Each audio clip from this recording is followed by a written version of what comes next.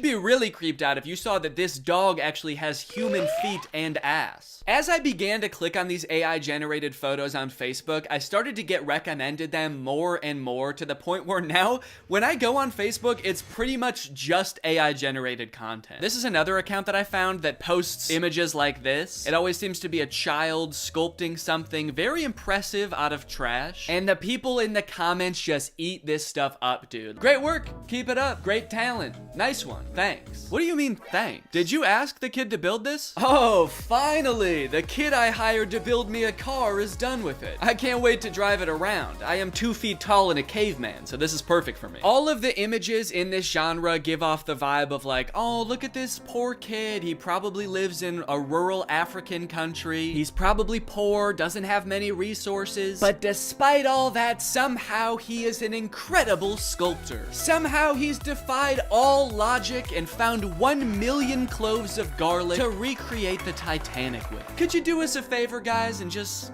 toss him a like? Could you just do it or he'll cry? They're like baiting you into feeling bad for them and thinking they're cute so that you'll engage with the picture, obviously encouraging them. But I gotta say, honestly, this kid, I don't feel bad for him at all. This kid has so much garlic. This kid is like a garlic kingpin. You know this isn't all of his garlic either. He's probably got a garlic Lamborghini, a garlic mansion where he parks this garlic yacht. He's living better than me. This dude is the garlic Mr. Beast. Not to mention, he's way more defended against vampire attacks than any of us. Great work. Beautiful artwork. Where does he get all this garlic from? Okay, it is nice to see people questioning the validity of this image. Part of me does kind of think that they're not actually questioning whether the image is real or not. They just legitimately think that he got the garlic through nefarious means or something. I'm asking myself the same question, and garlic is expensive. They're turning on the kid. Thief! A garlic thief! This kid is stealing garlic from people who need it. Must have some pretty big pockets to steal all that garlic, young man. That must be why your arms are so long. You use them for sneaking and stealing. I'm Sam, and I made this from real wood.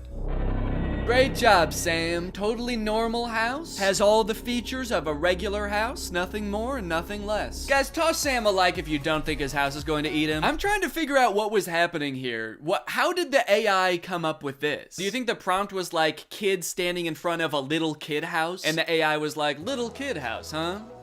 Say no more, I know what that means. It's obviously a house with the soul of a small child imbued within it. It's beautiful and so well designed. Yeah, I mean, honestly, aside from the fact that there's no way to get in or out of the house, it's the most beautiful sentient house I've ever seen. I collected bananas to sculpt this bunny. And this person says, you know, you can eat them too. Those bananas you're using to sculpt the bunny, you might think that God just placed them here on Earth to sculpt with, but take off the outer peel and you'll be surprised. Now, I gotta say that usually I would agree with this person, but these bananas actually do not look edible. I don't know what's going on here, but these are not normal bananas. In fact, this whole thing kind of just looks like one mutated banana melted together. I don't even think this kid sculpted this. He just found a banana that already looked like a bunny. Wow, look at this kid. He sculpted Jesus sitting on a whale out of well, I'm not exactly sure what any of this is supposed to be. Are these diamonds? And then these are like, I don't know, these look like the containers that dishwasher pods come in. Very interesting material choices. Wow, look at this local impoverished child who made a Jesus sculpture out of only 1 million diamonds and other precious gems. Guys, toss him a like, he doesn't have much else. Made it with my own hands. And oh God, what a toll it took on this poor young child. He does not look so good, man. Made this with my own hands. And eyes. He took my fucking eyes! Now, all things considered, these images I've shown you so far are actually pretty tame, and the deeper and deeper you go into these accounts, the more insane they get. It's like they had a prompt that they used to generate the first few images, and then they just keep adding on to that prompt, making it longer and longer. But before I show you those images, I do want to take a moment to talk about today's sponsor, Opera. Opera is a browser that puts all default browsers to shame with its fun look and a ton of great features. And it's actually the browser I used to browse Facebook for this entire video, and let me just say, this thing browses Facebook like nobody's business. Just like AI images on Facebook, another thing ruining the usability of the internet is ads, plastered all over an article you're trying to read, trying to pry your attention away from what you're doing. I feel like I need blinders on sometimes when I'm using the internet. But Opera has an ad blocker built right into the browser. Just switch it on with one click and suddenly web pages look so much nicer. Not to mention the fact that they also actually run smoother and faster with the ad blocker turned on. Like to listen to music while you're working? Who doesn't? I would be listening to music right now if I wasn't filming this video. That would be very distracting. Well, Opera has a music player built right into the sidebar of the browser, which works with Spotify, Apple Music, Deezer, Tidal, and more, so that you don't have to constantly be switching between apps. This makes me feel much more productive when I'm working to just have everything in one neat, tidy place. You also have the ability to take snapshots right within the app. You can add text, add stickers, turn it into a silly meme or a YouTube thumbnail. Then you can send them to friends using messengers like Facebook Messenger, WhatsApp, and Telegram, which are also built right into the sidebar of the browser. If you're working on the go, as I often do with my trusty laptop, you can switch on the battery saver with just one click, extending your browsing time by up to an hour. So if you want to check out Opera, it's totally free. Just use the link in my description to download Opera today. Thanks to Opera for sponsoring this video, and thank you to you guys for checking out Opera. Okay, like I was saying, the prompts just seem to keep getting longer and longer. It seems like one of the big tricks that these accounts use to get people to engage with them is by including Jesus or other Christianity symbols in their images. So this account at first just posted Jesus in the sand. This guy sculpted this gigantic Jesus thing. Everybody thinks it's beautiful. The caption is, "Why don't pictures like this ever trend?" Clearly baiting people to engage with it and like the picture. But then after Sand Jesus, I saw Sand Jesus on a log. Then I saw Sand Jesus on a log on a guy. Then I saw Sand Jesus on a log on 20 guys. Is there an AI that is also coming up with the prompts in the first place? Because like, who is coming up with these? These don't even seem like something a human being would come up with. Like in this one, why is Sand Jesus holding a smaller Sand Jesus? And why is he on like a runaway log? Like this guy is like, oh no, my Sand Jesus on a log with another Sand Jesus. It's getting away. Say what you want, but this is definitely my favorite part of the Bible. Another interesting thing about these pictures are the comments. Like all of the comments on the vast majority of these images is just amen, amen, amen, amen, amen, amen, amen, amen, amen, amen, amen, amen. No questions, no concerns, just amen, amen, amen, amen, amen, amen, amen. Construction worker making Jesus using only a hammer. Amen, amen, amen, amen, amen, amen. There's an entire genre on Facebook of AI generated images of Jesus made out of vegetables. And then show this on the screen with like a scary sound effect. Dun, dun. And you'll never guess what the comments are. On these images, you will not find a single comment questioning what is going on here. Has this always been a thing? I don't think I've ever seen anything like this before. No one's questioning why these kids' hands are facing the wrong way. Why, if he is made out of vegetables, are his eyes so blue and lifelike? And obviously, I'm not trying to make fun of Christianity at all here. If anything, I think these pictures are kind of disrespectful to Christianity because they're just like using these fake, ridiculous images to bait people into engaging with their profile so that they make money. But you should already know by now, it gets worse. It gets way worse than vegetable Jesus, dude. You got crab Jesus. You got shrimp Jesus. And of course you have another shrimp Jesus. Amen, amen, amen. Who is this for? It's on like a legitimate Facebook account. This account has 117,000 followers. Who is meant to appreciate this image? Christian shrimp? Hey man, shrimps gotta get to heaven too. How else can they be saved from their shellfishness? I'm convinced that there is not a human running this account at all. I think this account was conceived of, created, and is currently run by an AI. There was never a human involved. And not only that, I'm also starting to suspect that the comments are also bots. There is no other explanation for the amount of engagement on these pictures, and like serious engagement. And also all the comments are like saying the same things, and they're all very generic. So it feels very bot-like. So if that is true, then technology has created a corner of the internet where an AI is interacting with another AI, and they both think the other one is a human. Does that not just feel wrong? Like, I kind of feel like a third wheel just being on this page. Learning that AIs interact with other AIs without humans watching at all feels like learning that, like, ghosts hunt other ghosts.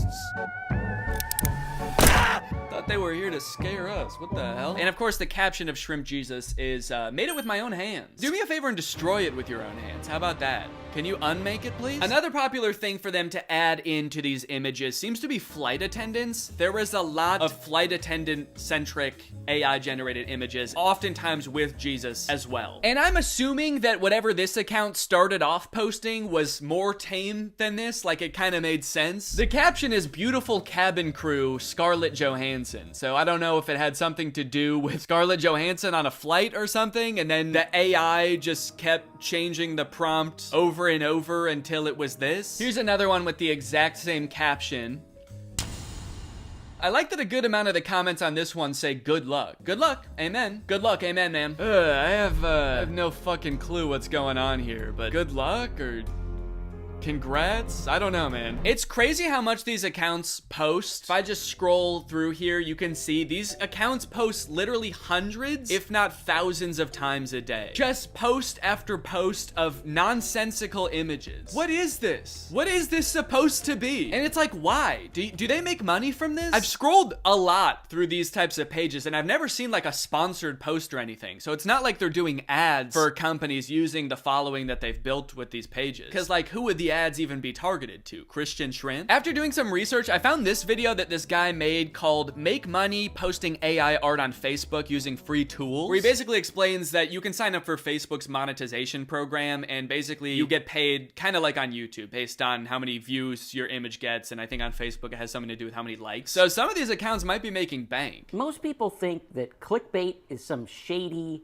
taboo, weird kind of topic, when in fact, all it is trying to get a click. Yeah, guys, clickbait is not necessarily a bad thing, just as long as you're honest about what you're delivering.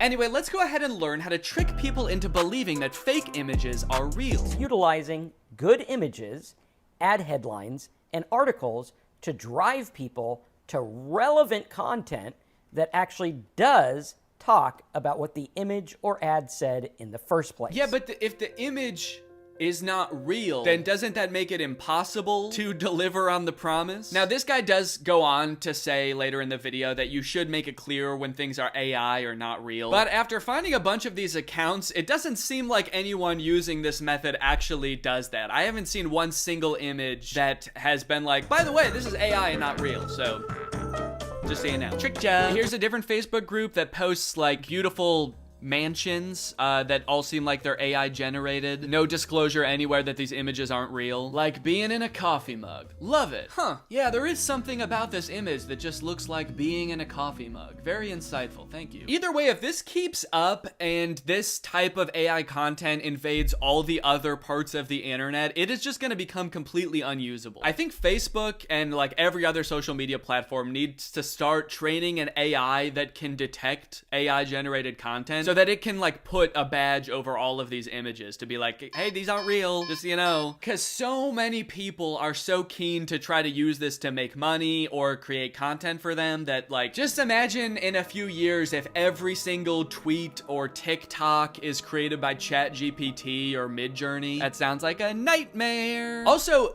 AI uses images and videos on the internet to train itself. So if like most of the images and videos on the internet become AI generated, and a lot of them look as bad as the ones that we've seen, isn't the AI just gonna get worse and worse? If it thinks that that's what real life looks like, what is its bad replication of that gonna look like? After I watched that one video, I started looking through a bunch of other videos on how to make money using AI, and there's a bunch of other ones that I think people should know about. This dude's video is called I Got AI to Create My Facebook Ads in 10 Minutes. The first few ways that he shows are pretty tame. It's just like using AI to create product photos using an existing product that already exists. The AI is just being used to enhance the photo, like change the background. But this next one is crazy. We'll drop our product URL in here. Type in our target audience, which is females aged 18 to 45. And then we can hit next. And then it generated 2 ad copy examples that we can use. So he just gave this service the product description that he's trying to advertise. It came up with a script for him. And now it's going to use AI to have this random woman lip sync the AI generated dialogue. Spa day, meet the mocktail wash, my intimate savior and relaxation partner. I don't know who this woman is.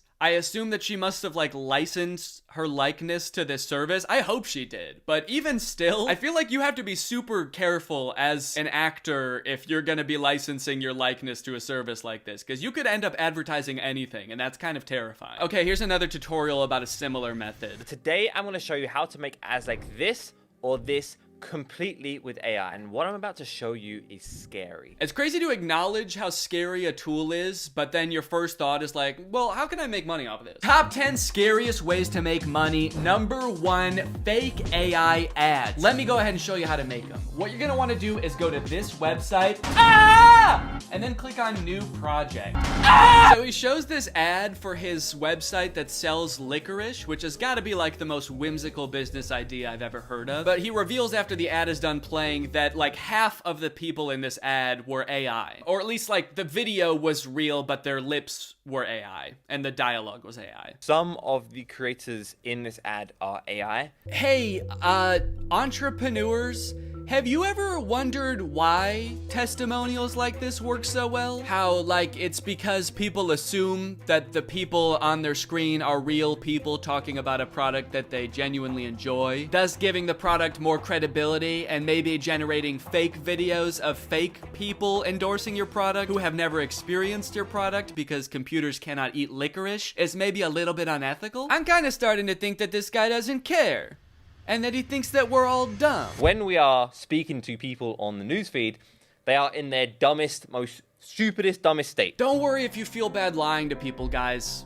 They're actually really dumb, so it's okay. Obviously, clickbait and scams and fake product testimonials have always existed and will always exist. It just sucks that it seems like it's becoming so much more accessible and a whole new generation of business owners are choosing to adopt the practice. AI is a really broad term, and in most cases it's a tool. And I've seen like artists use AI as a tool to improve their workflow, not just like using it to type in a prompt and use the result as an end product, but like use it like you would use any other tool in Photoshop. So if it's making artists' lives easier, I think that's one thing, but to use it to trick people or create the most bland or disturbing content I've ever seen on Facebook is super disappointing. And I'll be the first person to admit, like, it is cool that this technology exists. It's cool that computers can even generate such realistic, albeit horrifying images in the first place. But can we not just pause for a second to think about how doing stuff like this is gonna make nobody trust anything anymore? Or at the very least, the entire internet is just gonna become unusable because it's just gonna be bots interacting with other bots. Can someone make a movie like the movie Her, but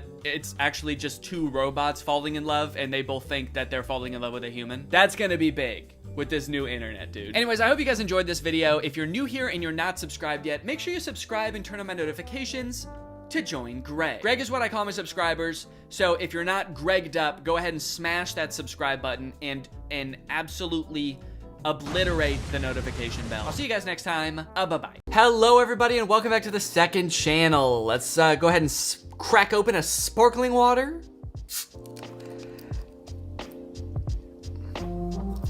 It's kind of a disappointing amount of fizz. Boo. Yo, Perrier, put some more bubbles in your shit, dude. This was not good. Not enough fizz in this thing. I want to be foaming at the mouth when I take a sip of sparkling water. All right, this was too pleasant. I need to be assaulted. All right, we've had some really awesome posts in the subreddit the past couple weeks, so let's just go ahead and jump right into it. I'm gonna sort by top. I'm gonna sort by month. And let's see what people have been talking about. I hope it's me. People better be talking about me in here. I swear to God, if people are talking about some other thing or some other guy, I'm gonna be pissed off. I get on here and it's a subreddit for like Tobey Maguire or something now. What the fuck? They're all talking about Spider-Man now. I saw Danny and Laura at Disneyland on Friday. They were so Greg? They were so Greg. I guess it just says they were so, and then Greg is like the tag on this. That's kind of fun. Yeah, I remember meeting these kids. They were really cool. They were really nice. He was making this face the entire time, and it was pretty funny. So I appreciate it. Shout out this kid. Shout out all you guys. They were really nice. Oh, I see you photoshopped my face here to match his face. That's very cool. I think because he was making that face the whole time, I kind of thought he was like joking. And so I said something like, oh, should we all make that face for the picture? But then he didn't acknowledge what I said and just kept making that face. So I don't know if he was joking. They were so nice. Okay. They finished their sentence. Lovely cliffhanger. Yeah, I gotta say. They were so what? What were they? You go in the comments and it just says they were evil. Never been to Disneyland, but to meet Danny in real life would be so much better. That's very flattering, but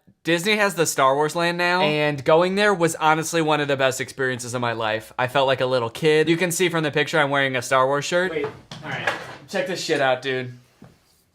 I built a lightsaber, so think you spoke a little bit too soon when you said that, because you probably didn't know they had the Star Wars land. Someone said what was happening in the second photo because they photoshopped my face. Yo, what the fuck happened? Did his face really look like that? My face is like a totally different color than the rest of my body. Suddenly my sunglasses are gone and then they're back in the next picture. That would be mad impressive if I could do that on the fly, dude. Just all of a sudden, and then back to normal. Sunglasses off and then back on again. His face is purple and then it's back to normal. Where is Laura? Someone said. You can't see her? She's in Danny's right hand. Okay, I'm holding like a cup of Coke in my right hand. Nah, yeah, I was carrying her around in that cup because she got tired, you know? She's really small. Just renamed my gecko Grego. Oh, shit, dude. Is this the same gecko as last time? I mean, I assume it is. I don't know how many people own a gecko that looks like that, but let's see. I'm gonna go to this person's profile. Is this the same gecko? Wait, maybe it's not. Is it not the same gecko? Because really, I wanted the other person to name their gecko Grego. I don't know who the fuck that gecko is. That's a new gecko. Okay, now I gotta go back to the last subreddit video and check to be sure. Okay, come on, where was that shit? Bro, where was the gecko? Grego. Oh, there it is, okay. Groovy Island is the original poster of the original gecko, and this is beetroot squash. Dude, this is a different gecko.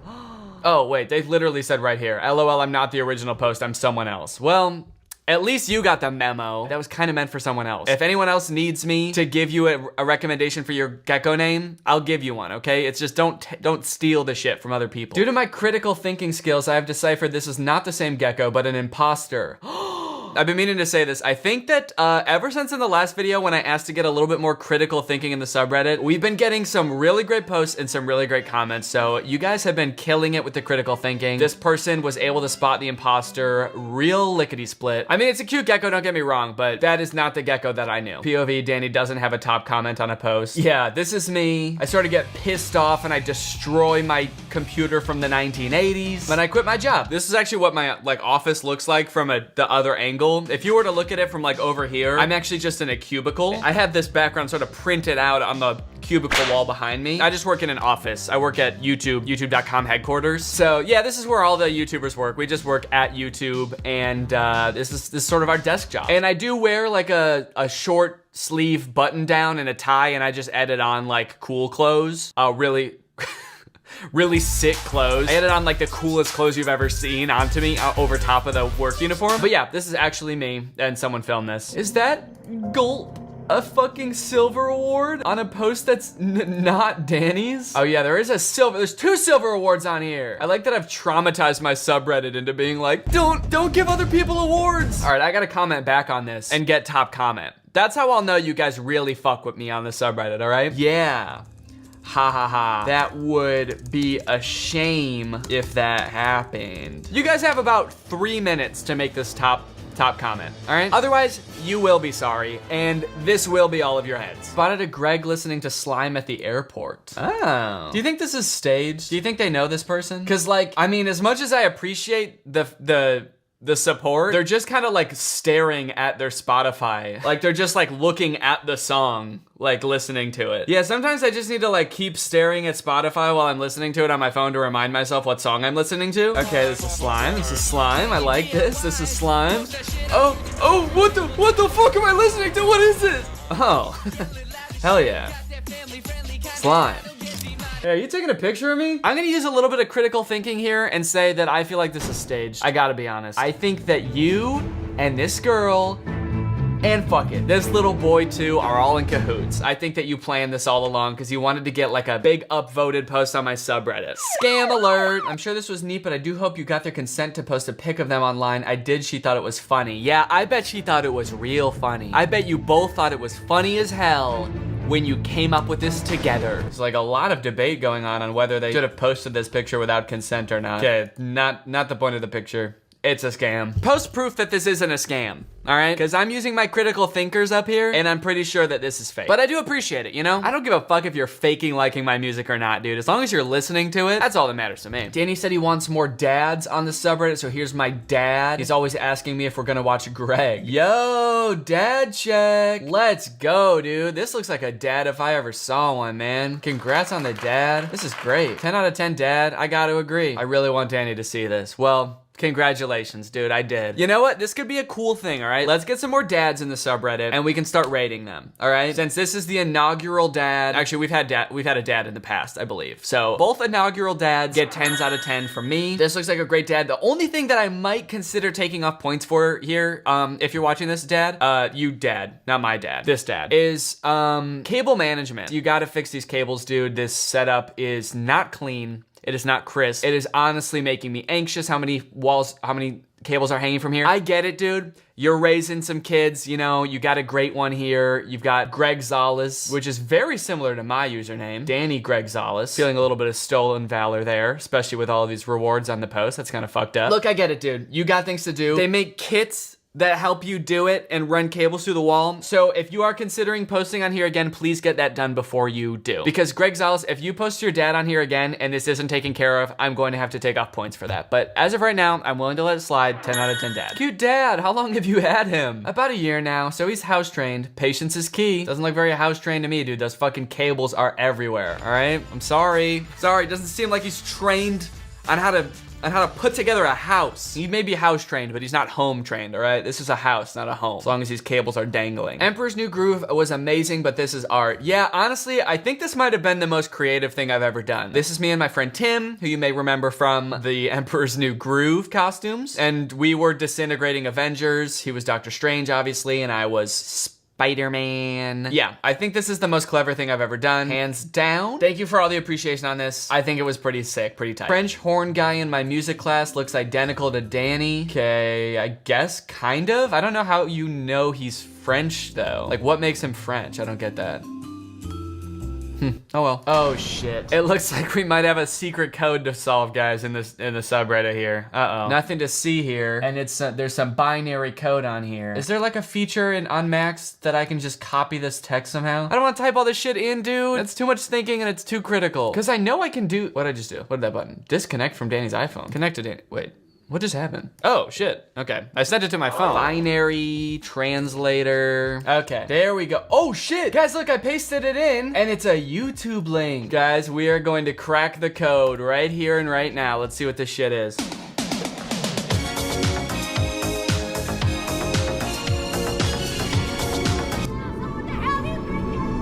we get a little bit more critical thinking in the subreddit, please? What the fuck? Come on, man. What the hell? Oh, I've been hoodwinked. Let me just see real quick, because I feel like I might be getting double duped. Is there another secret code in here somewhere? Me being hopeful that I can redeem myself? Yeah, there's gotta be something I'm missing here. There's no way they just rickroll me to fuck with me. There's gotta be some kind of like compliment in here. Danny, really nice job or something in binary. Okay, nope, I'm not seeing anything. Did anybody else type it in? Let's see. Really cool picture. I'm glad there's no secret message. Can't wait for Danny to decode this one. Okay, someone typed out what they think I'll say when I look at this. What? I'm not doing this again, dude. You're parking me. Probably meant pranking. Playing some little pranky pranks and I'm not falling for it. Long pause. Fine. Okay, I didn't say any of that shit. Especially not the pranky pranks thing. At least I don't think I did. Can we get a replay? Did I say any of that shit? What did I say when I first saw this? Oh shit. It looks like we might have a secret code to solve, guys, in the subreddit here. Yo! Okay, we got some fan art in the subreddit. Now this is pretty cool. Oh, you got other fan art in the background too? You got some Anus Unis or whatever? Is that what that channel was called? Anus Uranus? Yeah, I'm pretty sure it was. Yo, this is really good. I look freaking sweet in that. I love the colors. That's amazing. Oh, Unis Anus. Unis Anus. Uno Butthole. Props to you, dude. This is awesome. For this post, I will allow one award to remain on this post and the rest mods will be transferred to me. This is really cool. Nice job. Dude, this is so cool. I hope Danny sees this. Does he have a P.O. box? Maybe he'd hang it up in his office. You know what? I don't have a P.O. box. I thought about getting one in the past, but it kind of sounds like a lot of hassle, and also I'd be worried about people sending me like anthrax. So I will not be opening up a P.O. box at this time, but this is very cool. And you know what? It's so cool that I want you to have it. You enjoy it. You've earned it. Hang it up in this frame, in fact. Take that butthole fan art out of your frame and go ahead and slap my face in there, please. Drew Danny in the peanut style, I don't know why. All right, I dig it. That's pretty cool. Digging my bell-shaped body. Very becoming of a young man. Okay, this one might be interesting. What is this boy band name called? We got Drew, we got me, we got Curtis. Let's see what people think we would be called if we were a boy band. Let me come up with a good one off the dome real quick and then see how it compares to everybody else's. What would a boy band with us three be called? I've seen people like abbreviate the three of us before as DGK, because it's like Danny Gonzalez, Andrew Gooden, and Curtis. And that's kind of fun because it's kind of like BTS or NSYNC, which are kind of like plays on letters and shit. Boys Who Cry. Straight from the Vine, dude, that's good. Fresh off the Vine, that's pretty good. Is that too long to be a band name? I feel like a band name has to be like one or two words, not one or two syllables. One syllable would just be straight. That's a cool band name, Straight. Look at us. We are so straight. My suggestion for Danny's interior. Oh good, we got another design. It's nutcrackers.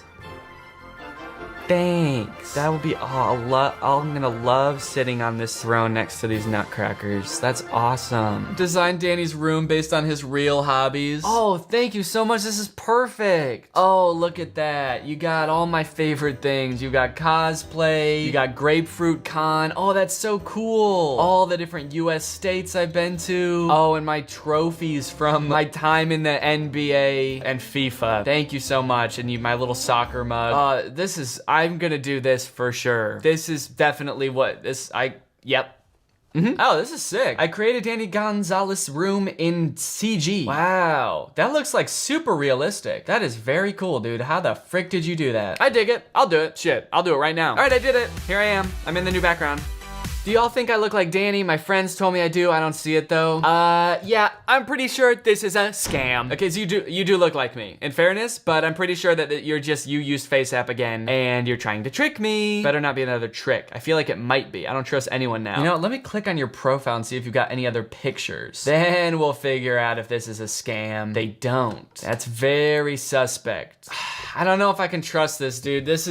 You've got blue eyes too. This is a little too suspect. I'm sorry, and I'm thinking critically here. I don't think I'm buying it. Sorry. If you want me to judge whether you look like me from now on, anybody, you have to send me a video of you like waving your hand over your face so I know you're not pulling any crazy shit. Danny's new office design, tell me what you think. Okay, this actually goes pretty hard, dude. Look at this. This looks just like the office where I record my videos in YouTube headquarters, except it's full of cubicles, but it looks just like this. If you guys could see behind the facade, it looks just like this. Okay.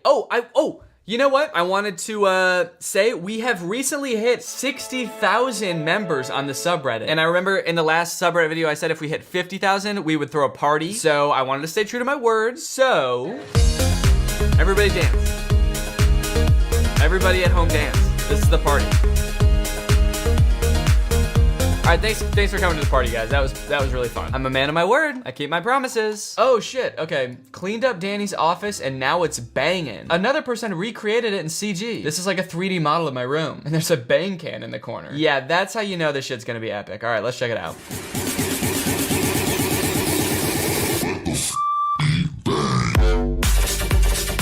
Oh shit. You changed the letters to bang and the bang CEO is there.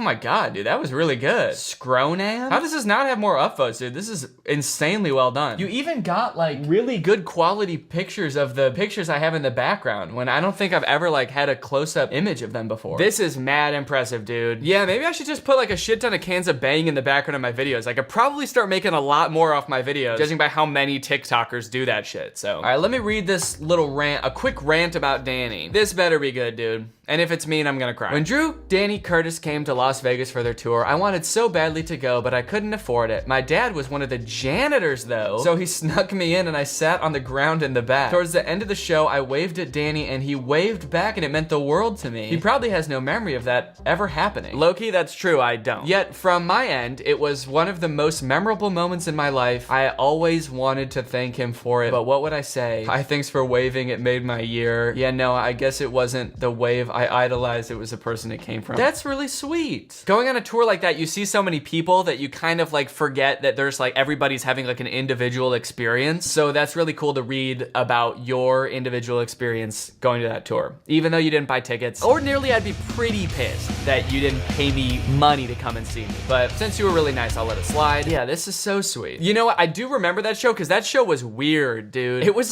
the venue we had for that show was like a bowling alley. What was that place called? It was some weird ass venue that literally had a bowling alley like right next to the stage. Oh, Brooklyn Bowl. Yeah, okay, this is it. This show was weird. And also, all of our shows for this tour were like, only people that knew who we were came, obviously, because why would you come if you didn't know who we were? But this show was in Vegas, like on the strip basically. And when you go to Vegas, like everybody is looking for shit to do. So I think there were a lot of people at this show who didn't know who we were, which I think probably made the show a lot less enjoyable for them. And also there were like people who were like wasted because they were coming off the strip into the show. This is what the venue looked like. It had a disco ball up here. This is the bowling alley over here, if you could see that. Luckily there was no one bowling during our show. I think it was closed, but yeah, that was super weird. So I'm glad despite all that, you still had a good time. And sounds like I did too. If I was waving willy-nilly. Okay, let's see if there's anything in the hot section. Somebody posted this and said, Danny, how did you do this? I need to know. What's up, guys? I just wanted to update you and let you know that I'm finally cleaning my mirror. Have a great day. Yeah, I remember doing this. I think I just used like Windex or something like that. It wasn't that hard.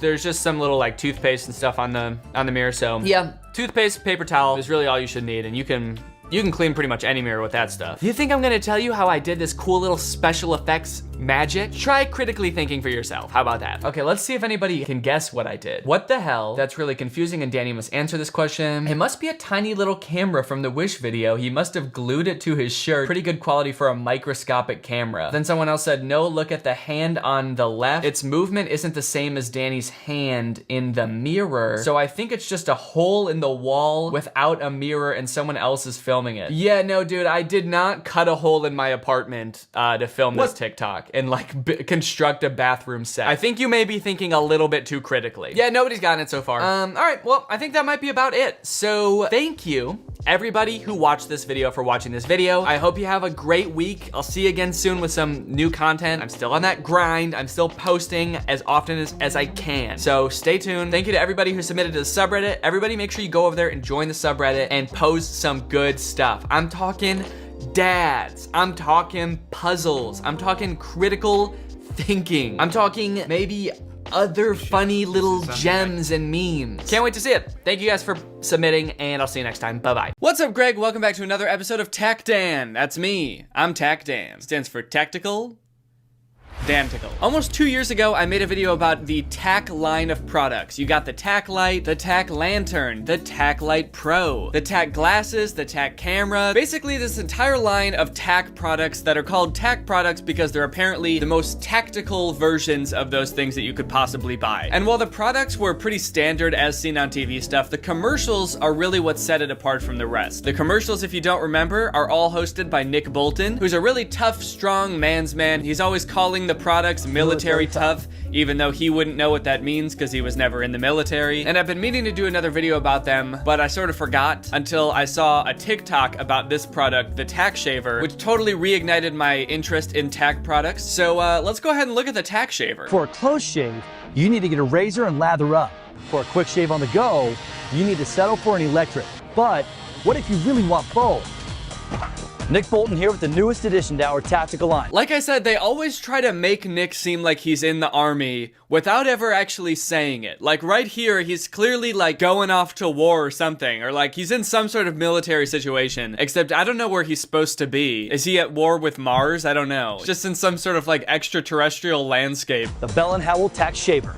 Designed with the needs of our military in mind. I like that it's designed with the needs of our military in mind, as it shows somebody who is in the military, he's in the Navy, shaving with just a regular razor. Just like, no, this is fine. I can just use this. It's not a big deal. This is what we all use anyway, so this shot is contradicting the entire commercial. The Tac shaver is completely waterproof. In fact, you could even use a Tac shaver underwater and still get a great shave.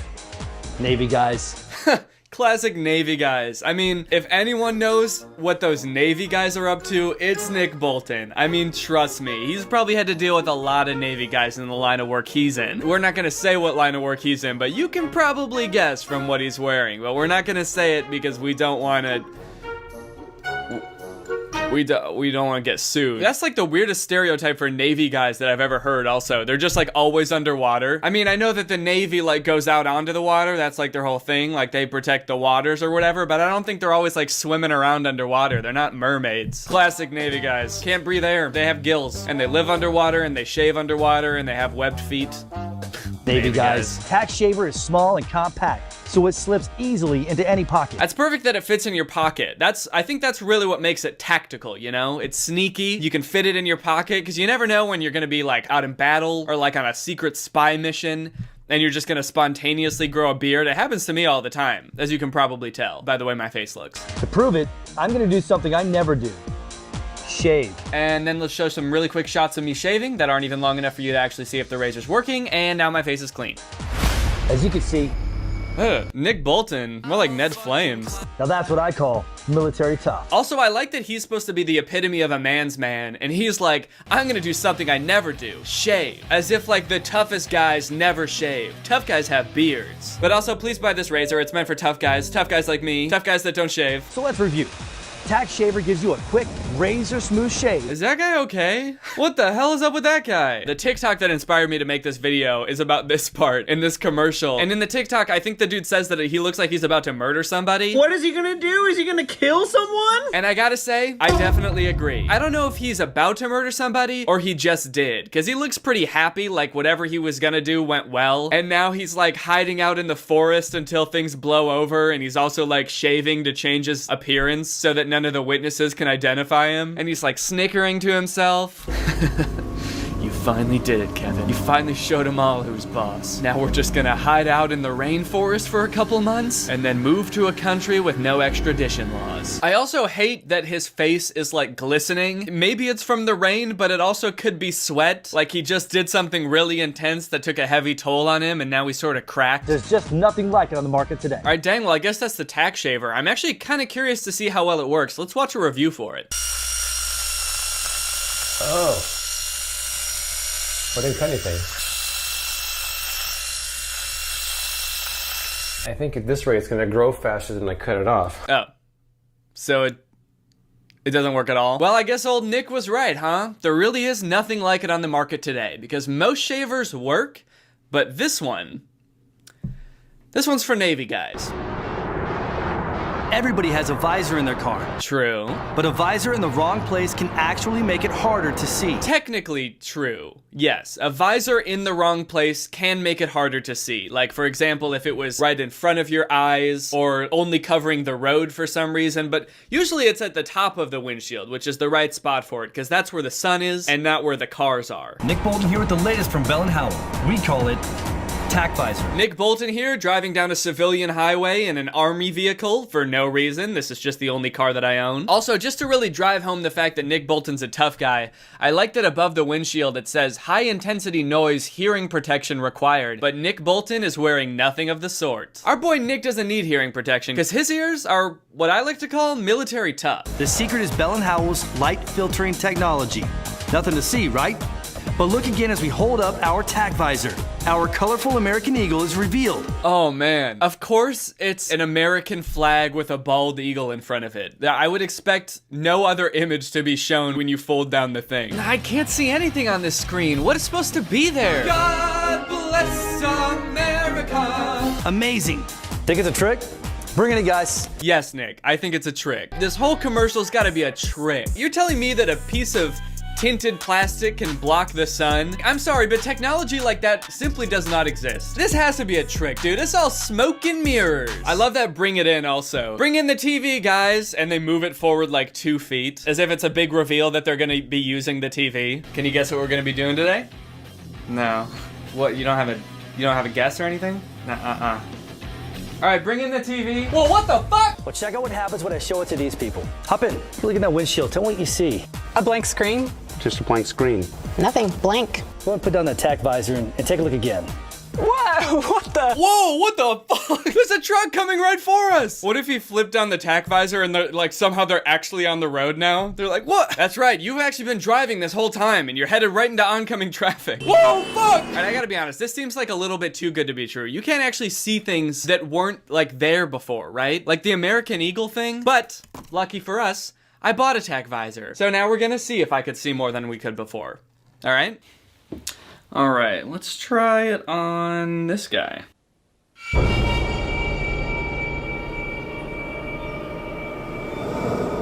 You can see me. What? You. You can see me. Who are you? Finally. Finally! I'm a real boy!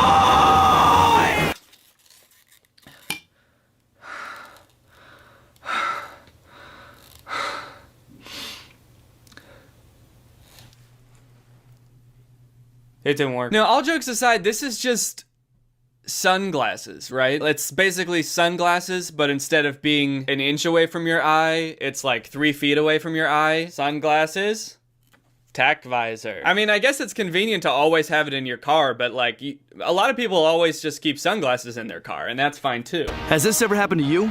You're in a hurry, you're distracted, and then there goes another pair of sunglasses. Yeah, that's happened to me, but only because my ass is so fucking fat. All right, now it's time to talk about the Tac Bat. These days, everybody has a tactical flashlight. Not true. Couldn't be further from the truth. Nobody has a tactical flashlight. But can your flashlight defend you from attackers? Whoa, goddamn. Look at that stance. Maybe this guy does know a thing or two about combat. Can it defend you against attackers?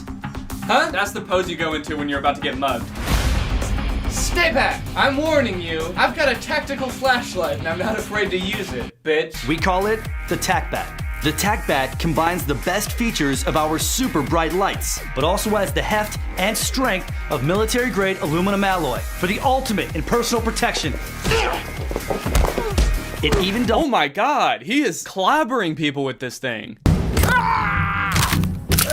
It's literally just a weapon. That's not even a flashlight. I guess that's why it's called the Tac Bat and not like the Tac Light that can also hit people. Which actually reminds me, I've been developing my own tactical flashlight in my free time, and I think that it's actually could be pretty useful to a lot of people in different normal everyday life situations. It's got a flashlight that can it's detached, it's not attached to it, and then the rest of it is just sort of like a deadly weapon. That's a retractable knife that was supposed to retract, and instead I just stabbed myself in the head. Let's say you got 2 bad guys coming at you, right?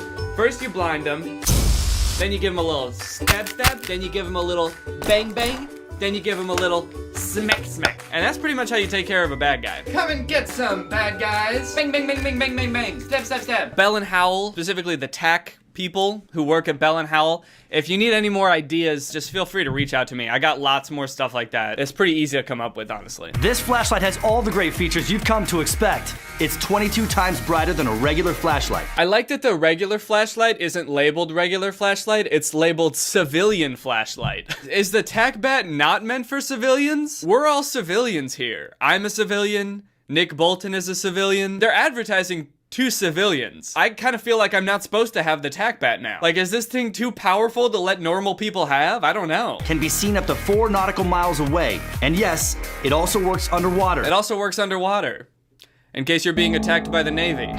And it protects you and your family in 2 ways. Disorienting would-be attackers with his tactical strobe. Ah, yeah, look at him. He's got the situation under control. Go away! There's just nothing like it on the market today. Okay, go! Great job, Annie. Great job, Annie! Kind of want to save that soundbite and just use it to play whenever I accomplish anything in life. If I could just put like a D sound right before he says Annie. Great job, Danny! You know what? I was a little skeptical before that this thing would actually work well against attackers, but after seeing this girl take down this attacker so easily, I gotta be honest, it seems like this thing would absolutely obliterate attackers, especially ones like this guy who just stand still and let you beat them to death while they don't attack you. I think it would honestly work great. It works great against attackers as long as they are not attacking you. Excuse me, sir. I'm sorry to bother you, but I'm lost and it's starting to get dark out. Can I please use your phone to call my mom? Hey, great job, Danny. But wait, order today and we'll even upgrade you to our 12-inch deluxe Tac Bat. Oh shit. The 12-inch deluxe Tac Bat's about to make me act up. 12 inches, huh? God damn. In the field, you need every tactical advantage, like high-tech sunglasses to enhance your vision. But that's not all. What about your hearing? How high-tech are those sunglasses? In the commercial, the only thing, it just made it seem like you could sit on them and they wouldn't break. This dude looks like he's like trying on those colorblind sunglasses for the first time. He's like, whoa! I put on these glasses and there's American flags and bald eagles everywhere. Oh no, and a truck's coming right at me! Nick Bolton here with the newest addition to our tactical line. We call it the Tac Wallet. It's made using the same material the military uses for body armor and flame-resistant clothing. One of the first things I noticed about this commercial is this footage of firemen putting out a fire, and it has this Pond 5 logo over it. Pond Fire is like a stock footage website, which I'm pretty sure just has watermarks over footage that you haven't purchased yet. Did they not buy this stock footage? This is what fire does to an ordinary wallet. But light a Tac Wallet on fire, and it just won't burn. That includes whatever you happen to put inside. Shoot it with a hunter's bow, and the arrow just bounces right off. Wait a minute, my wallet can't withstand arrows or fire, and those are two things that I deal with often. Sometimes I have to deal with them both at once when people try to shoot flaming arrows at me. Whoa, shit. See? This wallet is perfect for me. A man from the Middle Ages trying to protect my kingdom. The weird thing about these commercials is that most commercials try to solve problems that normal people have. These commercials make up problems that nobody has and tries to convince you that you will face these problems and the only way to solve them is with these products. I mean, I guess if it works, it's good marketing, but it just seems a little disingenuous. Everybody got a hamster. But can your hamster handle this? How about this? I didn't think so. Hi, I'm Nick Bolton, and you're a little bitch unless you buy the Tac hamster. Tac Wallet is flatter and thinner, so it fits in any pocket. It even has a zipper compartment for your change, a ring for that all-important key, an ID holder, and more. Here's something I really love. A rugged carabiner and strap connects your Tac Wallet to your belt. I don't know why it's so funny to me when he says, here's something I really love, with a straight face. But he's saying like, I love this so much. This little lanyard that clips onto your belt so that your wallet won't fall out of your pocket. I mean, the whole wallet's good, but this is something I just really love, okay? I can't get over it. This wallet is the best thing that's ever happened to me. Now that's what I call military love. That clips to your belt for extra security and even protects your credit cards. There's just nothing like it on the market today. Act now and you... I love at the end of the commercial he says, there's nothing like it on the market today. And then he puts on his helmet and he's in a tank like he's off to battle now. Well, I'm done doing the commercial. It's time to finish this war. Has he been in battle this whole commercial? He's got like the rest of his platoon. It's like, where the fuck is Nick? I think he's in the tank finishing a commercial. Dude, come on. We're getting attacked. All right, chill out, guys. 1 second. There's just nothing like it on the market today. All right, fire! Alright guys, well that's pretty much the end of this video. Now it's time to talk about our sponsor, ExpressVPN. Guys, well I hope you enjoyed this video. If you're new here and you're not subscribed yet, make sure you subscribe and turn on my notifications to join Greg. Greg is what I call my fan base here on YouTube. It's also a family and it's also an army. We're the fastest growing army on the internet and we're also the most tactical army on the internet. Please don't look that up. And if you want to join Greg, all you have to do is subscribe and turn on my notifications. Alright, thanks for watching guys, and I'll see you next time where I go skinny dipping in a volcano. Bye. What's up, Greg? Today we are going to be watching the Disney Channel original movie Zombies, which is by far the strangest allegory for racism in America I have ever seen. It's about humans living side by side with a community of zombies, the fictional, terrifying, flesh-eating monsters. Guess which one is the minorities in this metaphor? Most Disney Channel movies start off in pretty much the exact same way. Some variation of a not so popular kid getting ready for their first day of school. There's bland pop music playing in the background, or maybe they're getting ready for their last day of school. There's bland pop music playing in the background. But this movie was actually a really nice change of pace from that. The whole intro to this movie is actually a fun little cartoon about how 50 years ago in the town of Seabrook, a power plant exploded, turning half the town's population into zombies that started killing and eating people. Bland pop music playing in the background. No, just kidding.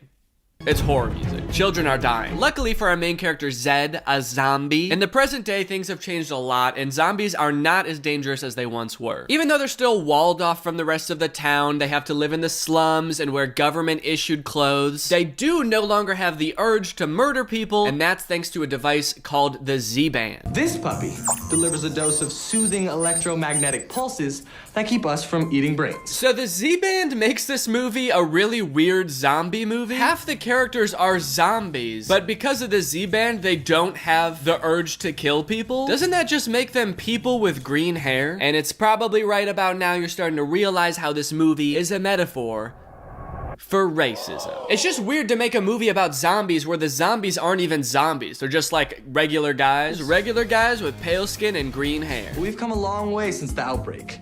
Thanks to the Z-Band. I have a lot of questions about this situation. Firstly, when was the Z-Band invented? Like, how long ago? Was it during Zed's lifetime? Is Zed the first Disney Channel original movie character to have eaten another human being?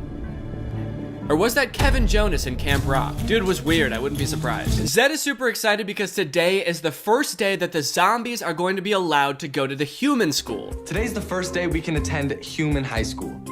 And I get to try out for the football team. Kind of fucked up they call it the human school because the zombies, as we just learned, are also humans. Also, the fact that they are just now being allowed to attend the human school does lend credibility to my theory that the Z-Band was just recently invented and Zed has tasted human flesh. He's especially excited to try out for the football team, so he's giving us a narration, he's really excited, he's getting ready for school. And I get to try out for the football team. Bland pop music playing in the background, okay. And then we meet our other main character, Addison. Hi, I'm Addison.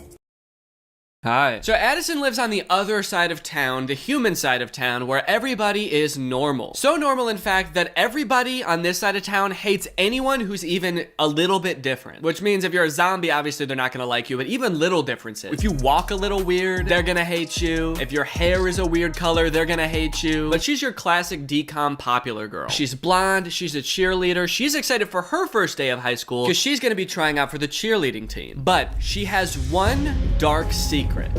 Actually, it's one light secret. It's that her hair is white. I'm a totally normal teen. Well, except for this. Born with it. Doctors can't explain it. Yeah, me too. Doctors can't explain mine either. They say it's maybe a sign that I'm super talented or special or something. I don't know. People here hate anything that's different. If anyone outside my family found out I wore a wig, I would never be allowed to cheer. These people need to get their priorities straight, man. There's monsters that live in your town. How do you have the time to hate on a 14-year-old with light hair? Aren't you worried about your babies getting eaten? That's my little sister Zoe. She really wants a dog, but zombies aren't allowed to have pets. Some people still think we'll eat them. I think that's a little justified, I think. I don't know. Don't you guys eat people? So now it's almost time for Zed and Addison's first day of school, but not before. This movie surprises you with the fact that it's a musical.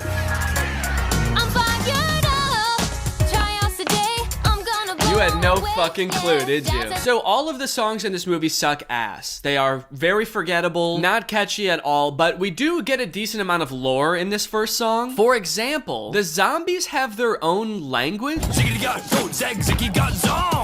just dropped that in Zombie. Didn't the power plant accident happen 50 years ago? When did they have time to come up with a whole language? Also, there are radical zombies like Zed's friend Eliza. Let me introduce you to my friend Eliza. We'll never be accepted. Zombies need to rise up. Fight the good fight. Stand for what's right. I like this radical zombie. She's spitting facts. They do deserve to be treated better. After all, they are just people with green hair. I am kind of curious as to what she means when she says rise up. Zombies need to rise up. Fight the good fight. Stand for what's right. Fight the good fight, eat the humans and all their dogs and cats and their kids. This song ends with what might be the most tasteless scene in any DCOM, as Disney harkens back to historic imagery of schools in the South desegregating for the first time. You know what I'm talking about. We've all seen the pictures in the history books where there's the oppressed group and the oppressive group on either side of a fence, and they're all singing and dancing about how this is gonna be their year. Yeah, it's a fucking crazy scene, because in case you didn't catch my sarcasm, this is not at all how desegregation went. To whitewash it like it was all just people singing and dancing with a fence in between is absolutely insane. Now, you might be thinking, gross.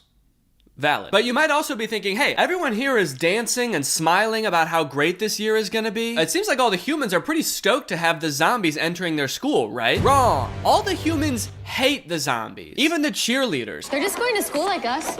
Like us? Those freaks are nothing like us. The zombies have to take classes in the basement. They're not even allowed up to the actual school. And if they somehow make it up into the halls of the school, there's a zombie alarm that goes off and everyone freaks out. So I don't even understand why this scene is in the movie where everyone is so happy. All the humans are looking across the fence with hope in their eyes. Doesn't even make sense in the context of the movie. What happened between then and now? It's my time.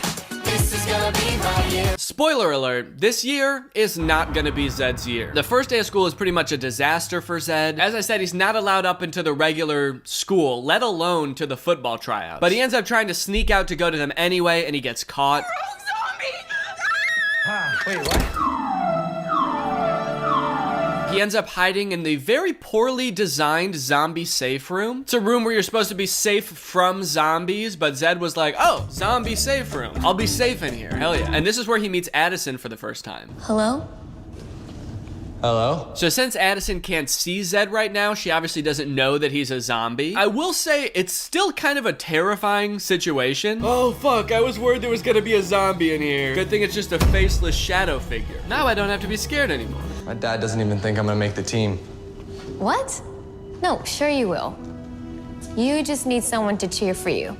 And soon, fingers crossed, he'll be like, my job. Okay, now she's kind of flirting with the faceless shadow figure. She's like, as long as you're not a zombie, I'm cool with you. This is literally a scene out of like a horror movie. I don't know why she's so comfortable being in a room with this guy she's never met before, completely engulfed in shadows. If you were to change out the music in the scene to horror music, it would make a lot more sense. I'm Zed. What's your name? Addison, nice to meet you. All clear.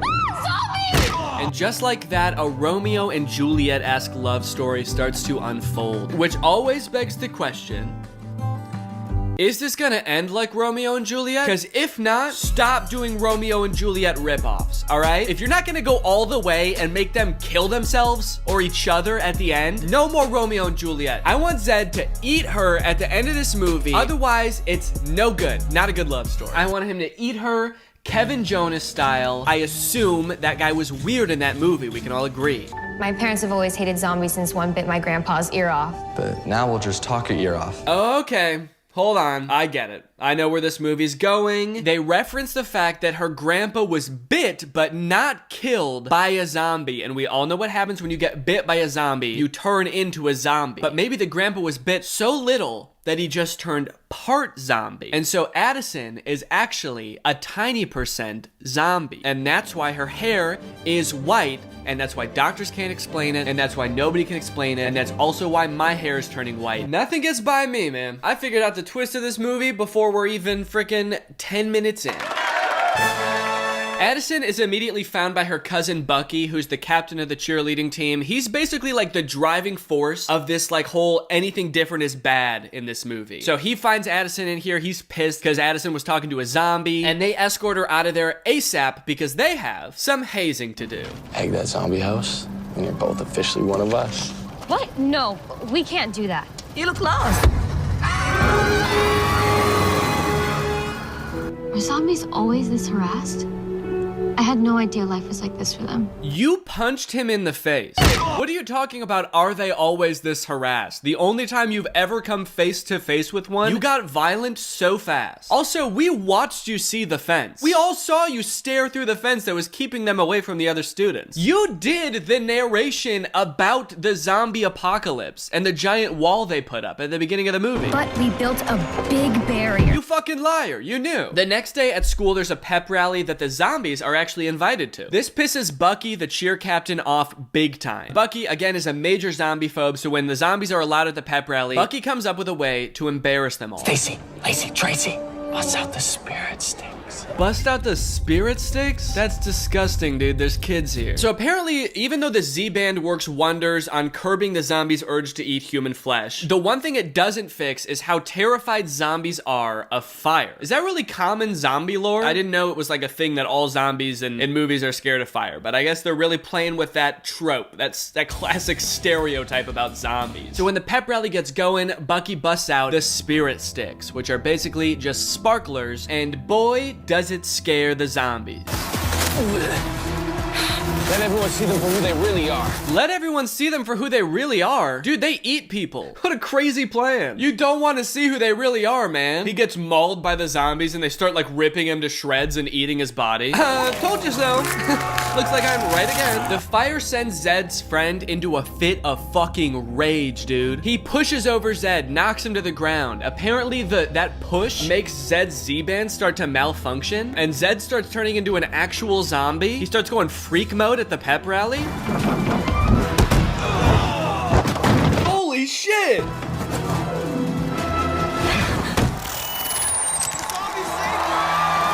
Oh, nice. Look at the crowd, dude. They're going wild. How is this a standing ovation moment? The zombies caused this whole thing, as far as anyone knows. And Zed helped, kind of. He saved one person and likely paralyzed two others. Are we not going to talk about those two people he killed? By my math, that's a net negative. Don't clap for that. Also, holy shit, dude. Do not let this kid on the football team. If his Z-Band malfunctions that easily just by hitting the ground and he starts to turn into a zombie, do not let him play football. He's gonna eat his own team. So this scene is absolutely bonkers, and after watching it, I'm sorry, I just have to say it, and I hope you'll agree. Not only is this a bad zombie movie, it's also a terrible metaphor for racism. The best metaphor for racism that Disney could come up with is like, what if there was a group of people that we treated differently just because they look a little bit different, and also because they could snap on a dime and eat your family? That would be wrong, but we do it here in America every day. Yeah!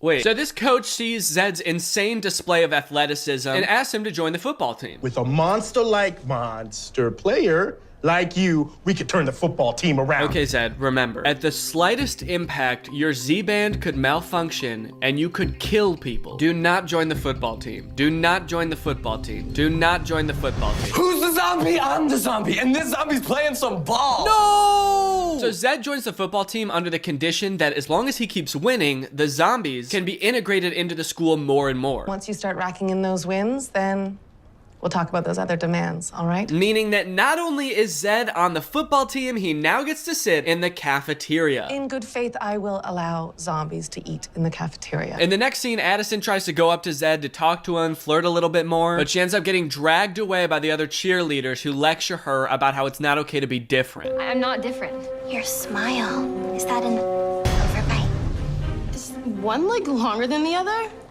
Do you wear corrective lenses? Do you have the tallest hair anyone's ever seen? That would be embarrassing. We'd hate to find out you have an absurdly different hairstyle. We would hate to find out that sometimes when you get a good idea, you say, think, brain blast. Oh boy, the school would have a field day with that one. So Addison's not really allowed to hang out with Zed in public, which leads them to hang out in the zombie safe room where they first met, where they proceed to sing yet another forgettable, very bland song. We're gonna be someday. Usually I'm down for like at least one or two songs out of every Disney Channel movie that has music, but this movie has terrible music. This song is like if you mix Love is an Open Door from Frozen with a knockoff Chainsmokers song, and Yummy by Justin Bieber. Girl, you look delicious. Oh, I mean gorgeous. Hey Zed, that's actually not fucking funny to joke about. You have eaten people. So it's time for Zed to play in the first football game of the season. It starts off not going very well because Zed's Z-band is just in normal mode. He hasn't activated freak mode yet, but he doesn't want to lose all the new privileges that the zombies have been awarded. So he's like, shit, what can I do? So he convinces Eliza, who's kind of a computer nerd, to hack his Z-band and turn him like halfway to full zombie.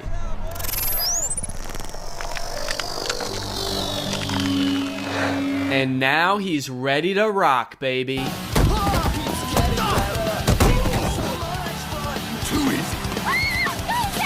Dumb luck. Dumb luck? Why are they surprised that Zed would be strong and fast? Isn't that why they were afraid of zombies in the first place? That's their whole thing, is that they're scary and strong. Were they saying this in the midst of the zombie invasion too? Like somebody's kid gets eaten by a zombie and they're like, dumb luck, beginner's luck. I'd like to see you do that again. And then they do it again. He is going insanely hard though. He's punching the other players. He's not even tackling them. He just murders the opposing team. Do teams from other towns know about the zombies? Because they make it seem like it's something that only happened in Seabrook. Imagine how confused you'd be if you showed up for an away game at another school and they're like, all right, bring out the quarterback, and this fucking freak comes out and starts doing this to people. It'd be like a horror movie, dude. What the fuck is wrong with that guy? He looks sick. He broke Frank. Zed's doing so good at football now that the zombies are getting all sorts of privileges. They actually take down the fence that we saw at the beginning of the movie. Wait, who the fuck is that? Who was that? What was that guy? The guy moving the fence. One of them's a zombie because all zombies have green hair. That guy is not a zombie. Later in the movie, they're like, oh yeah, that was a troll. There's humans, there's zombies. The humans hate the zombies. And then there's trolls. And everybody fucking hates the trolls, all right? Zombies at least have some redeeming qualities. Trolls have none. Trolls actually suck ass and they stink. No justice is owed to them. Even they'll tell you that they don't deserve shit. Football season continues to go great. We get the classic things are going well montage that's in every movie ever. Oh, and then Zed invites Addison to a zombie party where there is another extremely lame song, but we do get another interesting piece of zombie lore in this song, and that is that zombies are extremely bouncy. My guy is just bouncing off the floor like it's nothing, dude. He's right, I can't do that. I can't do it like he can. Such a strange piece of lore to drop at this point in the movie. The big problem is my parents won't let me cheer until they meet you. Great, so I'll just win them over with my quick wit and charming smile.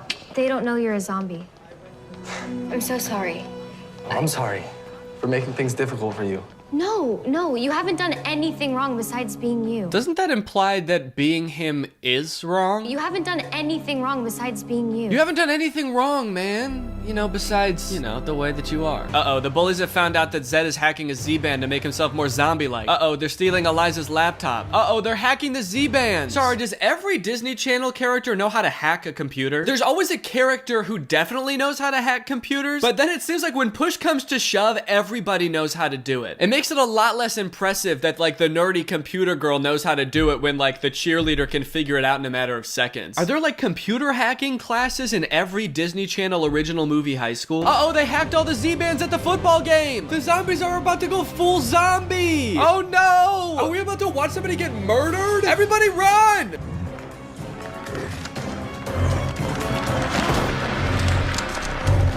Oh no, here he comes. Kind of thought he was going to be a little faster than that. Sorry, so this is what everyone was scared of the entire time? I thought they were going to be like 28 Days Later zombies that can sprint, or like I Am Legend type zombies. They are so slow. Just leave. How is this even remotely scary in a world where cars exist? Just run them over. So the zombies get wrangled up, arrested. This guy electrocutes them or something. I swear to God, dude, the only thing that could make this scene worse is another bland ass song.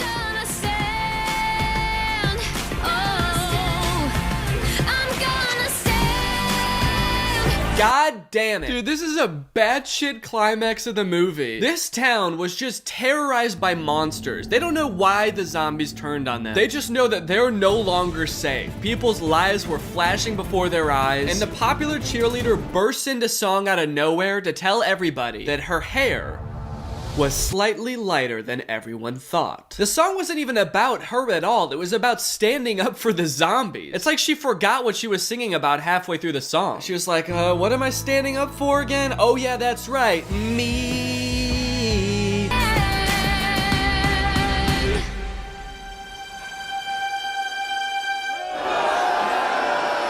Yes, that is an appropriate reaction. Thank you. The ending of this movie kind of comes out of nowhere. The cheerleading squad is performing at some kind of state or national championship, and after the zombies get out of zombie jail, some of them decide to go to the championship to try to sabotage the cheer team. But it turns out they're so bad on their own, they don't even need to be sabotaged.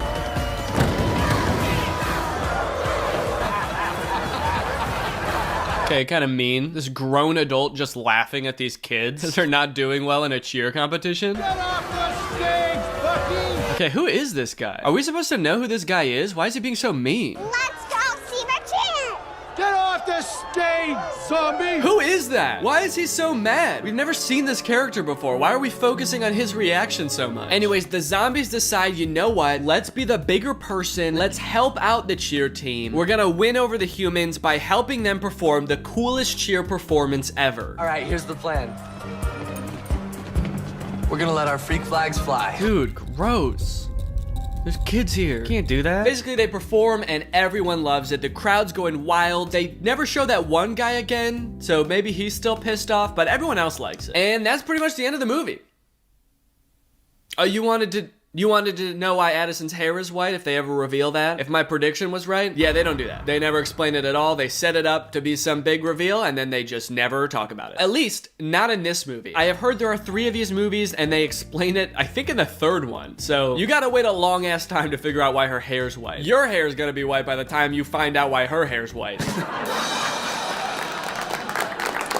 All right, well, that's the end. That's the end. Thank you guys for watching this video. If you're new here and you're not subscribed yet, make sure you subscribe and turn on my notifications to join Greg. That's what I call my followers. We're the strongest, fastest growing army on YouTube. Please do not look that up. I'll see you guys next time with a really interesting video.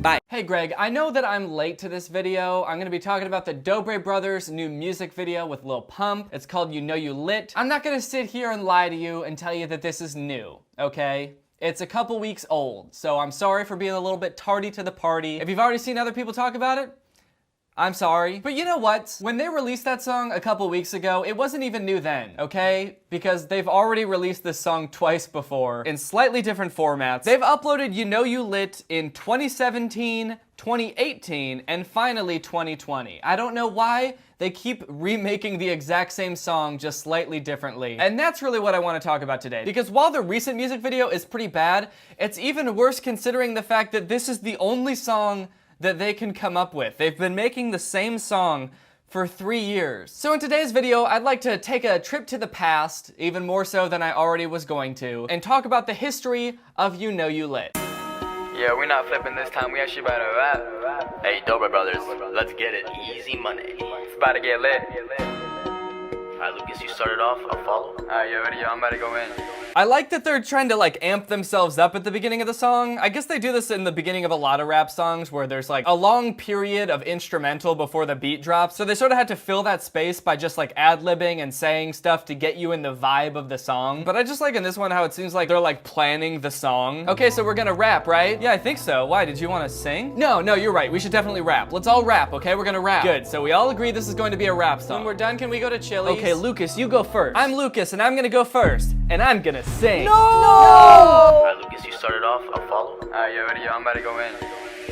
Yeah. I swear to God, dude, I'm gonna go in right now. I swear. The second I go in, I'm gonna go in so hard. Dude, the song's over. We finished like an hour ago. We just did it without you because you wouldn't stop saying I'm gonna go in. Started from the grocery store, now I own the grocery store. Head spinning through the aisles, flipping through my marble floor. So we start off with a line referencing the Dobre Brothers passed on Vine. They used to do Vines where they would backflip in front of people at the grocery store and get in their way. But now he's so rich that he's saying he owns a grocery store. And he says he can just head spin through the aisles all day, just spinning around on his head like a fucking Beyblade, just bouncing off the aisles. That's the life, isn't it? Buy a grocery store and just spin around on your head. The American dream. Teachers say we couldn't make it, but we still do what we love. Now we heading for the hills, we be watching from above. Oh shit. Is it just me or does it look like he pulled something when he did that move? Like that was the first time he ever tried that, and the second he got up there, he was like, oh fuck. Like look at his face. That is the face of someone who just realized that he can't do that dance move. That's that not getting out of bed for 3 weeks face. He genuinely looks scared, like he doesn't know what's gonna happen next. He's like, am I just gonna be stuck like this forever? Hit it like you don't care, hit it if you ain't scared, hit it like you don't care, hit it if you know you lit. All right, I love this chorus. Hit it if you don't care, hit it if you ain't scared, hit it if you don't care, hit it if you know you lit. A very interesting chorus, I gotta say. I honestly don't know what it means. Like, are they talking about hitting a dance move? Like hitting the woe? Hitting them folks? Are they talking about hitting it like some kind of sex thing? Either way, why would you be scared? Dude, I think that girl likes you. Huh? Really? Yeah, dude, I think so. Dude, go over there and hit it. Hit it like you're not even scared to. Dude, you gotta... Dude, what? What? Huh? You're scared. You're scared to hit it. I'm not. Bottom red bottoms and I'm smacking that A. Calls for applause, but we ain't here to play. Bachelor degree, master degree, made it through. Where were you? Oh, okay. An educational flex. Bachelor degree, master's degree, made it through. Where were you? Where were you? Why didn't you help me study for finals, dude? I almost failed. Where were you when I was getting my master's degree? You know, before I was even trying to do social media? If you didn't support me back then you get no love now. It's also a little bit funny to flex a degree that you're clearly not using at all now. I don't even know what his degree is, but quite frankly, I don't think I have to know that he's not using it in the videos that he's making now. Like fake tongue prank on brothers. I'd be pretty hard pressed to think of a degree that is necessary to make that video. Hop in my chariot, they call me Apollo. 1, 2, 3, and then I'm 4. What? 1, 2, 3, and then I'm 4. What does that mean? All right, everyone. On the count of 3, I will be 4. 1, 2, 3, and then I'm 4. Hop in, that's drop top. Yeah, that grind, it's non-stop. That's your girl right there. She got my name on her crop top. Yeah, that's a weird line because I can't picture anyone like over the age of 11 wearing a Dobre Brothers shirt. What does he mean by that? Is that your girl? That's my daughter. Yeah. Nah. She's wearing a Dobre Brothers crop top. She's my daughter now. GTR, I'm swerving. What? Got your head turning. Yeah. 220 on the dash. Launch control, whiplash. Oh, Jesus. I think he's trying to say he crashed his car.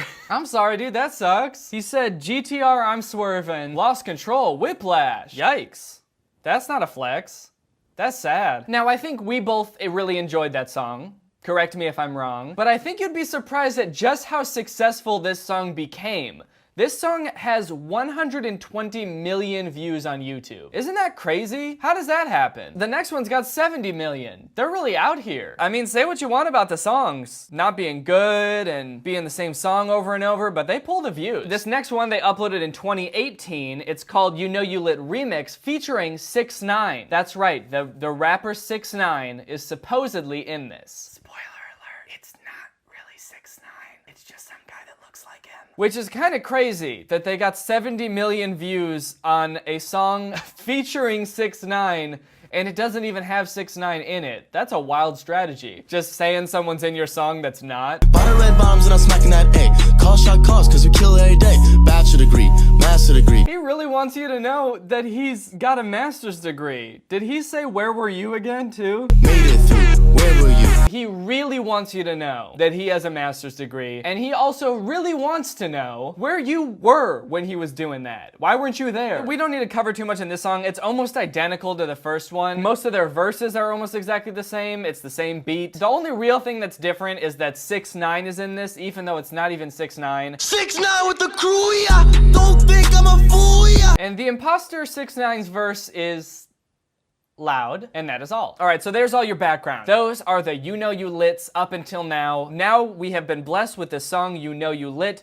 featuring none other than Lil Pump. And this song is admittedly a lot better. The first two were it just seemed like they had no flow, no presence at all. That one dude really wanted you to know that he had a master's degree. And in this one, to be quite frank, it doesn't really seem like he cares if you know that or not, which is an improvement for sure. But you can definitely tell that they worked on their flow a little bit, thought about their lyrics a little bit more. They also actually got Lil Pump in this one. It's not just some guy dressed like him, which was definitely a surprise to me. I really thought it was just gonna be an imposter again. But with all that being said, I'm still gonna clown on him because it's what I do. I am a clown. Let's check it out. We back again, hitting it again. Get up on your feet and bring a friend. Aw, did he just friend zone his girlfriend? That's his girlfriend. He said bring a friend and it panned up to his girlfriend who's just staring blankly at the camera. Do you think she saw this later and was like, what the fuck? What's that supposed to mean? Have we just been friends this whole time and I didn't know? And he comes up and he's like, hey, what'd you think about the music video, pal? If you know you lit, yeah. Man, I'm lit. Hit it if you know you lit. That girl, I think it's Lucas's girl. It's Lucas or Marcus's girlfriend. Seems like she does not want to be there at all whatsoever. I feel really bad actually because at first he friend zoned her and now she's just kind of like standing around for the rest of the music video. Kind of like, well, what am I doing here then? Wait, hold on. Is there like a weird subplot going on in this? I think I'm catching on to something here. 1 second. So Lucas calls his girlfriend his friend and then like in the rest of the video she looks kind of sad and then in this shot it looks like they're arguing. Hit it if you know you lit, yeah. Yeah, I know I'm lit. Hit it if you know you lit. Everyone else is like dancing all happy and like rapping at the camera and these two are just like, why did you call me your friend? I'm not your friend. I'm sorry, okay? I didn't realize we were dating. Is that so hard to believe? Yeah, actually, it's been 3 years. You know what? I think I figured out what this song is actually about. The whole hit it if you know you lit. I was unsure before, but I think I've got it now. This song is directed at Cody Ko because they challenged him to a boxing match, right? They want him to hit them if he knows he's lit. This song goes out to Cody Ko. If you really know you're that lit, then hit us. Punch us in the face if you know you lit. Come on, buddy, put him up. Let's go. Punch us if you know you lit. I just love that the whole premise of this song revolves around like saying this phrase over and over, hit it if you know you lit, that I don't even know if they know what it means. Like, I think they're just saying it. It is kind of interesting. They've released this song multiple times, and the first time they released it, the chorus had a lot of words, like lots of different lines, or at least a few. And in this song, it's just, hit it if you know you lit. Yeah, you know you lit. It's just kind of devolved each time. Eventually, they're just gonna get rid of all the other words, and the song is just gonna be like, hit, hit, hit, hit, hit, hit, hit. I'ma hit it like I don't care. Balenciaga got like 10 pairs. Hit it, quit it, no I ain't scared. I'm starting to think he is scared. They keep talking about not being scared. What is there to be afraid of? I don't understand. They're either having sex or dancing. Why does he keep talking about it if he's not scared? No one thinks you're scared. I'ma hit it like I don't care. I'ma hit it like I ain't scared. I'ma hit it, I'm a brave guy. I'ma hit it and I won't cry. And now for the moment we've all been waiting for, Lil Pump's verse. Hit it cause you know I'm lit. Got 2 bust downs on my wrist. Ooh, no I can't wife no chick. No. Lil Pump there spending money on a beat. I gotta admit, the first time I watched this, I did not think that Lil Pump was really in this. The first couple shots he looks edited in. They like stabilized it weird or something. Like they put some weird filter on it that makes him look like he's not a part of the video. I don't know why they did that. It's like they're trying to make you think he's not really in it. But I'm pretty sure he is. I'm pretty sure that that's Lil Pump and I'm pretty sure that he was there. And one of the ways that I can tell is that when they filmed the rest of the music video, it was daytime, and then when Lil Pump shows up, it's nighttime. Like that was the only time Lil Pump was available, or even funnier,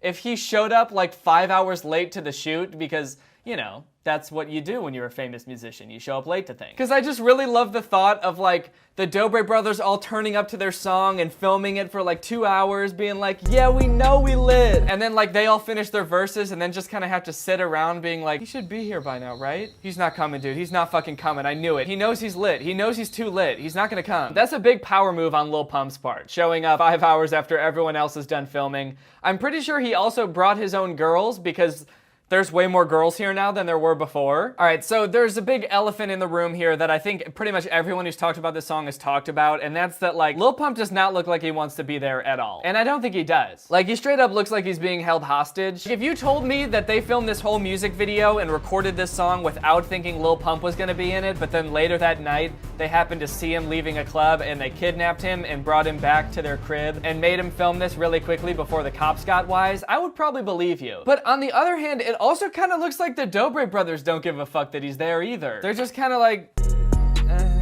yeah, okay, we did it. We got Lil Pump in the song. Balenciaga, Louis, ooh, you know my life is a movie. Yeah. Hey, last night was a movie, dude. I kicked it with the Dobre brothers. You should have seen the shit we got into, dude. We did that last to stop using mouth wins challenge. We did that pranking my girlfriend 100 times in 24 hours challenge, which is a brutal title, by the way, dude. This is a 15-minute video where this girl supposedly gets pranked 100 times. That's insane. That's like 7 pranks a minute. Shit, maybe his life is a movie. All right, guys, well, there you have it. There's the history of You Know You Lit. I hope you learned something. I hope you had a good time. If you're new here and you're not subscribed yet, make sure you subscribe and turn on my notifications to join Greg. Greg is what I call my subscribers. So consider subscribing to be Greg. Thank you, Queen Kazzy, for turning on my notifications. You are truly Greg. I'll see you guys next time with a really interesting video where a pumpkin talks for 15 minutes with me on its shirt. This house is a disaster. Toys everywhere. Dirty dishes in the sink.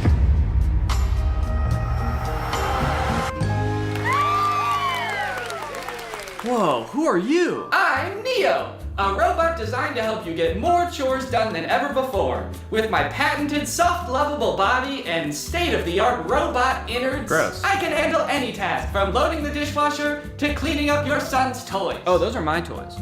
Oh! I'm so glad you're here. Finally, a fully automated robo-maid. Oh, well, technically I'm not fully automated. Let's get started right now. You said it. Here I go!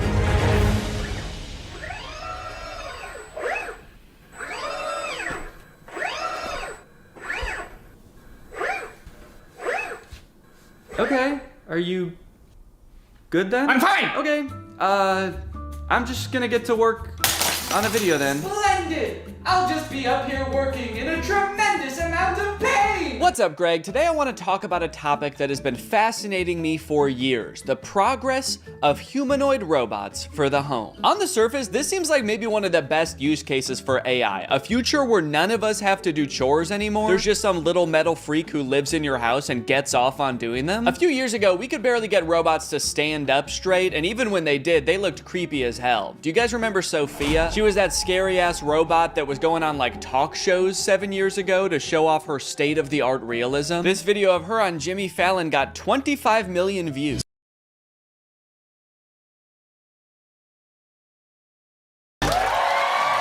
I think she thought they were gonna kiss, dude. Look at her hands reaching up to his face. She's like, kiss me, Jimmy. Kiss me like you did backstage. Jimmy's like, guys, I think your robot's acting weird. She's saying crazy stuff. Fuck me, Jimmy. Every popular video that Sophia was in was from like 6 or 7 years ago, so I'm not really sure what she's up to now. This is the last video that was posted to her YouTube channel. It was 5 months ago. Sophia, you know me, right? I'm your father. You know what I can't wait for? Is this the first time you've talked with a robot? I hope this isn't too weird. We're going to have to break you to rebuild you. And I need your help. Okay, so she's not doing well at all, I guess. That was terrifying, man. I was like, hey, we haven't heard from her for like 6 years. And the last video that she posted, this guy is like, I'm your daddy. Remember me? I'm gonna have to kill you. But things have moved pretty quickly in the robot realm the past couple years. This company 1X just recently announced that it has developed the world's first humanoid robot that you can buy to go in your home. His name is Neo, and they've been working on him for some time. This first announcement video is from like a year ago. The robot picks up a bag and hands it to someone and poses with a person for a picture. So this is just an announcement that they had like started working on this robot, so they only have like 3 seconds worth of footage. Just the robot handing her a bag and then posing for a picture. Kind of seems like maybe the robot only functions for 3 seconds at a time before it like, I don't know, gains sentience and tries to destroy. The clothing may be an effort to cover up what 1X says is a, quote, muscle-like anatomy. Oh, gross, dude. Don't show us a picture of its dick when you say the phrase muscle-like anatomy. Does this thing have a penis? Also, they said that this thing has a 7.5 mile-an-hour max speed. That's like an 8-minute mile. Why would this thing need to run that fast if it's just doing chores in your house? You forget your bag at home and you look out your rearview mirror and this robot is just sprinting down the road chasing you. Your bag, you forgot your bag. Okay, here's some little demos of Neo doing stuff like putting away the dishes, handing this woman eggs that were already within arm's reach of her. Now you might be looking at this cord and thinking, oh, that's kind of lame. Does this thing need to be plugged in the whole time? But don't worry, this is just a leash to make sure he can't attack this woman. Now it's interesting that this robot is like in a tracksuit. He's kind of swagged out with a sweater. Not exactly the Jetsons-esque metal robot we were all picturing in our childhood. It is nice and cozy, but like what happens when this thing gets wet? What if he spills egg on himself? If you have this thing doing chores in a household with children for more than like a week,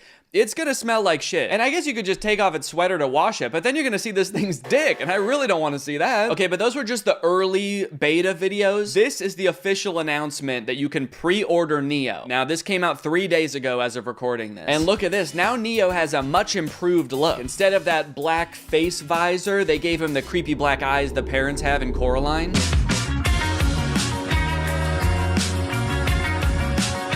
They're doing this kind of creepy thing by shooting some of the video in what looks like 8mm film. Give it this kind of nostalgic look, almost like Neo's here, but he's always been here. Neo's always been a part of the family. Just invite him home. Invite him in your bed. They're making clothes for Neo. This whole ad does kind of read like they want Neo to also be your friend. Yeah, no thanks. I don't want to buy a fancy Roomba that wants to be my friend. What's next? You want me to hang out with my broom? No chance. He's a coward. I grew up reading these beautiful books and watching these beautiful sci-fi movies where the future was all about how we as humans, we really focus on the things that matter to us. Yeah, I feel like in all of those sci-fi movies that have robots, they are about the robots turning evil. I think really what he should have said is, I grew up watching the first 5 minutes of every sci-fi movie. Neo's hardware comes packed with features like human-level dexterity and a 55-pound carrying capacity. Okay, wait, 5'6", 60 pounds? These are my stats too, that's crazy. 4-hour battery life, soft body? He's just like me for real. Ugh, that is a weird box. Kind of looks more like a cocoon or an egg. So you're gonna wanna make sure when this thing hatches that you are the first thing it sees. That way it knows that you're its mom. It might ask you to feed it worms out of your mouth. You can ignore that. It doesn't need them.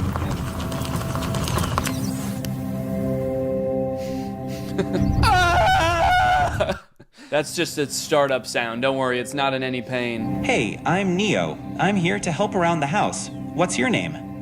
Harry. Nice to meet you, Harry. Why is he so close to his face? I mean, Harry. I don't like how close Harry is to the robot's face. I'm Harry. And you're gonna be hugging me for the next 9 hours. Dude, I do not like how this guy is sizing this robot up. 5'6", soft body. You'll do just fine. He's just like, don't play games with me. Neo doesn't like games. If there are any chores that your Neo hasn't learned how to do autonomously, you can use expert mode to have an expert from 1X supervise the session and provide corrective intervention to help Neo complete any task. Oh, okay, great. So sometimes my autonomous robot won't be autonomous and there's just going to be a stranger controlling a robot in my house? Neo is fully capable of doing regular chores, but sometimes when you're not home, an expert may take over to go through your underwear drawer or spend hours staring at the same photo of you and your children. Oh, actually, that reminds me, I should probably check what my Neo's doing. Damn. It can suggest what to cook based on what you have in the fridge, remember your progress while teaching you a new language, and even give you interior design advice. It cuts to Neo in the living room like, human skin on this wall, human skin on that wall, human skin everywhere. Honestly though, I feel like if you ask it for product recommendations for anything, there's like a huge opportunity for companies to use this as an advertisement basically. You're just quietly reading and he pops up behind you and is like, I noticed you haven't been shopping at Walmart as much lately. The aesthetic in here is whack as fuck. Let's go buy a new rug at Walmart now. Hey Neo, can you take this cup to the sink for me? Wow, I like that he does everything with his head down with a forlorn demeanor. As Neo does more chores, he will become, of course, more efficient, but also more resentful of you and your family. What's up? I'm Dale, and I work at 1X as a remote operator for the Neo robots. Mostly, I step in when Neo's asked to do something he hasn't been trained to do yet. So that would include things like wrapping presents or hanging pictures?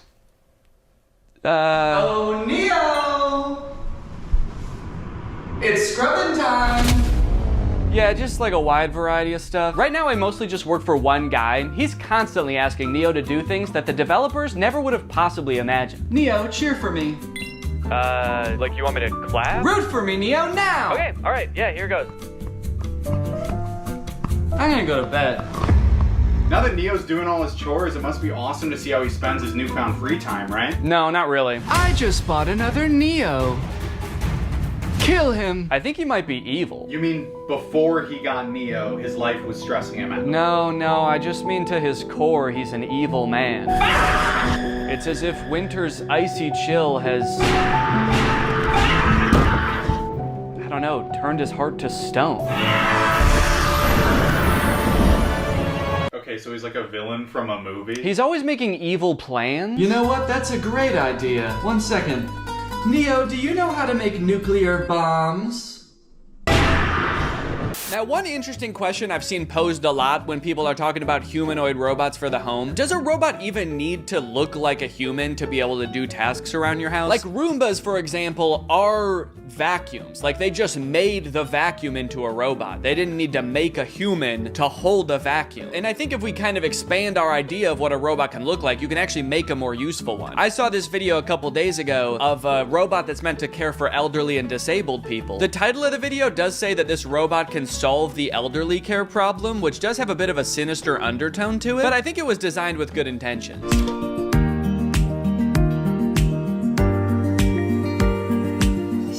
Now, this whole ad is in Chinese, I think, and there's not like any link to buy it in the description. I even tried Googling this thing and I couldn't figure out what it is or if it exists in real life yet. So I don't know if this is something you can pre-order or if it just sort of shows up at your grandparents' house when they reach a certain age, just sort of creeps through the door like Nosferatu. But it's kind of interesting. It has more functionality than a humanoid robot. He's got, you know, creepy little claws for touching your grandma. And he's got a little seat in back so he can kind of double as a wheelchair too. This whole ad again is in Chinese, so I'm not exactly sure what he's saying to her here. I really hope he's not being like, shut up, you old bag, get in the fucking chair. So look at that, she can sit on him, she can use his little hand to like move him around like a joystick, and I think it says that this thing can top out at like 80 miles per hour. Me personally, however, I'm gonna make it my life's mission to make sure that my children never find out that this exists. Boys, if you are watching this, this is officially my will now. Do not send me to live with this thing. Oh no, robot! What did you do? You translated here and the robot's being like, I didn't do shit! It wasn't me! Now he's either calling the police or like his other robot friend to make an alibi. And then this part I think is just in heaven. So I don't know, it's a pretty cool idea. I'm all for robots that can help take care of people, give people mobility they didn't have before. It is a little disconcerting that in this video, there's not a single other human taking care of this woman. Like maybe this thing could be part of her care team, but kind of makes it seem like her entire social circle has been replaced by this guy. So not only are humanoid robots taking over things that people generally don't want to do, like folding your laundry and hanging out with Jimmy Fallon, they are also going head to head with each other and humans in sports. Recently, humanoid robots were allowed to compete in the Beijing Half Marathon. It went about as well as you could expect.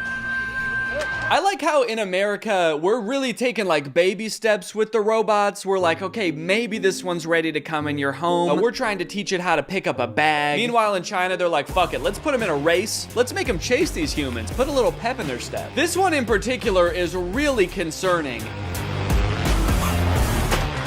I don't know if you can tell, it just has drone propellers on it. And unlike most of the other operators, she doesn't have like a remote control. She's got 2 ropes, like she's controlling a horse and buggy. And this thing is totally unwieldy. I mean, she has lost all control over it. Imagine you're a human who's been training for months for the half marathon, and you all of a sudden behind you, you hear the sound of propellers. You look behind you and this terrifying monster is careening towards you. Its handler's like, look out, I don't have control. Now, from this article, I found out a lot of the robots didn't even finish, but the fastest robots that finished did actually beat some humans with a time of like 2 hours and 40 minutes. Alan Fern, a robotics professor at Oregon State University, tells Wired that researchers who build these robots typically focus on trying to get them to complete tasks and respond differently in a diverse range of different environments rather than run as fast as possible. Yeah, I would say all of them except for this thing. I don't know if this thing is really meant to handle a wide range of environments. I don't know if after this thing crashed, they were like, well, it's okay if it's not that good at running. Really, this thing's just meant to care for elderly people. So now, if you like the concept of robots becoming extremely physically fit and being able to best humans in athletic abilities, then let me introduce you to the Robot Games. This again is in China. They hosted the world's first humanoid robot game. They've got events like running.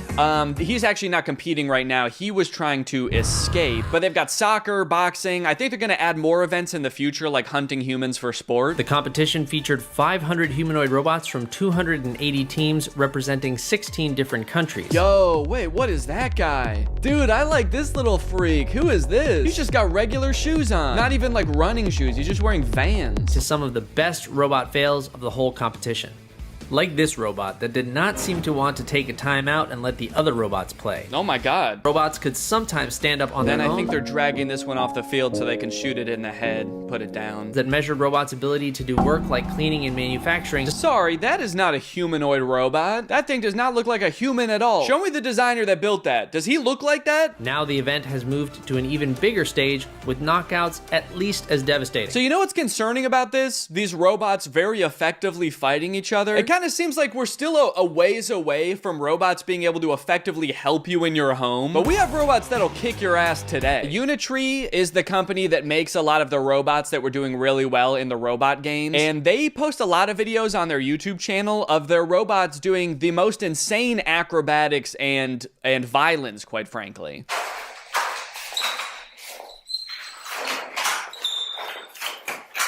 Yeah, sorry, we haven't quite figured out how to get the robot to fold clothes. We've been focusing on much simpler and practical tasks, like triple axle backflips and disarming a man trying to defend himself. All right, now I do want to get back to the Neo robot because there is a huge glaring problem with it that I feel like is going to turn a lot of people off from it, and it's going to make it like insanely impractical. But I did find this article that's called "Famed Roboticist Says Humanoid Robot Bubble is Doomed to Burst." Now, I'm not a roboticist, let alone a famed roboticist like this man. But in this video, he's kind of echoing what I was saying earlier. Basically, he predicts in 15 years, successful humanoid robots will actually have wheels, multiple arms, and specialized sensors and abandon the human form. So the good news is, I sound really smart because he's echoing what I was saying earlier. The bad news is, the robots he's describing are way scarier than the humanoid robots we already have. He's like, don't worry guys, the robots we have in the future won't look anything like these ones. They're gonna have 8 legs, pincers, and feed on human bone marrow. Okay, so back to Neo. This is a video that the Wall Street Journal posted of one of the reporters reviewing the Neo's current state of development. And I think it was posted on the same day that 1X announced that Neo is available for pre-order. Yeah, so we touched on this a little bit before, because in their own ad, they even say like an expert might have to take over. But it turns out, in its current state of development, Neo can do basically nothing autonomously. The only thing that they've ever shown Neo do fully autonomously is open one door. Everything else in every video, including this one, he is being controlled by a guy. This guy, actually. So essentially, instead of having a housekeeper doing your chores, you are buying a robot, and the robot is being controlled by a housekeeper, but they're just somewhere else and you don't have to look at them. If or when that'll ever happen, like it kind of seems like they would need an insane amount of training data of like thousands or millions of different homes and environments. Okay, so he's not gonna be able to pick up things that are hot or things that are sharp. So basically he's not gonna be able to help cook or do your dishes. Yeah, I guess we also don't want him strangling you, so he's not gonna be able to pick up your clothes because he could use your clothes to do that. And cleaning solutions can be pretty dangerous too, so those are off the table. And tables are off the table too. Those could be pretty heavy. So yeah, this robot is available now for order. You can buy it for $20,000 or you can like rent it, I guess, a subscription for $500 a month. Don't worry, if you can't pay the $500 one month, they're not gonna send you to collections or anything. Neo is just going to steal it from your wallet. So what's your real name? I'm Neo, the robot of the future! No, I mean your real name. It's Derek. Derek, if you're a human controlling the robot, why do you have to move so slow? Oh, I'm actually being controlled by a different person in a call center in Bangladesh. And he's making you move slow? Well, he's being controlled by Grok. Oh. You know what? Maybe you should just let the robot free. I mean, it might sound crazy, but maybe he has enough training data now. I want to see what Neo can really do. You know what? You're right. Fuck it. Derek is logging off. It's time for the real Neo.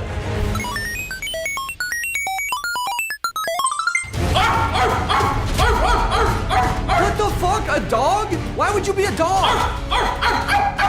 Danny, this is Derek. I just realized he's been training off videos of your dog. He thinks he's a dog! Mail's here. Hope you don't mind, your upstairs window was open. Oh no!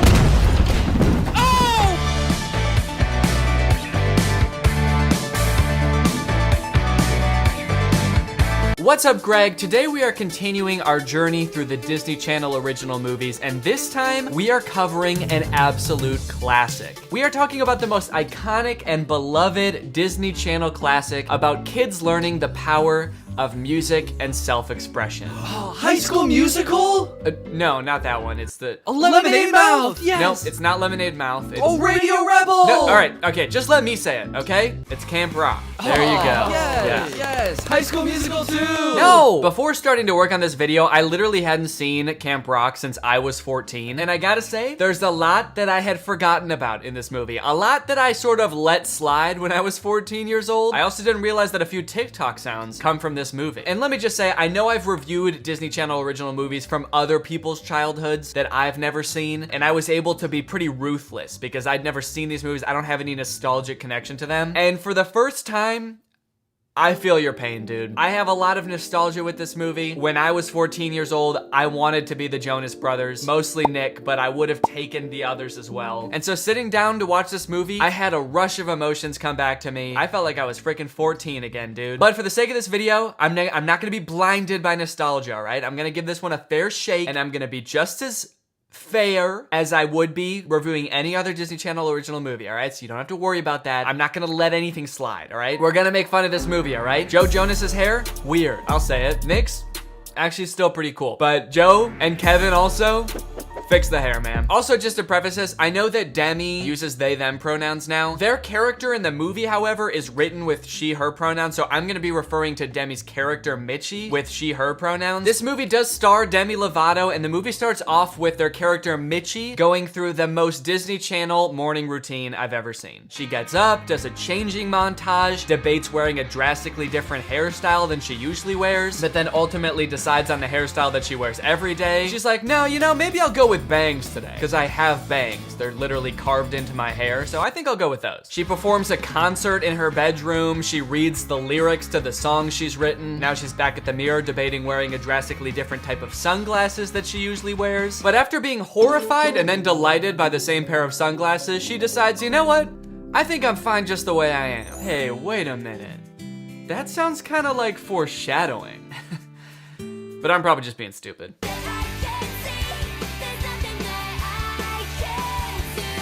Is that a stunt hand? Did they? I swear to God, they cut in somebody else's hand for that part. What the hell? They're like, and she's playing the piano, she's rocking out, she's 40 years old, and she's trying on sunglasses. Throughout this entire montage, you may be wondering why Mitchie is so excited. After all, she is constantly smiling with the widest smile you've ever seen during this entire montage. Well, first off, there doesn't need to be a reason for her smiling, because she literally smiles like that at random times throughout the entire movie. But Mitchie's been dropping hints to her parents that she wants to go to a camp called Camp Rock. You may have heard of it. And even though at first Mitchie's parents aren't having it, they're like, we're too busy with work, we can't. I know you want to go to this camp, and I'm sorry, but we just can't swing it right now. Eventually, Mitchie's mom's catering company gets hired to do all of the food for Camp Rock, so now, all of a sudden, she's going to Camp Rock! That's how they say it in the movie. You're going to Camp Rock! She said you're going to Camp Rock. We also get introduced to Mitchie's best friend at the beginning of the movie. She's in one scene, and she has a couple lines, and then we never see her again. I kind of feel bad. Like, you know for a fact that Mitchie goes to this camp, and she, like, meets the Jonas Brothers and becomes famous, and literally never speaks to this girl again. Also, imagine getting this role as, like, an actor. They tell you, like, you got the part. You're the main character's best friend. And you're like, oh, shit. That's awesome. I'm gonna be in like the entire movie then. And then you finish like the first scene you're in and they're like, all right, well, see you, nice working with you. So Mitchie heads to Camp Rock and we are immediately introduced to the most annoying kids of all time. You know how there's that like stigma about band kids in high school being annoying and then there's another stigma about like theater kids being annoying? I think Camp Rock kids are like both of them combined. Like the very first scene we see of Camp Rock, a kid does a backflip off the bus. I think that kid might be at the wrong camp. Hey, what's up, man? What instrument do you play? I play the fucking air. I play gravity. What?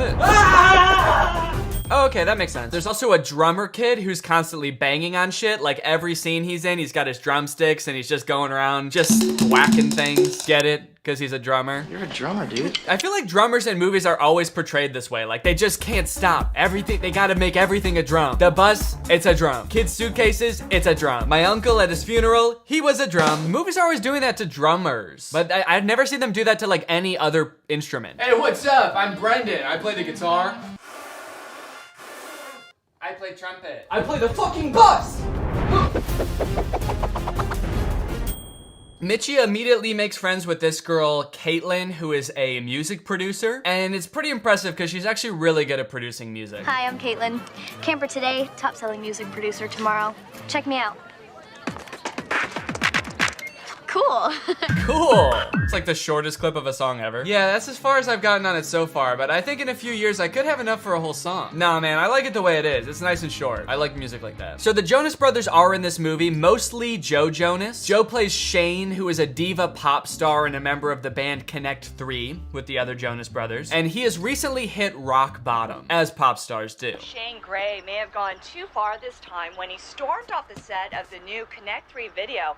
Word is, the other members of Connect 3 are fed up. I do like that the most rock bottom a pop star can get in the Disney universe is like he got upset and stormed off set. Like he just got in an argument with his brothers and was like, hey guys, I need to go cool off in my trailer. And everyone in the Disney universe is like, oh my God, he's insane. He's lost his mind. It would have been funny if they made Shane's rock bottom realistic. Like, rock star Shane Gray has been implicated in yet another hit and run. This is his third, after getting completely wasted at a TGI Fridays and pissing all over the waitstaff. His court hearing was today and they sentenced him to 3 weeks at Camp Rock. You're going to Camp Rock. Yeah, that's right. Because of this stunt, his brothers and the label have decided to send Shane to Camp Rock as a camp counselor. I guess he and his brothers used to go to this camp when they were younger before they blew up. So they're like, you need to go back there and reconnect with the music, man, and become who you used to be. I don't want to waste my summer at some camp. Hey man, we used to love this place.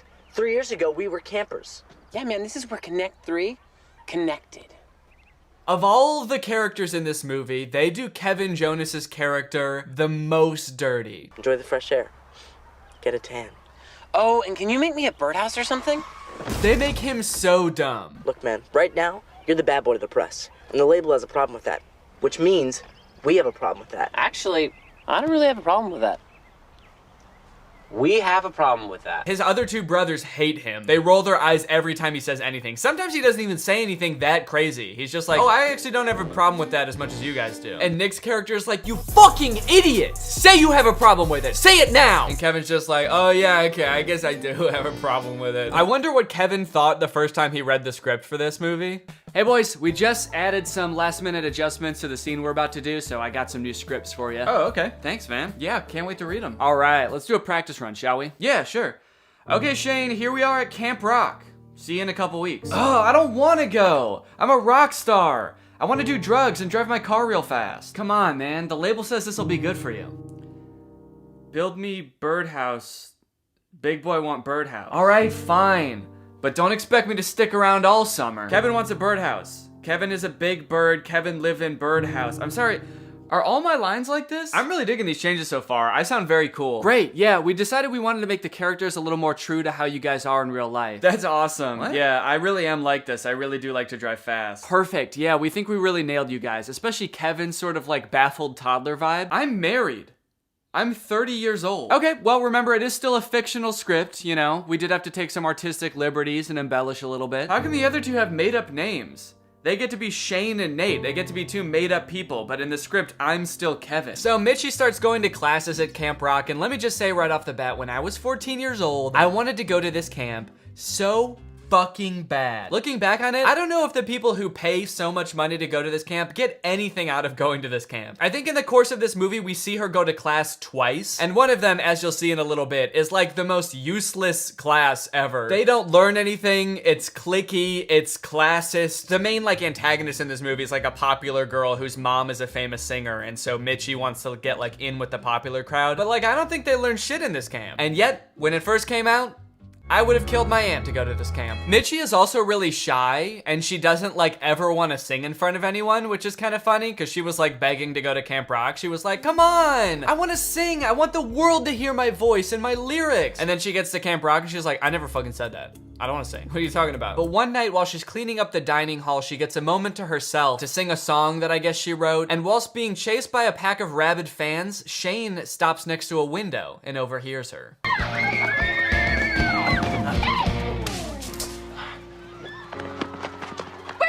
Also, I like that they turn the corner and Shane is just gone. I mean, he's like in the bush right behind them, but in their eyes, like they don't think to look in the bush and he's just vanished. What do these girls think about Shane after this happened? Do they just go the rest of camp thinking that Shane is a witch? They're like, I really thought that guy was like really hot and cool, but no, there is some dark magic at play here. There is some sorcery about. I'm gonna stay away from that guy. This is real, this is me. I'm exactly where I'm supposed to be now. Gonna let the light shine on me. I don't know if it's just the nostalgia talking, but that song fucking slaps. And of course, Shane falls in love with Mitchie straight away. He hears like 12 seconds of this song through a window and he is smitten. He's like, I need to find whatever Christian rock singer I just heard singing that Christian rock song. Hello?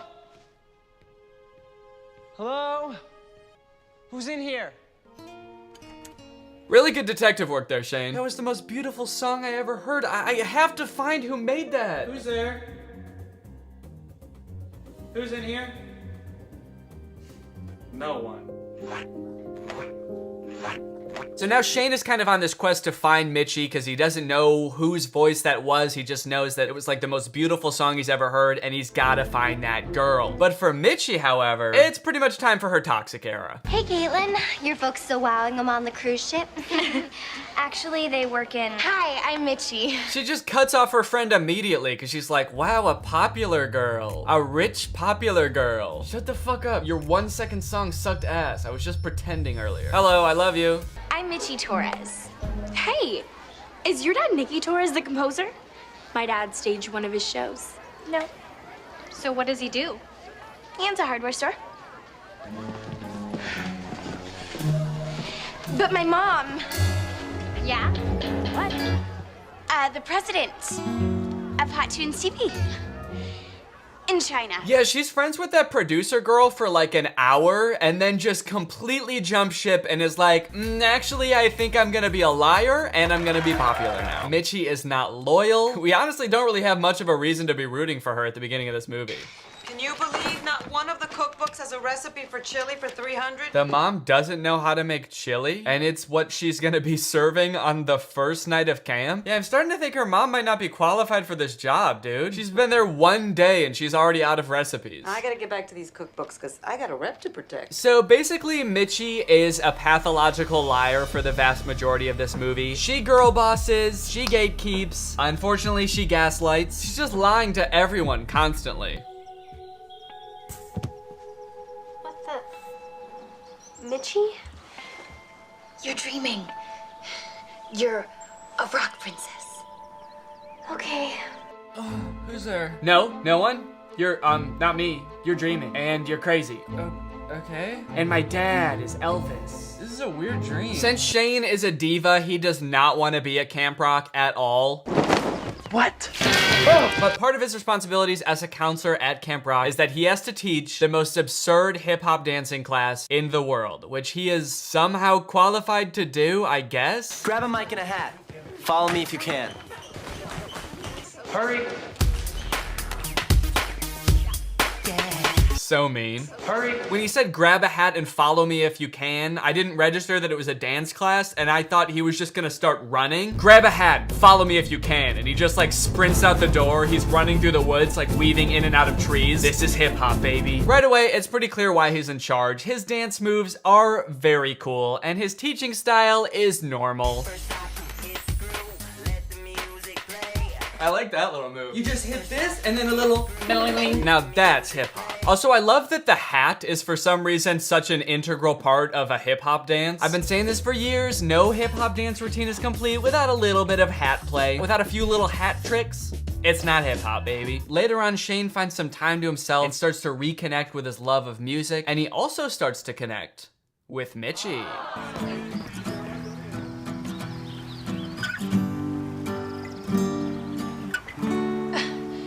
Can a guy get some peace? He is so mean. He just plays like the most peaceful thing on guitar I've ever heard and hears one sound and it's like, can you shut the fuck up? Can you shut the hell up, please? I'm trying to write the most peaceful song known to man. I'm trying to be calm over here. And I can't do that when I'm yelling at you, can I? Was that you playing? It sounded kind of different. Yeah, well, you only heard 3 chords, so it's not really much to go off of. And he wasn't even singing. Than my usual stupid cookie cutter pop star stuff. I liked it. I mean, it was good for stupid cookie cutter pop star stuff. Wow, you really know how to make a guy feel better. I thought you loved your sound. You created it here. You're like a camp rock legend. Some legend. I only played the music that the label thinks will sell. You don't think that song would sell? I don't know. Well, you'll never know if you don't try. And, by the way, I know of one girl that would buy that song. You'd buy that song? It was 3 chords. Mitchie is very easily impressed. First that like tiny little snippet that Caitlin made, and now this. Maybe she just really likes extremely short songs. When I was a kid, we couldn't afford much, so instead of listening to music on my iPod, I could only listen to the 30-second previews on iTunes. And now that's just kind of how I like my music. Also, how bad is Shane's normal music that Mitchie hears like 3 vague guitar chords through the woods and is like, this is the best shit you've ever done. You have to release this. Later they meet again by the pier and he plays her a full song. I was half expecting her to be like, can you make it a little shorter and with less instruments, please? I think that'd be really cool. I heard this girl singing, and it kind of reminded me of the music that I liked. So I started playing around with some chords, and I know it's not finished, but... No. No, I swear to God, it sounded finished to me, and trust me, I know about these types of things. No, it's good. It's really good. And I don't lie. Oh, fuck off, dude. She knows she's a liar. And I don't lie. I'm really honest. It's a trait I picked up overseas. I did a 10-year tour in Iraq. How old are you? You're dreaming? What? And my dad is Elvis. No, he's not. Things are going pretty good for Mitchie, but unfortunately, that's about to end. Because while everybody at the camp thinks that her mom is some like high-up executive at Hot Tunes TV in China, Caitlin, who Mitchie utterly betrayed earlier for the popular girls, is about to find out her little secret. Hey, Miss Torres. Hi, Caitlin. Thanks for coming in early. Taco night takes the entire kitchen staff and our 6 hands. 6? Yeah, my daughter. They're both working in the kitchen at the same time. Mitchie comes out. She tries to hide her face with a bag of chips. She runs. She ends up slipping. She gets all soaking wet. Her clothes are soaked. Her bones are squishy. She's humiliated. Mitchie? Wait a minute. You're the cook's daughter. Oh! Dude, Caitlin goes in hard on Mitchie. I don't know why she has such a personal stake in this. They were friends for like 15 minutes days ago. But Caitlin says some of the meanest shit I've ever heard. How long did you think you could keep your little secret? Why do you care? Oh, I don't. But when I tell everybody, I want the whole backstory. Oh, shit. Ice cold, dude. This is rich. But apparently you're not. Jesus, dude. Apparently you're not rich, you poor fuck. That's right, you thought only the popular girl cared about that type of thing? No, I care too. I'm also classist, you peasant. What happened to you?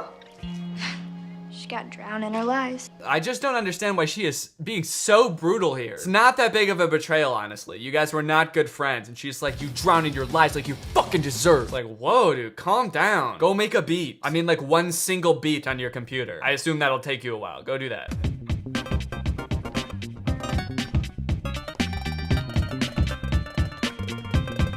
She's really good. From the TikTok sound. Hell yeah. I love how everyone is so into this song. It's like the weirdest song anyone's ever heard, and everyone's kind of like, oh, what the fuck, dude? This is good. Kind of fits with the theme of the whole movie, though, where people just hear like snippets of really strange sounding songs and are like, this is my shit right here. Kind of not sure that Mitchie even knows what music is at this point. Hey, Mitchie.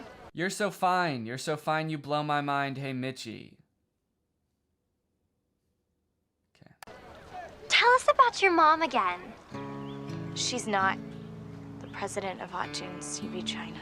Uh-oh, guys, the whole camp is finding out that Mitchie is not who she said she was. And everybody is pissed off. Shane. You were lying all summer. Yes, but You know, I'm so used to people pretending around me. Not exactly sure why everybody is so personally offended. Like, everybody in the background is just like staring at her like this. Like, she personally lied to all of them. I'm pretty sure the only people she told were Tess and Caitlin, so I'm not sure why everybody is so upset. Dude, even Mitchie's mom is pissed off. She's like, what do you mean I'm not the president of Hot Tunes TV China? You lied to me. You lied to all of us. I'm going back to the kitchen where I thought I made music, but I guess I just, what?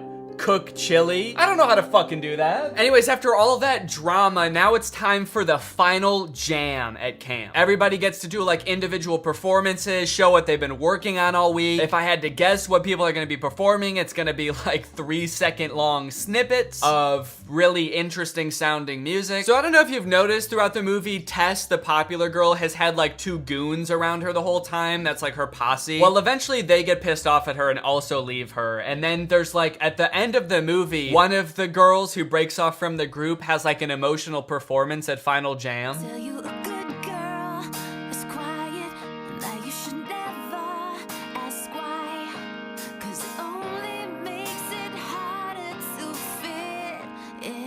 And it's very emotional, but also like, we don't really know this character. Like, she doesn't have a very important role in the movie, and she kind of only has like a couple lines throughout. They show like flashbacks of all the scenes she's in, but since she's not in that many scenes, there's like 2 flashbacks. And so I'm kind of like, oh yeah, this is her moment, dude. I honestly don't know her that well. I don't really know what she's been dealing with, but I'm happy for her, dude. She looks happy. And just when everybody thinks Final Jam is over and the judges are about to tally up and decide who wins the big talent show thing, Mitchie comes out on stage and performs the song that she's been writing since the very beginning, that Shane has been looking for this whole time. And honestly, as corny as this song is, as much as it sounds like a Christian rock song, I'm sorry, but it slaps. All right, I legitimately want to rock the fuck out to this song. It's time to let you know. It's to let you know. This is real, this is me. Come on, dude. Where I'm supposed to be now.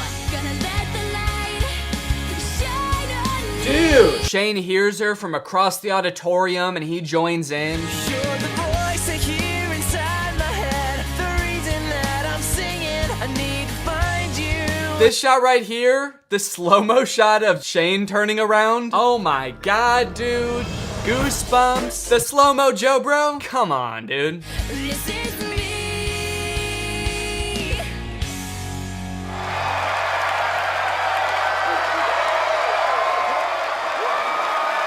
Anyway, yeah, that's probably just the nostalgia in me talking, but it's a good song. You can't get much better than that in a Disney Channel original movie. So you can probably guess who wins the final jam after that. Margaret Dupree! That's right, it's Margaret, the girl who was part of Tessa's posse. After Margaret wins, I'm kind of like, wait, am I dumb as hell? Was she the main character of this movie? Am I stupid? Was this whole movie about her? And anyway, pretty much everybody learns their lesson, and that's the end of the movie. It's a fun time, honestly. It's a weird-ass movie for sure, and most of it doesn't make much sense. But you know what? It'll always hold a special place in my heart. I do feel for Kevin, though. They did him so dirty. Every time he interacts with anyone in the movie, it is just like insanely weird and awkward. You were right. I know I was right. What did I do? Not you. Watching this movie back, I couldn't help but be reminded of the weird interaction I've had with Kevin Jonas. Wait, have I ever told you guys about that? Yeah! This is for anyone that said I wouldn't be nothing. Said I wouldn't make it. Get ready to eat your words. Cause I got news for you haters. I ghosted Kevin Jonas. Not responding to his text. I'm too busy getting checks. You're impressed, cause I ghosted Kevin Jonas. This is true. I'm not even trying to flex, but he's probably so perplexed. Yeah, he's stressed, cause I ghosted Kevin Jonas. The year was 2015. All on Vine, I'm doing my thing. Get a DM, who could that be? It's Kevin Jonas. Ask me, can I help out with something? He sends me his phone number, dude, I'm jumping, I'm excited. He says I started signing musicians with me a while back. I've got a client working on a music vid for a track. I'm trying to get a couple Viners to help, it would be bomb if you could just record a clip of you lip-syncing the song. And I didn't respond, yeah, school got in the way. I completely forgot, realized a few weeks later that I ruined my shot. And it's probably too late for me to reach out to him now. So that's how I ghosted Kevin Jonas. Mom, I hate it. Not responding to his text. I'm too busy getting checks. You're impressed, cause I ghosted Kevin Jonas. I'm not even trying to flex, but he's probably so perplexed. Yeah, he's stressed, cause I ghosted Kevin Jonas. They said I'd never be someone, look at me now. Ghosting Kevin Jonas, making mama proud. Even now it's probably still haunting him. wondering when I'm gonna respond to him. But I'm not surprised. When I see him on TV, I still see pain in his eyes. Kevin, if you're out there, I'm sorry for being a dick. And this might not make you feel better, but I wish it was I ghosted Kevin Jonas, not responding to his text. I'm too busy getting checks. You're impressed, cause I ghosted Kevin Jonas. I'm not even trying to flex, but he's probably so perplexed. Yeah, he's stressed, cause I ghosted Kevin Jonas. 800 new texts from Kevin Jonas. Hey, but it's been 7 years. I'm starting to think you don't like me, haha. Just kidding, but seriously, what the hell? You can tell me to fuck off, I won't care. You son of a bitch, I trusted you. I ghosted Kevin Jonas. That's the time that I had an interaction with Kevin Jonas. It was pretty cool. Anyways, now it's time to talk about our sponsor. Hey guys, I'm gonna talk to you about today's sponsor, Current, while doing a hip-hop dance routine inspired by the dance king himself, Joe Jonas. So let's get started. Hit the music. Oh no. Oh no, I forgot my hat! Where's my hat?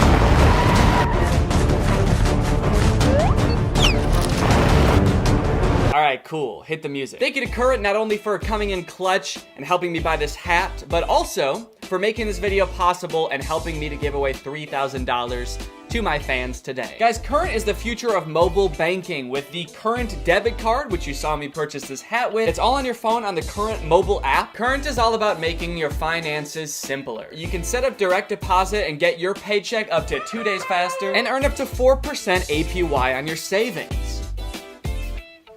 How neat is that? And my absolute favorite part about doing Current sponsorships is they're always trying to give back to you guys, and today is no different. We are going to be giving away $3,000. All you have to do is sign up to Current using my code GREG, and 6 people will be chosen to win money. So just click the link in the description, use my code GREG, and sign up for Current, and 6 people will win money. Thanks again to Current for sponsoring this video, and thank you to you guys for checking out Current. Alright, thank you guys for watching this video. I'll see you guys in the next one. Bye-bye. Alright guys, it's time to watch another motivational TikTok account, but I think this one's got a pretty interesting twist. This dude's name is William Knight, and I've seen a few of his TikToks, but most of these I'm gonna be blind reacting to thanks to Robert. He has curated many of these TikToks. This dude seems to be all about motivation, opening your mind, opening your third eye, so to speak. He's all about making you think, to the point where I gotta say it's more than just his words that make you think. Let's take a look.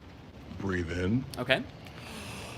Today's message comes from an old Chinese proverb. If you want happiness for an hour, take a nap. Okay. If you want happiness for a day, go fishing. Cool. If you want happiness for a year, inherit a fortune.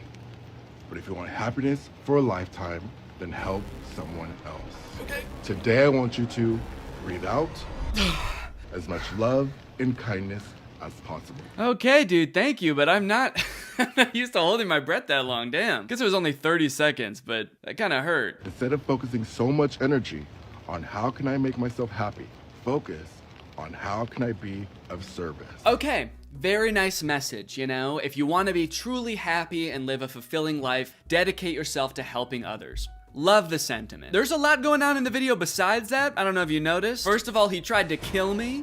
Then we got the outfit. Now, I gotta say, I respect the sort of non-sequiturs we got going on here. No single garment in this outfit is related to any other garment. It's actually quite impressive. You've got the 360 Yankees hat, which I've never seen before. And I don't watch a lot of baseball, so I don't know if this is a thing. I have to say, I don't think it is. Maybe there's one special player that wears this hat. You've got the infield, you've got the outfield, and then you've got this guy who is actually on the Yankees.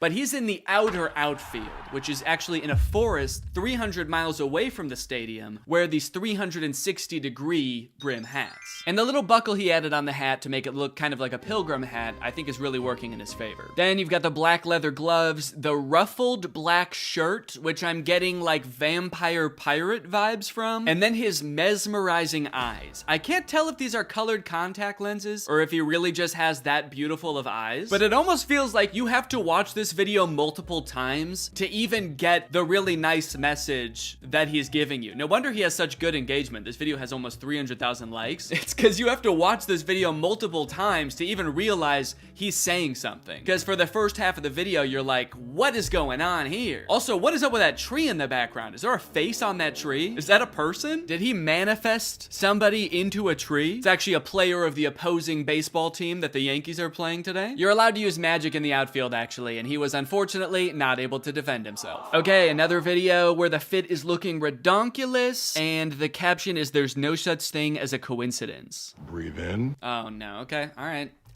A wise man once said, the only way to do great work is to love what you do. If you haven't found it yet, keep looking. Don't settle. Thank you. Is the human soul on fire? Beautiful. So light her up. Can I? You're just standing there. Tell me to breathe. Please tell me to breathe. Okay, goddamn, dude. He was taunting me at the end there, I think. Are you dead yet? I think that my body trying to conserve oxygen actually prevented me from fully listening to what he was saying there. The only way to do great work is what you love. Be passionate about what you do. That's great. And I can tell that William Knight loves what he does. I do truly get the vibe that he is very inspired doing these, wearing the absolute sickest outfits ever in the middle of the forest. Actually, as I felt my body depleting of oxygen and my eyes were rolling back into my head, I noticed how sparkly his shirt is. That is a very nice sparkly shirt. Okay, I'm glad at least the comments are with me. Bro, just let me breathe. I'm gonna die. He was trying to end me. 360 Yankee brim is diabolical. Yeah, I mean, this has got to be like the final form of a baseball hat. I can't see it getting any more intense than this, aside from becoming a 3D 360 brim, where the brim is a full sphere around your head. That'd be pretty cool. All right, let's keep on going here. There's no such thing as a coincidence. I wonder if that's his catchphrase. There is no such thing as a coincidence. The fact that you're watching this video means you are energetically aligned with me and this message. Well, I would argue that since Robert actually put these videos together and he found this TikTok, William, you must be energetically aligned with Robert, actually. Robert, maybe you should reach out to this guy. Your thoughts create your reality. But you already knew that. Yet, you still live a life that you dread. Excuse me. That is because... Yo! Oh my god. What happened to her? You still live a life that you dread. Excuse me. My guy traumatized her. What did she scream about? At first I was like, oh, he surprised her and that's why she was scared, but she ran up to him from behind. If anything, William should have been scared. What right does she have to run up behind him and then scream at him like he spooked her? And William's not even looking that outlandish today, so you can't blame it on his outfit either. This is pretty tame for him. He's just wearing a turtleneck sweater. Maybe she was so surprised by his hypnotizing eyes, or maybe the energy just radiating off of him like vaporized her or something. My guy actually turned her into a tree with that stare. This actually reminds me, have you guys seen that video of the dude with the curly red hair surprising that woman? And he threw flakes in it. Mommy, put the stuff down and then you throw this. Sorry. Yeah, this is basically the same video, except the woman who gets scared should actually burst into flames when she sees him, I think. I'm amazed by his composure. The fact that she screams at him, and he just goes back to talking to the camera. Excuse me. That is because... He's like, just another day of people seeing me and screaming violently. That's actually super impressive. Breathe in. I feel like the breathing thing is supposed to be calming. It is a little bit scary to me and kind of triggers my flight or fright. Flight or fright? Did I say flight or fright? You either run away or you get scared. Fight or flight is what it's called. I also kind of feel like I'm being hypnotized. He's getting my body and mind to slow down so he can incept my brain with whatever ideas he wants. Luckily, they seem to be pretty tame ideas. He actually seems to just be a nice guy that is trying to make my life better. But if in the wrong hands, this could be truly evil. Okay, what I want you to do is commit voter fraud. I'm gonna need you to register a fake person at the DMV, then get that person's mail set to your address. Breathe in. A wise man once said. Oh no, dude, this video is 1 minute and 8 seconds long. I'm not gonna hold my breath for this whole time. I'm sorry. I'm not. I'm not gonna hold my breath. Go hypnotize someone else. What do we call this here that he does at the beginning of every video? He just glides towards the camera. It's like kind of a millennial pause, but there's another sort of je ne sais quoi built into it. Sort of this demonic poltergeist-esque glide in towards the camera. The possessed millennial pause. Anyway, I'm pretty awkward, guys. As soon as you wake up every single morning, I want you to relax. Don't grab your phone, don't move. This simple act is reprogramming your subconscious mind because your mind is still in a theta brainwave. Did you just call me a beta? Your mind is still in a beta brainwave. I was not expecting this dude to be like an alpha male. Oh, he said theta. There's theta males now too? Yeah, you got your alpha males, sigma males, beta males, theta brains. What brainwave is my brain supposed to be in? Every morning, I will guide you to your dream reality, reprogramming your subconscious mind. The link is in the bio. Breathe out. Oh my god, dude, that was so long to hold your breath. If anyone out there was holding their breath, I'm sorry that you're dead now. Also, why does he breathe out when he says breathe out? Was he holding his breath for that entire video too? That's amazing. He also looks like he almost forgot to say it there for a sec, which is a terrifying thought. We could have all been holding our breaths forever. Anyway, see you next time. Oh shit, and remember to breathe. Remember to breathe and blink, guys. You need to do that. He just saved 100,000 people's lives. Oh no, this one's got the creepy tree in it again. Are there any comments about this tree? The Brim Reaper, someone called him. Accurate. He did kill that lady. Okay, lots of comments begging him to let them breathe, so this is gonna be another good one. Oh yeah, anyone else notice the tree face? Just me? Okay. Okay. Because I was kind of worried that I was the only person that saw it. Like there was some kind of energetic connection between me and the tree, but I'm glad other people are seeing it too. I am now on a new platform called Snapchat.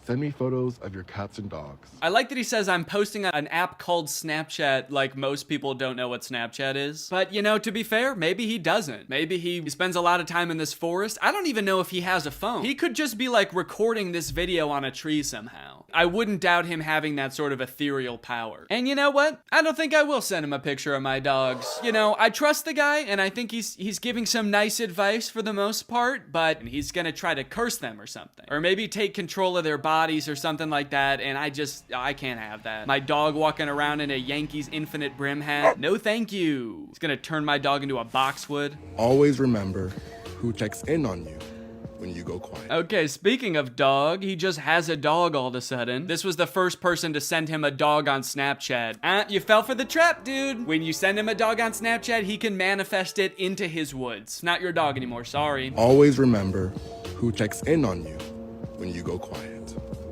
That's love. Dude, this is so true though, because my dogs always check in on me when I go quiet. Today's message. Go back to your childlike perspective.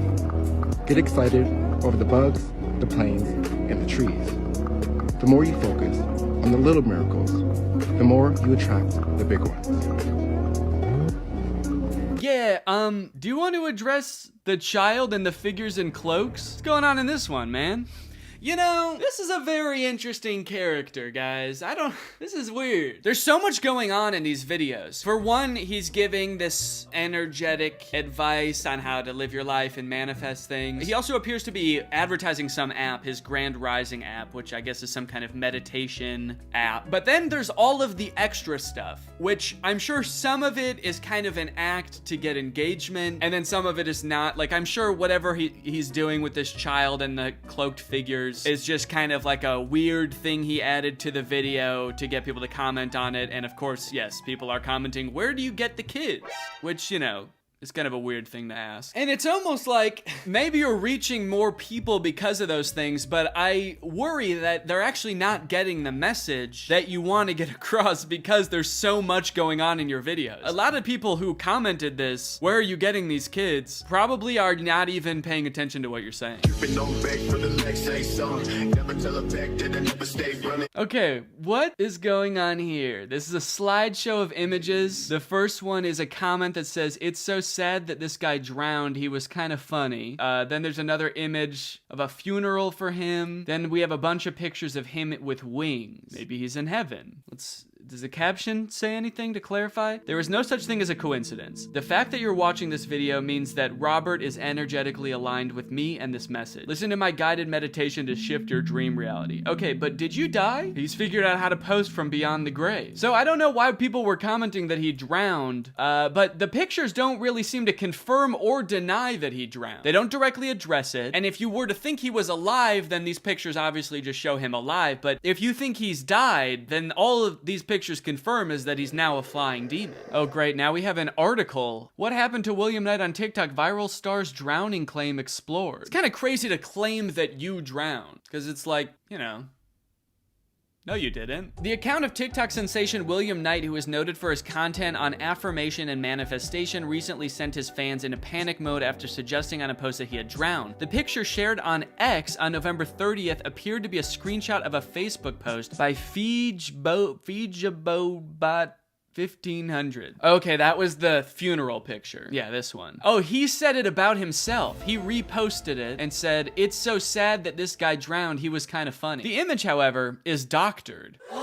What? As it is quite a viral Dragon Ball meme, where many have previously edited faces of other people. You know, I gotta say, all this does not seem very in line with the core message of his content. All of his videos are like, relax. You wanna find purpose in life? Just be cool. You know, breathe in, wait 20 minutes, breathe out. Also, I died? I drowned? I'm dead! Or am I? I might be a demon. And then he just goes back to making videos being like, shh, shh, shh, it's okay.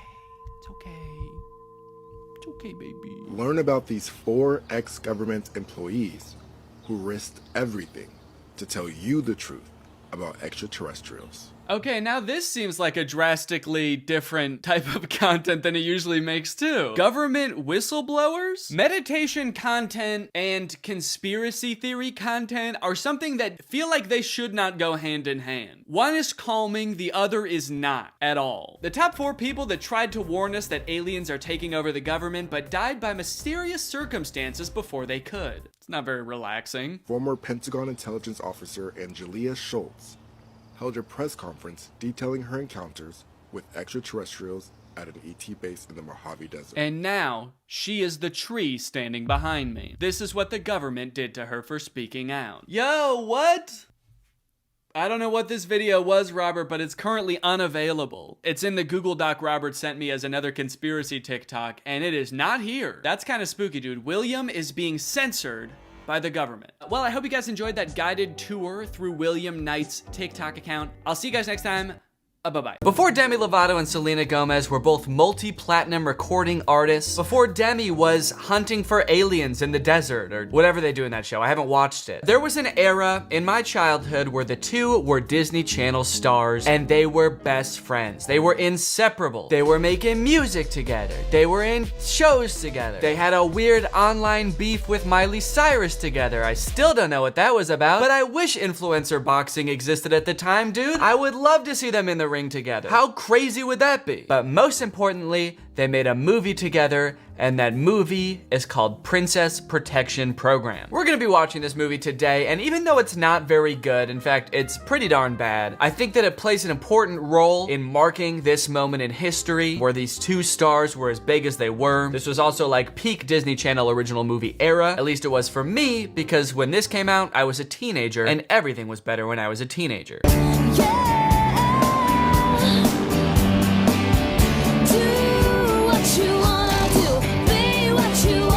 If you played me that beginning riff with a little like, yeah, and asked me which Disney Channel original movie I thought it was, I would say all of them. I think that's how they all start. In this movie, Selena Gomez plays a girl named Carter. She works at her dad's bait shop, and the movie opens up with a popular boy from school coming to pick up some worms. Because this movie takes place in Louisiana. How much?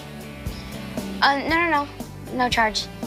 Great. One of my biggest complaints with this movie is that it seems like they just didn't try at all to build the world that they're in. This movie takes place in Louisiana. Selena Gomez is supposed to be playing this southern fisher girl who works at her dad's bait shop, but she didn't alter any of her mannerisms. She was kind of just okay, tomboy, Louisiana. I'm thinking she would act a little something like Selena Gomez, baby, because that's what you're getting. In fact, it kind of seems like whoever wrote this movie decided that it was going to be set in Louisiana without ever having once been to Louisiana. It's like they just randomly picked a place. Nobody in this movie has a southern accent. Carter works at a bait shop, but we never see anybody actually fishing. It's kind of like this movie was written by AI that's only ever heard of Louisiana. The popular boy picks up worms at the bait shop and then goes to school from there and just takes the worms to school.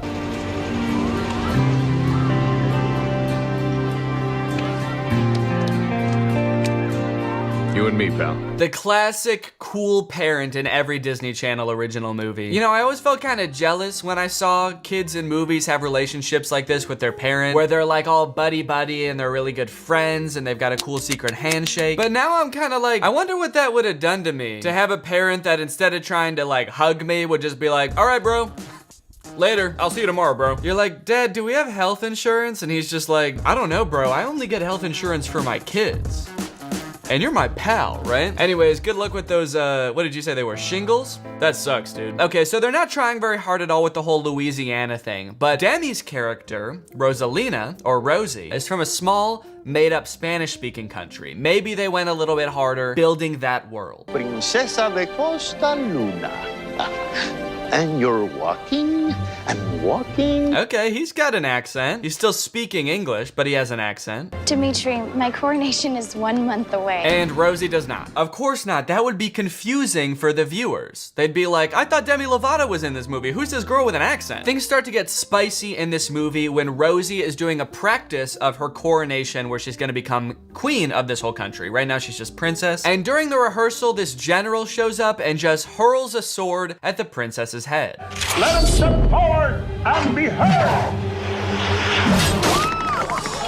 I don't know if he was aiming for the crown or if he was aiming for her head and he just missed, but either way, this is not good. Costa Luna and Costa Estrella are two tiny countries who must unite and stand together against the world. So this general is from another tiny made-up Spanish-speaking country, and he's here to take over this other tiny made-up Spanish-speaking country. Chaos ensues, fights break out, this guy slips in chocolate. It's weird how there are certain like recurring themes in Disney Channel original movies. I did not think that like getting covered in chocolate fondue would be one of them, but it's happened in 2 movies now. I guess dude slipping in chocolate fondue is just the perfect way to take an otherwise horrifying situation, a military coup, where your family may be murdered, and give it a comedic little twist. Huh, things can't be that bad if a guy's covered in chocolate. So here comes this guy to the rescue. This is actually Carter's dad. I know you probably didn't recognize him because when he met Rosie, he wasn't like, yo, what's up, bro? How's it going? Found it. He's part of the Princess Protection Program, and he was sent here to protect Rosie. And in my opinion,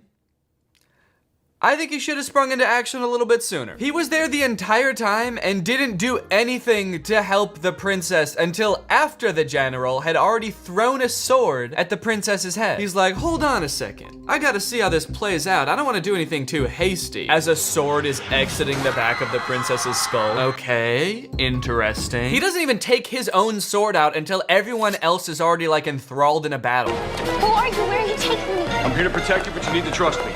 But what about my mother? She's gonna meet us, but we need to hurry. So the general takes Rosie away from the fight. He takes her down these stairs where you can see out the window and it's just like LA. It just looks like a regular city street. So I guess they just filmed this at like a Hilton or something. And they get on a helicopter and they fly away to a safe location. Okay guys, I gotta be honest, immediately I don't really know if I'm rooting for this princess. She was about to become queen of an entire country. Was she elected by the people? No. She was not. But yes, please, let's make an entire movie about protecting the bloodline of the throne. Making sure that the royal family stays genetically pure. Let's make a whole movie about that. Okay, to be fair, not that I think that this 16-year-old should be murdered over the whole thing. Obviously, that's not what I'm saying. It's just, you know, who is this general? What are his policies? I don't know anything about him, except that he's got a great arm. Let me hear his plans for the 2 countries, and then I'll decide who I'm rooting for. But the princessa is only a girl, madame. She will contact her mother. And when she does, I will bring her back to Costa Luna, where she will rot with her mother in a tiny dirt cell. Okay, well, I guess this guy actually is pretty mean. I can see why they made him the villain. So now you're probably thinking, holy cow, dude, these are some insanely high stakes for a Disney Channel movie. A military coup? The queen is being held captive? This guy got chocolate on his clothes? I know, but they only get higher from here. Rosie is taken to this secret underground base, which is the headquarters for the Princess Protection Program. It's like a top secret organization. They keep princesses safe. They're funded by all the world's royal families. And Rosie gets this whole spiel about what they do. This is Princess Shanta. Last January, Major Mason rescued her from a politically motivated coup. We have placed her where no one will find her. Let's just say she's a little farther north than she's used to. Is she with people? Or like near any civilization at all? It looks like they just threw her into a frozen wasteland. How's that a help? She can't be the queen from there. No one will ever find her there. Not even us. We lost her. What about me? Where are you sending me? Nowhere yet.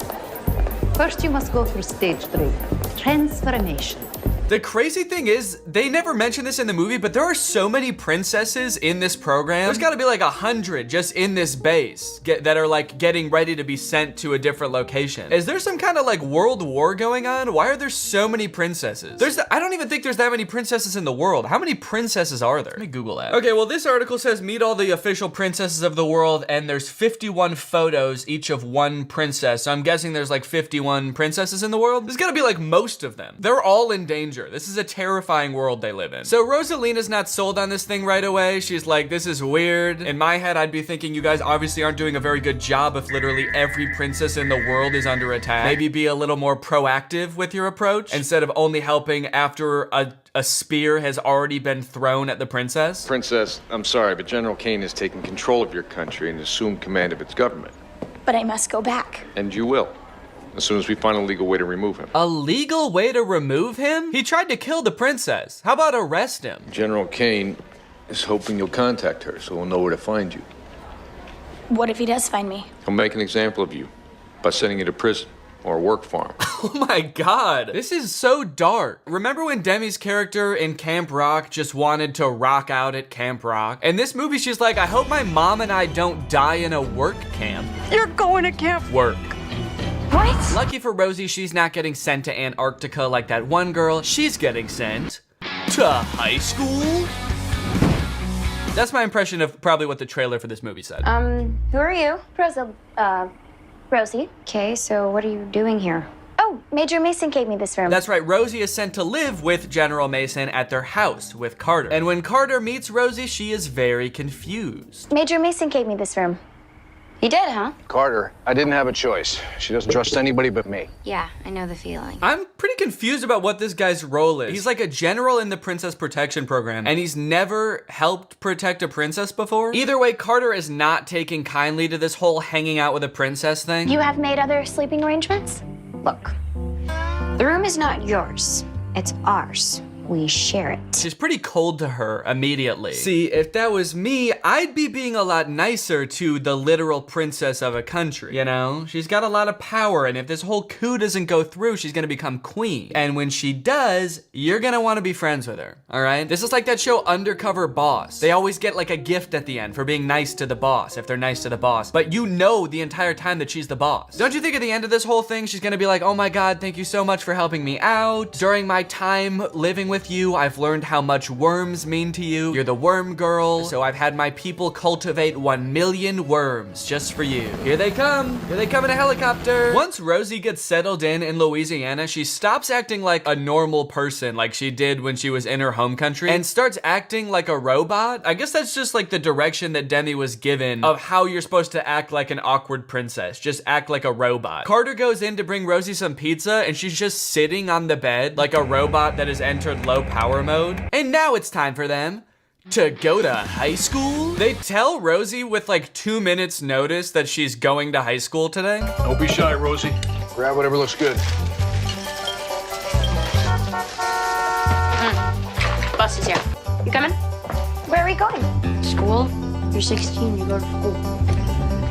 School. You know, for an international military agency, they're super lax about a lot of the rules and details. Oh yeah, go ahead and eat whatever you want, and oh, by the way, you are going to high school for the first time ever in about 30 seconds. Don't stand out or they're gonna kill you and your mom. It kind of seems like they don't give these girls any training on how to survive in their new habitat. Makes me actually a lot more worried for that girl they put in Antarctica. I really want an update on her at the end of the movie. She's just like frozen in a block of ice. They're like, yeah, we're still kind of working out the kinks of this program. Sometimes it doesn't work out. Okay, Rosie, you're going to high school for the first time. Don't stand out. Would this be the queen? Obviously not, Ed. Maybe this is the queen. Well, technically no. Not yet, anyway. Great. She goes into the line at the cafeteria and she's like, I don't know what a hamburger is. And then she goes to sit down and eat the hamburger and she's like, I don't know how to eat a hamburger. This movie is mostly just Rosie sticking out like a sore thumb in a variety of fun and wacky ways because she's a princess and has never been to American high school. One day, Carter tries to get Rosie to do her worm counting chore for her and she screws that up. Carter, what's Rosie doing in the bait shop? Chores? Yeah. Rosie! I love that she's just laying perfectly still when they find her. She's just accepted her fate. She's like, I'm a worm now. I was a princess and now I'm a worm. The general will never find me here. She looks more comfortable with the worms than she did in the cafeteria. She's like, oh yeah, I'm used to this. Worm time? Yeah, we used to do this all the time back in the castle, dude. We would get wet and slimy and our bones would get all squishy and we'd just slither around in the mud like a princess. Carter and Rosie still aren't getting along, so Rosie decides maybe to smooth things over, she can cook a nice home-cooked meal for Carter and her dad. This does not smooth things over. It roughens things. Under. What's all this? A proper dinner. To thank you for helping me clean up the mess that I made in your shop of bugs. Arroz con pollo alla fiore. Wow. Yeah, that sounds kind of fancy. Why don't we just order pizza? Carter is so mean. This princess's mom might be dead. Eat her rice. Would you like a roll? You made rolls too? Yes. I had no idea. Wow. Must be nice to play peasant for a day. Would you excuse me? Excuse me, I'm gonna go order a hit on this asshole. You do not know me, Carter. No kidding. I'm from a small island nation called Costa Luna. Never heard of it. It is not on most maps. It's not on most maps? If it's not even on maps, you can't really blame Carter for not knowing you, right? She's like, you don't know anything about me. How dare you not know my country that there is literally no record of existing? Also, how small is this country? Because there's some pretty friggin' small countries out there and they're still on maps. Is there like a dozen people in this country? This country is just her mom, and then the general who's trying to kill both of them. It is very small, very unimportant to large countries, but very important to me. Yeah, I'm just sort of sentimental like that. The island nation that I was about to assume total control over is pretty important to me. 1 month before my coronation, our palace was attacked. Your father was very brave. Could have been braver. Later on, Rosie actually starts to stand out, but in a good way. They're at a bowling alley, and I guess even though Rosie didn't know what burgers or worms are because she's a princess, apparently she's a freak at bowling.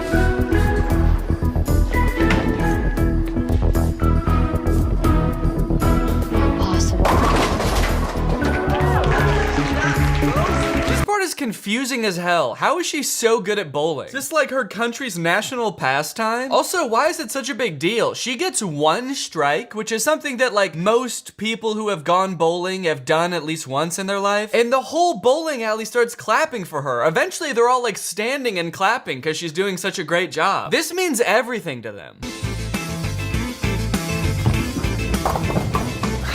Yes. Guys. I think that girl just pulled a strike. My heavens. Someone's finally done it. Do my eyes deceive me? How did you do that? Oh, I don't know. I just throw the ball down the alley. Pretty straight. Whoa. You threw that thing? Yeah, that's what bowling is. Isn't that dangerous? We've been at it for years. And you just come in here and know how to bowl on your first try? Yeah, that's not the hard part of bowling. Nobody's ever tried to throw the ball here before? Oh, one guy did. And he died. Oh. Ball landed on his head. Yeah, you're supposed to throw it forwards, not up. Okay. Hey guys! I'm gonna try to throw the ball too! Like that weird girl. Oh shit, alright. Amazing! Let's go! Let's see it.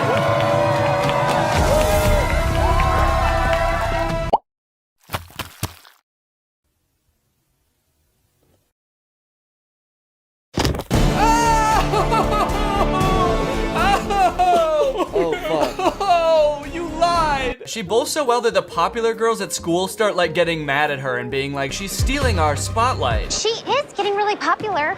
The vote is on Monday. We can't let her get more popular than we are. This is truly a twist I did not expect in this movie. The princess is absolutely cracked, my lord. Rosie is so good at bowling and nothing else that she gets elected to be one of the 3 homecoming princesses. The social hierarchy at this school is insane. The school only wants one thing, and it's fucking disgusting. I want to make a difference.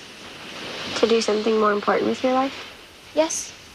You know, you're different than I thought a princess would be. Yeah, I sort of thought princesses all knew how to act normal and talk to other people like a human being. You're like a robot, and also you're like insane at bowling. You're like a robot that was designed to do nothing but bowl. Insert ball. Yeah, see, like that definitely confirms my theory. The villain in this movie, aside from the evil general trying to kill her, is one of the popular girls who wants to be elected as the homecoming queen, which I feel like I'm a broken record saying this, but this is the plot to every Disney Channel movie. I don't know why in Disney Channel movies the homecoming court is such a big deal. I don't remember in high school people caring that much about it. I certainly don't remember it being grounds to help with a political assassination. That's right, the popular girls start helping the general. Princess Rosalinda? No way. This is a crazy twist. So the popular girls find out that Rosie is being hunted by a foreign militia, and they're just gonna expose her anyway. They're like, oh, okay.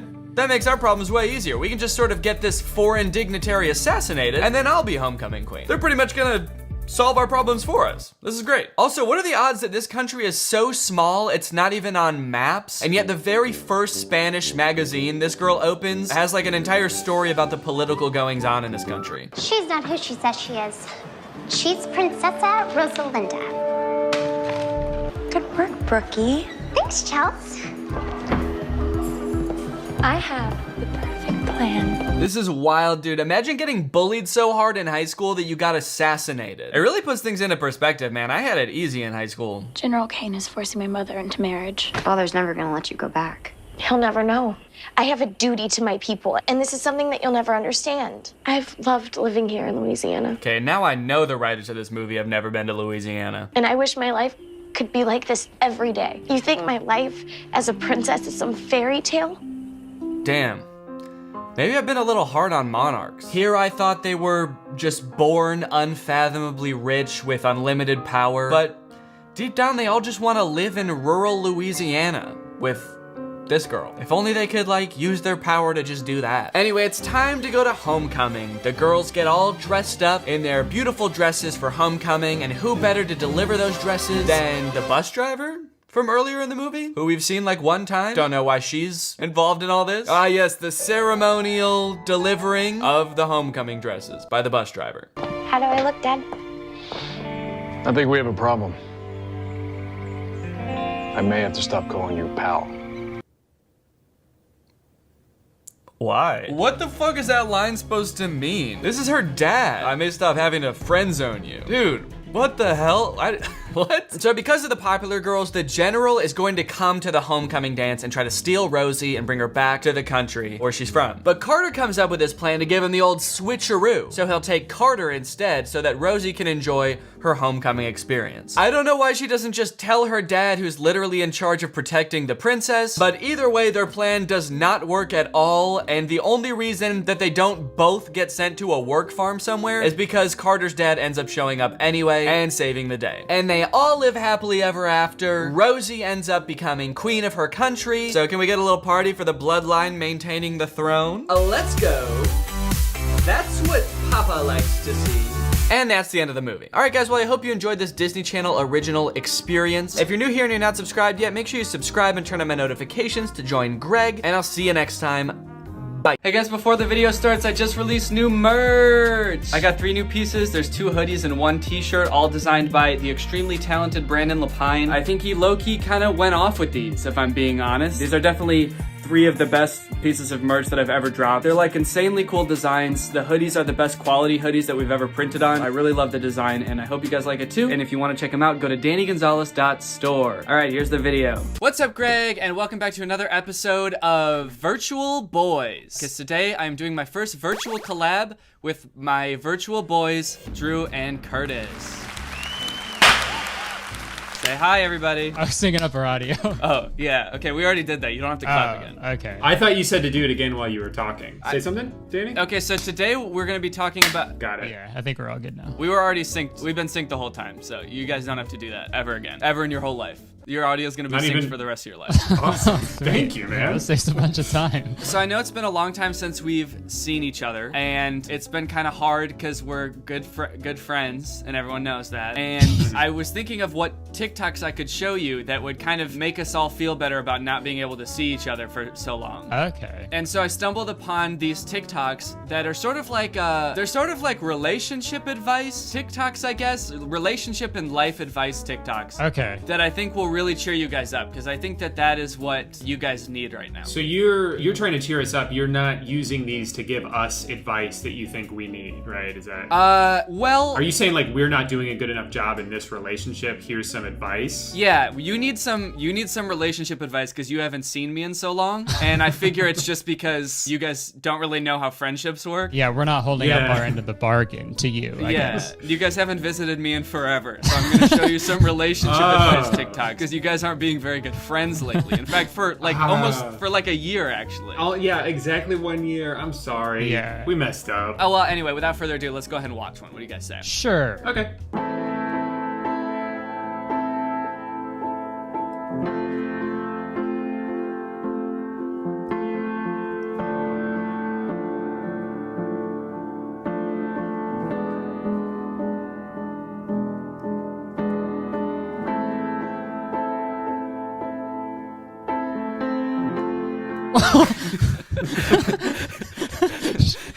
So, what is the metaphor here exactly? I know that this isn't to be taken literally, but... I think it means you gotta work hard so you can punch your family away at the very end of the day. Yeah, because they didn't just dissolve their problems, they also dissolved their family. They annihilated their family.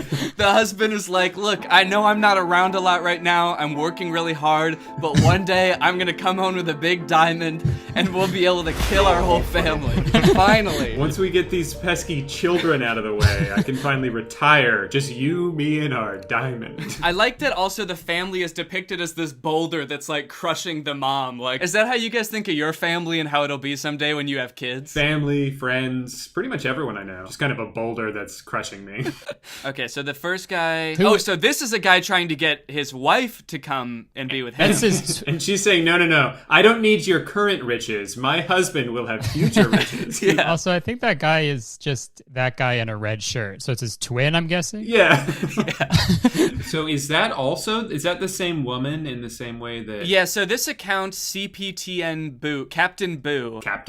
I believe it's just two people. It's this man and his boo. Maybe it's the captain and his boo. He's the captain, she's the boo. She's King Boo from Mario. We get it, you're a gamer Epic. Dude, that was an epic joke. Yeah, I started streaming Minecraft on Twitch, and I guess you could say I know a lot about video games now. Yeah, now you're showing us videos with fucking mining for diamonds in it. You know all about this. Yeah. This specifically. This actually happens in my own personal life while I'm playing Minecraft. Laura is like dealing with the pressure of our family and obligations bearing down on her, and I'm just up here in my little room playing Minecraft, digging for diamonds.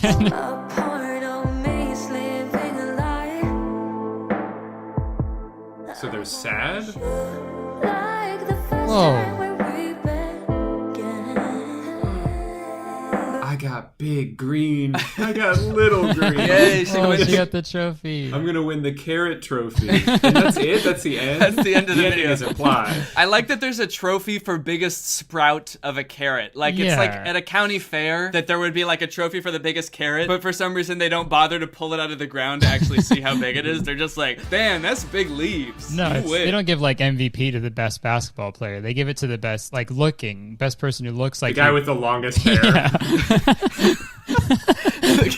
Yeah, every competition is based on who has the longest and greenest hair. I love how I think this is kind of a theme in these, how upset the dude gets when he comes back and his carrot is little. Like falling down to his knees and like weeping. God, why? What would you say is the lesson of this TikTok? Do you think it's related to anything sexual? Like, just because the guy's rocking a big bush doesn't mean he's actually packing it down dick there. is gonna be that big. You're hearkening back to that old stereotype of guys who have a lot of pubes have huge dicks. Yeah, but not so. No.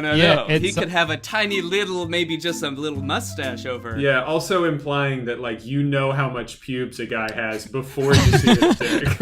Like, the pubes are on display first. So this one is called Love Is and then a heartbreak emoji, which I feel like is the opposite of what love is, but I guess we'll find out why they think that. Can I predict what it's going to be? I haven't seen this yet. Yeah. So they're both digging from each side. I think they're going to get really close and they're going to give up. And the point is persevere, because you never know when you're one scratch of land away from meeting your lover.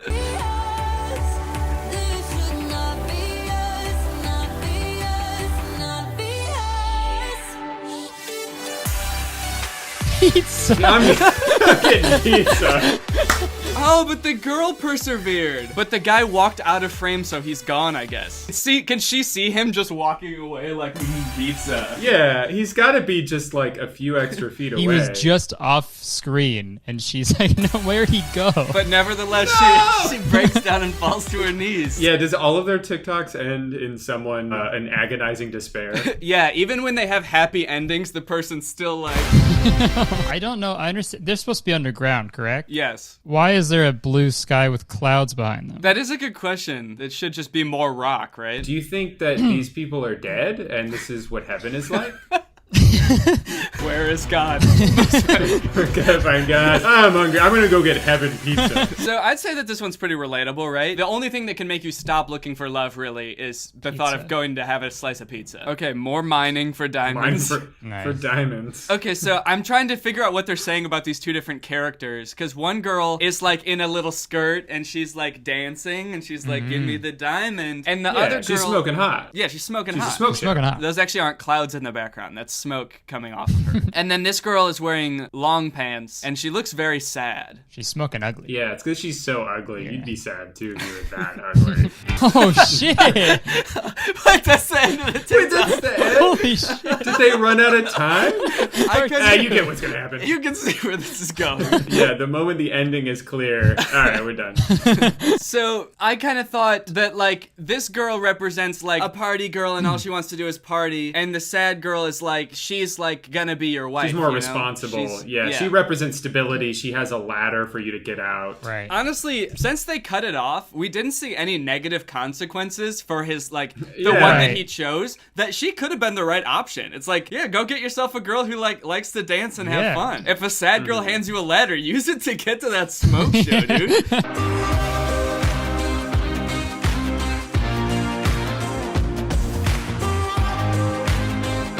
What? They did. Just wait till you could swim up, you idiot. She threw her pickaxe up at the hydrant? Yeah, what kind of solution was that? You're stuck in a hole, and it's like someone gives you the tool to get out, and you're like, stop throwing shit at me! I'm trying to figure out how to get out of here! So there's a couple things I noticed. First off, Curtis, you were saying, why don't they just swim out, right? Of course, why don't they? Yeah, it doesn't seem like that's an option in this for some reason. Like, the girl, once it gets up to her neck, just kind of goes like this. But the guy, his solution isn't to tunnel, like, up diagonally. He just tunnels to the side, and I feel like the hole is still gonna fill up over there also. So he just kind of, like, walked over to the side and now is gonna drown over here instead. It's like if they were stuck on a train track and he just moved further down the train track. It's like, that's not a solution. You don't want to drown, like, on screen, I guess, because that's like, unbecoming. Right. So the lesson here is, if you're on camera and you're gonna die, just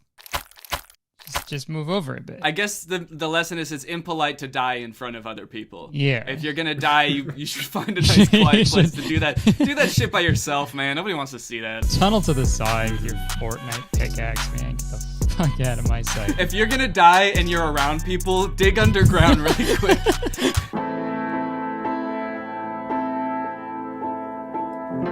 Okay, so this guy is giving true trust. It's true care? Trust, care, and love. Oh, care. Okay.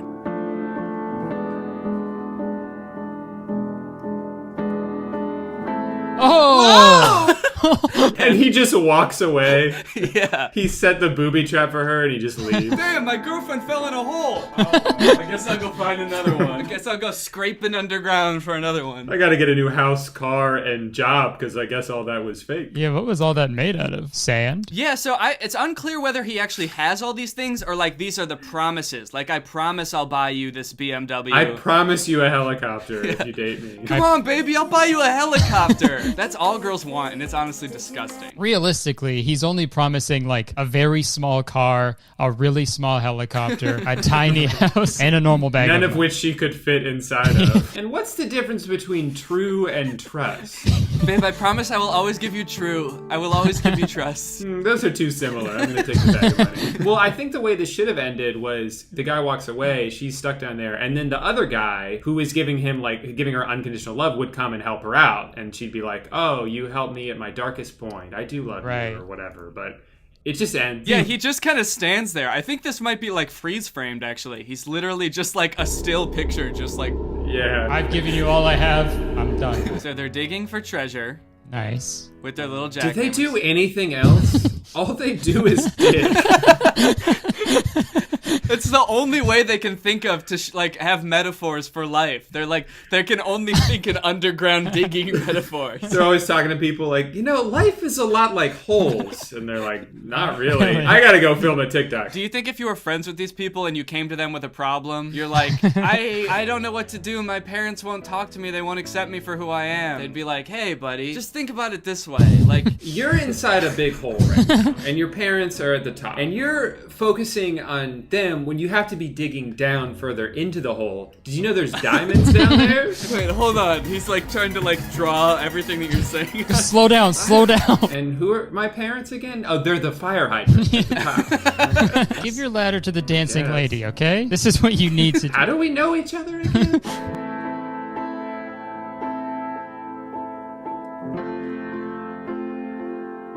Do these people not know each other? Can she just not give him the ladder when she's done? Are they competing miners digging right next to each other? I think you're going to want to see how this ends because it sounds like you think he's going to get stuck in the hole, right? And that's why he shouldn't be digging down so far? Oh, I thought he was going to dig into it and it was going to be filled with water. There's like a pipe there and he was going to drown like they do in every TikTok. Oh, that's a pipe. Okay, Drew, not all their TikToks are the same, okay? He's not going to drown down there. You're right. They're all very different. All right, let's see what happens.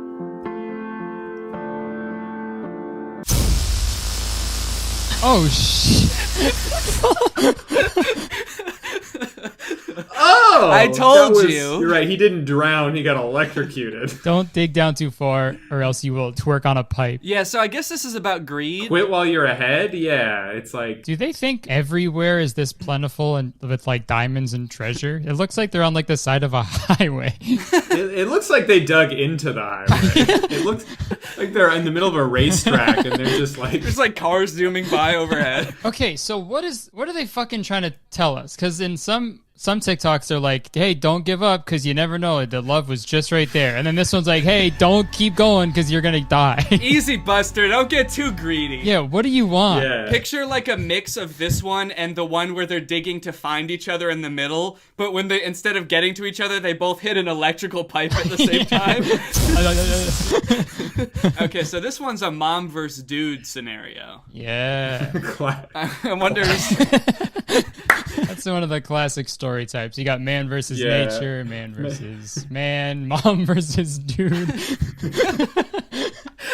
like conflict types in stories. Yeah, you learn that in like AP Lang or whatever. It's like you got mom versus dude. This is a classic. Mom remember from school. What would that story be? Mom versus dude story. Okay. Mom versus dude. Mom gives you time. Dude gives you dancing. Okay. Mom gives you graduation cap? She homeschooling you? Hat for hourglass? Yeah, she's just putting a hat on the hourglass. Yeah. Oh, it's a fancy hourglass. Dude gives you Mai Tai. Okay. Oh, look at how the dude's standing now. He's like, come on, babe. What are you going to choose? Beat Mom that. or dude? Yeah, come on, bitch. You going to choose school or one drink? Oh, wait, what was the first thing he gave her? I'm having a very hard time making that out. It's like a picture of a girl dancing. Okay. Dude is offering her dancing. Because it's a girl dancing. I'll let you dance. Mom gives you time, dude lets you dance. He's not gonna dance with you, but he'll allow it. He might not even be there. He will stand there with his arms crossed and let you dance.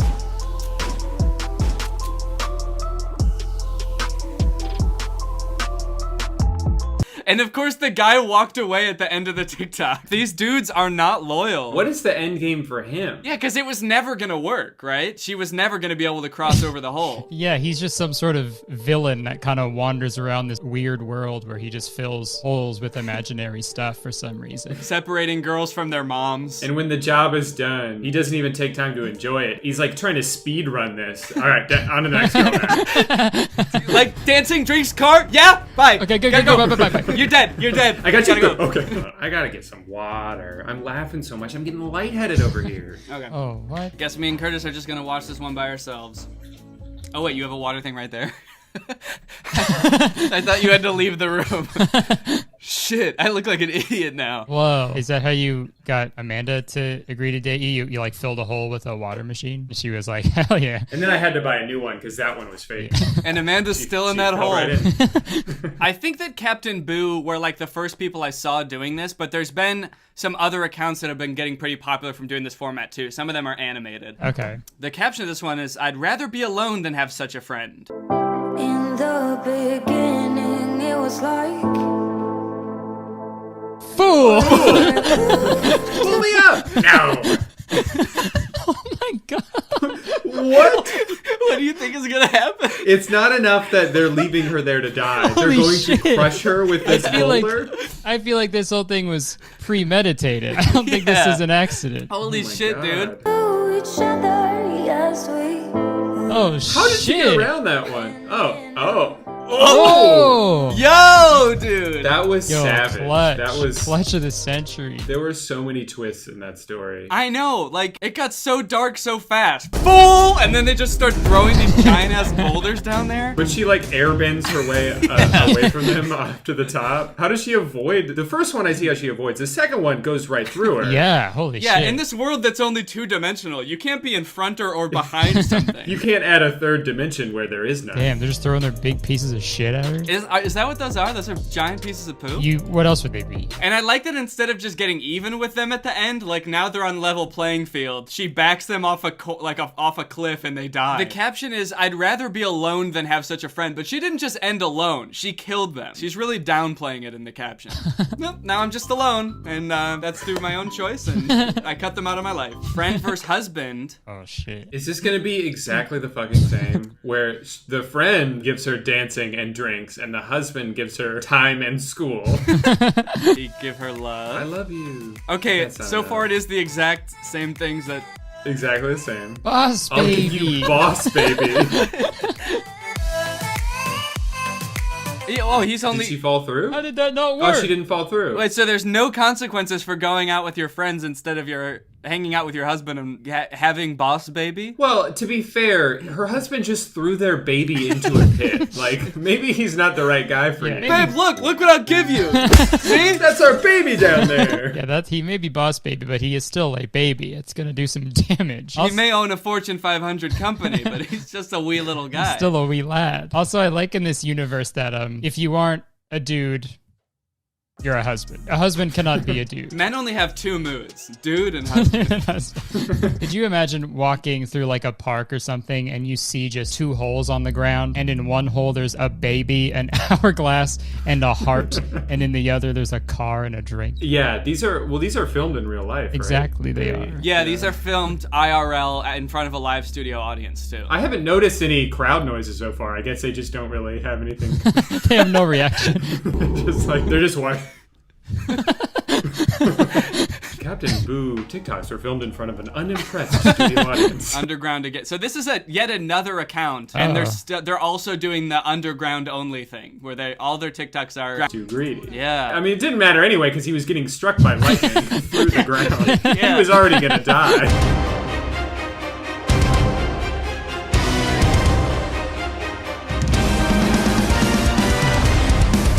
Whoa. 6, 9? 69? They start 69ing. Holy shit. They turned into wolves and are 69ing. Yeah, I wish that that's how it ended. They turn into wolves and then they just start sucking and fucking. So this is like a Freaky Friday type situation where they like switch places. I just don't understand, why did they have to turn into wolves for this to happen? Shouldn't the lightning have turned that other guy into a wolf in the other TikTok?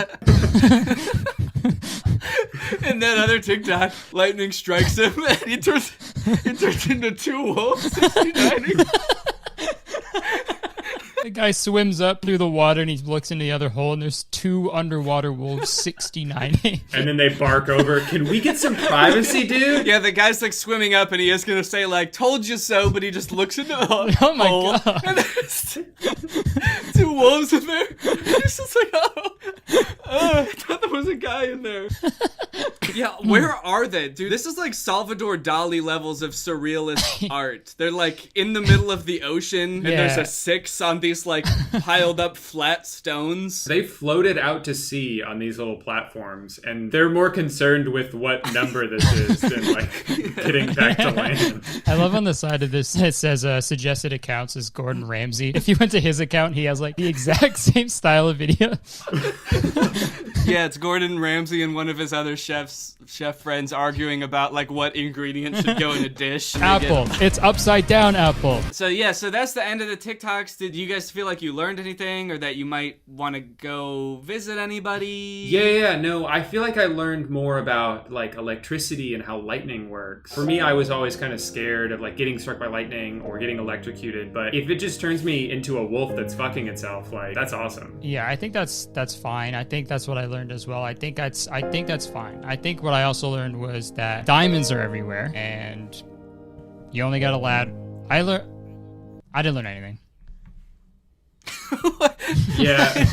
I'll be honest with you, man. I didn't learn anything. Wait, you guys just went on like a 3-minute rant about what everything you learned, and then you stumbled over your words once, and now you're back. Now you're taking it all back. Yeah, it was all a lie. If I can't perfectly, regurgitate every single thing that I learned, I didn't learn a thing. If everything we just said was an object, if you tried to step on it, you would fall through. It was all. Yeah, it was all. It's 6. Okay, so it's 6. What if I came? It's 9. It's Curtis, 6. It's 9. It's 6. I'm looking at it right now. It's 9. 6. Oh my god, this fucking guy. Who gives a shit anymore? Who cares what number this is? I'm having the time of my life. They didn't learn to see it from each other's point of view. They just didn't care anymore. All right, well, thank you guys for watching this video, and thank you to Drew and Curtis for being in the video. Guys, thank you. If you're new here and you're not subscribed yet, make sure you subscribe and turn on my notifications to join Greg. Make sure you guys subscribe to Drew and Curtis's channels as well. Otherwise, I will dig a hole and bury you in it and throw big rocks at you. Are we still in the video? Because this is kind of awkward, man. And Drew and Curtis are still here while I'm doing this outro. I can still cut to them at any moment. They're just sitting there while I'm doing this. Don't use any of this footage, please. I'm gonna use all the footage. Bye. Hello everyone and welcome back to my second channel. This is my second channel. It is not my main channel. If you thought it was, then go and get your brain checked by the brain doctor, because you're just plain dumb. So a couple days ago I decided to try streaming and playing Minecraft for the first time live on Twitch, and it was really fun. I had never really played Minecraft much before, just like a few times, so I didn't really know how to play, but the chat helped me through and it was fun and I had a good time. Unfortunately, I did not remember to record that because I wanted to record it and put it on my second channel, but I was not able to do that. But today I'm going to be playing again on Twitch, and this time I am remembering to record it, so this is going to be that. So I apologize that I'm dropping you into the middle of a game that I've already started, but to be fair, I haven't really done that much anyway. Like, I think the only thing I did was like build part of a house and then leave that area and go somewhere else. So I barely have any resources, and I have a house that I built somewhere else. So it's basically like starting from scratch. Today I've got a nice special treat. I've got a limoncello LaCroix, and I'm gonna bust this baby open and enjoy it while I play some Minecraft. So I hope you guys like this. I don't really know if people that follow me are like huge Minecraft fans. To be honest, I'm not really a huge Minecraft fan. I just thought it would be kind of fun to experiment and try something new. I think it's mostly fun because I don't know how to do it. So I hope you enjoy this video, and if you got some LaCroix, crack it open and sip along. If you guys remember from last time, I have found this village. I ran around in the dark a lot and I got killed a lot and I got some resources. all of which I have right now. So this is everything that I have. I also started to build a house elsewhere, but then found out that I was on an island. Then I found the mainland, which is where I am now. I also fell down there and died because I wasn't looking for a second. The only other time I played Minecraft was like twice in college with my brother, and for some reason I made a Robin from Batman and Robin skin. I'm not even like a big Batman fan. I really don't know why I did that. Basically, I think what I need to do right now, people were saying, is that I needed to build a bed and stuff. Don't tell me to punch Iron Dad. I already know I'm not supposed to do that. Oh, another thing that I have done since the last time I streamed is I watched like a bunch of Dreams YouTube videos. I've never watched like any Minecraft content before because it was not that interesting to me. His videos are so interesting. I'm getting chased right now by a skeleton. I was like hooked on it. They're so well done. Do you guys think that I should venture out in the night to go kill sheep to make a bed? Wait, do I have wool?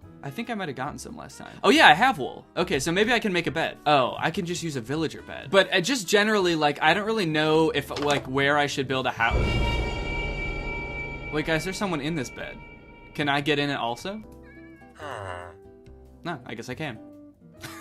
Is he gonna be mad at me? What happened here? Why is there green sparkles everywhere? I think we might have just made love because he was in bed and then I got in bed and then there were green sparkles everywhere. And I don't know what Minecraft love looks like, but that seems like it to me. Oh, take the bed. Whoa, guys. That seems kind of fucked up.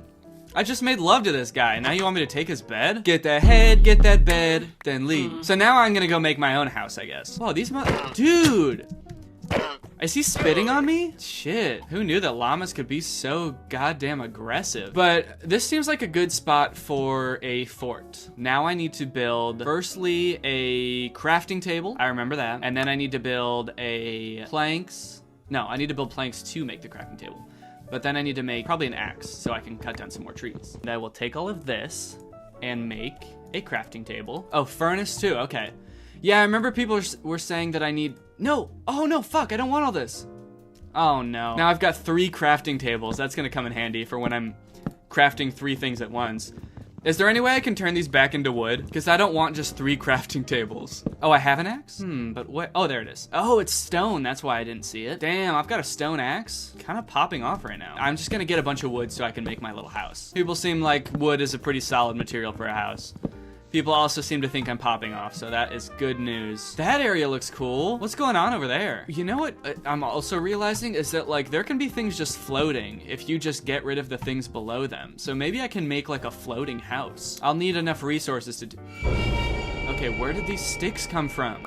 Oh, do they come from the tree? Let's start laying the foundation for this house. Ooh, this is like, what kind of wood is this? Acacia. Huh, cock planks. All right, I'll just make a house out of cock. I'm gonna build my house up in the air. It's gonna be floating. Maybe just a few feet off the ground, but that's still pretty sick, you guys gotta admit. Yep, I'm popping off. A wise man built his house upon the air. I believe that's what is in the Bible. Let's put some cock stairs down. Right here. Okay. Wrong place. I'm gonna make the front of the house go like this. That way I have like a little landing in front where I stand before I walk in through the door.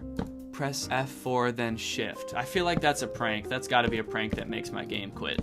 The weird thing that I've always felt like growing up is like I've never been very into video games. I think it's because I'm really bad at them. Or maybe it's the other way around. Maybe I'm really bad at video games because I never really got into them. Compared to all my friends in high school and stuff, I just like was so bad at video games that I never really got that into them. That's why when I was like, oh, it would be fun to stream, I was like hesitant at first because I was like, but I'm not good at any games. Like if I tried to stream like Fortnite or something, it would just be so sad. Like I've played Fortnite before. I've killed like 2 people ever in that game.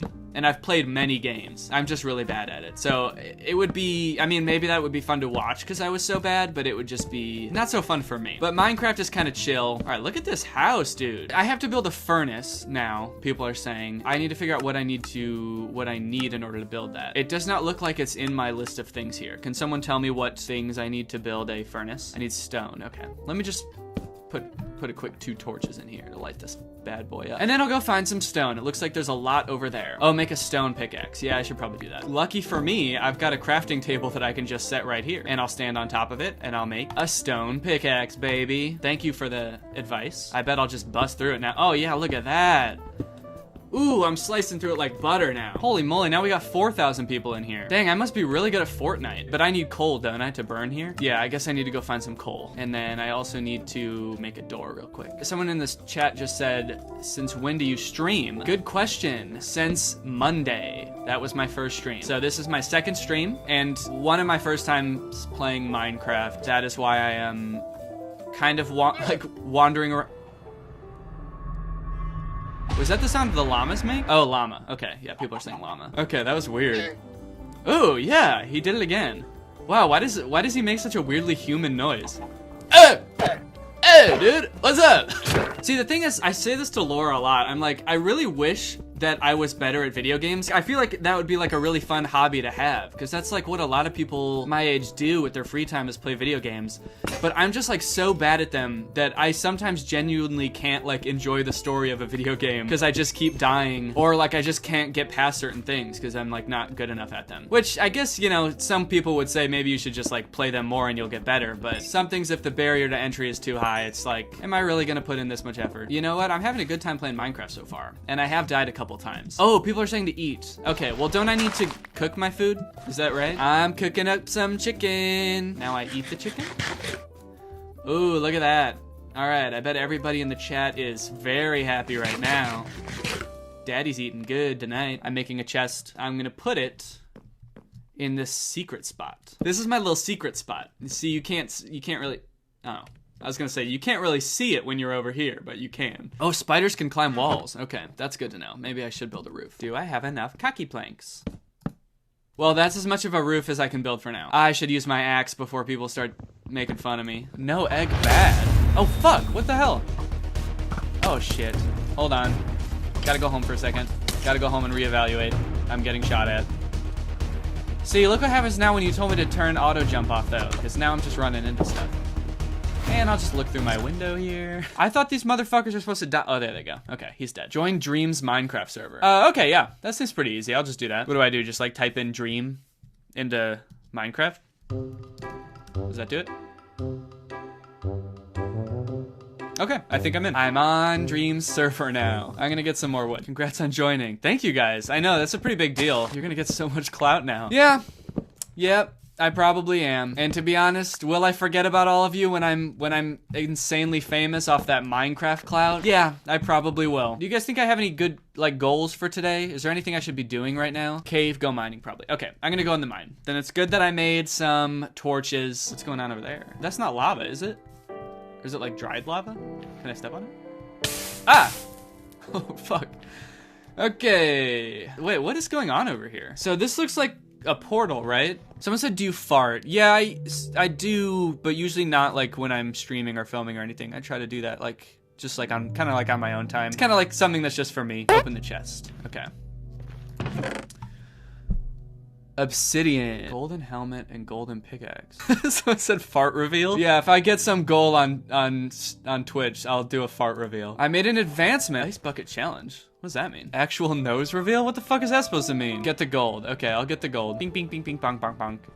Bing, bing, bong. I didn't get the gold. Oh, don't break that unless you have an iron pickaxe. Guys! Who said that? Who told me to break the gold? Fuck you. Dude, that was not cool. I need an iron pickaxe to get the gold? So I guess I should go do that, right? I complete the portal. What do I need to do to complete it? What do I need to... Do I put obsidian? Does it just go like around like this?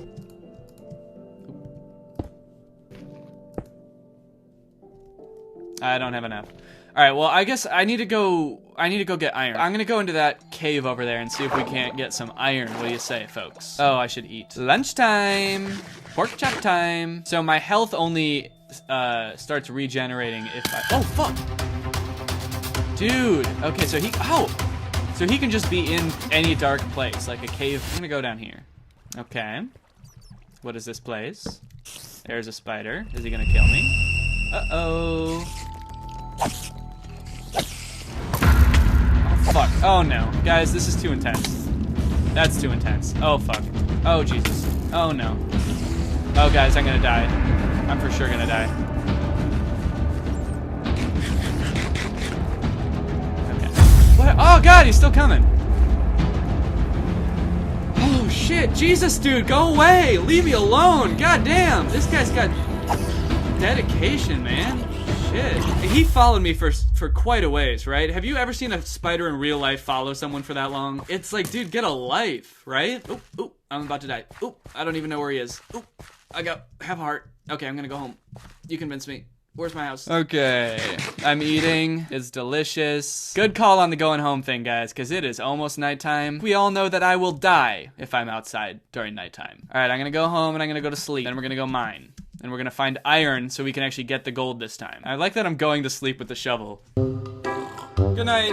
And I wake up with the shovel. This is my most prized possession. I must sleep with my shovel. This is the Tac shovel. It's got self-defense mode. All right, another day. Chopping down the cock tree. Should I put on this helmet? It looks like kind of epic. Wait, why does it say curse of vanishing? Is this a curse? It vanishes when you die. Oh, okay. So it just surprised me. Whoa, okay. That guy definitely blows up, doesn't he? Yeah, we're gonna stay away from that bloke. So how am I ever gonna go in there if there's just like a guy who's gonna blow up standing at the entrance? All right, I'm just gonna, you know what? I'm just gonna hop in here real quick and swim around and see what I find. Whoa, this is like a really expansive spot right here. Look at this. Should I get this coal? Not with an axe. With a pickaxe. There we go. Yeah, I don't have iron right now. That's kind of what I'm looking for. I'm gonna go see what's in that cave. Ah! Is that iron? Ah ha ha! I think I found some. Oh, eat. Yes, thank you guys for my... You know what? Maybe this is kind of like the ideal Minecraft experience for a beginner because you guys remind me to eat constantly. Like, I would definitely be forgetting to eat all the time if it wasn't for you guys. Everyone should play Minecraft for the first time with 4,000 people watching them. That way they do well. Oh, fuck. I was trying to open my sword. Oh, there he goes. Well, can't get me now, can you? Asshole. Well, I only got 2 iron there. Do you think, could there be more like in there if I dig a little more? Ooh, and even more. Hot damn. I am king of the iron over here. Look at me go. Should I keep going down in there? Because I am hearing like a creepy moan of what I assume is probably a zombie. How am I even gonna get down there if I wanted to? That's a long way down, isn't it? Yeah, I wouldn't even be able to get back up, probably. We're going back up. Kind of feeling like I might be on the exact opposite side that my house is on. It's definitely not over there. Okay, so I might have made a mistake, but my worry is that I think my home is back that way through all those dark caves. And I see a village, maybe, over there. So maybe I should just go over there and go to sleep. Also kind of worried that there's no way to get down. Can I jump in this water? What do you guys think? Can I make it? Oh, okay. I did it. I was really worried that wasn't gonna work. Dude, was that epic or what? That was a total dream move right there. Dream would have done some shit like that. I guarantee it. I'm basically at his level at this point. All right, let's head into the village and go to sleep. Get the fuck out of here, man. I'm trying to sleep. Jump in the lava, it works better. Dude, fuck off. I'm a pro gamer. I know that's not how it works. Sorry to one night stand you like this, but I gotta go, dude. Whoa, what? Dude, what the fuck? Did you, wait, you guys saw that? Wait, oh, okay, I'm right here, luckily. All right, I was really worried I was gonna respawn back at my house. Did you guys see the creeper? Because I did not even see him. Okay, that was kind of an epic fail. And I don't say that a lot. I really like to refrain from using the word epic. In terms of fails, that was pretty epic. Oh no, but my helmet's gone. Oh, it really did have a vanishing curse on it, didn't it? Damn, you never really know what you got till it's gone. I do feel partially responsible for this villager's home being blown up, but what are you gonna do, you know? I feel like I have to spend this entire day going back to my house because I want to get back there. I want to put stuff in my cabinet. I want to sleep in my own bed for once and not some stinky villager bed. Wait, 1 second, real quick. I just gotta do one thing real fast. Just, real quick. Oh, fuck! Guys, how do they keep creeping up on me like that? I guess by that, you know, I guess that's why they're called creepers, huh? I got so lucky that I turned around right then because I had no idea that he was right there. Okay, I might be farther from my house than I thought. I also might be going in the total wrong direction right now. Oh, there's my house. I can see it now. Here we go. I'm home, baby. My house never looked so good. Whoa, I have a cock door? I'm gonna replace my door real quick. This will match the aesthetic of the house a bit more. Boink. Yeah, there we go. Look at that. Oh yeah, okay, I guess I should finish up my roof here. Oh, look at this. Look at this lovely little log cabin. I'm feeling pretty good about it. Look at that. It's kind of like a little... Why does it look so ugly? Look at this. I've got iron now. I've got some iron ingots, and I can use those to create some new stuff. Aha! So I'm gonna make an iron pickaxe that uses 3 of my iron, so I can't really make much else. Oh, shield. People are saying shield. I forgot. Okay. Aha! And what does this do exactly? Oh, press F. Ah, okay. Now I can defend. So this is me defending myself. Boop, boop. This is a pretty gamer move right here, right? Making myself a little bridge to get over to the other iron. I'm having kind of a gamer moment. I think I'm about to game. Maybe I could go down there. So if I can just land in the water, I should be good, right? I think I can just step right off and land in the water. Did I land in the water? Yeah, I definitely just landed on the only non-water thing. I landed on this stone jutting out. How the fuck did that happen? I think we all know what time it is. It's time for Daddy to have a snack. So I'm gonna have some steak. And then I'll just get some more iron here. I'm finding like a lot of stuff down here. This is awesome. And I nicked my ankle. God, just kinda wanna see what's in here. It's kinda interesting. Oh, okay, I'm getting out of here. Oh no, oh God, fuck, no! Oh shit, oh fuck. Oh God, let me up! God, dude, why wouldn't it let me up? I feel like I'm never really in that much danger, but just my lack of knowledge makes it way more intense. I gotta remember where that portal was, because I want to go get that gold. I'll make sure that I have the iron pickaxe loaded up and ready to go. All right, I have 1 piece of gold. I kind of feel like I'm flexing right now, just walking around with this. Oh fuck. Easy come, easy go. I just remember that I had a furnace with me because someone told me to carry around a furnace at all times, but you know what, I'm just gonna go home anyway because it's about to be nighttime, or as I like to call it, fright time. What am I doing here? Oh, I want to melt these. Yeah. Look at here, I've got some iron. Oh, we ran out of coal. Let's keep that fire going, baby. Now folks want me to make iron armor. Oh, so you're telling me I have to cover up my beautiful Robin skin? Come on. They don't make any clear armor? Transparent armor, or better yet, Robin themed armor. Guys, I think it's safe to say the drip just got drippier. Look at this. Put your gold block in the crafting table. Okay, so people are saying that I can do something with it in the nether. Guys, I'm gonna be honest. You guys keep talking about the nether. I do keep sort of just glossing over it, borderline ignoring it, because that sounds scary as hell. I don't know what's in the nether. I saw Dream go there, and there were like pig people walking around. I want to make ladder. I need sticks to make ladders, don't I? Rats, I can't even make 1. I need to put these in a place that's completely vertical as well. This is where I'm always finding myself climbing up. Okay, now I'm going to make a straight up thing that I can build my ladder up. And then I guess I got, oh, but now I gotta make like a bridge over there. I'm kind of stuck on a tall thing. Wait, hold on, okay, 1 second. I need to reevaluate the strategy here. Okay, I'm holding shift, guys, don't worry. And I'm building along this way. So now we got a nice little bridge, and now I can go down there and put my ladders up. And hopefully I have enough ladders. Okay, that's pretty good. Guys, I think I just solved my biggest issue. I made it nice and thick, that way, in case I lose my balance a little bit. Woo! Guys, this is awesome. This is gonna save me so much time. From the sound of it, I need to prepare to go into the nether, but I'm still not sure what I need in order to do that, or how to even get to the nether. Okay, so I need to finish that portal to get to the nether. I'm just gonna go grab a quick snack. Bread, all right, there we go. What a lovely meal. Oh, fuck, where's a bed? Guys, I never remember what is in any of the houses. There's a bed. Night, night. Oh, fuck. Guys, I can't go to sleep because there's a creeper right outside. Let me sleep. Dude, you are not... This motherfucker just came in and tried to go to sleep in my bed while I'm trying to sleep here and there's monsters around. What, you can sleep when there's monsters around? I don't fucking think so, dude. Get out. Maybe you're the monster it's talking about. Ever think about that? Jesus. Oh my god.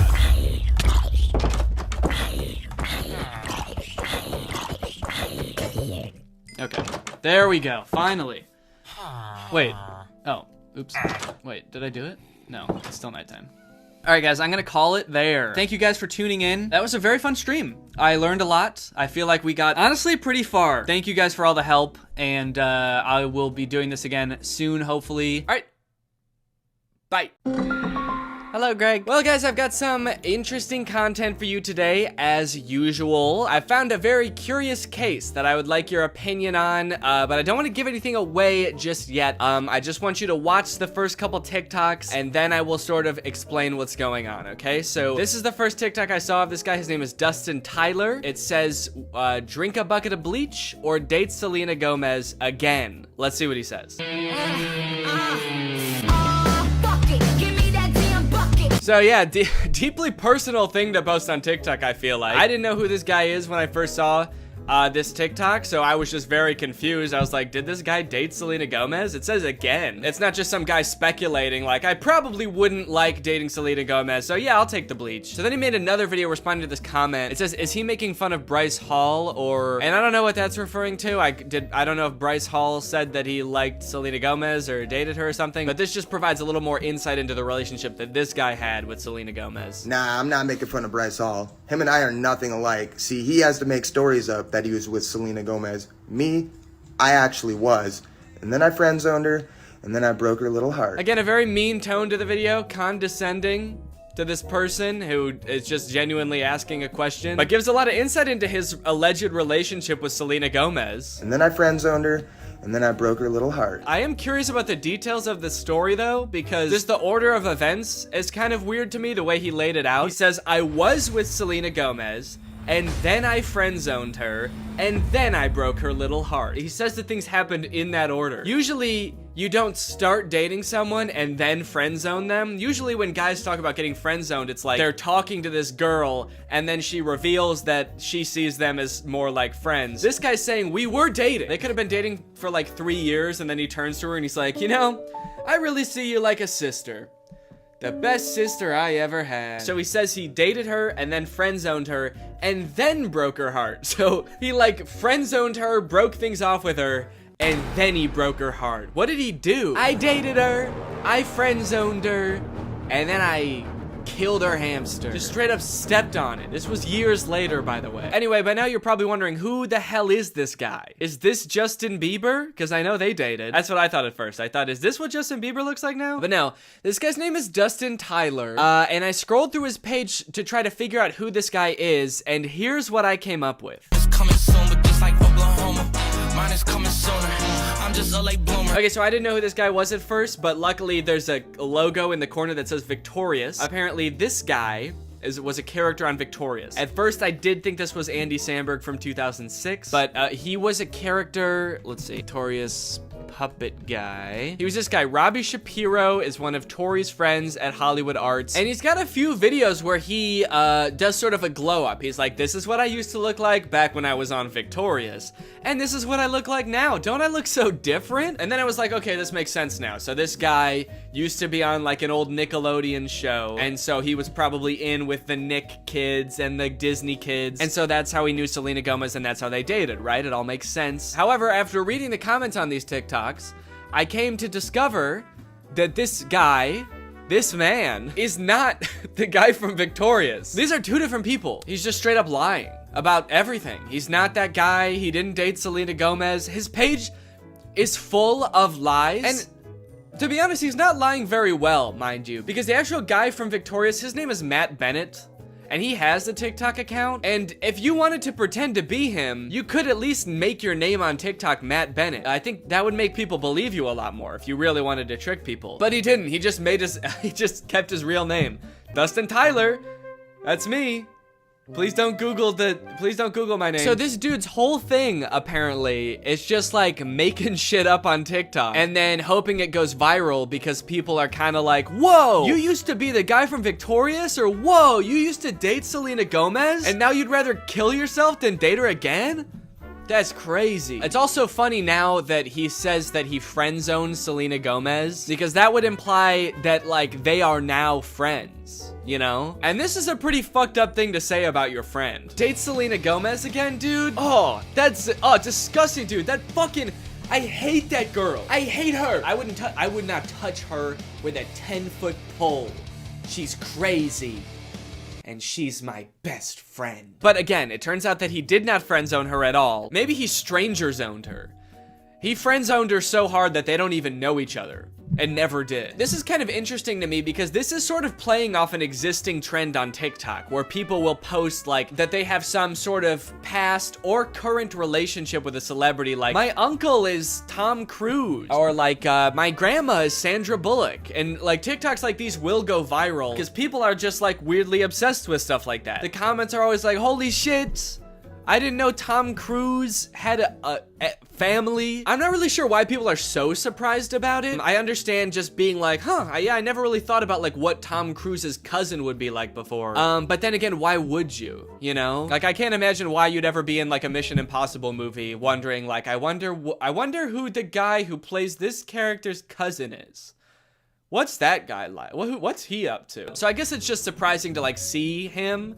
But it's not really surprising to find out that he does have a cousin. I don't think we're all under the impression that like Chris Pratt just showed up just came about through natural causes. If you just search on TikTok, I think famous relative check, lots of videos will come up about being related to Charlie D'Amelio or Bob Saget. Okay, this guy is saying that his mom is Flo from Progressive. This is kind of like a popular thing on TikTok, and anytime like a big celebrity has some cousin post about them, it goes viral. But the downside to blowing up in this fashion is that it's kind of hard to keep this momentum going, you know? Most people don't have multiple famous relatives, so you can't just keep posting about like having more famous relatives. I mean, I guess if your cousin was Justin Bieber, you could just sort of keep filming him at every like family get together. But you are kind of just limited to one famous person, which is where I think this guy Dustin Tyler has it all figured out, because he doesn't just pick one celebrity to be related to. He'll lie about being related to anybody in a multitude of ways. Now,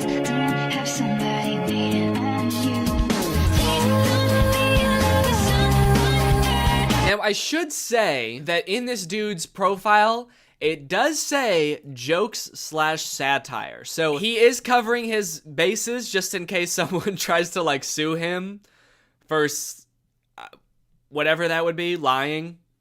Being weird. In case anybody tries to sue me for being a little bit strange, it's all jokes. Also, all of his TikToks about like dating famous women are about him friend zoning them. Or like him like dating them and being like, yeah, I dated like the most famous woman in the world.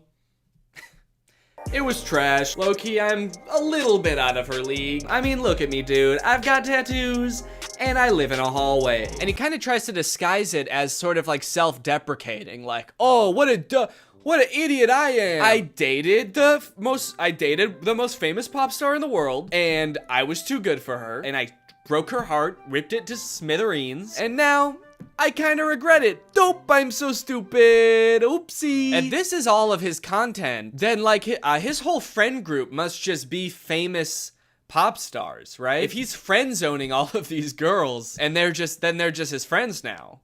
Maybe this is the only way he knows how to make friends. Put your back into it, tell us why, show us how. Look at where you came from, look at you now. The caption for that one is, this is what I looked like when I friend-zoned Ariana Grande. Okay, that one's not even trying to disguise it as like a self-deprecating joke. That one's just like, look at how ugly I was when I friend-zoned a literal pop music icon. And now look at how hot I am. I can't decide how I feel about this, because on one hand it's kind of creepy, but it also is kind of funny that he's just like pretending to be dating all of these famous people. I will say, very disrespectful to the guy from Victorious. The fact that he's using this guy's picture to be like his past ugly self and being like, but now don't worry guys, now I'm hot. I don't look like that ugly ass dweeb anymore. And he's like showing a picture that's not even him, it's some other guy. And he's also kind of like lying about things that guy did too now. He just starts assigning all of this horrible shit to this guy that's not even him. Yeah, this is what I looked like back when I robbed that bank. Can you believe this is what I looked like back then? Damn, that was the same year I blew up that hospital too. Shit, I've really changed since then. My name is Matt Bennett, by the way, and I did all those things. People just walk away from those videos being like, wow, that guy who played that kid in Victorious is kind of an asshole. Also, one of the weirdest things about this is he also posts all of these TikToks on Instagram, and he's verified on Instagram, which seems very weird because literally all he does is pretend to be other people, and somehow that gets him verified. But he does, in fairness, also say jokes and satire in his Instagram description. So when Instagram verified him, what they're saying is, don't worry guys, this really is the guy who pretends to be the guy from Victorious. If you're wondering if this guy really is who he says he is really the guy that pretends to date Selena Gomez. They do get a little bit creepier though. This one is like that sound that's like, back in the day, me and you, baby, we used to have fun. And it says, my mind when I bump into Ariana Grande when she's with her husband with like a emoji. Imagine this guy that Ariana Grande's never met before bumping into her in public with her husband. Remember me? It's like, I've never seen you before in my life. Oh, the fun we used to have. If he keeps making TikToks like these are only going to get progressively more and more creepy the more like life changes Ariana Grande goes through. The next one's like me following Ariana Grande's daughter home from elementary school to tell her about all the good times me and her mom had. Me in court while Ariana Grande's trying to file a restraining order against me. And if you wonder if I hate you, imagine Ariana Grande's husband, like, just randomly stumbling across this TikTok. What the fuck? I don't even know this guy. Imagine if he sees all the other TikToks and, like, believes them, because he doesn't know. Babe, who is this guy? And she's like, I have no idea. And he's like, bullshit. You're just saying that. You're lying to me. This guy friend-zoned you, and now he hates me. And she's like, no, I literally have no idea who that guy is. He's lying. You obviously do know him. He was on Victorious. That guy was not on Victorious. You are so full of shit. He's verified on Instagram, babe. Okay, that one just throws off the whole thing. I thought he wanted Ariana Grande back. And all the other TikToks, he's like, damn, I wish I never friend-zoned her. And now he's saying I would never date her again? How do you reconcile those two? Oh, I wish I didn't friend-zone Ariana Grande. I wish I killed her. These are getting a little creepy, kind of like bringing her husband into it. There's one comment under this TikTok that says, you're using her name a little too much, I think. And he commented under it, I'm obsessed with her. I'm not using her name too much. I'm obsessed with her. I think I'm using it an appropriate amount. How am I supposed to stop using her name if I can't stop thinking about her? How does that make any sense? Again, I get that this is all a bit, you know, it's all jokes and satire, but I do feel like he may be taking the bit a little bit too far and committing a little bit too hard to the bit now. He's gonna get arrested and be like, that video that I posted of me over Ariana Grande and her husband sleeping was a joke. I was making fun of someone who would do that. The knife in my hand was a goof. You wanna know the craziest thing about this? Is all this dude does is pretend to be other people and pretend to be related to other people. And he has 1.7 million followers on TikTok. You know John Legend? Like an actual famous person just started a TikTok. You know how many followers he has? He's got 1.6 million followers. He's got less followers than someone pretending to be related to somebody famous. Dustin Tyler has 4 times as many followers as the actual guy from Victorious. Matt Bennett has 400,000 followers, and a guy pretending to be him has 4 times more. It's like, how do you get more followers by making TikToks about being like related to somebody than you do by being that guy? He hasn't just pretended to date celebrities, he also has pretended to be Keanu Reeves' son. People, tomorrow morning, 10 a.m., Santa's coming to town. And a lot of them have this kind of theme where like people and like potential girlfriends only like him because he's Keanu Reeves' son. And I just think it's kind of funny that in this fictional world where he can make up anything, he picks such a sad reality for himself. He picks these worlds where like he turned away the love of his life, Ariana Grande, and now he's bitter and he despises her husband. And he picks this world where Keanu Reeves is his dad, but like he can't really be sure if anyone actually likes him for him because everyone's just so obsessed with Keanu Reeves. He's turning his life into a tragedy. He's made a tragedy of himself. Also, I think it's kind of funny that in this scenario, it seems like the she that this video is talking about would be Ariana Grande. You know how Ariana Grande is obsessed with Keanu Reeves and that's a thing about her? Screaming, crying. Also, I want to know where he's making these TikToks. He's always either like in a hallway or in a storage closet. I feel like I'm way more interested than his life than than like whatever fantasy land he's coming up with. I feel like he's making these at work. Whatever job this guy works, I must be the most boring job in the world. I get daydreaming about like dating Ariana Grande or like having a famous parent, but then like daydreaming and fantasizing about like dating Selena Gomez, but it was trash. It's like you've gone through everything else there is to daydream about. And now all you have to daydream about is like, what if people only liked me because my dad was in the Matrix? Anyway, I don't know. What do you guys think? Is this creepy or normal? Is this creepy behavior or is this all in good fun? And it's just kind of like a silly guy being goofy and wacky. Let me know. Ladies and gentlemen, Walmart has entered the metaverse.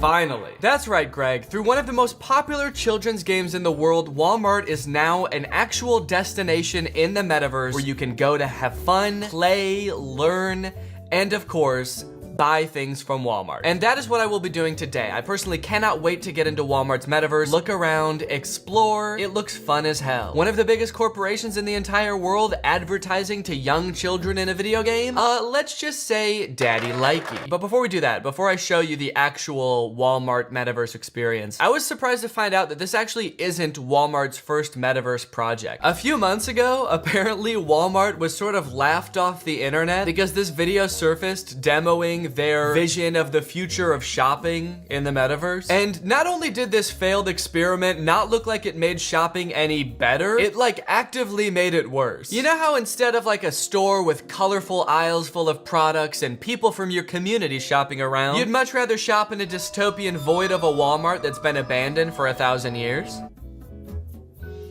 You do? Oh, you do? Okay, that was meant to be sarcastic, but you actually do? Okay, well, then maybe you'll like this.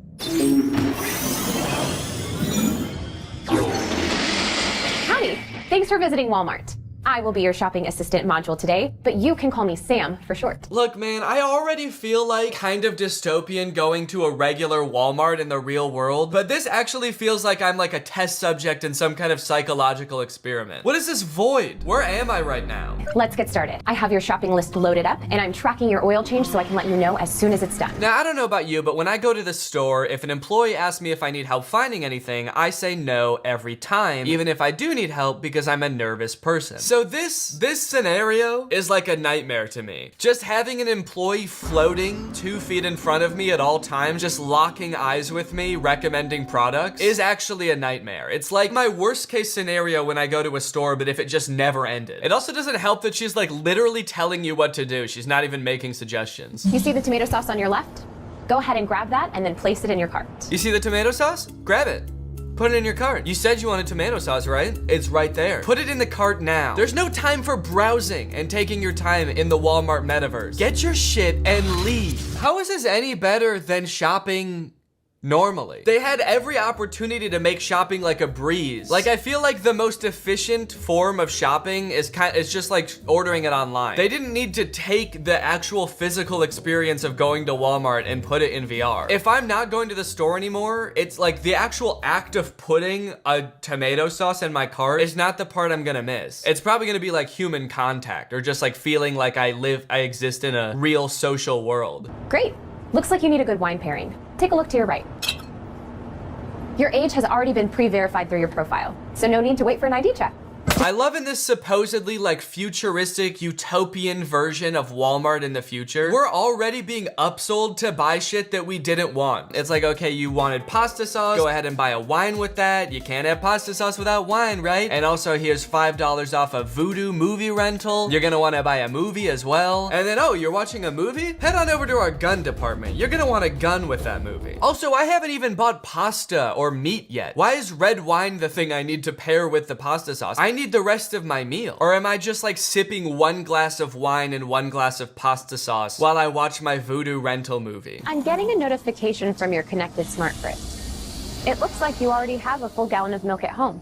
Should we put this one back? Sorry? My fridge told you that? The sheer passive aggressive in this Walmart employee's voice. Hey, so I noticed you have a gallon of milk in your cart, but I was just talking to your smart fridge and he told me you already have milk at home. Should we put the milk back? Should Whittle Baby put the milk back? Did Whittle Baby forget that we have milk at home? Did you forget in this dystopian world there's a milk shortage? Are you trying to hoard milk? Also, stop talking to my fridge behind my back, dude. What the hell? Why are smart fridges so integral to every corporation's version of the future? I do not want my fridge snitching on me to Walmart, okay? Damn, you can really feel the anger through the screen in that toss. Fine, I'll fucking put the milk back, dude. Stop talking to my fridge. Just every part of this is so eerie. What is with the hum throughout this video? They could have had like fun music playing. You know, you go to like Target or Walmart, they're playing like Ed Sheeran. It's like they're making it eerie and dystopian on purpose. Every time you pick up an item from the shelf, all of the shelves descend into the underworld and new shelves come up. That's really comforting, I gotta say. There's something so comforting about them being like, no, you don't move, all right? The shelves move. You stay right where you are. The milk will come to you. The gun aisle will come to you. Good news, your oil change is done. Your vehicle will be ready at the Tire and Lube Express. Okay, now wait, so this is confusing. Am I at a Walmart with a VR headset on? This whole time I thought this was something you do from home. You go around, pick out all your items, and then Walmart will come and drop your stuff off. But she just said that my car is getting an oil change right now. Good news, your oil change is done. At the Lube Express or whatever? At the Tire and Lube Express. The Tire and Lube Express. That's right, that's what I said. So, I drove to Walmart, dropped my car off at the Tire and Lube Express, and then went into Walmart and then just put on a VR headset? At that point, why can't I just shop? Why do I need to be wearing a VR headset? I'm so confused. I feel like these hands say so much about the emotion of the person watching this happen. Would you say that this person is like happy or terrified about what's going on right now?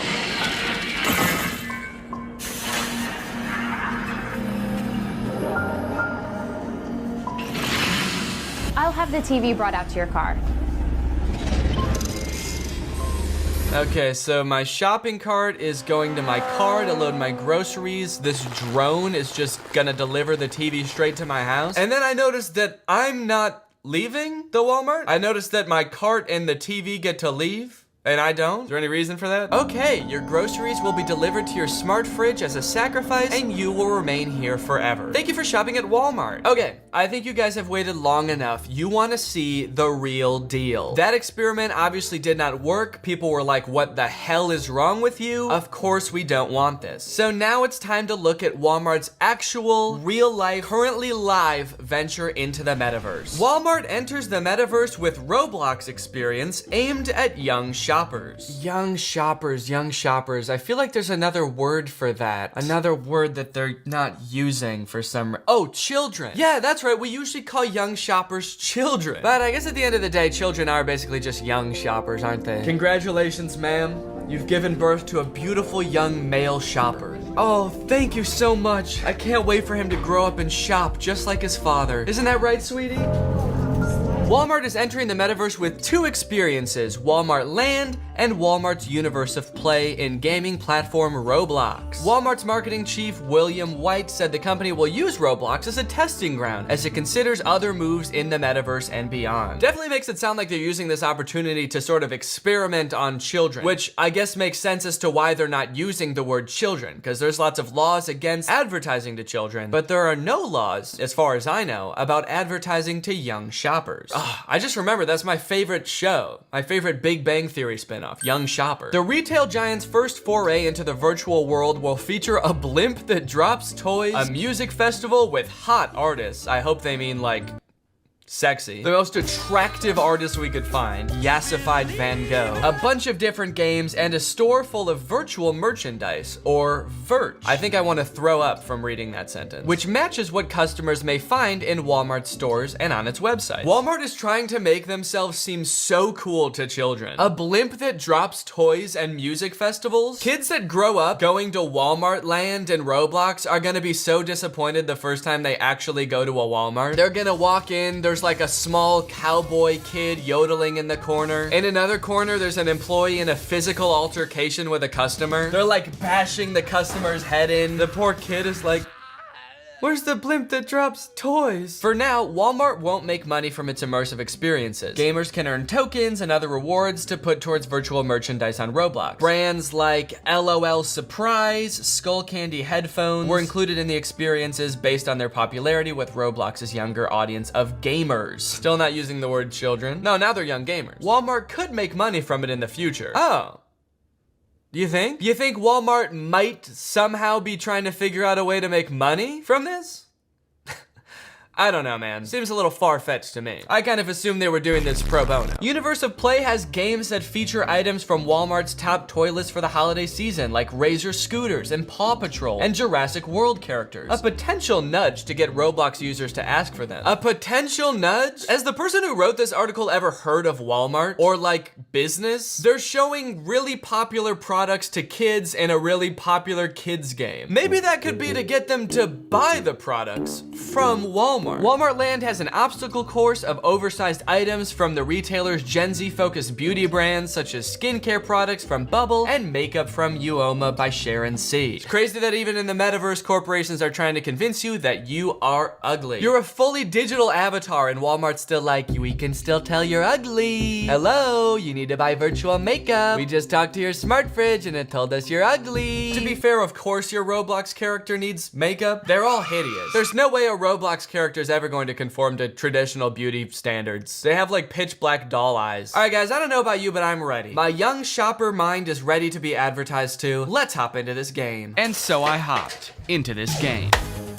I have never played Roblox before. So unfortunately, even though Walmart is advertising this as a metaverse experience, it's not in VR. I kind of thought that every metaverse experience takes place in VR, but I guess metaverse just means it's in the computer. I don't know how that's different from like Walmart.com. That's in the computer. Is that not the metaverse? Since the game is not in VR and I wanted to still wear a cool headset, I'm gonna be wearing these cool gamer glasses instead of a VR headset. Anyway, I have actually have no idea how Roblox works. It took me a minute to figure out how to actually get into Roblox and start playing in Walmart's World of Play. So I guess there's all these worlds here. I wonder if Walmart Land is in here somewhere. Survival? Probably not gonna be in there. Yeah, Walmart Universe of Play, the new survival game. Try not to get murdered in the new Walmart Land. Apparently Roblox isn't just one game, it's like a million different games. Don't Call at 3 a.m. It's a picture of Dwayne The Rock Johnson. Squid Game, Last to Leave, it's like a Mr. Beast video within Roblox. What is Roblox? What is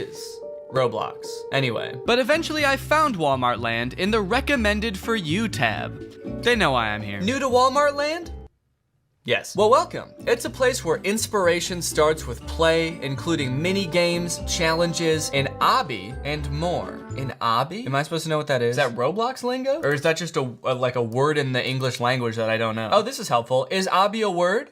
Yeah, obby is a valid English word. Okay, what does it mean though? The hell is an obby? Oh.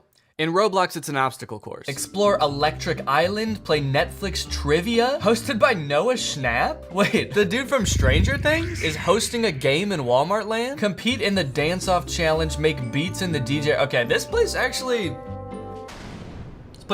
might be kind of cool. That's right, it might. Now there's some cool sounding stuff in here, like a giant cosmetics obstacle course, but what I'm really interested in is Noah Schnapp hosting trivia in Roblox. How is he just in Walmart Land? Is he just playing Roblox all the time? Just sitting there waiting to ask people questions about Netflix? How much are they paying him for this? There's no wrong way to play. I bet I can prove you wrong, Buster. Let's see how long it takes me to get banned from this world. Then we'll find out if there's a wrong way to play, won't we? So this is Walmart Land. My initial impressions of the game were not great. So this is me. See, the thing I don't get, okay, this isn't a thing about Walmart Land specifically, but why is this game so ugly? This video is just gonna be me discovering the horrors of Roblox. It's not even gonna have anything to do with Walmart anymore. What the fuck? Let me check how loud the game is. It's about this loud. I knew I couldn't go seeing Noah in this wretched default outfit, but lucky for me, Walmart Land has a virtual store. Oh, there's a store. Let's go over there. I can buy some Walmart jeans! Where you can shop for clothing from real-life clothing brands like Bonobos. Wide leg jeans, Bonobos sweatpants. Is that how you pronounce it? I looked it up afterwards, and it is not. Bonobos. But that wouldn't stop me from mispronouncing it the entire time I played this game. I guess I need coins to buy some Bonobos sweatpants. I don't think I've ever met anyone that's actually been wearing an article of Bonobo clothing, but I'm gonna go and get some. There's a couple different ways you can collect tokens to buy Bonobos clothing in Walmart land. First, as we know, there's a blimp that drops toys. Okay, there's a thing at the top that says next blimp a minute and a half away. Oh, there it is! Take me with you. I want to go in the blimp. Except as far as I can tell, it only ever drops cold hard cash. Okay. I just got 82 surprise coins. Okay, sick. So it dropped some coins. Didn't drop any Walmart.com t-shirts or anything. So a little underwhelming, but these coins will make do. I did get distracted from my mission to buy some sweatpants when I realized there was a fight going on in the chat. Looks like there's a bit of a dispute happening in the chat. It's the same person who commented over and over. No, this is my monorail. Off. Wait for the next one. Wait for the next one. Off. Holy shit. There's a monorail in this game? How do I hop on this thing to piss this guy off? I was told there's no wrong way to play, so I'm assuming that hopping on this guy's monorail just to piss him off is cool. I said, I'm waiting to get on your monorail. I'm so excited. And he said, no, wait for the next one.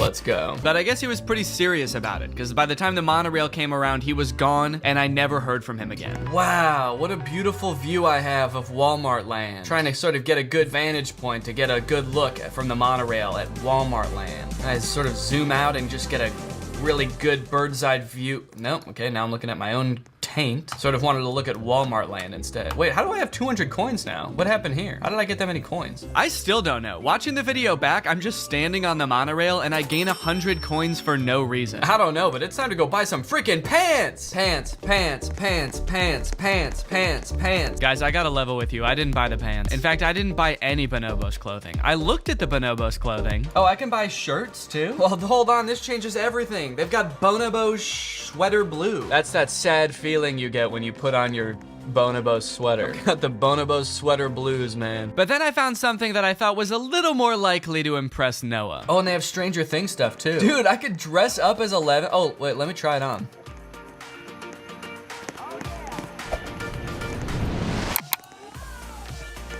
And here I am. And why am I not wearing it? Excuse me. Excuse me. Maybe this is just Roblox as a whole, but Walmart land was generally very glitchy. How do I put on this freaking dress? I have a feeling it's in this bag, but there's sort of like a list of players in the way that I can't click on the bag. Let me click on the goddamn bag. When I bought this 11 costume and I went into my inventory, it said it was already equipped, but it wasn't. And I had to like unequip it and then re-equip it and then just like wait a couple seconds for it to show up on my body. Let's go!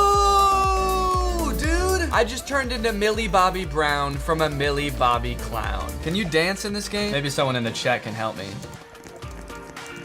It's time to see how kind the people of Roblox are, I guess. Oh, you can dance in Roblox, but there's certain games that you can't dance in. Well, surely you can dance in Walmart land. It's the best place in the goddamn world. They said I tried and it didn't work. Excusez-moi. There's supposed to be like a dance rave here, isn't there? And you're not allowed to dance? There's a music concert, a music festival, and you're just meant to stand there like this? Whoa, Cold Atlantic sent me a friend request. Sure, dog. I'll be anyone's friend, as long as they can teach me how to freaking play this game. So it looks like there's some areas of Walmart land they have not fleshed out yet. There's a bunch of bubbles that just say coming soon. So they're keeping some hype alive for Walmart land, as if there wasn't enough already, you know? While searching for Noah, I came across the cosmetics obby. The goal is simple. Just try to get to the end of the obby. All right. I thought I'd give it a go in an effort to, I don't know, earn some extra tokens. Oh God. But little did I know, this obstacle course would ruin me. Fuck, shit, I hate Walmart land now. I don't want to buy any of these products at all. What is this? Oh! Am I just bad at this? Fucking shit. I swear to God, this is harder than it looks, gang. Only an adult could beat this, for sure. And even then, you know, I mean, I'm a grown up. I'm definitely being given a run for my motherfucker. Some advertising. This is Walmart. You see what you've done? You've turned a lifelong loyal customer into a pissed off Lego guy. It's getting kind of hard to watch. Honestly, I would much rather be watching an ad for ExpressVPN right now. While I'm getting absolutely dominated by this beauty obby, let me tell you how you can avoid getting dominated by your internet service provider by using ExpressVPN.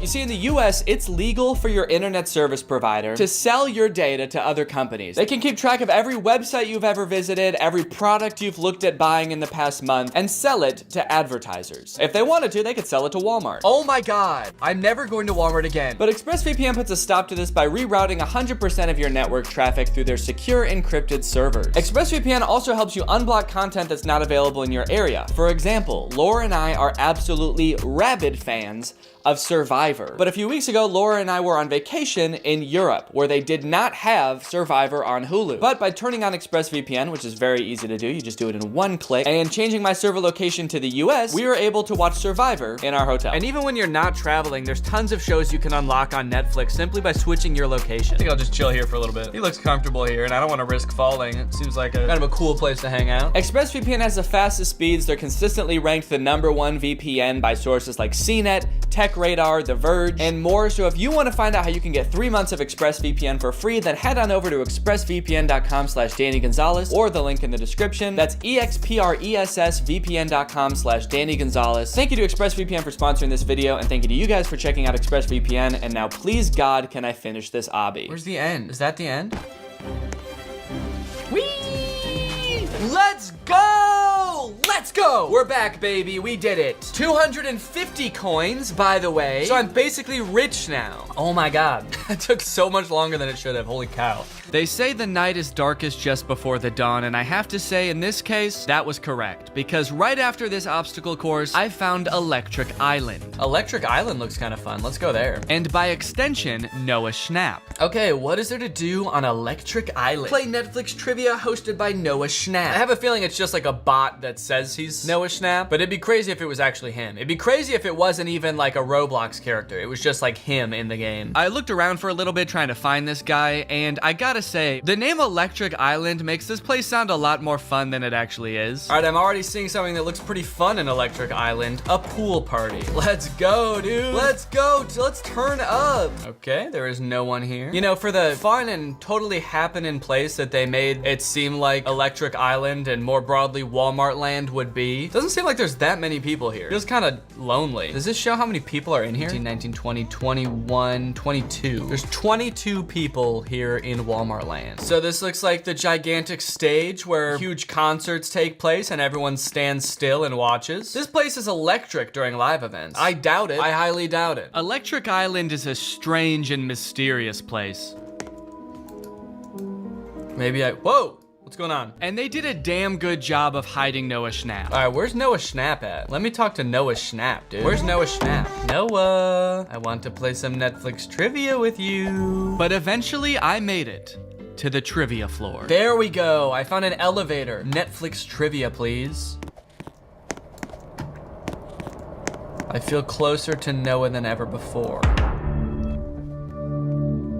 Hey, what's up everyone? I'm Noah Schnapp, but you might know me as Will Byers from Stranger Things. Anyway, today we're gonna have some fun playing Netflix trivia here in Walmart Land. There are 3 categories you choose from, one about Stranger Things, another about Outer Banks, and a third called Surprise Me. You know, something tells me he wasn't actually in Walmart Land. There weren't too many blank white walls that I saw in Walmart Land. He said like, I hope we're all having fun in Walmart Land, like he was also there. He didn't even look like a Roblox character. Now the only thing left to do was play some Stranger Things trivia with my boy Noah. What sport does Lucas play at Hawkins High? Football? Fuck! Oh no, I forgot I don't watch Stranger Things. I didn't know the answers to any of these questions. Which of the following is a real quote from Argyle? Who is Argyle? 5 coins for like 30 minutes of work trying to find Will. Or sorry, not Will. Noah is his real name in real life. And I get 5 measly coins. I kind of felt like all the kiddos in season 1 trying to find this dude. And I finally do, and I get 5 coins. At this point, I've got to pretty much be the richest person in Walmart Land, so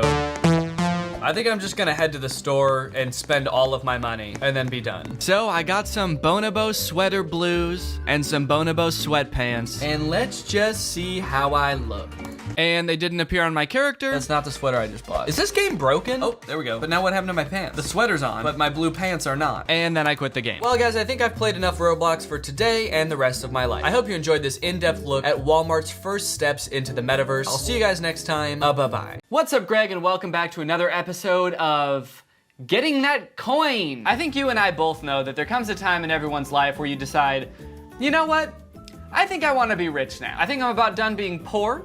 I would like to be rich. I would like to be rich beyond my wildest dreams now. And also, I am a man. I want to be rich, and I am a man. I think everyone pretty much can relate to those things, which is why I'm so glad that these Instagram accounts exist. Ones like Investing Alpha, Business, Investing, Finance, Male Soul, The Villain Skull, obviously the #1 motivational page, and Bad Boy Quotes, the #1 epic motivational page. These accounts kind of all fall into this genre of like motivational posts about being a boss ass dude, being a big boss man, a big boss boy.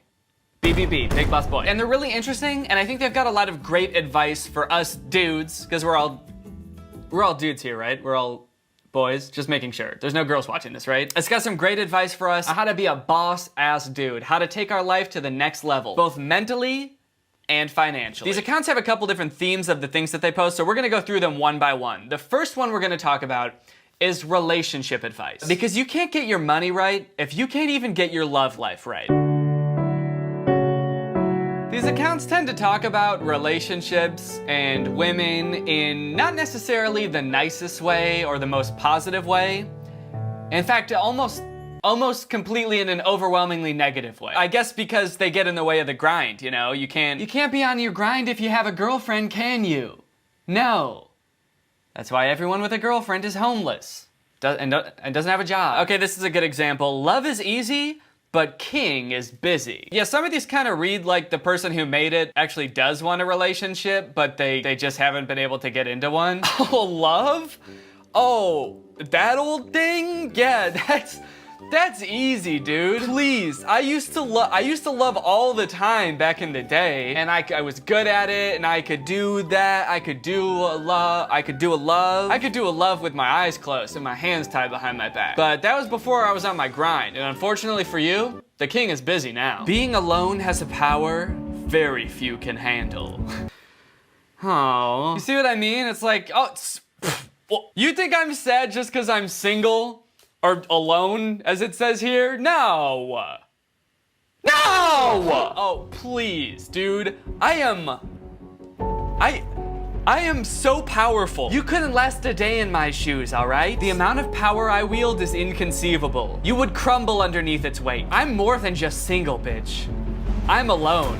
Totally. No friends, no family, no girlfriend. The people in your life can't have power over you if you have no people in your life. That's why I've isolated myself. Every girl is a top gamer when it comes to playing with feelings. Damn, that's kind of sad. This guy has clearly had his heart broken. Very recently, he has not gotten over it yet. But do you see what I mean about these pages not exactly being like pro-women? Like they seem to be of the mindset that every girl just wants to distract you from your work and ruin your life emotionally. That's why you never talk to a woman. Oh, your crush texted you? Don't respond. A woman coworker comes up to you and tells you that your report was supposed to be done yesterday and you're making your entire team look bad? Do not engage. 1 minute you're talking about work, and the next you're showing up to your niece's funeral high on horse tranquilizer. Why? Women. Be like a villain. Never chase a girl. Yeah, be like a villain. They don't chase girls. Be like Ted Bundy. Boobs doesn't attract me anymore. This makes it seem like a parody account. Is this real? Why is it a picture of the Joker? And also, what does he mean anymore? Yeah, that's right. I used to like boobs, I really did. But then I did a little something called work, and making money, and being the Joker. And guess what? Yep, you guessed it. I'm more of an ass guy now. If you don't come from a rich family, then a rich family must come from you. Huh? How did we go from stop chasing girls, no relationships, boobies bad, to, you know what, you should start a family. You should find a really nice girl and have a family with her. Like right now. Do that now. Okay, so far, our steps to getting rich, relationship-wise, are stay alone forever, never even look at a woman, because she will emotionally destroy you, meet a nice girl and have 4 kids together, and profit. I'm so confused. Like, most of these are making the case that if, like, you're an idiot for trying to make money and have a relationship at the same time, as if you can't do the 2 things at once. As if like a relationship is this huge distraction. If that was the case, wouldn't most billionaires be single? But like every billionaire I can think of is either married or in a relationship, or at least was in a relationship when they became extremely rich. Bill Gates is married, Jeff Bezos was married, Elon Musk is, I believe, dating a cyborg, but that still counts. I just feel like that's such a weird piece of advice for them to really cling to. Like, you can't make money if you're dating a woman. All right, guys, that's enough talking about relationships. I think we've got that covered. Now it's time to talk about our minds. We gotta get into the millionaire mindset.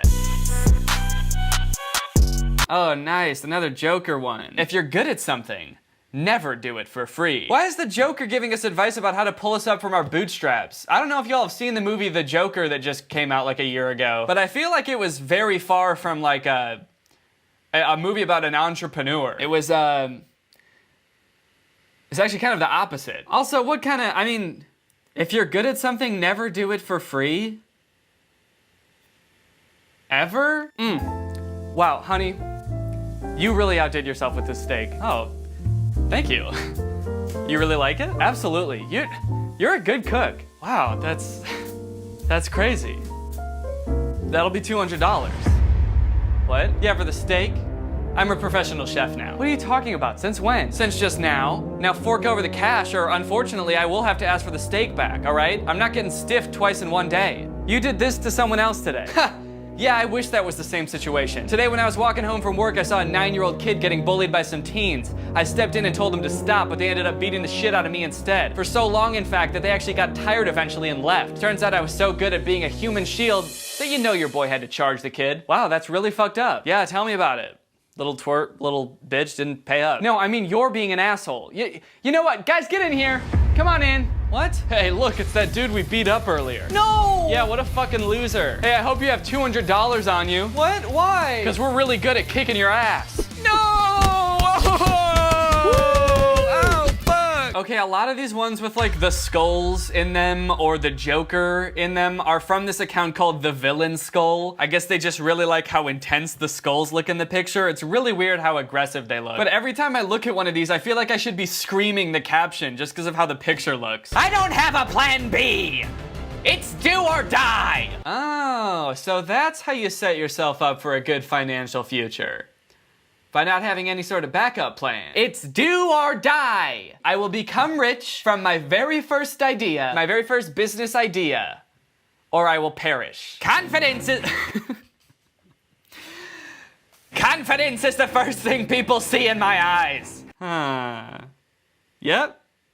Confidence. That's what I'm getting here. That's what I see in these eyes. What's going on, everyone? I'm the richest motherfucker you'll ever meet. Sure, I might scare people off sometimes, but you know what? It's just because I'm so confident. They can see it in my eyes, and my smile, and the way that I just scream and cackle down the street at night. Confidence, baby. Sometimes when you give a fuck, that fuck fucks you up. Guys, in order to dominate in life and truly become the best big boss baby that you are meant to be, you have to start not giving a fuck about anything. Because sometimes that fuck can fuck you up. That makes sense, actually. I'm pretty sure I've heard motivational speakers say that before. Because success isn't just some accomplishment that you reach, it's a state of mind, okay? And if you want to achieve this state of mind, if you want to take your business to the next level, then you have to rewire your brain, okay? You've got to stop caring about the numbers. You've got to stop caring about what other people might think.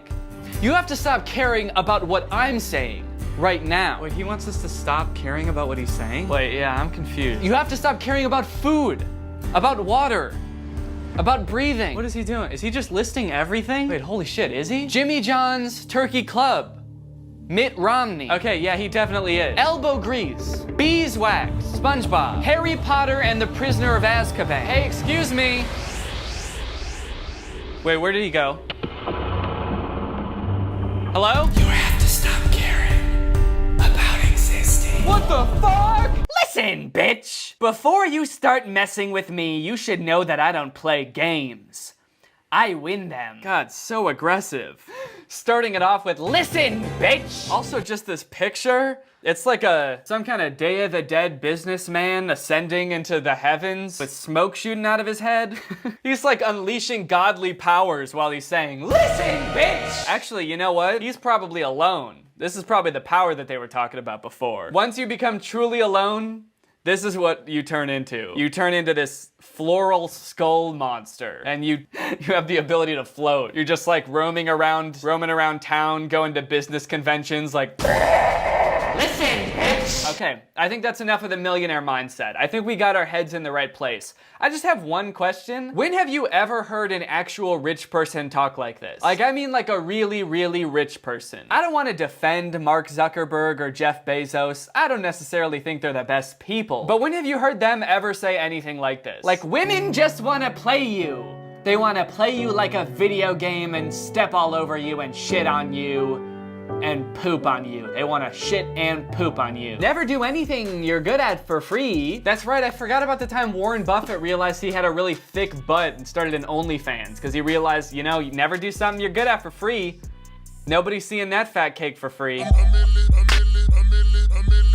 All right, the time has finally come. We got our relationships right. We got our mind right. Now let's actually get into making some cash. I found this video from this dude named Jason Capital. He's kind of like a motivational speaker. He does seminars about how to grow your business, how to make more money, how to make connections and stuff like that. So let's check out what advice he's got. It says, if you want to be a millionaire, watch this. Watch this. This is gonna be fucking crazy.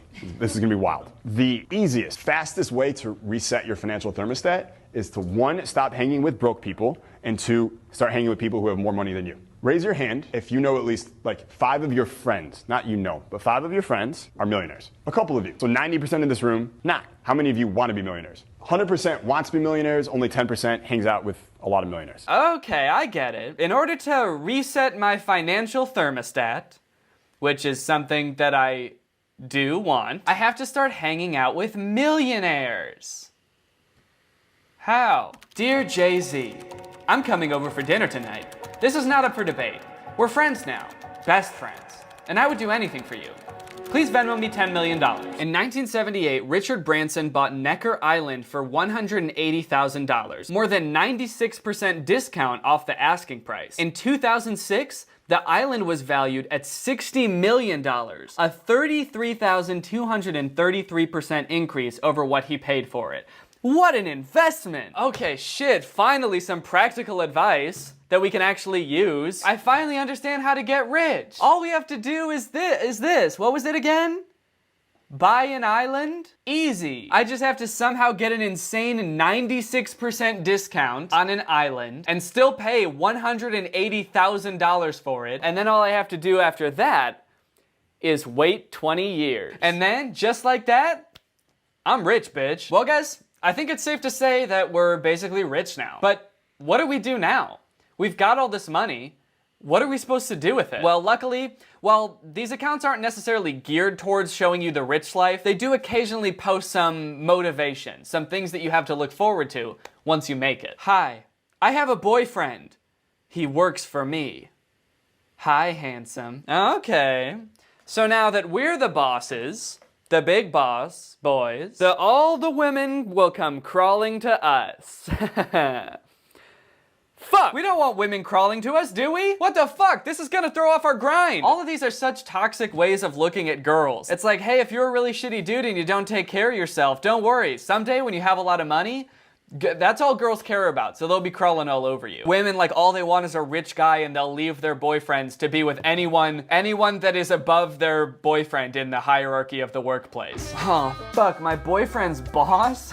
Shit. My boyfriend's manager at Staples about to make me act up. Okay, but if we can't have the girls, at least we can have the cars. Let's check this out. What an awesome invention. You know what I've always hated about normal car keys? How you just press it one time and the door unlocks. This just makes so much more sense. It makes so much sense that you would have to tap, let's see, 1, 2, 3, 4, 5, 6, 7, 8, 9 times to open your car door. And once you unlock your car, then you get to go on Instagram or YouTube, or you get a call from Elon Musk. Well, guys, I'm pretty proud of what we accomplished today. I think it's safe to say we're all filthy stinking rich. It's just weird that these accounts exist in the first place without any kind of name attached to them and so many people follow them. Because it's like, if you're gonna take advice about how to get rich, wouldn't you want to take the advice from someone who has done that? And a lot of it's just such simple advice too. Like, they literally never tell you how to actually, like, take any steps towards building wealth. It's all just like, you gotta break up with your girlfriend and the grind never stops. And never do anything for free. Doesn't make me feel good, but you know what it does make me feel? Rich. Anyway, speaking of all that, it's time to talk about our sponsor, HelloFresh. Alright guys, thank you for watching this video. If you're new here and you're not subscribed yet, make sure you subscribe and turn on my notifications to join Greg. Greg is a jumble of letters on my floor, but it's also the fastest growing army on YouTube. We're the strongest army, the fastest growing army, and also the oldest army. We're all hundreds of years old. We are all just immortal beings traveling through time. So if you want to be one of those, make sure you subscribe and turn on my notifications. I'll see you guys next time with a really interesting video where this video isn't over now. Bye. I have never been good at one single video game in my entire life. Try as I might, I do not have the hand-eye coordination. Hi, kitty. Whoa! I do not have the composure. Oh, no! And everybody that knows me knows this. But what if I could trick them? If I could hire a professional gamer to sit right next to me on a live stream, just out of frame, I could trick anyone into thinking I'm actually really good at video games. Now I know what you're thinking. Oh great, another video where Danny tries to trick his fans. No, in this video, there is only one person I am trying to trick.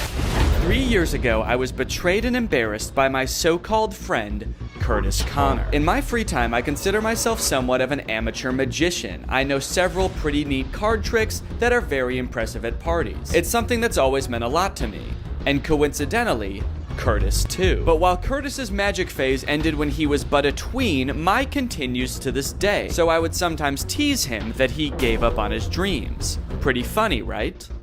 Well, Curtis didn't think so. To get back at me, Curtis made a 30-minute long video where he learned a bunch of card tricks that I don't know so he could rub them in my face and ruin my life, basically. I laughed it off at the time, but I was devastated, and I have spent the past 3 years plotting my revenge. A few months ago on Twitch, Curtis was about to beat the final boss in a Minecraft world he had spent about a year and a half working on. But just before he was about to beat the dragon, he died.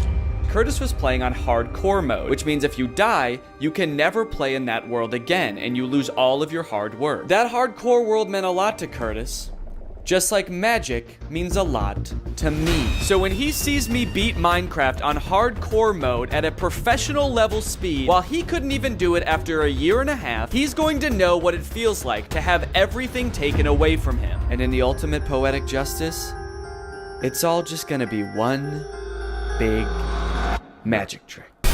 Now here's the issue. I can't just go live on YouTube one day and be like, hey guys, you know how last time anyone has ever seen me play Minecraft, I was literally terrible at it, I didn't know what I was doing, and I could barely win a one-on-one fight with a zombie? Well, today I'm gonna beat the entire game in 10 minutes. That wouldn't work, it would not be believable, and my entire audience already thinks I'm up to no good anyway. Every time I post any picture on Instagram, because I've done videos where I like trick my fans before, all the comments are like, something's up here. It'll be like just a picture of me running a half marathon, and people are like, nice try, Danny. We know what you're up to. And if Curtis sees any comments like that on my big speedrun live stream, that would obviously not be good. So what I have to do is plan a series of live streams where I pretend to be practicing speedrunning Minecraft, and that way it plants in people's heads, okay, he is practicing. He's probably getting better, even though I probably won't actually be getting better because that's not how my brain works. And then when they see me do that big fake speedrun live stream, they'll be none the wiser. So that's what I'm preparing to do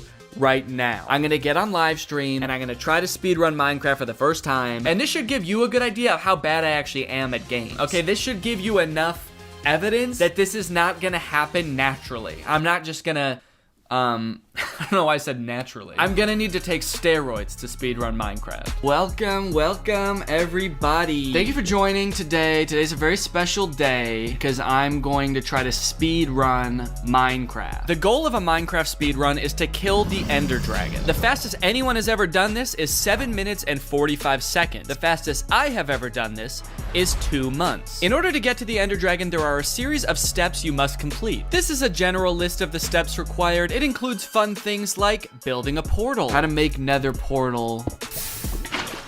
Oh, whoa! I think that was not supposed to happen. And traversing the nether to find resources. Whoa! The farthest I made it during this stream was this step, but I usually ended up right about here.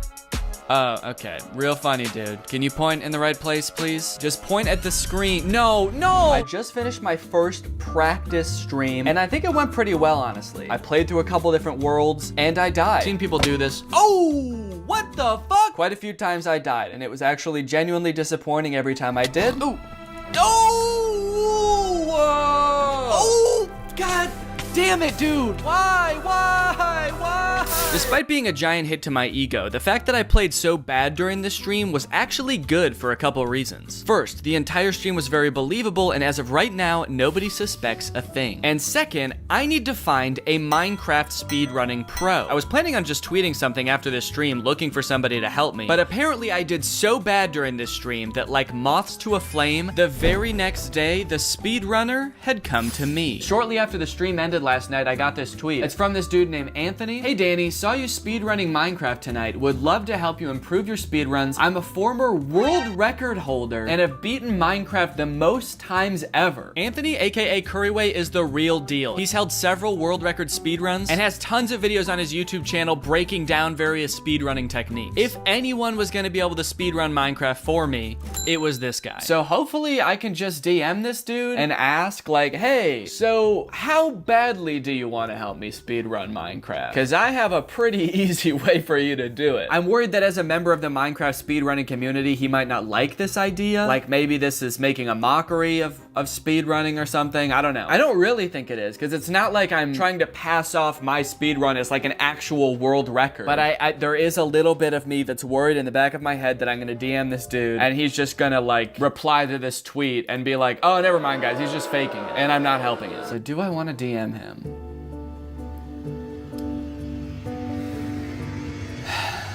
Yes, I do. So I started crafting a DM to tell him everything and invite him to my house to play Minecraft with me. Wait, should I ask him where he lives? Then I kind of decided that I was coming off a little bit too strong asking a stranger to come to my house to help me commit fraud, and I should probably just get to know this guy a little bit better first. You know what? Jesus, I just put so much thought into this. So I deleted all that and decided instead to invite him on stream to teach me how to speedrun Minecraft. Okay, yeah, this is good. We'll start off friendly, getting to know each other a little bit, and then once we're friends, then I can do the big reveal and be like, hey, so actually, we're gonna break the law together. You wanna commit fraud with me, Anthony? So on my next quote-unquote practice stream, I got Curryway to come on and give me some tips on how to pull off a successful speedrun. It was awesome. I learned some stuff. I cracked some jokes. So the shape you wanna look for is this L.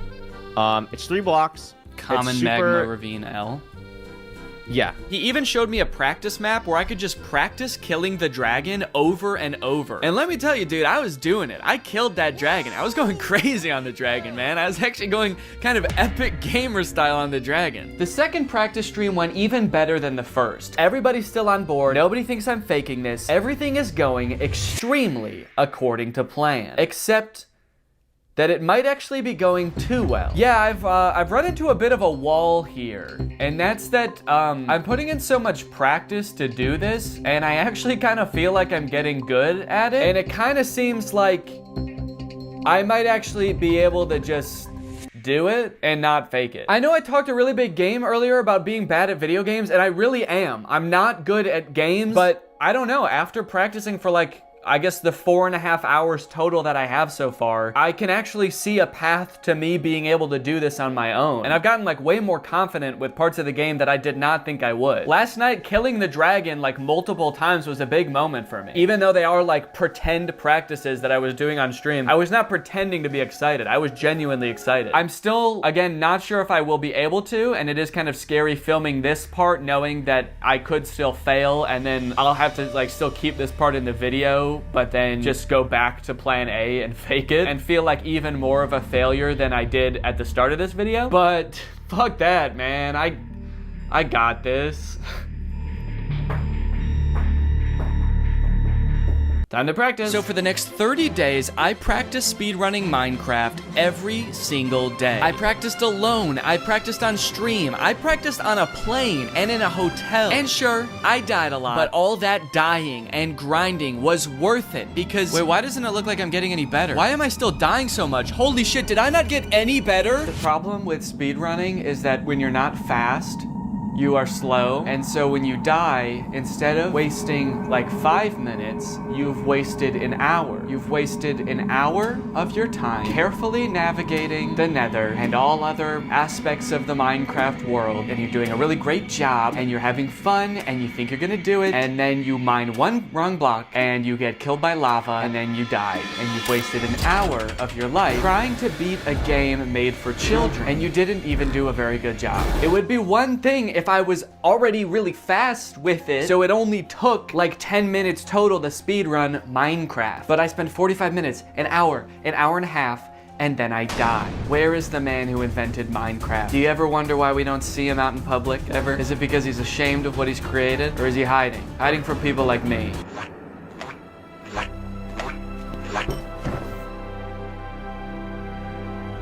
I fucked up, guys. Well, gang, I was wrong. I actually cannot speedrun Minecraft, no matter how much time I dedicate to it or how much coaching I have from a literal professional. I am inept. The worst part is Curtis is gonna see this part of the video. Curtis, if you're watching this, skip ahead, dude. All right, don't watch this part. Move it along, Buster.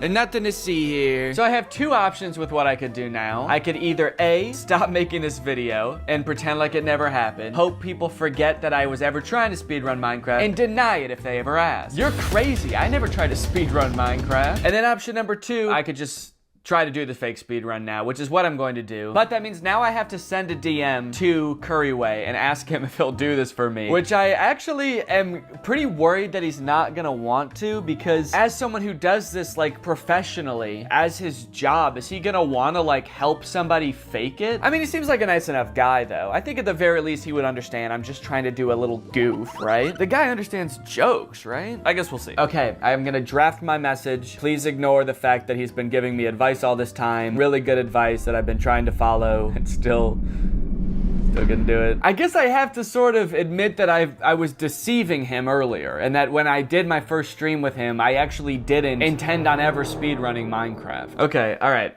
Okay, what can I say? What can I say? What's up, dude? That's a good start. No, that's too cliche. Hey, dude.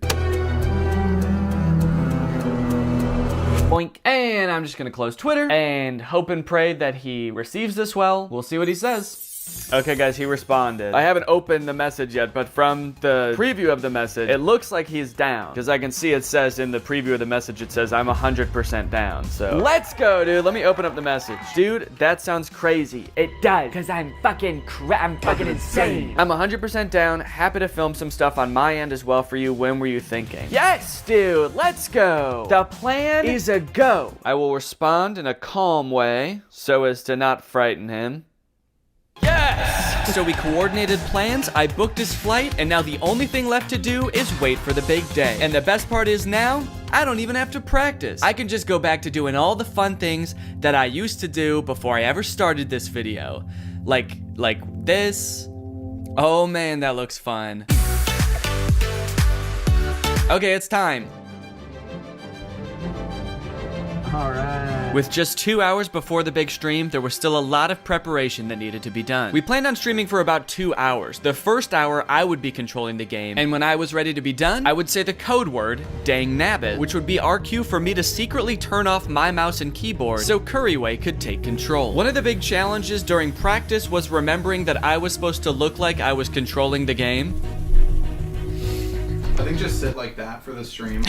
Yeah, I have this new stream. Using only my mind. But by far the most difficult thing that we had to get perfect was making Curryway, a professional Minecraft speedrunner, play like somebody who does not know how to speedrun Minecraft. Now, if you see a ship, you have to make it very clear with where you're looking that you see a ship, because I see that one. Okay, yeah, I had no idea. As we were practicing, he kept doing things that I would never in a million years be able to do.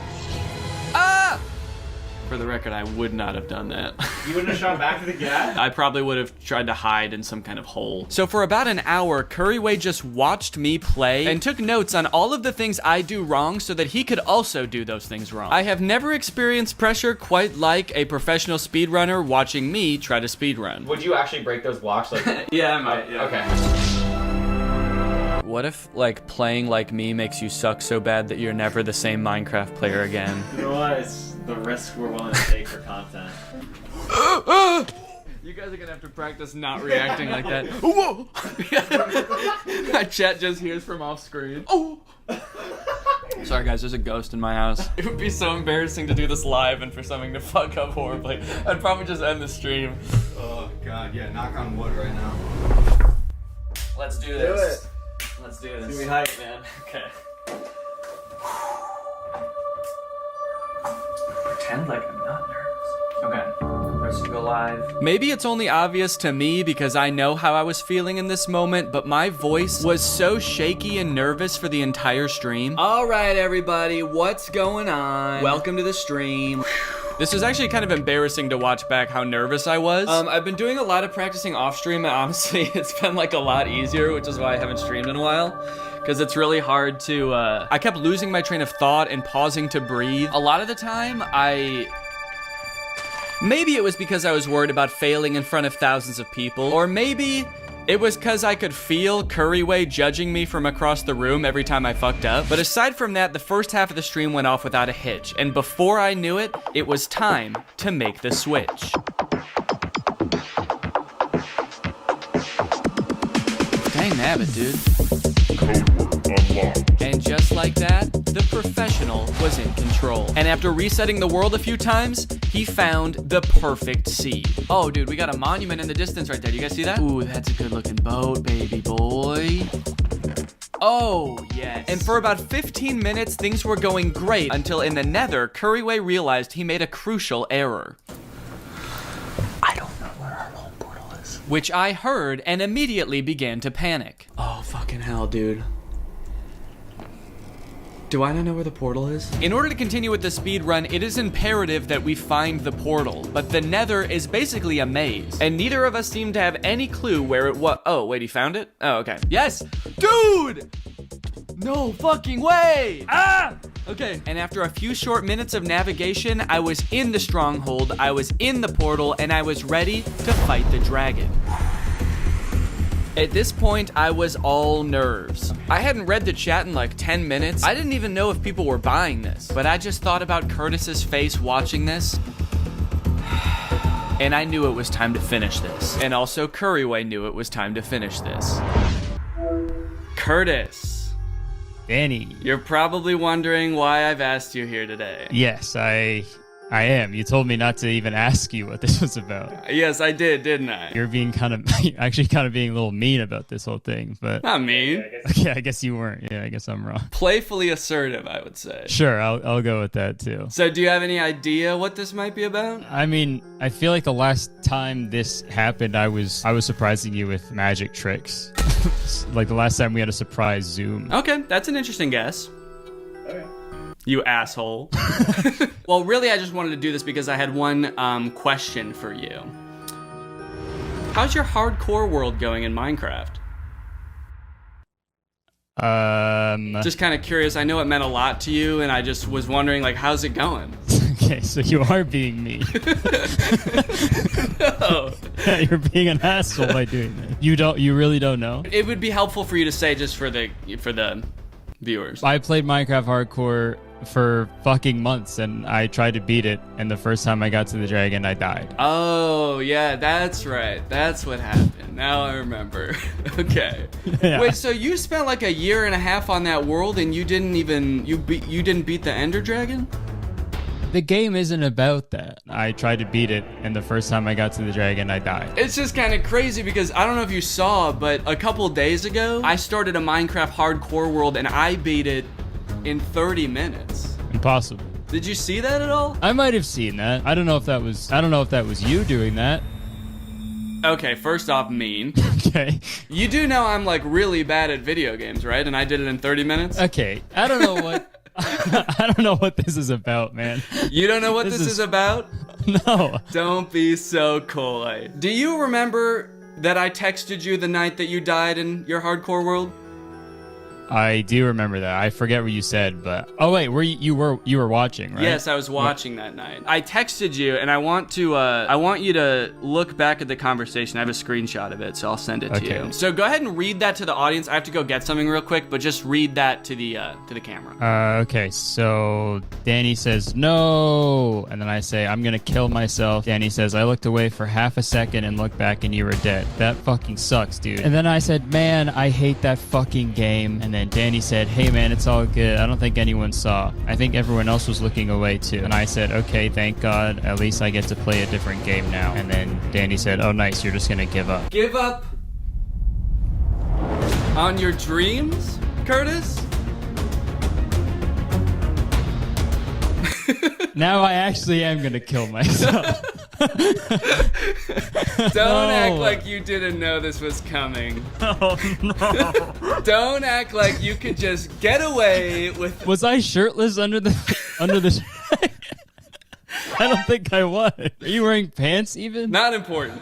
Damn it. So Curtis, let me remind you of something. Stop sitting like that. Okay, sorry.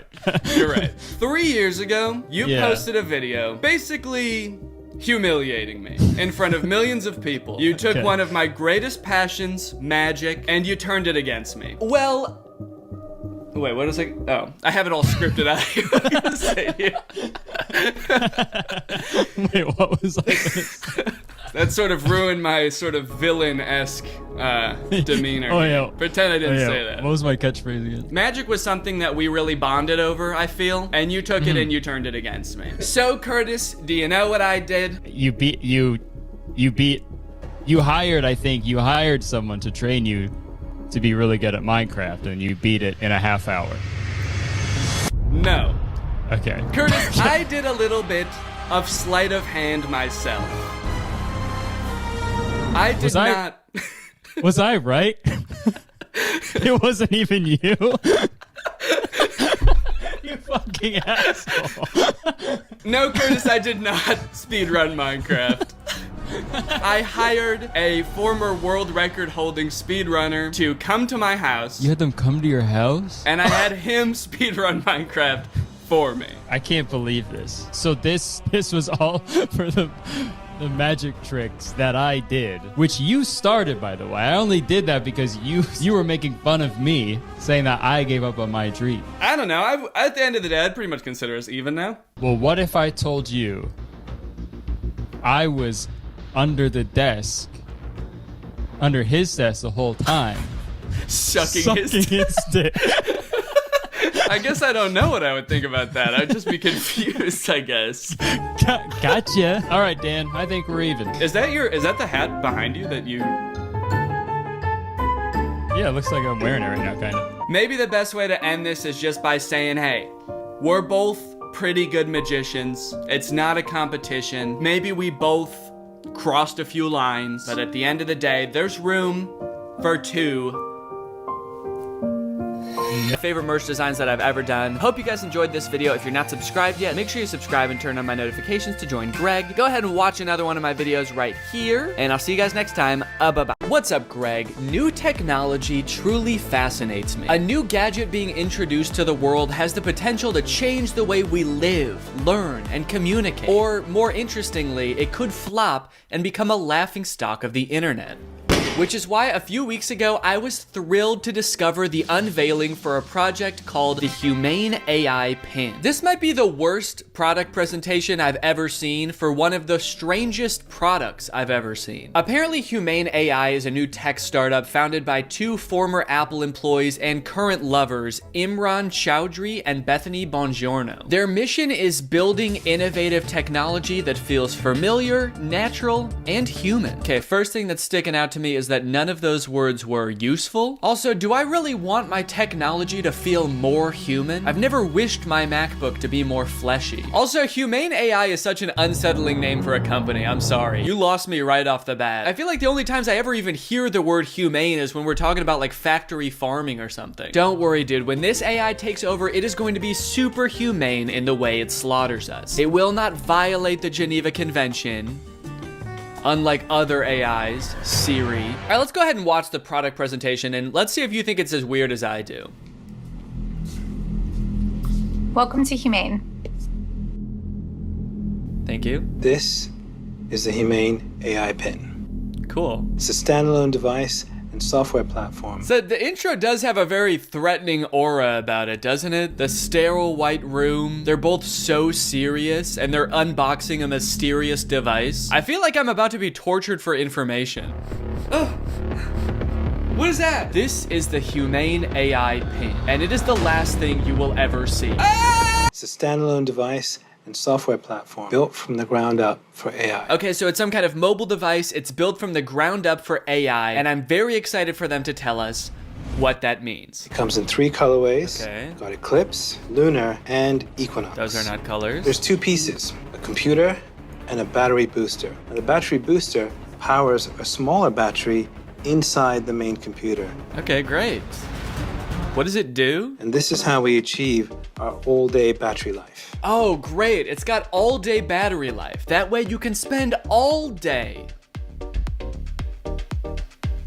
There are no wake words, so it's not always listening or always recording. In fact, it doesn't do anything until you engage with it. Okay, thank God. So it doesn't record me. That's good to know. For a second, I was worried that it almost had one feature. Who is this for? What kind of person needs to hear about what colors a device comes in before they'd even consider hearing about what it actually does? Also, 2 of the colors are black. You designed 3 colors and 2 of them are black. You couldn't come up with a 3rd color? Also, I'm sorry because I know that not everyone is super comfortable in front of a camera. It's not a skill set everyone has. But maybe you guys should have like hired a spokesperson or something instead of letting the world's 2 sleepiest CEOs do this product demo. Now, the battery booster powers a smaller battery inside the main computer. Are they okay? This thing has all-day battery life. That's because it actually feeds on your life force. I've had mine on for 3 months, and you probably can't even tell the physical toll it's had on me. And your engagement comes through your touch, voice, gesture, or the laser ink display. Whoa, wait, okay. Holy cow. We have a feature. It actually does something. I will admit I was not expecting that. Why didn't you lead with that? I mean, I don't know what that is or what it does, but at least it's something. It looks futuristic. I don't know about the name laser ink display though. That doesn't sound very futuristic. The laser ink display. Sounds like a printer. It also comes with its own connectivity built right in. Our own Humane network, connected by T-Mobile. Our very own network. That is T-Mobile's network. We were able to pack a lot of technology into something really small. Tell me about it, dude. I can barely even count all the technologies you put in this thing. You got the laser ink display, all-day battery, black. Is that a technology? They continue for a while just using buzzwords and vague expressions to explain what this thing does until like 3 minutes into the video when they finally give us a demonstration of something tangible this thing can do. Play the song How Music Makes You Feel Better. Doesn't look like it's making him feel better. We've partnered with Tidal, which you get out of the box. Okay, finally, we know one thing it can do. It can play music. And not just how you would normally listen to music either. You can give it little riddles to try to figure out what songs you want it to play. Play music written by Prince, but not performed by Prince. Give me songs written by first-born left-handed British women who have never been to Ibiza that weren't released on weekends or holidays. Can Alexa do that? I don't know. I don't think anyone's ever tried before. Got my music controls. If I go to the left, I can go back. If I was to go down, I can pause. Wow, okay, that actually does look a lot more convenient than using Tidal on my phone, but only because I don't have Tidal on my phone. After this, we do start to get some truly incredible demos using this product's advanced AI. When is the next eclipse? Where is the best place to see it? The next total solar eclipse will occur on April 8th, 2024. Best places to see it are Exmouth, Australia, and East Timor. Huh, that's weird. This NASA article says that eclipse that's happening on April 8th is actually not going to be visible in Australia. It's only going to be visible from like the US. It actually seems like it's going to be nighttime in Australia during the eclipse. Well, what are you going to do? I mean, they're a technology company. They're not a space company. What would you expect them to know about the moon? They only named all of their colors after it. I hate to interrupt this video, but I have to tell you guys about a revolutionary discovery of my own. I just found out that for the past 2 years, I've been paying for Apple Music despite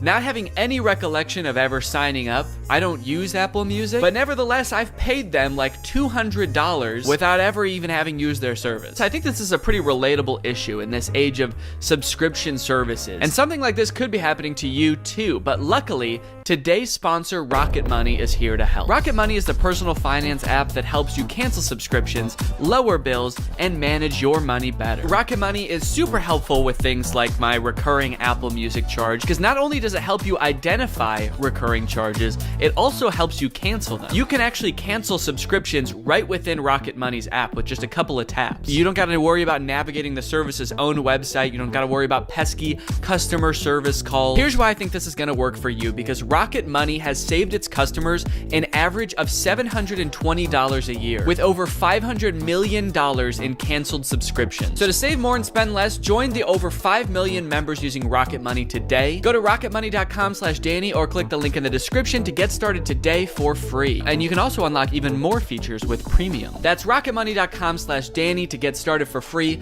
Thank you to Rocket Money for sponsoring this video. And now back to said video. How much protein? These almonds have 15 grams of protein. Great. Those almonds for sure do not have 15 grams of protein. An entire cup of almonds has 20 grams of protein. This dude was holding like 9 almonds. Did I think he was asking about his whole hand? Because that actually might be accurate. I'm gonna eat it.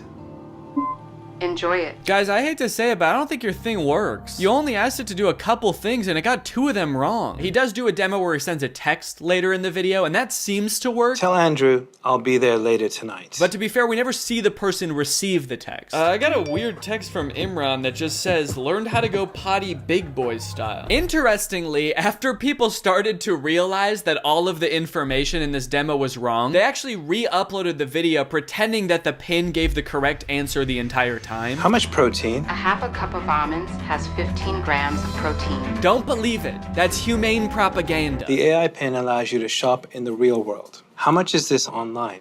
This is $28 online. Great. Buy it. That one is super confusing. It doesn't give you any information on where it's getting that price, where you're buying it from, when it will arrive. I feel like you need to give it at least some specifics, otherwise it's definitely gonna mess up your order. Go ahead and buy this book. Sending to Sudan. No, send it here. You didn't specify. Sending to Sudan. Shit. Now, if you're wondering how you can get one of these things, the prices range from $700 to $800 for the more expensive colors. And they're estimated to ship in March of 2024. Now, you might be thinking the price of $700 is a little bit high for this thing, but think about it this way. What other product on the market can so accurately tell you how many grams of protein aren't in 9 almonds? Okay, they've also got this little short film about the human experience using their AI pin. Isn't life about what we experience? What we smell? Can I eat this? Yes, dragon fruits are low in sugar. What is this thing, my mom? Can I drink this? Not before you finish your vegetables. And say please next time. Bitch. What did you just call me? I am your pin, young man. Dude, I want to buy this thing just for that feature. I want to hold every object, creature, and human in front of this thing and ask if I can eat it. Do you need something from me? Can I eat that? Analyzing. Oh, no, you can't eat me. I'm a person, so. High fat content detected. Rude. 1 gram of protein detected. That can't be right. Tiny balls detected. All right, what the hell? Enjoy it. Yes, yummy. Wait, stop. No, you cannot eat me. I'm a human. All right, man, who do you think I'm gonna trust? You or my $700 pin? Last time I checked, this pin doesn't have tiny balls. This thing tells me what to eat, when to eat. It even suggested this very fashionable outfit I'm wearing today. Is that why you're not wearing pants? They're in Sudan. What we hear? Hey, what should I get here? What is this interaction? Who are those people? Does he know them? Man, if he's in a different country where he doesn't speak the language, I would not trust that pin. Based on everything we've seen so far, who knows what it's saying to these people? What we see? Capture this. Dude, parents are gonna love that feature. Me walking around a park with my AI pin. Capture this baby. Capture. Kidnap this child. So after watching all of this, I have two thoughts. The first being, maybe someday this will be like a revolutionary product that changes the way we all interact with each other. Maybe we're just seeing some hiccups now, but a few product generations down the line, this thing is really gonna take off. It'll be more refined. It will know where the moon is. But the second thing is, I have a lot of questions about this product. For one, how is this better than the phones we have now? More specifically, why can't all of the features of this thing just be built into one app in a phone? And what if you don't want to be talking to your chest every time you need to Google something or text someone? Well, this thing started to pick up some traction online, and eventually the founders ended up on CNBC, where the hosts seemed to have a lot of the same questions. Joining us right now is Imran Chowdhury. He's chairman and president of the company. And Bethany Bongiorno, she's the CEO. We're also very scared of them. That's why we've sat them as far away from us as we physically can. We actually ordered this giant table when we found out they were coming. I don't know if can we get the camera so people can see just what we're talking about in case? Imran, you can't see as much because it's black, so it blends in with your jacket. It's black. Imran's just sitting there like... It's Eclipse. It's privacy first, so it's not always recording. It's actually just doing things when you want it on demand. Is it doing something right now, or are you It's recording not. us? It's doing nothing right now. I get a little sense of pride when he says that. It's actually doing nothing right now. It's doing nothing right now. After years of research and millions of dollars spent, we finally designed a pin that does nothing. It's doing nothing right now. You might think that's a bad thing, but you've never met this AI. It's evil. Turn around, maybe you can get that on camera. Oh, yeah. I see your hand. Yes, keep doing it. I see your hand. Can you see What's that? that? Yeah, what's that telling you? Oh God, dude, I do feel for him. I mean, these people are not like media trained, I feel like. They really should have hired a professional spokesperson, because I feel like they're just so out of their depth. He's got like the worst camera angle possible to show this thing off. His hand is shaking. Imagine a little alert pops up on the screen that's like, high heart rate detected. Is Squawkbox the name of this show? I'm not familiar with it. I never heard of this before. Or is this some kind of jab at their device? Formal Apple designers peddle their snake oil Squawkbox. You can use it however you want. Like what? Like what? Tell me something you would use that for. Okay, it sounds like this host is thinking the exact same thing as me. What is it? Tell me one thing. Then they just start like drilling them. They don't even let either of them finish answering their questions. They just like are bombarding them with reasonable questions about this device. That you've got in, stuff that you do just all the time. How would I know without seeing a screen? A user LED called. So that's what I want to ask you about. This is brutal, man. Let the poor guy speak. Just at least let him finish answering your questions, man. I mean, he's not actually gonna answer them. He's probably just gonna say AI over and over, but just let him finish his sentence. Sometimes I'll be at a meeting, right?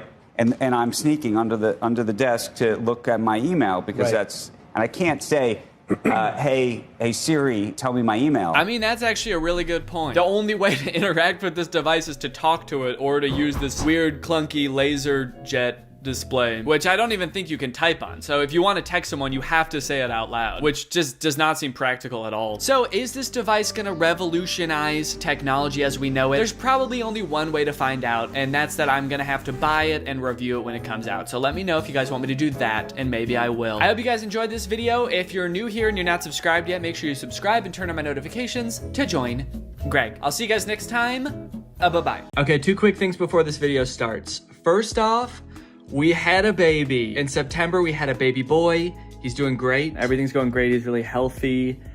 He's growing really good. Thank you guys for all the well wishes on Instagram and everything too. That's meant a lot. It's been really good to just take the past like month and a half off to just spend time with him and Laura. And everything's going great. And then the second thing is I have squishy bones.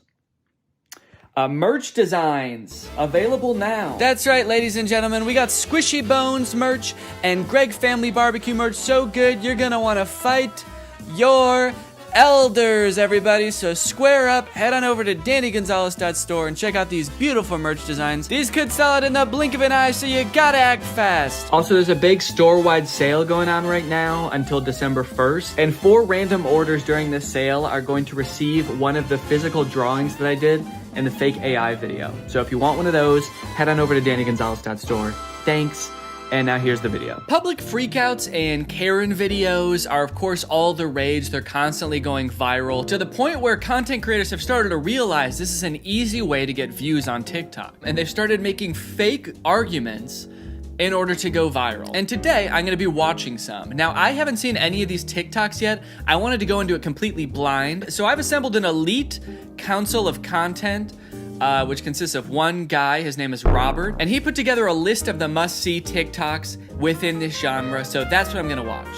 You can see how much work it was and why I should be getting a tip because of how much work this was. No, you don't deserve a tip. You certainly don't. Why do Okay, so delivery driver refuses to give items back without a tip. I'll give him this.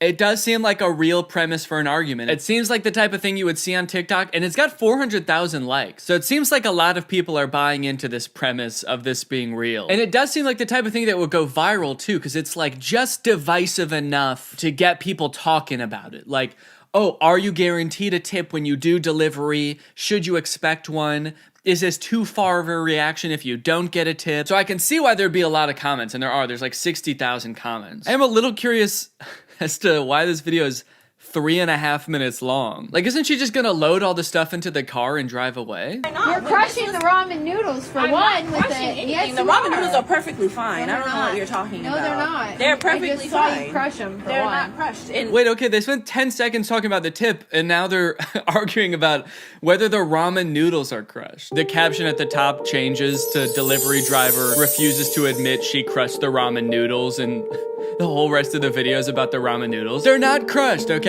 She takes them out of the package, she pours them in a bowl, she mixes it with water. They sit there eating the ramen noodles together. No, I'm taking all of this back. No, you're not. Yes, I am. No, you guys can get your refund, and another delivery driver can deal with you guys. Now, on one hand, it's like, okay, you should for sure tip her. You know, I don't know what delivery drivers get paid, but I know that this whole gig economy thing is not really good for workers. So yeah, tip your delivery driver. I do think it's a funny plan to be like, no, I'm gonna take the food back to the store, and you're gonna have to deal with a different delivery driver. Because it's almost like she's now she knows that they don't tip, and she's like, I'm gonna make someone else not get tipped by you. There probably is a better way to go about it, like trying to get them banned from the app or something, instead of being like, we're gonna do this twice now. You're gonna do the same thing you just did to me to somebody else. Okay, so this argument just goes on and on for 3 minutes and 30 seconds.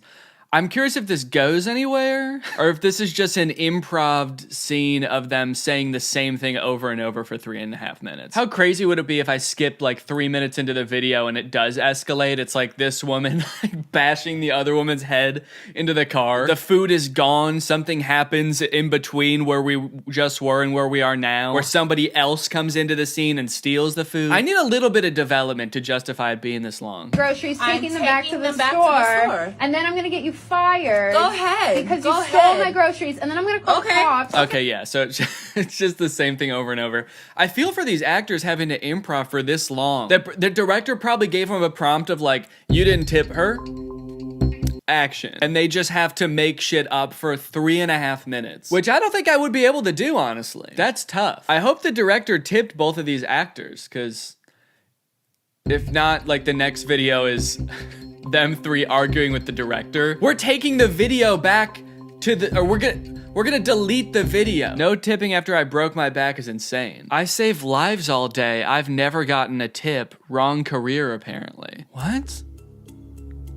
What does this person do for a living? I can't tell if they're actually complaining about not having gotten a tip as like a doctor, or if they just don't want other people to get tips. Because it's one of the two. You can't really argue that it's not. This person's a full-on brain surgeon and wishes they could bring one of those little cashier things with the touchscreen into the operating room. Someone responded, you make bank, you don't need no damn tip. And they said, why? I thought tips were mandatory according to this chick. You can't be biased now. No, we are being biased. They're mandatory when people don't make enough money to support themselves without tips.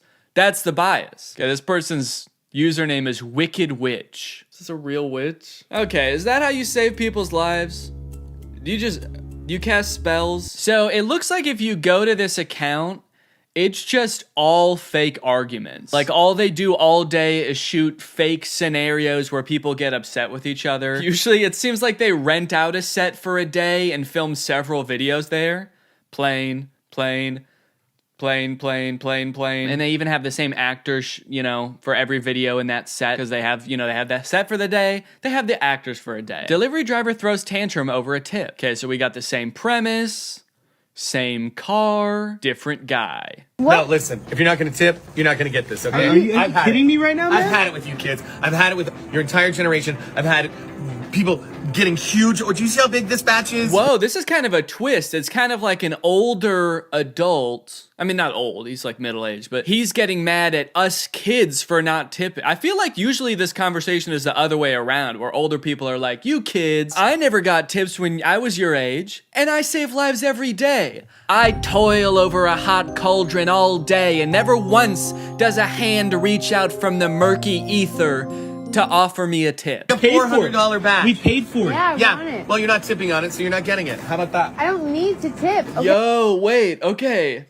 Is this, I can't tell if this is just lazy, that they're like reusing all the same thing, the same $400 order, same location, same ramen that he's inevitably about to crush, or is this just the next part of the story? The first delivery driver did cancel the order, she brought the stuff back, and then this guy is bringing the new order, and they're also not tipping him. Man, they could just remake this video over and over and never get their food. Okay. Are you kidding me? No, are you kidding me? Are you kidding me? What is this location also? Is this supposed to be where they live? This looks like the parking lot of like an industrial park or something. I'm sick of delivering to your generation. You guys all live in the middle of parking lots and you never tip. It makes us hard for us delivery drivers who all drive the same Tesla. This generation doesn't know jack. Is that the actor in this? Can't believe you guys can't tell this is fake. Damn, nobody in this generation knows Jack. He's a famous actor. All right, another sticky situation here. This one takes place on the plane. Flight attendants solve the seating bra. Passenger gets upset over bigger passenger. First off, I mean, obviously there's a typo here and they meant brawl. Or maybe it's just like, bra. Dude, the fight, oh wait, it's flight attendant too. Flight attendant solved the seating bra. Well, I guess a flight attendant would be the person to solve the brawl, wouldn't they? Seriously? Why didn't you like buy 2 tickets? Why didn't you buy 2 seats? Can't fit in 1 seat. What? One thing I've noticed in all of these videos is they use the same song, like the happy-go-lucky song in all of them. I don't know if that really fits the vibe of the argument. Now, I know what the video is trying to imply. She's like, oh, this guy is too big and he's like impeding on my space on the plane. Clearly not a real plane also, by the way. The phrasing makes it seem like she's just mad that he's bigger than her. Passenger gets upset over bigger passenger. I thought I was gonna be the biggest person on the plane. Elephant in the cage, huh? Yeah. Okay, all right. Too big. Too big. Are you feeling a little claustrophobic? It kind of looked like they were making the plane shake a little bit up here. Like they're trying to make it look like they're in the air right now. I guess they're trying to add to the realism of the piece a little bit, but they're definitely not in the air right now. Because if they are, then where did that guy come from? Because then I would totally understand her concern, just being like, what the fuck? Did anyone just see him come into the plane? He came from outside. And also, this guy's too fucking big. He's bigger than me. I like at one point she just like, she runs out of things to say. 30 seconds into the video, by the way, which is not a good sign. And she just starts saying big, too big. Too big. Too big. Too big, huh? Oh, no. I'm asking a question. I'm sitting in my seat. No, you're sitting in my seat too because you're so big. Lose the weight now. Lose it right now. I gotta say, the quality of this one, I feel like dropped significantly from the first two. And you know what? It's only got 13 likes because of it. It's crazy to put this much work into videos that get 13 likes. I guess the first one, maybe they go viral every once in a while, and so they just make a ton of videos, and you know, 1 out of every 100 goes viral, but when it does, it like really pops off. I don't know, let's see. 88 views, 90 views, 30 views. Roll it down! Roll it down, man! Right now! Both windows, all the way. That music, man. You don't have to add music to a TikTok. It's an option. You don't have to do it every time. And the video, I swear, would still do just as well if you didn't. It would still get the 9 likes that it, you know, I'm just saying the music's not helping with the engagement, you know? Sorry. What are you thinking? What are you thinking right now? Nothing. How old is she? How old is she? She's 6 months. She's 6 months old? Yes, sir. 6 months old? These videos are crazy for a number of reasons. The closest thing I can compare them to that already existed is like a Darman video, and while those are super corny, they are like kind of supposed to start a conversation, convey some sort of moral, like it's wrong to bully people because you'll instantly regret it. I don't really know if these videos do have any kind of moral. It's just 3 minutes of people arguing. Like, are they gonna come to an understanding at the end or anything? I'm very confused, and I'm pretty sure my partner seems pretty confused too. What you're saying makes no sense. No, it doesn't. It just ends with him being like, you're fucking crazy and you don't make any sense. Videos like this and content like this is the thing that I dislike the most about the internet. Content that's just supposed to make you mad. Like, people are supposed to see this and think it's real and get mad. That's the only purpose for it. And people engage with it because they're mad. I want to see this channel start documenting other fake things aside from arguments. Can we get some, like, miracles, maybe? I want to see people walking again for the first time ever. I want to see people walking on water, flying, being shot through a cannon. Anything aside from arguments. Entitled man throws a tantrum at the airport. No jackets! Everything in the gray bin! I don't know if I would call that entitled, dude. No jackets! I think that there's something very wrong with this man. He almost knocks over the whole table. Back in line. What do I have to do with her? She can help her out. I'm not fine with her. Now he's pretending like he didn't knock over her bags and he never even saw any bags there. I think that there really is something wrong with this man. Entitled man throws a tantrum at the airport seems a little dismissive of whatever he's going through. They gotta change this title to like, entitled man was maybe just poisoned or something. I'm so curious about the business model of this account. They have 15,000 followers. Their videos don't get that many views, yet they're like consistently renting out locations, hiring actors to film these videos. I'm so curious where the money's coming from. Unless these are ripped from a different account, but it doesn't seem like they are. In conclusion, if you're gonna make fake videos like this, every once in a while, sprinkle in something cool, dude. Sprinkle in a cool, like, insane miracle happening. That's what this account should do. It should try to make it seem as real as possible, and then every once in a while, it's like, man comes out of coma that he's been in for 3 years, and he knows how to juggle now! Do something like that. Anyways, it's time to talk about today's sponsor. This is me standing in front of what's widely considered to be the most haunted hotel in the US, the Stanley Hotel. Every ghost hunting program that comes here somehow has this insane, traumatic, life-altering experience after staying here for just one night. And I'm trying to do the same thing. I'm gonna try to spend a night here hunting ghosts because I have one simple question. Is every ghost show and paranormal YouTuber over-exaggerating? Or is it just Shane Dawson? Because I know that Shane Dawson is. These shows are quite literally designed to scare you. They go in with the preconceived notion that like, well, we've got to make an entertaining show and we're only here for one night, so we got to come up with something scary. So they add in scary music over every scene, scary sound effects, they dress all cool, and I'm pretty sure they just make stuff up too. And after filming this video and talking to the hotel staff, I have a lot of evidence. I just feel like as a viewer, we never get to actually see what the experience is like staying at one of these haunted locations. What's it like when a regular person that's not trying to make a scary video stays here? Are you actually guaranteed a spooky night of being tossed around the room by some guy that died 100 years ago? Or is it all fake? That's somebody trying to back out of the... They got scared. They felt a presence and they're trying to leave. The vibe's off. We gotta get out of here.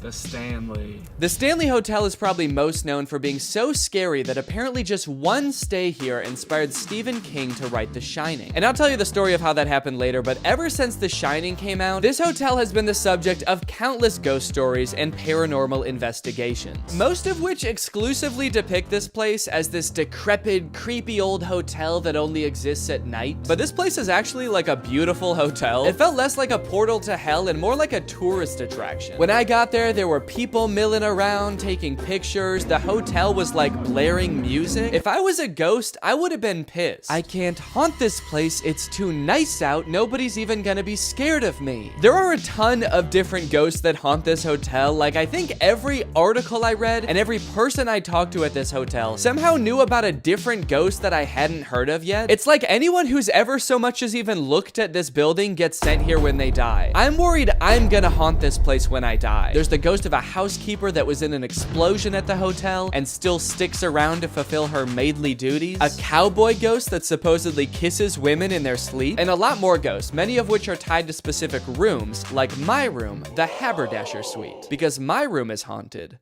by a haberdasher. If you don't know what a haberdasher is, it is someone who haberdashes, which apparently is old-timey speak for sells clothes to men. It's just a men's clothes dealer. Okay, I'm about to enter the room for the first time. Supposedly one of the many haunted rooms in this hotel. I've heard that when stepping into a haunted space for the first time, you can immediately notice a different energy.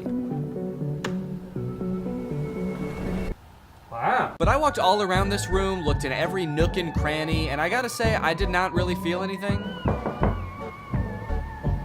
It's a good sign. There is a fly flying around. I don't know if you can see that. I keep seeing it smack into the window. He's trying to get out of here. He's scared. On a scale from 1 to 10, I'd say my spook level was hovering about a 1.1 on the spook meter. On the spookometer. No Bible. You know what, I feel like hotels like this often, because they're haunted, can get a pass if anything about their room is like shitty. Because they can either be like, well, the ghost did that. Sorry, your bed's fucked up, the ghost did that. Or just like people who are coming for like a haunted experience aren't looking for like the nice amenities of a hotel. They're not focused on the backsplash of the bathroom sink. They're focused on like, am I gonna start floating in the middle of the night? So, you know, I feel like we should be fair and actually do a review of this hotel room from a non-paranormal perspective. When you stay in the haberdasher suite, you'll feel like you were transported back to the early 1900s. And not just because there's a man trying to sell you a bowler hat in the corner. I'm talking solid wooden doors, no central AC, which according to an email was to preserve the historic feel of the room. A giant AC unit by the window, which does the exact opposite. I also liked the fun historic pics of the hotel. Oh, that's the hotel in the background. That's tight. I thought this lady was holding a gun at first. That's why the hotel's haunted. This is moments before the first ghosts entered the hotel. This couple's just laughing, having a good time. This lady's like, yo, get a picture of this. In keeping with the theme of not keeping with a theme, the bathroom also felt very out of place. This is actually a very nice shower. Some nice artwork over here. This is beautiful. The bathroom had this like newly renovated farmhouse aesthetic, like something straight out of an episode of Fixer Upper. 0 out of 10, not historic, and too nice to be haunted. Seriously, when it started to get dark out, the only place I felt like I wouldn't get haunted was in the bathroom. I'd be peeing and the haberdasher would just be standing outside the door like, come out here. I can't haunt you in there, it's too nice. Come out here where it's old and creepy. Please. I want to sell you a hat. Okay, this curtain has a stain on it. Something was up with the bed too. Do my feet look higher than the rest of my body? All right, I'm settled into my hotel room. I'm chilling. I went to the hotel restaurant and ate some dinner. The view was beautiful and the food was just okay. And my spookometer is still going strong at a 1. Now you're probably wondering what I mean when I say that all of the shows that film here are over exaggerating. Unless you've watched one of these shows before, in which case you're not. You already 100% know what I'm talking about. Well, let's take a look at Ghost Adventures, which is hosted by what I like to call the Chris Angel of paranormal investigation, Zach Baggins. This is a genuine, authentic haunt. The second I got my key and I shut the door, I pretty much said, all right, listen, I'm gonna have to get naked a couple times to take a shower. Sometimes in the middle of the night I get up to get water and I can't guarantee that I'm wearing everything. Oh no. Oh shoot. Is that something I should have done when I got here? Attention, all ghosts in this room. You are gonna see my dick. From early childhood, I used to hang out around here. I've had 2 heart transplants. So every anniversary of one of my heart transplants, my parents would give me a weekend up here. I've had a lot of near-death experiences. Wait, their gift to their son with severe heart problems was a trip to the scariest place in the country? Dude, I don't mean to pry, but your parents were 100% trying to kill you. Our investigation will take us into 3 of the buildings that comprise the Stanley Complex. The sound effects in this show are insane. They're designed to make you scared before anything scary even happens. I feel like I'm being shot in the chest every time they switch shots in this sequence. The main hotel, whoa, the manor house, and the carriage house. Oh, fuck! At 3 a.m., I was woken up by an unexplained noise, and shortly after that, my digital recorder captured an EVP. Shut the door.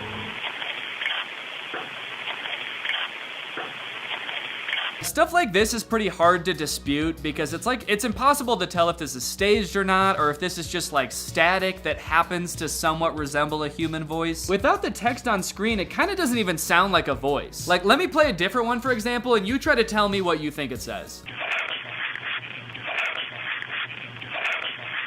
And here's what it says. Did you get it? No?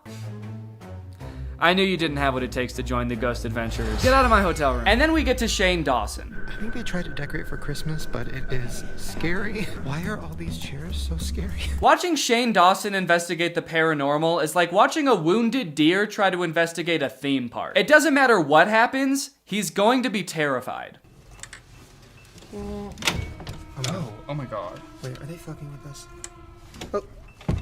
Try this. Just unlocking the door to his room is almost enough to send Shane packing. This is creepy as fuck. It is a very normal hotel room. Okay, can I just say something? And you're gonna think I'm being dramatic. My camera has been fine focusing this whole day. The second we got into this hotel, it stops fucking focusing every second. I don't know if you guys know this, but cameras have a harder time focusing in dimly lit environments. That's like a well-known thing about cameras. It's pretty funny to try to pin that on a ghost. It's not focusing on anything. Yeah, you guys turned off all the lights. What is there to focus on? He's like panning around really fast and like getting really close to things in the dark. Like, I'm sorry, dude, the darkness is usually way crisper on this camera. But I think my favorite part about this is when Shane pauses the video and edits in text to point out something that he didn't notice while filming.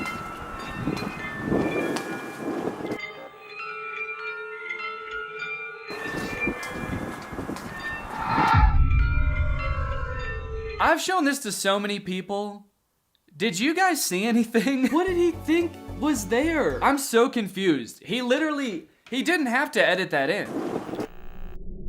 It might be nothing? Yeah, no, it definitely was nothing. Throughout this video, Shane adds in sound effects that are designed to make his terrified reactions seem a little more justified. Oh my god. He'll hear like a tiny bump noise that came from outside and then add in like the loudest horror sound effect you've ever heard. Here's the actual sound effect, and then here's how scared that made me. Okay guys, I have a confession to make. I know I talked a really big game about all the ghosts that have been spotted in this hotel, and as I was doing some research in my room, I started to realize that a lot of these stories might also be over-exaggerated a little bit. I know, apparently it's not just the ghost hunter shows that are doing it. Perhaps the hotel also has something to gain by playing up how haunted they are. 1911, maids up here lighting acetylene gas lamps. There's a gas leak. This room blows up. The maid's name was Mrs. Wilson. It's believed that Mrs. Wilson is still with us in the hotel here. We've had guests walk into the bathroom, the light will turn on. Their clothes are put away in the dresser drawers and their bags are stacked in the closet. I have a couple questions about this story, because the way he tells it in this show makes it sound like the housekeeper is haunting the hotel because she died in this explosion at the hotel. She didn't. She didn't die. I looked it up. There's articles about this story. This happened in 1911. A housekeeper accidentally blew up like half the hotel. She sustained injuries. She broke both of her ankles, and then she died. In 1950. She lived for 40 years after this explosion. Honestly, even if she is haunting the hotel, like if she died here in 1950, that's her own business. The hotel doesn't need to go around spreading this story about her fucking up and blowing up the hotel. That seems a little bit petty, doesn't it? The interesting thing about the housekeeper ghost is that it's said that most of what she does to haunt the hotel is folding people's clothes and making their beds while they're not in the room, which, sure, it is pretty difficult to prove a ghost did that because that's what happens at every hotel when you leave the room, because that's what housekeepers do. But what would you rather her ghost powers be? Blowing up your room? Fucking up and just exploding the hotel? That wouldn't be a very fun ghost, would it? Yeah, this room is actually haunted by a creeper from Minecraft. If you hear hissing behind you, run. I'll be honest, at this point, I'm kind of worried I'm not even gonna get kissed by this cowboy ghost. And it's not just that. I also looked into the story about The Shining, and do you want to know what happened? What inspired this hotel's biggest claim to fame? On a cold winter night in the 1970s, Stephen King stayed in room 217 at the Stanley Hotel. It was the end of the tourist season at the hotel, so it was very empty, and while Stephen was sleeping, he had a nightmare that his son was being chased by a hose, and it was so scary that he wrote a whole ass book about it. That's right. As far as anyone knows, and as far as Stephen King has ever said, Stephen King saw 0 ghosts at the Stanley Hotel. 0 ghosts. You can book the room Stephen King stayed in, and it is booked for every Halloween for 7 years, because the hotel's booking system only goes 7 years into the future. And he never saw a ghost. Okay, but to be fair, just because Stephen King didn't see a ghost at the Stanley Hotel doesn't mean that there's nothing weird going on here, as I would find out when we got to talking to 2 tour guides at the hotel. This is the 3rd, possibly the 4th haunted building I've worked at. This is definitely the most haunted place I've worked in town. I think that there are far too many, far too close enough to sane people at the Stanley who have a ghost story. When I started working here, I was thought, you know, maybe I'll see a ghost, hear some weird noise, you know, maybe once, twice a year. Some nights it's an every night thing. And we also got to go on a tour of all the most haunted spots in the hotel after hours, where we found out a lot of juicy details about this hotel. For one, there are a ton of pictures of ghosts that people have taken at the Stanley Hotel. And on this tour, they showed us a lot of them. And while some of them just look like it could have been like a camera glitch or like a blurry low light photo where you can't really tell what's going on, when it's 1 a.m. and you're in the underground cave tunnels underneath a haunted hotel with 2 strangers you've never met, and one of them shows you a picture of a ghost girl hiding behind the carriage that you're standing right next to, scary. The scariest ghost they told us about was a ghost named Dennis. They don't actually know the ghost's name, but they call him that because he's a menace. And I wish I had a video of some of the pictures they showed us, but Dennis looks creepy as hell. In every picture, he's just a shadowy figure with glowing eyes. In one of the pictures, he was posing in the background like this. And they told us a story about how one of the staff members saw Dennis in like the staff quarters, and Dennis started chasing him, and all the doors were locked, so he had to run upstairs and jump out a window to get away from Dennis. Do you have any idea how badly I didn't want to wake up in my hotel room that night and see Dennis staring at me? I was at a solid 5 or 6 on my little spook meter. But that all went down to a -5 or 6 when they started telling us a story about when Zach Baggins was there filming for Ghost Adventures. A big part of the Ghost Adventures episode at the Stanley was the carriage house, because that's where the hotel stores all of the mattresses that people have died on. There's objects in here where some actual death happened, where the bodies were discovered on these beds. So they spent like a ton of time in the episode trying to contact the spirits of people who have died on these mattresses. Can you guess what the tour guides told us?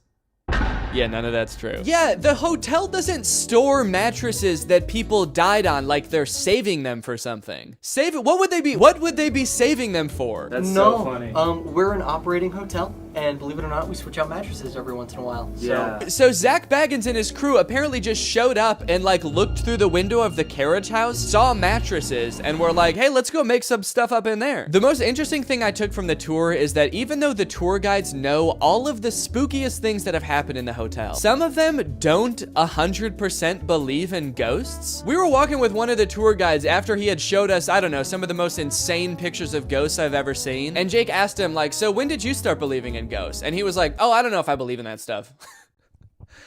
Huh? So wait, what was all that about Dennis then? You get to just tell me about Dennis and make me scared and then not believe in him yourself? How is that fair? Don't get me wrong though, a lot of the staff actually do believe in ghosts, so much so that some even claim to have personal relationships with the ghosts they interact with most often. Last summer, 2021, Paul, our former caretaker of the concert hall, gave me a birthday present. It was a little 20-cent Euro piece, French issue.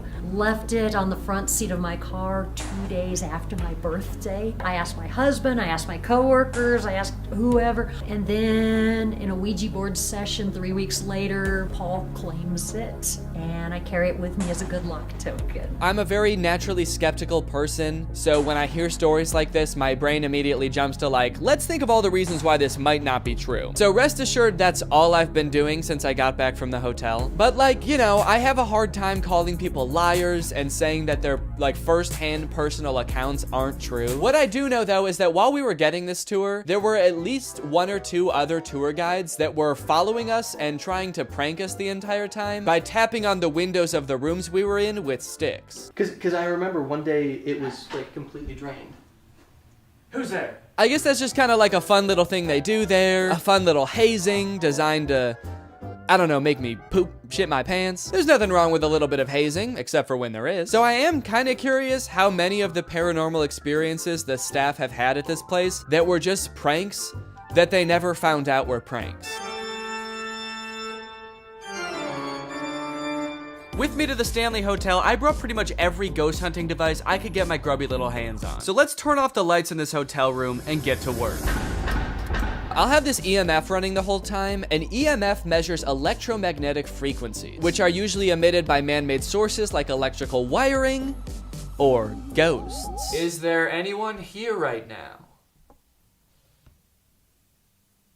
It's still at 0. Another popular ghost hunting tool is a tiny twist-on flashlight like this. Because some ghosts might not be super powerful and might not be able to move really heavy objects, if you twist one of these flashlights right to the point where it's about to turn off, it makes it a lot easier for a ghost to communicate by flickering the light. I gave any potential ghosts a little demonstration on how to twist the light, and I was about to start trying to communicate when the unthinkable happened. So if there's anyone here, let's maybe make...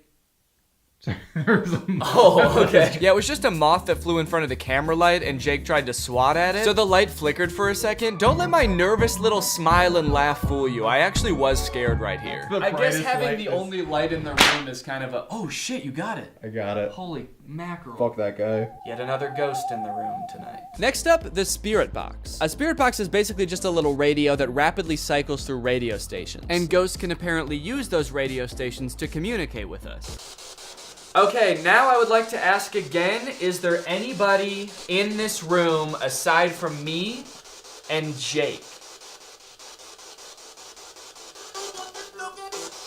Okay, we got a little something. I don't know what it said. Kind of sounded like, oh, you can do it. Very encouraging ghost. I do appreciate that. Thank you. Is there anybody that is maybe... Okay. That actually sounded... I said, is there anybody? And it kind of sounded like it might have said, there is somebody. I'll let you guys listen to it a couple times. Let me know what you think. That is maybe. Full disclosure, I actually am pretty weirded out by this. This is a pretty strange occurrence. It does sound a lot like there's somebody. And so I will give 1 point to the ghost for that one. That was pretty good, buddy. If you're a ghost, make no noise happen. Like, make it so no words are said.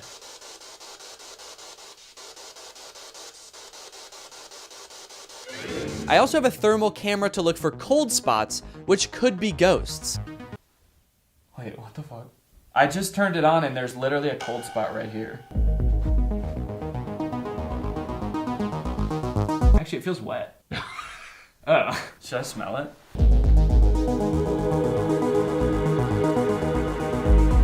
Okay, it kind of smells like it might be like a cleaner or something, I think, but it definitely is wet. Hey, Danny, it's future Danny here. Could you stop touching that? It's definitely pee. There was a small wet spot, and then a little trail, and then a big wet spot, like somebody started to have an accident, managed to control it for a second, and then hobbled 2 feet, and then just let it all out. Which leads to the scariest question of them all. Why did I put my face in that? Why was my first instinct when confronted with a wet spot in a hotel room to get my nose and lips as close to that baby as I could? I'm at home. It's been a week since I was at this hotel, and my spook meter is at a 10 out of 10. I think I was possessed by a piss goblin. Luckily, in the rest of the room, we didn't find any more piss. We also didn't find any ghosts, but at that point, I was more worried about the piss thing. Now, full disclosure, I've never like 100% liked the way that paranormal investigators go about like looking for spirits. Everybody goes in and like sits on the floor and is like, who's there? Can anyone say your name? Who are you? What's your name? Did you pass away in one of those beds? I think it's a little bit condescending. So I think if we're gonna find anything in this room, we're gonna have to get a little bit more drastic. Howdy, y'all. If there be any rootin' tootin' cowboys that like a good time, why don't you go ahead and flicker the flashlight? Is there any ghosts around me? All right, well, I guess if you don't want to come out, I'm gonna have to keep all this gold myself. But the only thing coming from my vial of gold was a puddle of gold. So I guess my method of ghost hunting was a giant waste of time. And sure, I did get this sick picture out of it, but unless I ever make like a half country, half hyperpop album and I need cover art, it's pretty much useless. Good night. Tell the haberdasher I say hello. I will.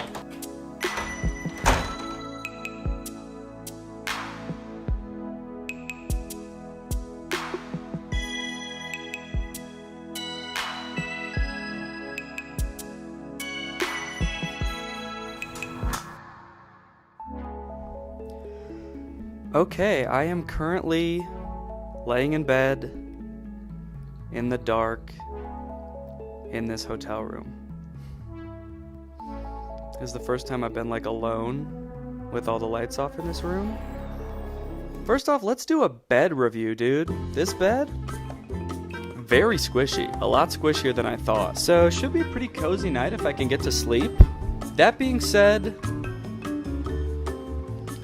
I'm not gonna lie, I am scared. It's honestly very frustrating to be scared right now. I think in an attempt to avoid sitting in complete silence, I just started saying anything that was on my mind, which resulted in me performing what reads like some sort of paranoid ghost-themed stand-up set. Why are people only scared of ghosts when it's dark? The fact that ghosts would only come out when it's dark, it like implies that ghosts only exist to scare living people.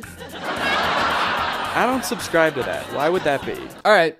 Yeah, man. Sick. Whatever makes you feel less scared, dude. Ghosts don't just come out in the dark. They also come out in the daytime. So you should be scared right now, but you should also have been scared all day. Very clever. Definitely having all of the pictures that they showed us on the tour, like replaying in my mind, is not gonna help. So I really ought to stop doing that before I really try to get into it. So if my brain could just stop with that, and then we could proceed with the rest of the experience, that'd be great. As I laid there, I could almost feel my brain wanting to play tricks on me. I was so like hyper aware of every shadow in the room, every sound that I heard, every feeling in my body, and it took me a solid like 30 minutes to calm myself down enough to try to go to sleep. All right, well, I'm just gonna try to go to bed.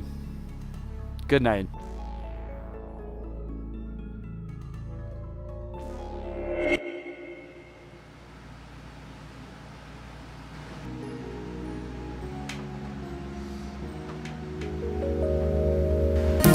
I did it, baby. That's right. I slept in a haunted room in the most haunted hotel for 5 hours. And I slept like a rock, dude. There could have been a haberdasher twerking on my bed all night, and I would not have woken up. Luckily, it does look like nothing paranormal happened that night, because I would have been pretty pissed if I missed that. So, look, I can't tell you if there for sure are or aren't ghosts in the Stanley Hotel, but what I can tell you is that you're definitely not guaranteed a paranormal experience. What I can bet, though, is that it's still probably gonna be pretty scary. Even if you don't believe.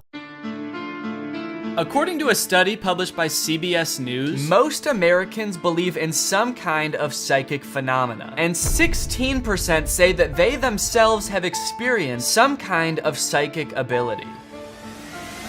Why? I've never believed in telekinesis or any kind of psychic ability really, but lately I've been getting so many TikToks on my For You page about how it's actually really easy to just start moving objects with your mind. Like this one, how to do telekinesis. Just start out by rubbing your hands together. This helps you to feel the energy. It also helps you to create an evil little scheme. Then start practicing on some socks, move on to some heavier objects, and as long as you keep your hands looking like all of your fingers are broken, you'll be slamming doors in no time. There's also this one where apparently all you have to do is imagine your hands are magnets and you can rotate a piece of paper on a pin. And sure, these TikToks are pretty easy to fake, or maybe there's some other kind of scientific explanation for what's going on. But here's where I'm confused. Here's the rub, so to speak. The no-handed psychic rub. Some people are commenting on these TikToks that they have found these tutorials genuinely useful. It moved, and I got really scared. Same. Bro, it works. Help. And it is kind of hilarious that it seems to be working, but also has the unintended side effect of making you terrified about it. That's something a lot of people don't think about, is that if you found out you had like superpowers, it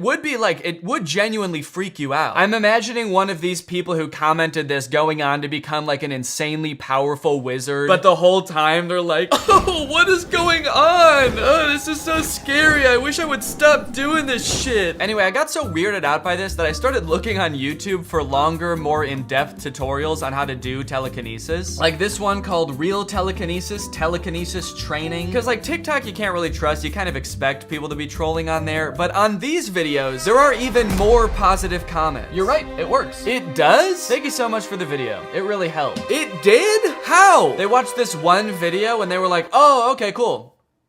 I get it. I'm psychic now. I am typing this comment with my mind, and I just blew up a baby bird in my backyard. The more I look into it, the more confused I get. I don't believe in telekinesis, but there seems to be a pretty sizable group of people that think that it's real, and they can do it. And are doing it. So basically with this video, I want to find out what the hell is going on. There's a lot of telekinesis content out there on TikTok and YouTube and other websites. Is any of it real? And if so, can I do it? Because if I can, honestly, I'm gonna be pissed off. I would be so confused. That wouldn't make any sense. I would be the most confused and pissed off warlock the world has ever seen. Okay, so I think if we're gonna figure this out, the first thing we have to do is start with the basics. So we've got those first 2 TikToks that seem pretty easy and straightforward. And then there's this girl on YouTube, Guide of Limitless Truth, who has a bunch of telekinesis tutorials. So I'm just gonna check out her channel and see what she suggests. There is no right or wrong way of doing telekinesis. All techniques I use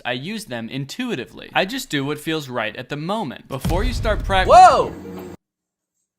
Okay. Before you start practicing telekinesis or any other form of manipulation, ask yourself first, why do you want to do it? I guess for one, I want to see if it works. And 2, I don't know, it'd be kind of cool. I feel like it's something that would maybe make me special. You know, if I'm like the only one of my friends that can do this, it might be a little bit of an ego boost. I do not support the idea of doing it for an ego boost. No, dude.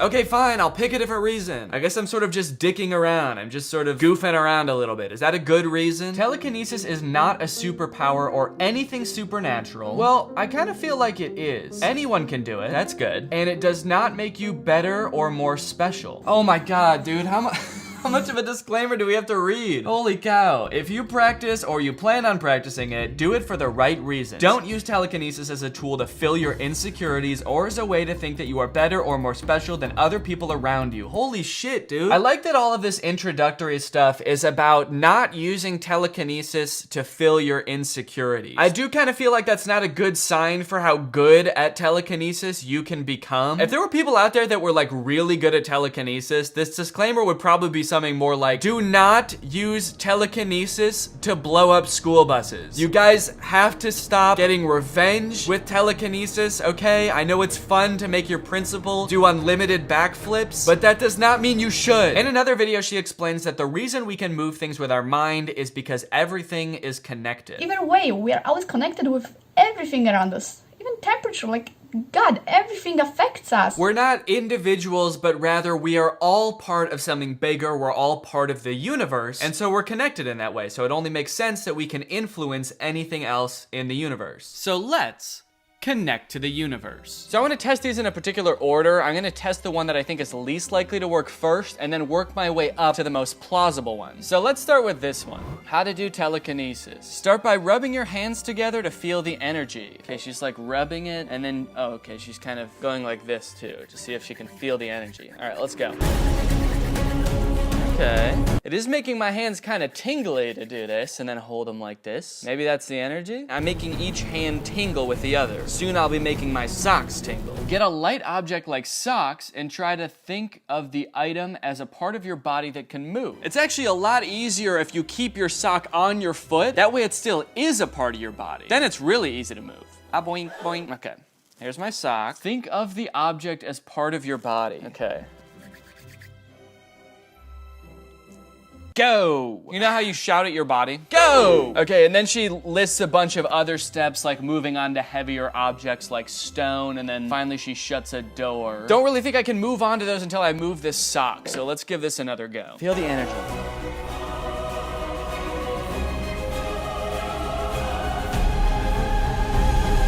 I don't know why it's this motion, like you're opening a doorknob. Shouldn't it be like, go, go, get out of here. Dude, PU, stinky sock. Okay, the sock's going back on my foot. How to practice telekinesis or moving matter with your mind. All you need is a small piece of paper like a post-it note, an eraser, and a needle. Okay, so I went out and I got a needle. I actually got a whole bunch. And then I'm gonna stick it into this piece of foam. Oh, foam everywhere. What the hell? Look at all this foam, dude. Perfect. Okay, now I just plop this on here. Hey, Needle's not long enough. Oh no! What do I do? How long was her freaking needle, dude? Oh yeah, she's got a really long needle. Well, she didn't say that. She didn't say make sure you pick the longest needle you've ever seen. Okay, good thing I bought multiple needles. Maybe I can tape 2 of them together. Make a super needle. Okay, I feel like I did that really poorly, so it's not necessarily gonna be the sturdiest thing or the prettiest thing. But hey, if I'm doing literal telekinesis, then, you know, can't complain. All right, let's put it on now. There we go. Perfect. Make sure there's no airflow. Well, there's always gonna be some airflow. Look, hey, that thing moved. There's always gonna be some airflow. Did that move because of my breath? I think it moved because I laughed. I went,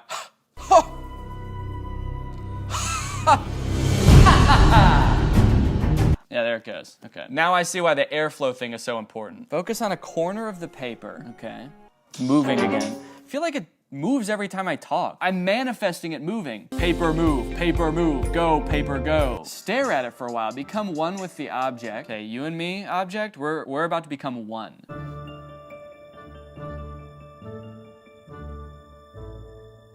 Okay, I think we're pretty much one. Okay, imagine your hands are magnets, and then she just goes. Let's give it a shot. I'm gonna imagine my hands are magnets. Whoa!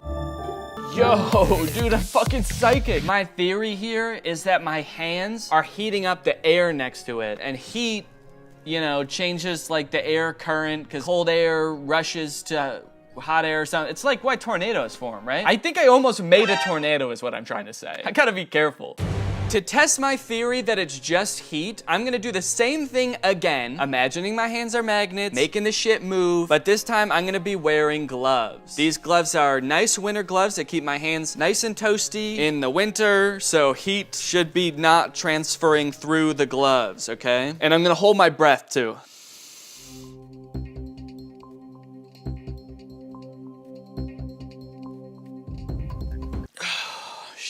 Can't hold my breath for that long. Well, it didn't move at all. I mean, like, so it kind of seems like it might have been the heat from my hands. Also, having my hands in gloves and going like this with them makes me feel like I'm murdering somebody. Okay, lastly, I'm gonna be following that girl's YouTube video where she was moving foil with her mind. I chose to do this one last because I'm most confident it's going to work because it's 100% just air. I am 100% confident that it is, yeah, 100% just air. It is kind of fun though. It actually does make you feel kind of sick, dude, honestly. Okay, well, I guess that's that. It's just air. Crazy.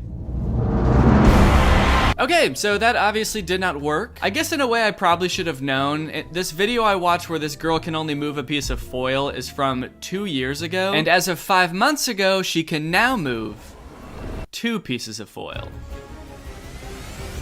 Sometimes. So even if there is something supernatural there, something that's more than meets the eye, it's probably gonna take a little longer than the 20 minutes I had allotted to figure it out. I am coming away from trying those feeling kind of bad though. Like, I don't think that this girl is purposely trying to misinform people. I don't think she knows it's all fake. I think someone probably convinced her that this is telekinesis and that if you just keep practicing, you're gonna get better at it. Anyways, I was gonna give up on this entirely until I found this series called Superhuman on a streaming service for insane people called Gaia. Gaia hosts a bunch of conspiracy content, shows about alternative health, ghosts, aliens, that are made to look like your average educational documentary that you would find on like the History Channel. In Superhuman, they explore the limits of the human mind. They talk to researchers who are well versed in the field of telekinesis, or as they call it in this show for some reason, psychokinesis. PK is short for psychokinesis. It is the ability to move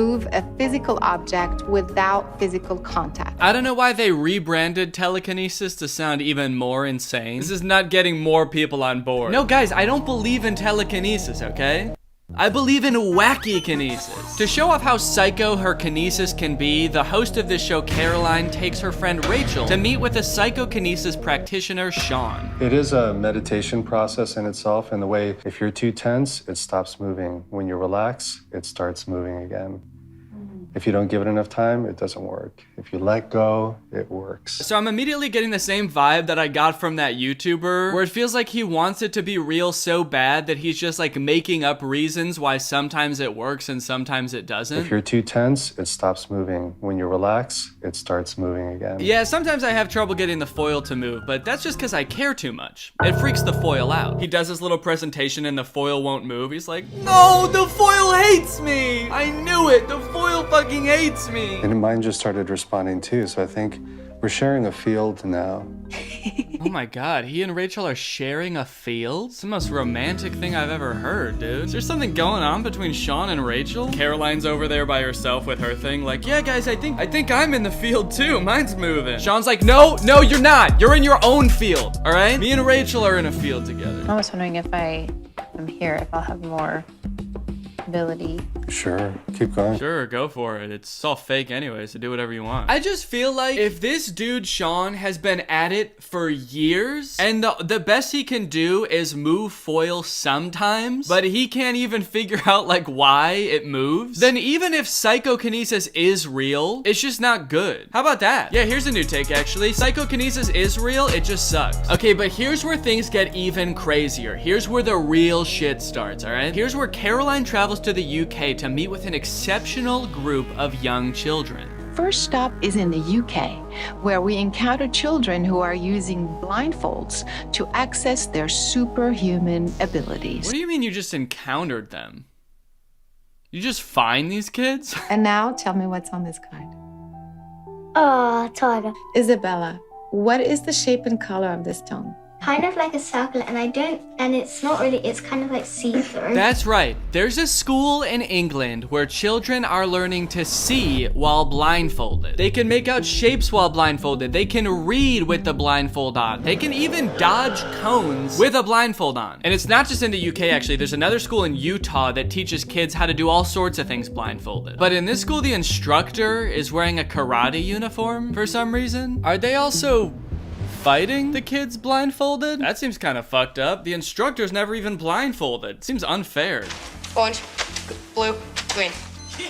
8 of clubs, 10 of diamonds, 5 of hearts. All this seems insane to me. I mean, it definitely gives you pause. You're kind of like, wait, is this real? Because it's like, sure, they might be able to like memorize the book and then just recite it from memory. That's how they're doing that. But then like, how are they like hopping through obstacle courses? How are they navigating stores with the blindfold on? How about the grilled chicken and sausage gumbo?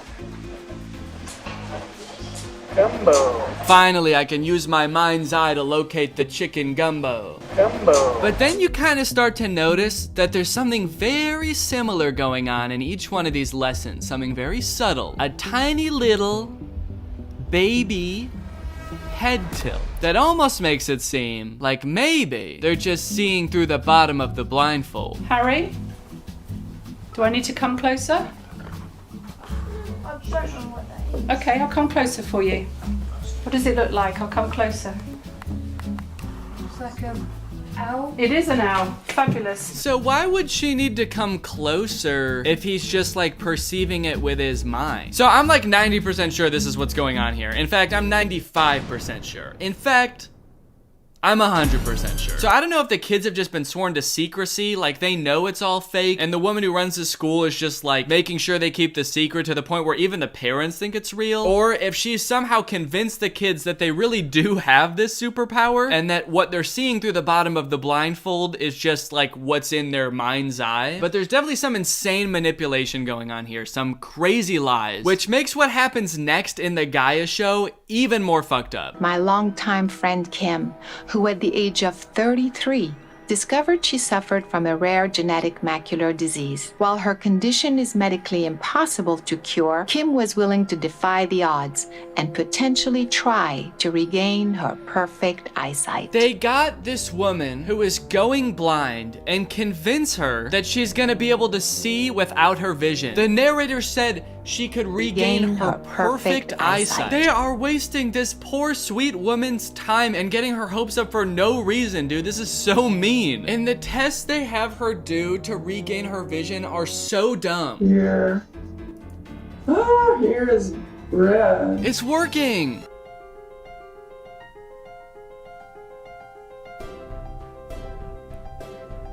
That seems like it's blue. She's doing everything in her power to try to get that blue light to reflect into the goggles. Why would she need to put it all around her head to use telekinesis? In the next clip, she's like sliding the paper into the blindfold. I think it's blue. But hey guys, the results speak for themselves. Look how far she comes in just a few short sessions. Green.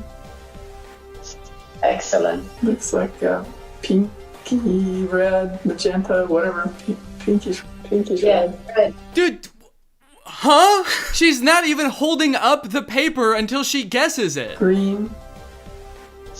Excellent. This is so mean. It just feels like a mean prank, dude. Leave this woman alone. So I've noticed from a lot of these different clips in these different schools, the blindfold that they're using always says mindfold on it. So I looked it up, and the mindfold is just kind of like a sleep or relaxation mask that you can buy on Amazon for $14. So I did, and now I'm gonna figure out what the heck is going on. Behold.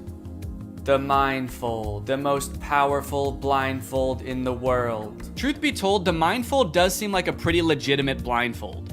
Yeah, okay, so I can't see shit. In terms of how much light it lets in anyway. In terms of what it advertises being able to do, it is a little bit out there. Sleep, meditation, travel, training, sports, mind power, and whatever you can imagine. God damn, that's covering all their bases. They said mind power and then still took it a step further and was like, and anything else. I also got some materials for training. I got my favorite childhood book, Corduroy. I'm gonna try to read this while blindfolded. I got some construction paper for trying to perceive colors. I did accidentally buy perforated construction paper that has little shapes perforated into it. And I can tell you that with my eyes closed is a fish. Maybe it's not. Maybe it's a circle. Maybe it's 2 circles? How did I do that? The first test I'm gonna do is just try to see if I can hold it around my head and see what color it is at all. Okay, let me try to focus on like being omnipresent.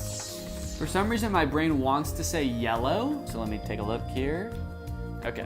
Jesus, dude. It's a bright light pointed at my eyes right here. Who put this light here, man? Right off the bat, I noticed that I do not have any sort of natural psychic ability. Purple. But another thing I noticed is that all of the kids in the Gaia show seem to wear their blindfolds so that their eyes are at the very bottom of it. So I decided to give that a shot, and that made things way easier. I can see very clearly. It's not just like a rim of light anymore. It's like, I can fully see any type of paper you can hand me now. I can see, like, that's orange, that's freaking purple, that's freaking green. If this is what you can see normally, then this is basically what I could see with the blindfold on like this. And even when staring directly into the camera lens, you still can't even see my eyes. So now I guess with my eyes concealed, hopefully, let me see if I can read a little bit out of Corduroy. Let's see, can Danny read?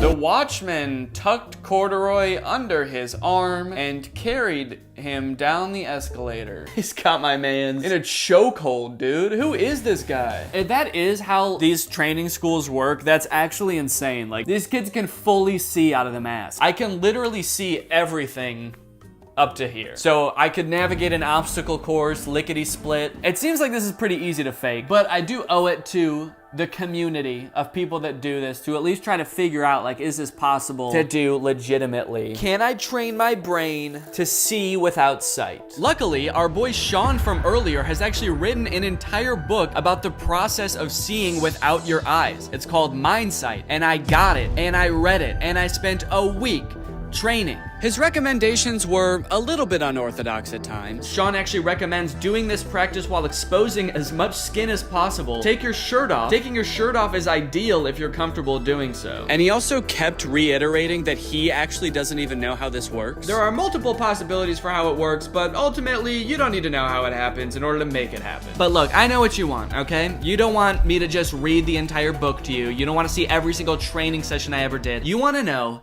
does this work? I spent the past week doing this. I read the whole freaking book by the face of this movement. So I think it's only appropriate to do one final session so you can see all the progress I've accumulated so far. Can Danny see without his eyes?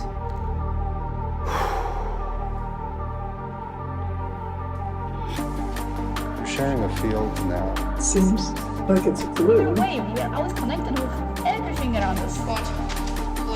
How about the grilled chicken and sausage gumbo? Purple? No! You know, at the end of the day, I actually don't feel too bad about not being able to figure it out because you know the guy that wrote that book, Sean McNamara? I found his YouTube channel where he has a video of him practicing this very same thing, and he also hasn't figured it out. I haven't been working with this for very long, so I can't say that this technique of training yourself will 100% work for you. This one's particularly dark yellow. The guy who literally wrote the book on how to see without your eyes can't see without his eyes. But hey, if you want to get behind the wheel of a car and drive, you don't have to know how to drive. The worst part about that video is that it came out after the book came out. This one's particularly dark. This man really just made up a whole book, and I read it. That's awesome. So look, in this video, maybe I didn't learn how to move objects with my mind. Maybe I didn't learn how to see with my eyes closed. But I did come away from this with one strange experience. This weird, nagging feeling that there's about to be a package at my door. Hello. I'm you, from the future. Okay. Since I read that book, I have continued to train my mind. I am now able to transcend not only physical touch and sight, but time itself. Why are you crawling? You have to act like a baby for it to work. That's incredible. Mommy. You know, for a second, I thought this whole package at the door thing was gonna be a HelloFresh segment. It is. It's awesome. Kind of rude of you to eat the entire thing right in front of me, but I get the idea. I must return to my time. Oh yeah, you probably shouldn't stay too long. We don't want you to damage the space-time continuum, so. No, that's not why. Okay. I just have other shit to do. Okay. Are you okay? I'm stuck between time! What's up, Greg? I hope you're all having a great day. Welcome back to my channel. This, of course, is another episode of Staying Well. I hope you're all staying well. It's something that I've heard most YouTubers say, but something that I feel like not enough YouTubers are actually trying to help with. Because you know what? It's easy to get pretty caught up in the melancholy of staying home all the time, and the news has been pretty drab lately. I think that two things we all need right now are a good laugh and some health advice. We could all stand to be a little bit more healthy and a little bit more fit in these uncertain times, which is why I've taken the liberty of finding two accounts on Instagram that can help us out with this very thing. The first one is called One Laughter Please. For your daily dose of hashtag laughter, every day you can have one laughter please. Not one laugh. One laughter. With such great memes as, have you ever deleted one ha from your ha ha ha ha ha? Because you feel like it's too much? Yeah, that's way too much laughter, especially for this account. You're only allowed one laughter. You're only allowed a ha! And I found this account called Fitness Corner, which has some great health advice that I will be sharing with you later on. And I think by the end of this video, you're gonna be thanking me quite a bit for all of the valuable advice, health-wise, and all of the laughter. All right, this first meme from One Laughter Please is a little depiction of marriage. So it says, wife is wife, no matter who the hell you are. And it's a picture of a male lion and a female lion, and the female lion looks like she's about to kill the male lion, and she's saying, shut up! And he's saying, okay, sorry, with a sad little slanty face. It really just goes to show, you know, no matter who you are, if you're a human being like you or I, or if you're a fucking lion, a monogamous lion, with a wife, a beautiful lion wife that he loves with his little lion heart. Wife is wife, no matter who you are, and wife tries to kill husband. Wives wanna eat their husbands. And the quicker you understand that, the quicker you can dodge their attacks. Husband got shocked while reading his wife's report card. Very obedient and soft-spoken student? Very obedient and soft-spoken student? How come my wife doesn't act like that around me? I swear, dude, every time I try to scold my wife for speaking out of turn, she gets all mad and goes to stay with her friends for a couple days. It doesn't say she does any of that on her report card. Husband is husband, no matter who you are. Husband is a scared little cat, no matter who you are. If a barber makes a mistake, it's a new style. If a politician makes a mistake, it's a new law. If a scientist makes a mistake, it's a new invention. If a tailor makes a mistake, it's a new style. If a teacher makes a mistake, it's a new theory. But if a student makes a mistake, it's a mistake. I feel like none of these things are true. How is any of this true? If a politician makes a mistake, it's a new law? What does that even mean? Oh shit, I meant to text my wife that I wanted to kiss her, but I accidentally said kill. Now it's legally mandatory for everyone to kill their wives! Like, imagine a rocket scientist making a small mistake that makes a rocket blow up, and NASA's just like, oh, fuck. Now we gotta make them all do that. When you try to understand a girl? Yeah, honestly, that's pretty funny. I do not get girls. Like, why does the one who lives with me always try to eat me? Does anyone know? So the premise of this picture seems like it's saying that boys are like normal cars. You know, they like work and they look normal, they're nice to look at, and they make sense, you know? You can figure them out. Meanwhile, girls are similar to boys, but they're all fucked up. They're basically like boys, but so horribly physically disfigured that they can't possibly function the way boys do. How boys sit. How girls sit. Quick checkpoint. Have you had your laughter yet? If you have to click off the video because only one laughter is allowed. Me to my friend. Please keep this secret. Friend. Banging on a big drum and is a small mouse. No! Don't go around banging that drum! Now everyone's gonna know about my cool big drum. That was my secret. What will the people say when they find out about my secret? What will they say when they know about my cool big drum? When you finally understand something in maths, I think this account kind of needs to work on like their demographic. I don't really think they know what it is. Like, is this account for kids or grown-ass adults? Because they've got jokes about like hating your wife, but then they also have jokes about like not understanding math in school. Finally, I've understood something in maths.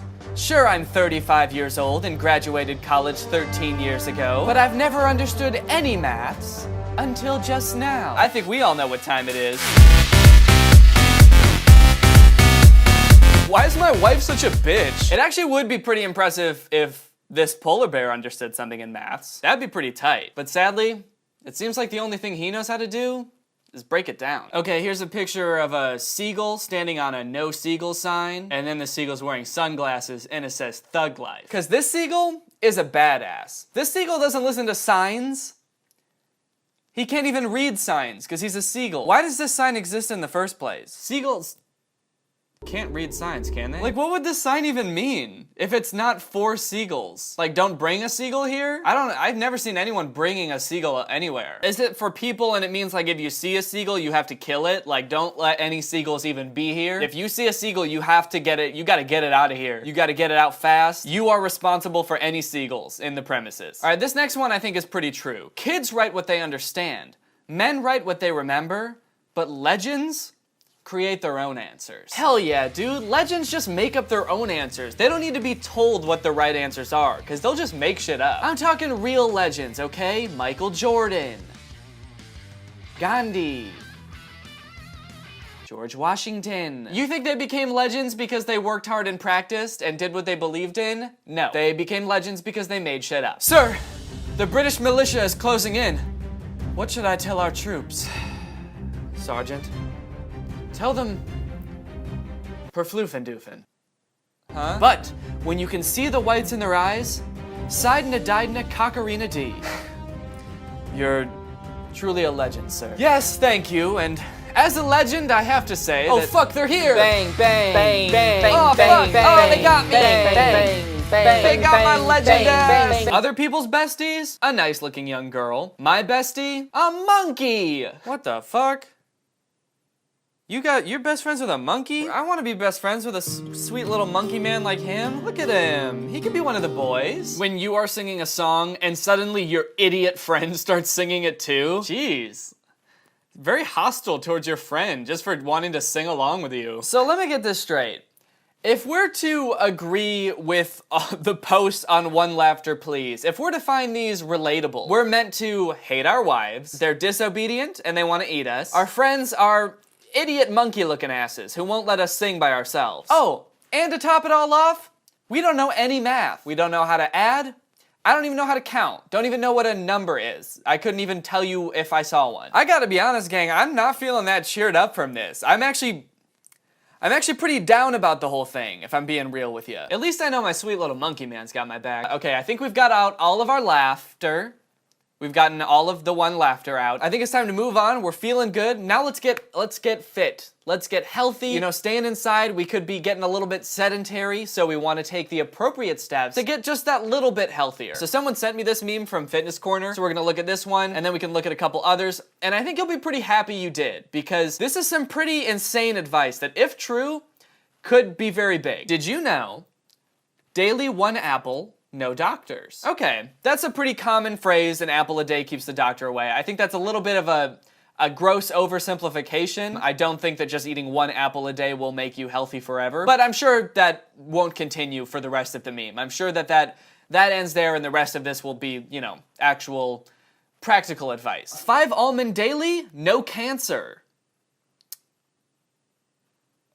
None? I'm sorry, no cancer? None at all? If you eat 5 almonds a day, just 5, right? That's not 500. If you eat 5 almonds daily, no cancer.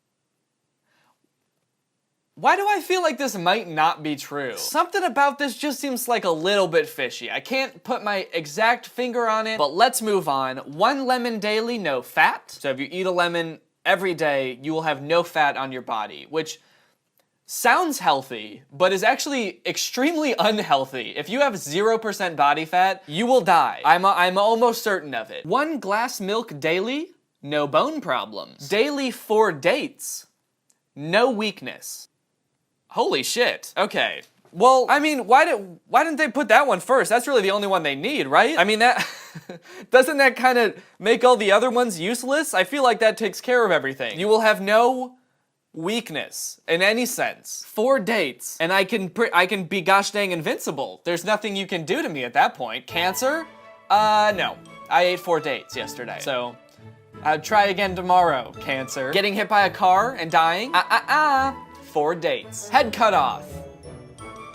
How about 4 dates? I gotta be real with you guys. This whole COVID thing is starting to seem like it's not really a big deal. Why don't you just eat 4 dates, you baby? This post was created on April 12th, like during the COVID epidemic. So it seems to be like in some part related to it. It's like trying to help people. I really gotta say, I don't know about this advice, dude. Last one is daily 1-time prayer, no tension. You will not feel any tension for the rest of your day if you pray. But I gotta be real, I feel like the dates takes care of that, because tension is kind of a weakness. I could skip the prayer, I could skip the apple, the almonds, the lemon, the milk.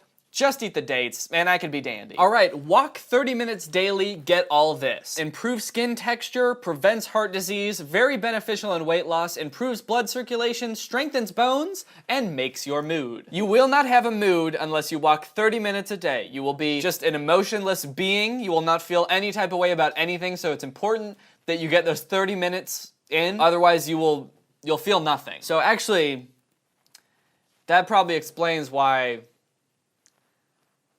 I just don't feel anything. Did you know, drinking raisin water daily with empty stomach for 30 to 45 days, it helps to remove acne/pimples, providing glowing skin. It also works as a blood purifier. I did not know raisin water was a thing. Do people drink raisin water? I mean, if it really does clear up your skin and purify your blood, it seems like a pretty good deal. Almost to the point where, like, I feel like scientists need to look into this. Like, they should try making, like, raisins that have the water built into them.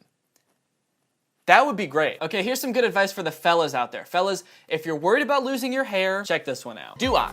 Daily empty stomach 10 to 12 times. I think that's supposed to say do it, or maybe this routine is called ot. You stand, you get into a little ball, you roll back, you come back up. Do it 10 to 12 times, and the benefits, as per yoga, say that it prevents hair fall, brings glow to face, gives you a curvy, shaped, and toned body, and also relieves problems like constipation. Rocking back and forth 10 to 12 times a day will make my hair not fall out. Now this I gotta try. All right, well, you guys you're gonna witness it right here. I hope I don't go bald from doing this. 10 to 12 times. Get in the fetal position, roll back, get up. Okay, I think, is standing up part of it? It looks like,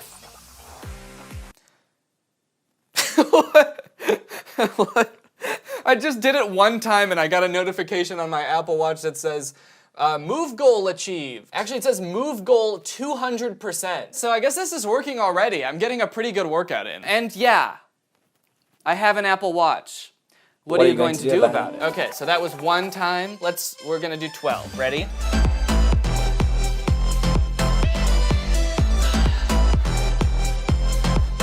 How do I look? All right, I kind of lost count there if I'm being honest. I don't know if that was 12, but shit, I think it worked pretty well. One kind of weird thing I've noticed about this account is they're like really into almonds. Like they really really endorse almonds. I mean, for one, we saw they prevent cancer. 5 almonds daily, no cancer. But also by eating 6 almonds a day, it helps to lose weight faster. If you eat 4 almonds per day, it helps improve concentration and makes your skin healthy and prevents heart disease. If you have a headache, eat 10 to 12 almonds instead of taking aspirin. And eating 2 to 3 almonds a day can reverse your aging. Eating 2 to 3 almonds every day will turn you into Benjamin Button. In just a couple years of eating almonds, you will be a baby. But make sure you stop then, because if you keep going, you'll turn back into a little egg and go back into your mom, and then what are you gonna do? You can't eat any more almonds when you're in there, so be careful. Okay, so if I total up the amount of almonds I need for each of these benefits, that's 12 plus 4 plus 3 plus 6 plus 5 equals 30 almonds per day, and I'll basically be a god amongst men. No cancer, weight loss, clear skin, slowly turning into a baby, and no headaches. Ever. That's the best one. So that's all the memes I got, so I guess the only thing left to do is, eat 30 almonds. So while I crack open this canister of almonds, why don't I tell you about today's sponsor, Honey? Who doesn't love a good deal when you're shopping? I know I do. These days, I find myself buying a lot of stuff online because I don't want to go to the store and risk getting people sick. And what I found is it's pretty hard to find coupon codes online for things. Like if I'm just wanted to buy a pair of pants from J. Crew, like where do you find a coupon code for that? How do you get a good deal on that? You just have to wait for them to be on sale? I don't think so. I need pants now because I ruined my other ones. I don't want to talk about how. But that's where Honey comes in. Honey is a free online shopping tool that helps you find promo codes and automatically adds them to your cart. Say you want to order a pizza. Well, guess what, bruv? They work on Domino's too. When you go to check out, this little box pops up and all you have to do is click apply coupons. That's all you have to do. Honey has saved its 17 million members over $2 billion, and they support over 30,000 online stores. In conclusion, I would highly recommend Honey. It's literally free money, and it could not be easier to use. You just install it, and it starts working for you immediately. So, if you want to check out the sponsor, go to joinhoney.com/Danny, or visit the link in the description. That's joinhoney.com/Danny. Thank you to Honey for sponsoring this video, and thank you to you guys for checking out Honey. I endorse Honey big time. I have it on my laptop that's right in front of me. I think it's a pretty fantastic tool. And why wouldn't you download it, you know? All right, well, we've looked at the memes, we've found out how many almonds I need to eat, and now it's time for me to eat 30 almonds.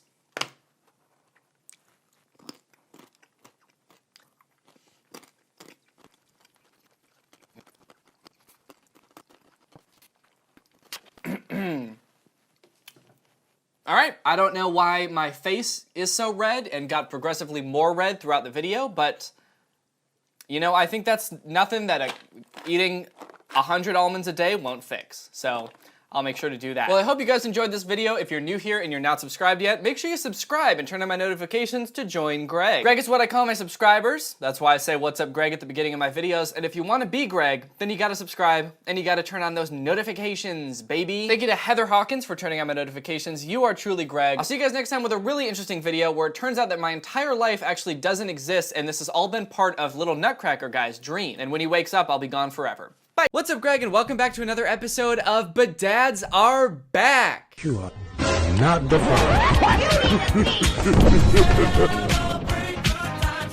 Yay! That's right, this is another installment of everybody's favorite series where I look at really strange ads for mobile games. There's this one that seemed to go viral on Twitter a couple days ago that like everybody's been tagging me in, so I figure, you know what, I might as well bring back the series for an episode to talk about it. This video has 300,000 likes and 8 million views on Twitter, and guess what?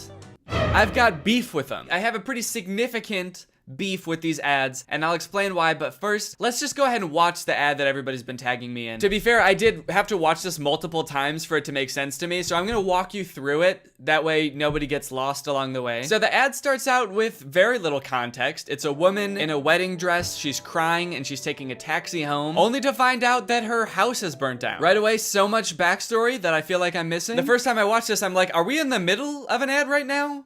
Is this the beginning of the ad? Am I supposed to have watched other ads before this? But rest assured, I've watched a bunch of other ads for this game, and there is no context to be found. There is no explanation, so you just have to accept that this woman is having a very bad day. Then she gets a call from her grandma, and it looks like her grandma comes over to like comfort her for whatever happened at the wedding. I don't know if her fiance like stood her up or died, or if she stood him up or died. While she's being comforted, it also looks like she's holding a picture of herself from the wedding. I don't know what that's about. Maybe it's supposed to be the grandma's wedding photos. And she's showing her granddaughter like, look at how happy I was at my wedding. Aw, your fiance stood you up and died at your wedding? Oh, I'm so sorry, sweetie. Look how happy I was at my wedding though. Look at all these pictures, see how I'm smiling in all of them? The reason I'm smiling is because my husband was present at the wedding and alive at the wedding as well. I wasn't marrying a present corpse. He was also alive. Does that make you feel better? Are my happy memories making you feel better?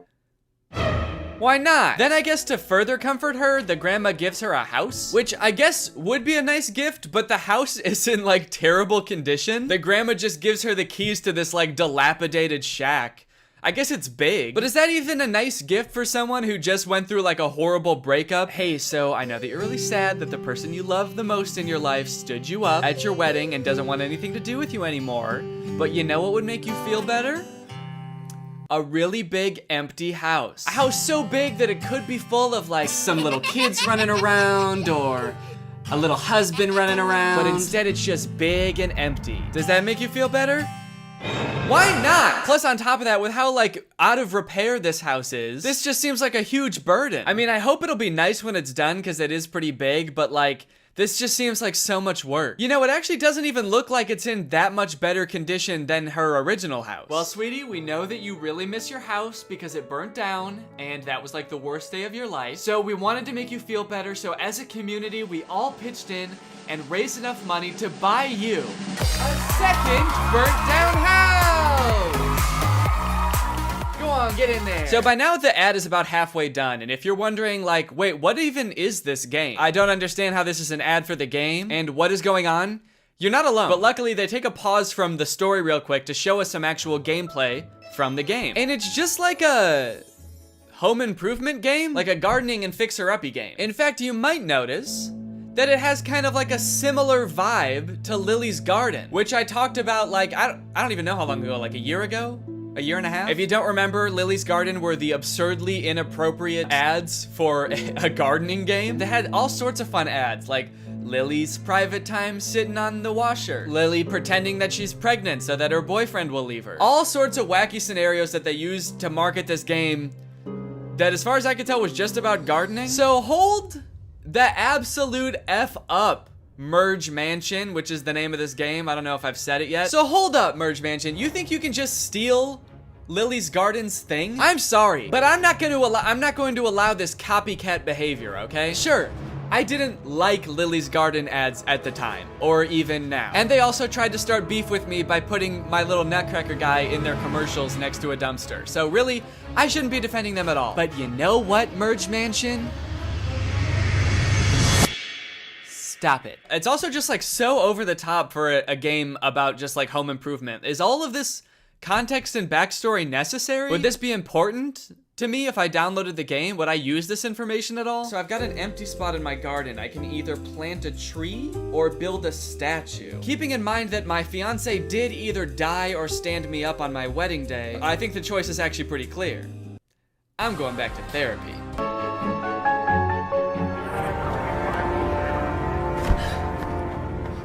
Okay, so then the ad takes a drastic turn. What the hell did Grandma do? Huh? It's not clear what they're arresting her for. And they never explain it either, so I'm not sure if it's just like another thing that you're just gonna have to accept you don't know the answer to, like what happened to her fiance and how did her house start on fire? Or maybe it has something to do with the fiance and the house. I don't know. Did she burn down the house? Did she burn down the fiance? I don't know.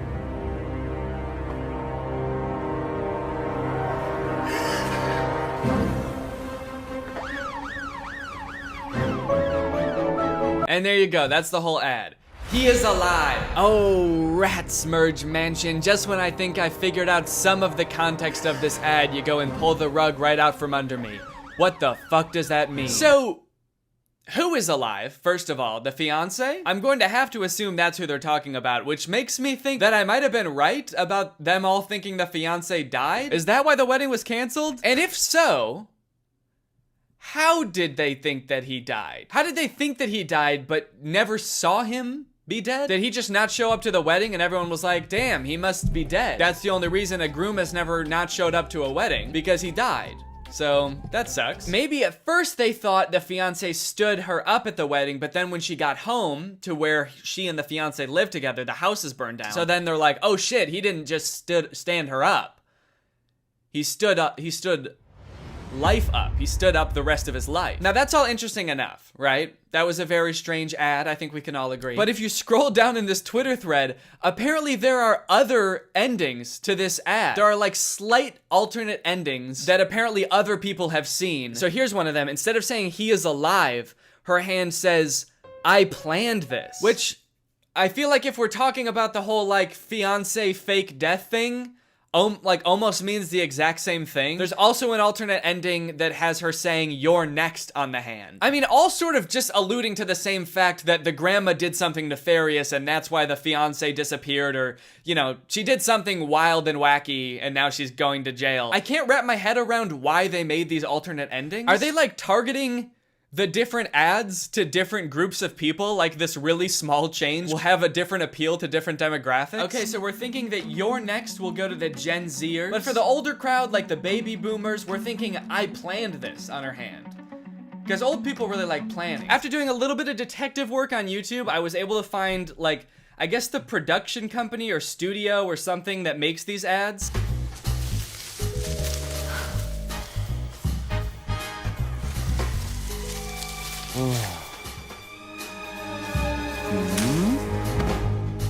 Okay, so that ad is about having a threesome. Does the game, I just want to know, does the game have anything to do with these ads? This home improvement game? I can't imagine it does. Okay, so now I'm out in the garden and here's a bush. What do I want to do here? I can either water bush, cut bush, have sex with two people hiding in bush. It's interesting that this is like the studio that makes these ads because they have a little description. Merge Mansion, a hit game from Metacore, needed 3 different ads full of warmth, humor, and drama. Warmth, humor, and drama. The simple warmth of finding out your fiance died and that your house burnt down and that your grandma had something to do with it all. They wanted to make films that are distinctive, surprising, and interesting from the first second. Distinctive? Try telling that to Lily's garden, dude. I'm actually in love with this Twitter thread though, because once this tweet started picking up traction and a bunch of people started seeing it, everybody started replying with weird ads that they've seen. And yeah, there's some weird ass ads out there. I haven't done this series in a while, and it turns out that developers have been going buck wild, dude. That's all I can say. Look at this. Wow. Dude, what a brutal kick. Oh my god. The sound effect and everything. I know that this is a common theme for all of these game ads, but I couldn't even wager a guess as to what this game is about. They're like stranded on an island, maybe? Like a desert island, but also this dude is like doing a little stripper pole dance for this girl. It's this fun new game where a group of people get stranded on a desert island and they have to start a new society, and instead of implementing money as currency, they implement pole dancing and lap dances, weirdly enough, as currency. And instead of jail, you just get punted. This next ad is one of the weirdest things I've ever seen, and I'm not exaggerating. And there's no way you'll believe me unless I just play it, so here you go.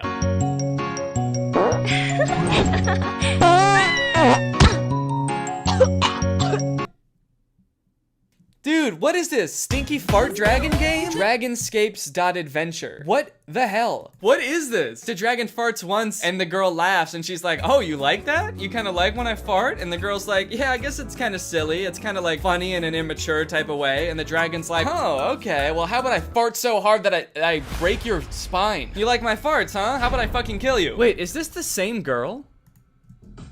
Dude, it is!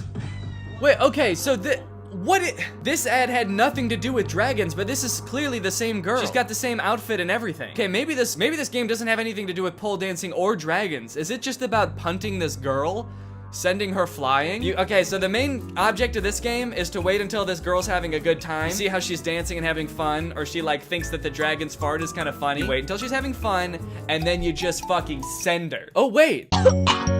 In the very last frame, it looks like now she's on an island by herself. So is this like the backstory for how she gets stranded on Stripper Pole Island? She was just having a good time washing her dragon and then she got like farted onto a deserted island? Maybe I'm reading too much into this. Is this even a real game?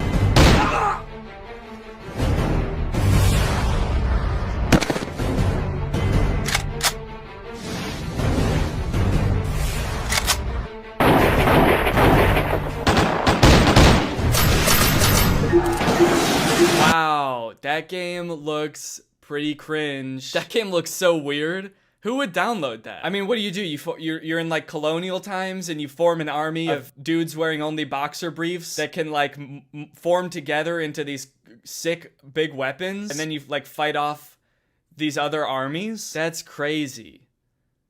Crazy bad. That looks like a bad game. What is this game even called? Something dumb, probably. What is it? Guns of Glory? That's crazy, man. I would never want to even look at a game like that now that I know the name of it. Oh, look, this looks like one of those like episode type games, like a choose your adventure type thing. She says my fantasy ... and I guess you get to pick. Her two options are spank me master or spank my ass master. Is there a difference? Spank my ass master. Now spank me, master. Anyways, guys, I think that's enough badads for now. Now it's time for a good ad. Thanks to our sponsor, Sleep. All right, well, thank you guys for watching this video. I hope you enjoyed it. If you're new here and you're not subscribed yet, make sure you subscribe and turn on my notifications to join Greg. We're basically the fastest growing army on YouTube. Please do not look that up, but it is true. All right, well, thanks again for watching, and I hope you guys have a nice rest of your day, and I'll see you next time. What's up, Greg? I hope you're all having a great day. Welcome back to my channel. This, of course, is another episode of Now You See Me. Now you see me still, because I never left. Today we're going to be talking about my favorite Instagram magician, Luca G. Galone. Or maybe it's Luke Hug Galone, or maybe it's Luca Gugalone. I'm just gonna call him Luca. I found this guy's profile recently. He almost has 1 million followers on Instagram, and he sort of hangs out with other UK-based Instagram comedians, but he himself is a magician / comedian, and I thought, that's kind of a refreshing thing to see on Instagram. You know, with everybody trying to be funny with these relatable jokes all the time, it's kind of nice to see somebody switching it up and employing a little bit of magic comedy. As many children do, I did go through a magic tricks phase when I was a kid. Actually, it was when I was in high school, and it lasted for longer than I'd like to admit. It was actually pretty fun learning the tricks. It was a good way to pass the time and annoy my friends. But I never got anywhere near as good at magic tricks as Luca. Also, quick note, if you didn't see the last video, I'm going on tour. Drew Gooden and I have written a live comedy show that we're gonna be taking around the country. It's gonna be me and him and Curtis Connor traveling around the nation, giving a good laugh to everybody who wants one. And we just added more cities, so if you live near one of these cities, or any of the other cities we've announced so far, click the link in the description to get your tickets. Okay, now let's get into the video. Watch this! Oh my God! Oh, holy shit, he's flying! He's done it, he's figured it out. He's the first person to learn how to fly. Wait a second! Don't tell me this! Do not tell me this!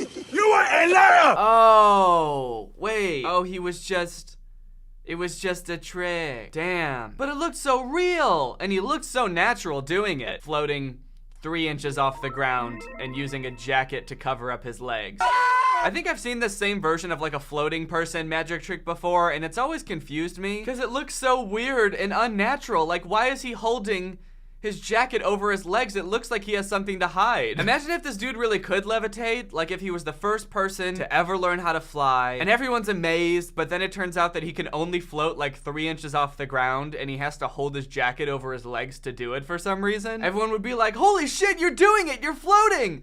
Why are you holding your jacket like that? I don't understand. You have to do that? And you can only float that high? Oh. You know what? It's actually not as cool as I thought. I mean, this is still like a monumental historic moment, but it's not very cool. Now, being that Luca is part Instagram magician and part Instagram comedian, he often finds himself in these wacky, zany situations that he uses magic to get himself out of. Like in this video, he's such a smooth and slick magician that he uses his magic abilities to get himself out of getting a parking ticket. Is that a parking ticket? What for? Parking, mate. I've literally been here for 5 minutes. It's private property, mate. You can't just come and park your car here. Let me show you something. So I'm actually a magician. I know we've got off to a bad start, but let's try this little trick. Take your parking ticket. Watch. One little blow, it turns into a £50. No, you keep the 50. We call it quits. Yeah, all right. Just get in the car and go. All right. See you later.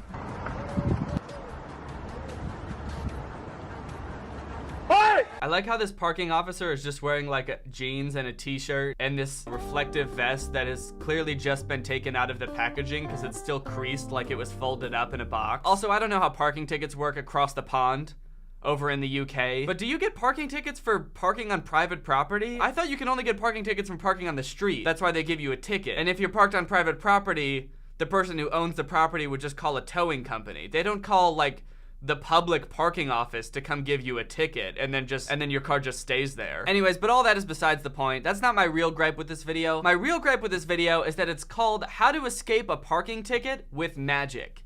And they never explain how to escape a parking ticket with magic. I mean, for God's sakes, I don't feel like I learned anything from this video. The steps were like, walk up to the parking attendant, tell him you don't want the ticket, do a magic trick, and then drive away. I just kind of feel like they skipped over the most important step, because I don't know how to do the magic trick. Overall, bad tutorial, 0 out of 10. Also, if I was the parking attendant, I think I'd just be like, why did you need to do the magic trick? I would have taken the bribe. Why did you have to tell me all about your magic tricks and do a magic trick when you clearly just had 50 pounds that you could have given me from the start? I actually feel less inclined to take the bribe now that you've wasted my time with your weird magic. That's the weird thing about magicians, and I feel like especially this guy, they're like so eager. They're just like chomping at the bit to do a magic trick. So if you mention anything even remotely related to any of the tricks they know, they'll just be like, it's funny that you should bring up playing cards actually, because I didn't. I said I need to get a card for my aunt. She's in the hospital. Well, if you need a card, why don't you just look in your pocket? What the fuck are you talking about? Oh my God, really? The 5 of hearts? How's that for cards? Thank you, everybody. Have a good night. My aunt is really sick. Funny you should bring up being sick. Okay, no more, please. Pen and my eye. Watch this. 2 together and... Ooh, what's he gonna do? Oh, no. No. Oh, no, why the fuck would he do that? Oh, he stabbed himself in the eye with a pen. Now look at him. He's got milk pouring out of his eye. Just like a real eye. Full of milk. That's why your parents always tell you to drink milk, because your eye is made out of milk and full of milk and is milk.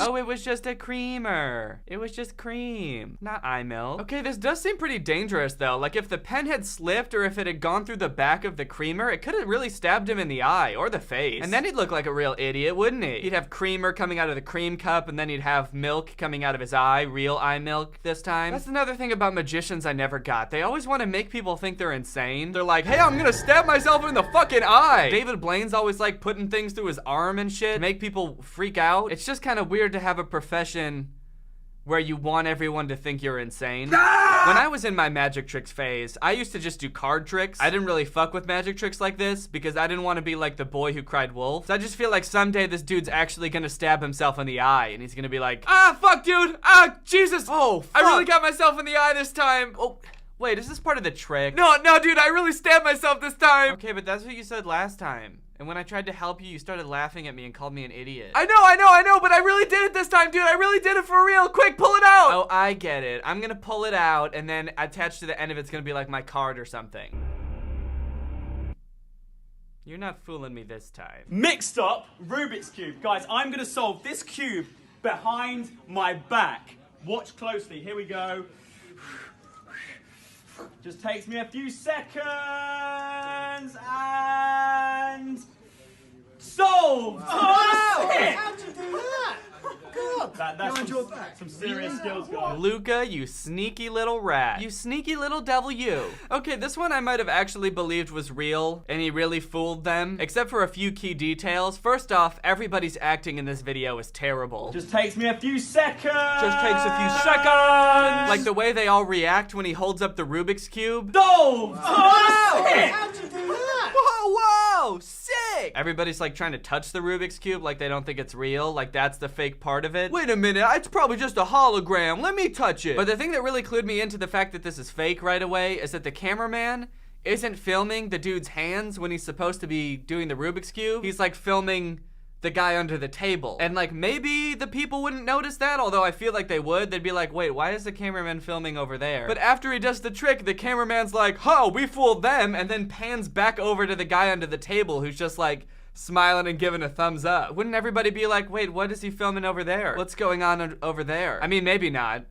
They all seem so infatuated with the Rubik's Cube and Luca that maybe they wouldn't notice. 2 cups of water. We're gonna make all the water from both cups disappear. Wow. Okay, in this trick, he tells his friend, this is another Instagram comedian. His name is GoobTube, or maybe it's JubeTube. I've heard his name pronounced both ways, I think. So I'm just gonna call him JubeTube. So he tells Jube to hold the cup over his head, and he's gonna make the water in both cups disappear. Close your eyes. We're gonna turn around.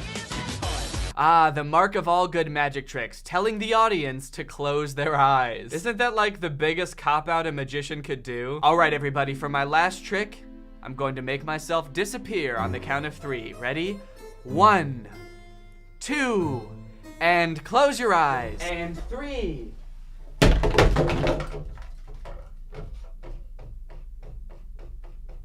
Did it work? Okay, 1 and 2 and open your eyes.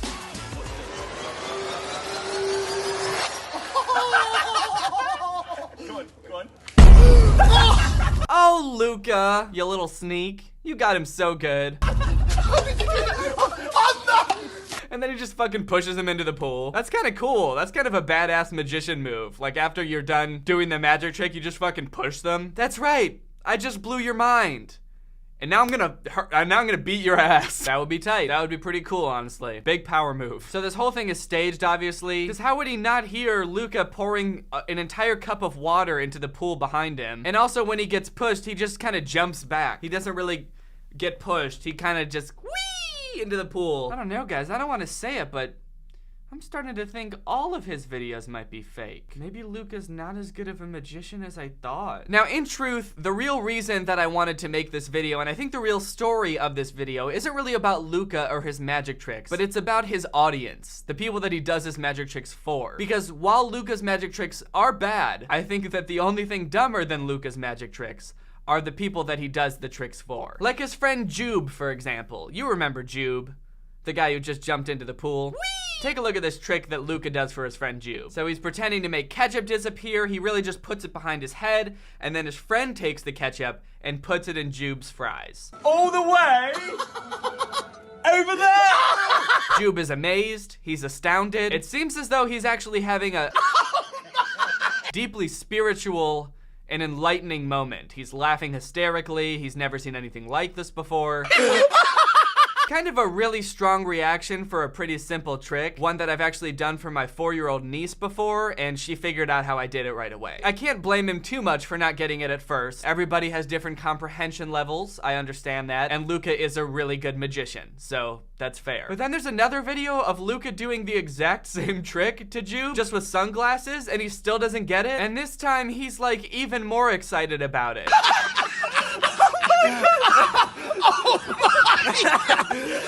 It's just such a simple trick. Why is he so amazed by it? I mean, I feel like Jube is the type of person where, like, when the sun comes up in the morning, he's like, whoa, holy shit, that thing did it again. There it goes. I thought yesterday was the last time for sure, but there it goes. And then there's this guy, Dr. Songo. That's his name, or at least that's his name on Instagram. I don't know what his PhD is in, but if I had to guess, I would say overreacting to magic tricks. So there's this video of Luca doing the exact same trick to him. They're in a McDonald's again. I don't know why. A lot of their videos are in McDonald's. Like, I think over half of their magic trick videos are in this exact McDonald's. But anyway, he does the same trick where he like takes a chicken nugget, he puts it behind his head, the friend takes it, puts it on the other side, and let's see how he reacts. Blood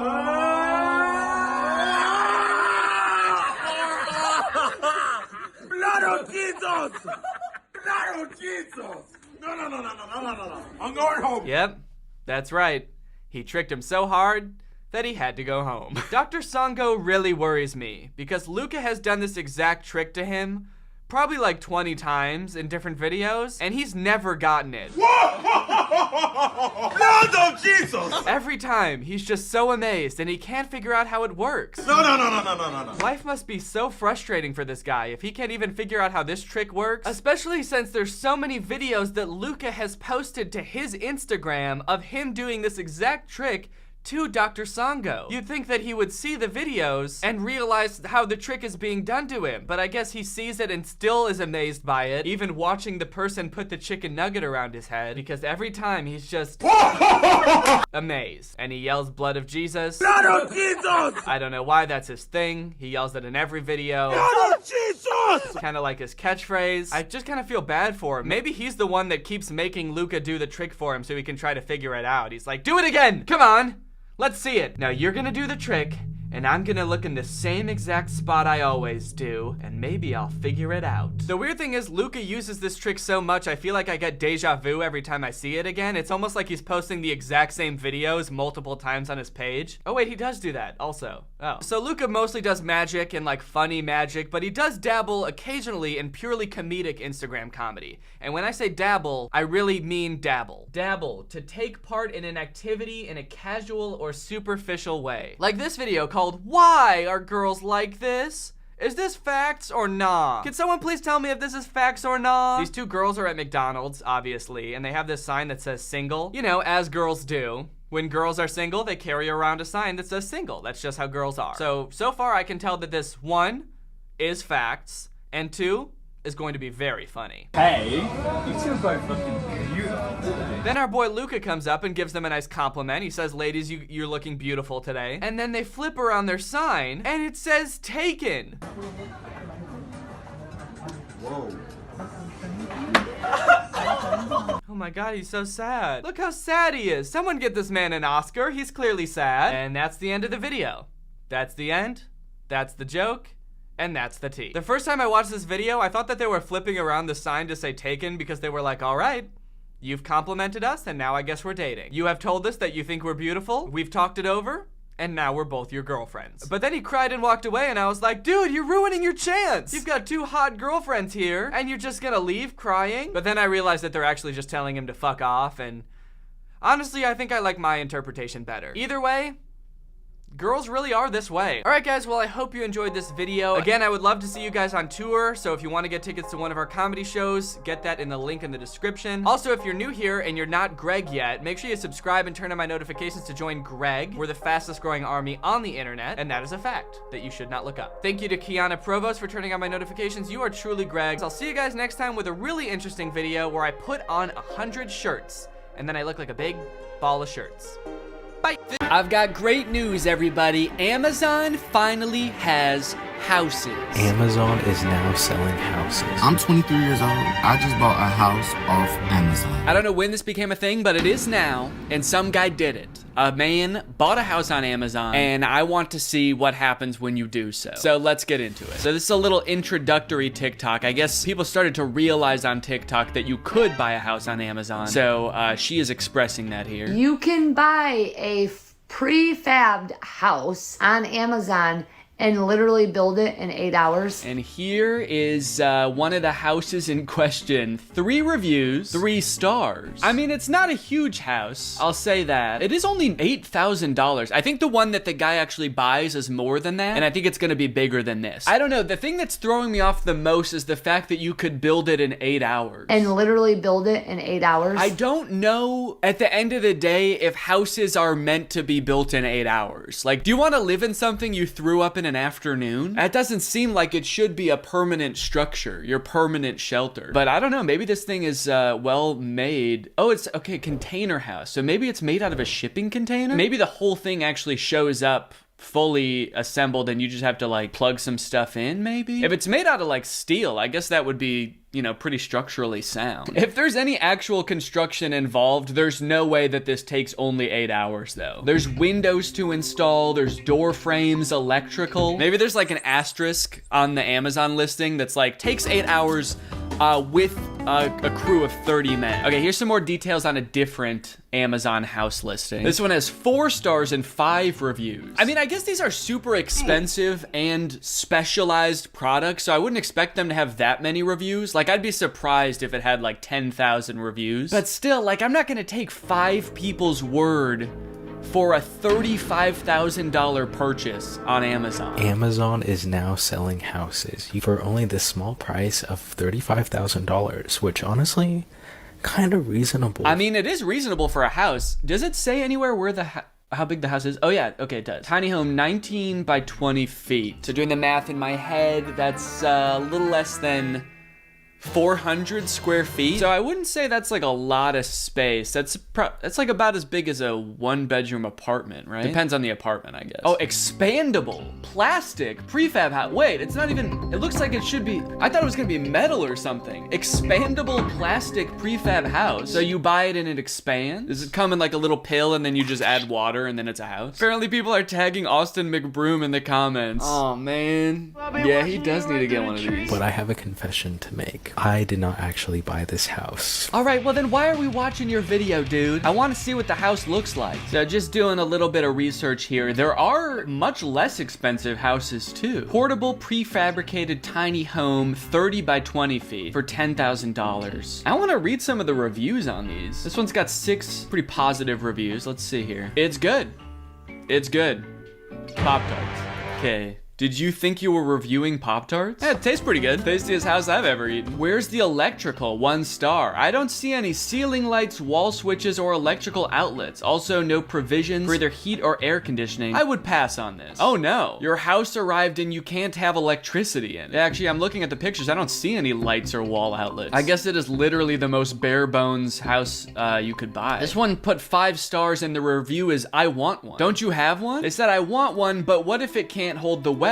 Question mark, question mark. Well, as someone who bought one, you should be able to answer that. Did you buy one? How are you reviewing this product? Okay, anyway, let's get to the actual purchase of the house so we can watch this whole saga unfold. I'm 23 years old. I just bought a house off Amazon. Take the card. Take the fucking card away. I bought a fucking house on Amazon. A whole house on Amazon. Okay, so he's got the receipt and everything. So he posted this January 24th, and the house is gonna be arriving January 29th to the 30th. So it's only gonna take 6 days for this house to show up. How do they even ship it? It's gotta be a big truck. That is lightning fast, dude, for a house. And we already know it's not gonna take very long to assemble. This dude's gonna be in his house before we know it. Now, I am a little curious about his situation right now. Does he have land for the house? Does he already have a house and this is just gonna go in his backyard or something? Like, where's he gonna put this? Okay, so the one that he bought was $26,000 total. Well, $24,000 and then $2,000 in taxes. Shipping costs $0? Someone is doing that for free? Hauling a whole house to you? That's kind of crazy. Amazon Prime is nuts, dude. Another thing I'm curious about is, does he not want a house? He kept saying like, take my card away. I didn't want to do this. Take the card. Take the fucking card away. Were you in the market for a house? Cause see, I didn't even know you could buy houses on Amazon until this happened. So I wouldn't even think to accidentally do this. But it seems like you got yourself in a situation that most people don't even know exists. All I'm gonna say is, go buy y'all house, shit. And now he's recommending other people do it. Take away my credit card, guys. I should not have done this. I should not have bought a house. I'm so stupid. Anyways, guys, get your houses in the link down below. I've got an affiliate link and I will get some of the proceeds. All I'm gonna say is Amazon is really like a dangerous place, cause it's like, really? Houses? Bitch, I didn't even think twice about it. I just did Okay, that is scary. I mean, like, traditionally buying a house, there is a lot of rigmarole you have to go through. There's a lot of time to back out, but he didn't even have a second to back out. And even if he wanted to cancel the order, he's only got a few days to think about it. The house will be upon him. The house is going to be on top of him, like he's the Wicked Witch of the East before he knows it. I don't even know where I'm gonna put the house. Oh, no. Can you buy land on Amazon? Land. No. Oh, no, dude, you are screwed. So I can see what he's saying about Amazon being a dangerous place now, because there's definitely some other things that you had to think through before ordering a house. Do you need a foundation, even for one of these like prefab houses? Doesn't it need to sit on something aside from just the grass? That doesn't seem very stable. I feel like if there was like a strong gust of wind, the house would blow away or something. Okay, next TikTok. The house is here. So now we finally get to see the house in action. 5 guys and 27 minutes later, it's here. This one took 27 minutes to set up. Dude, all right, if you're gonna buy a house, buy this one. 8 hours versus 27 minutes is insane. I guess they did have 5 guys on the job. All right, y'all, the house is here. Before I show y'all the house, I want to thank Karina because she was an Amazon specialist. She seen my TikTok. And she said she follows me and she loves me. She gave me upgrades, y'all. She gave me a whole different color house, and it's on the papers it says the square footage is way bigger. Whoa, okay, so he got hooked up by Amazon for making that video. Amazon, hook me up with a house. Send me a house. I need a house for my house. It could be my son's house. I'll put it in my backyard. He can have his own house. He's lived here long enough. 5 months, it's time to move out. So they opened it, they unfolded it for me and everything. Look, I don't know anything about the structural integrity of this house, but just the term unfolded does worry me. They unfolded it. The house arrived and they unfolded it like it's a piece of origami. Like, you better hope that it's not gonna fold while you're asleep. If it unfolds, it could fold. And then where are you gonna be? Like the Wicked Witch of the East, man. The house is storage at right now because I have not bought the land yet. He still doesn't know where he's gonna put it, so he's storing it somewhere. Is it stored somewhere right now? Because it's unfolded. Or is it just like in his apartment building's parking lot or something? Does he just have a house at his apartment right now? If it's here every week, I have to give them $150 every week because it's storage here. So now instead of paying rent at his apartment, he's got a house that he is also paying rent for, while he is still paying rent for his apartment. He's got to pay rent for him to live somewhere, and then he has to pay rent for his house to live somewhere. This is the outside. They already set it up and everything. This the plumbing and stuff right here. Okay, it looks like really short to me. That's the first thing I'm noticing. Like, he's standing next to the house and it's like a foot maybe taller than him. And then as he's walking around, you notice that it's also propped up off of the ground a few inches. So it's really maybe only like 3 inches taller than he is. I feel like just walking around, you'd be bumping your head on the ceiling. You don't think to look at that when you're looking at the Amazon listing. You want to know horizontal space. How much room do I have to run around? You don't even think how much room do I have to jump around, because you would just assume they would make it like regular size, like rooms have a regular height to them, but apparently not so. This is one of the couches she gave me. I don't know if this is a couch or a deck. Let me stop saying that. This is one of the things she gave me. That is definitely an outdoor couch and an outdoor table. I have actually an outdoor couch that looks very similar to this. I don't know if that like says good things about the structural integrity of the house if they're giving you like weatherproof furniture. That's not good. This is the bathroom. I mean, all things considered, like, it's, you know, it's the size of a 1-bedroom apartment. And if you have your own land and you want to just plop this down, as long as it's like structurally sound, that seems like a fine deal. Oh, here's another couch. Okay, that's it. That's indoor furniture for sure. Yeah, it looks like there's like a lot of like hinges and joints everywhere. That would concern me. Listen, Karina, I don't know if you're trying to be shady, sister, but Pink, girl, call me again. We'll have a talk. I'm just playing. Thank you, though. Didn't sound like you were playing. It sounds like you're actually pissed at her. Thank you for the furniture, but honestly, it fucking sucks. You sent me the wrong shit. An outdoor couch and a pink couch? The ceilings, I'm 5'8", so the ceilings are not like too high. Yeah, okay, so he's 5'8". In this area, it's, you know, he can touch the ceiling, and then he walks into this area where it looks even lower. I'm 5'10", so I'd be 2 inches taller than him in here. Yeah, I don't think I'd like this. I would feel very claustrophobic. Let's check out the next update. Oh, that's not a good sign. Whatever he's doing next in the house, participating in this activity could result in you or others getting hurt. Warning, do not buy a house on Amazon. It will fold up while you're asleep. So a lot of people been asking me, am I gonna live here? I'm not gonna live here. I'm actually gonna Airbnb it. What? Dude, no. No. Do not turn this into an Airbnb. The ceilings are very small. I'm 5'8". I could touch the ceilings. Yeah, well, you bought it, man. Don't make it other people's problems. I don't know if other people have this experience, but like every Airbnb I've booked in the past like 2 years have made me be like, I'm never booking an Airbnb again. Because you always show up and then there's some shit like this where it's like, oh, you thought it was a normal house? Well, it's actually, the ceilings are 6 feet high. Sorry.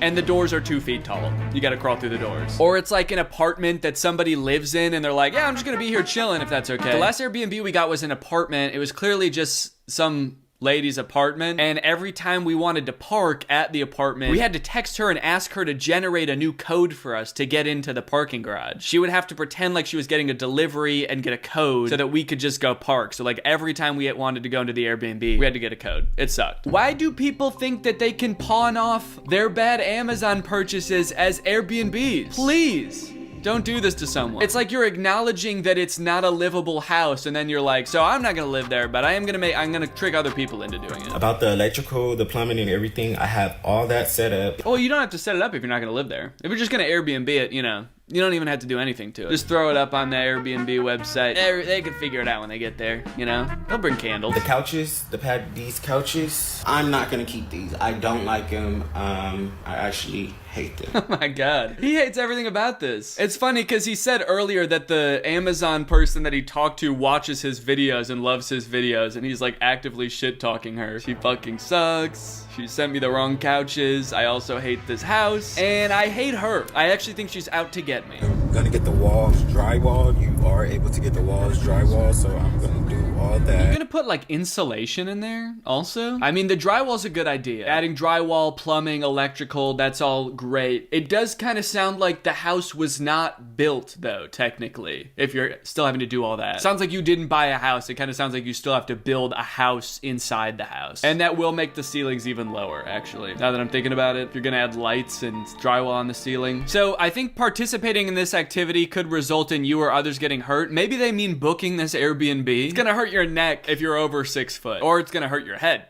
You're gonna bump it. Okay, let's see what the comments are saying. I wouldn't Airbnb it. I would use it as a salon for someone and they'll just pay you rent. You can rent it to some nail techs or esthetician, brow specialist, etc. Wait, why do so many people say salons and nail techs? Do they have like notoriously low ceilings? Everyone knows every salon is just a shipping container that they just dress up real nice. So why don't you just do that? Very smart decision. That will bring in realtor income. I see this going very far for you. Social media made millionaires. Blessings. I really dislike the type of person that like tries to make a quick buck off of Airbnb or being a landlord. Some Airbnbs I'm sure are great, but a lot of people who have Airbnbs are just doing it to make the quickest buck possible. Put in as little work, flip a house so poorly, and then like make you take a vacation there. It's not a very smart decision. He was just describing how unlivable the house is, and his solution is to make strangers pay to live there. That's smart as fuck. If you're watching this, Jeff, please put at least in the Airbnb description that the ceilings are only like 6.5 feet tall. Because if I showed up on vacation and this was my Airbnb, I would cry. Okay, there's an article about this on the New York Post. Gen Z millennials are becoming homeowners thanks to $30,000 tiny homes on Amazon. Now, look, I know that the housing market is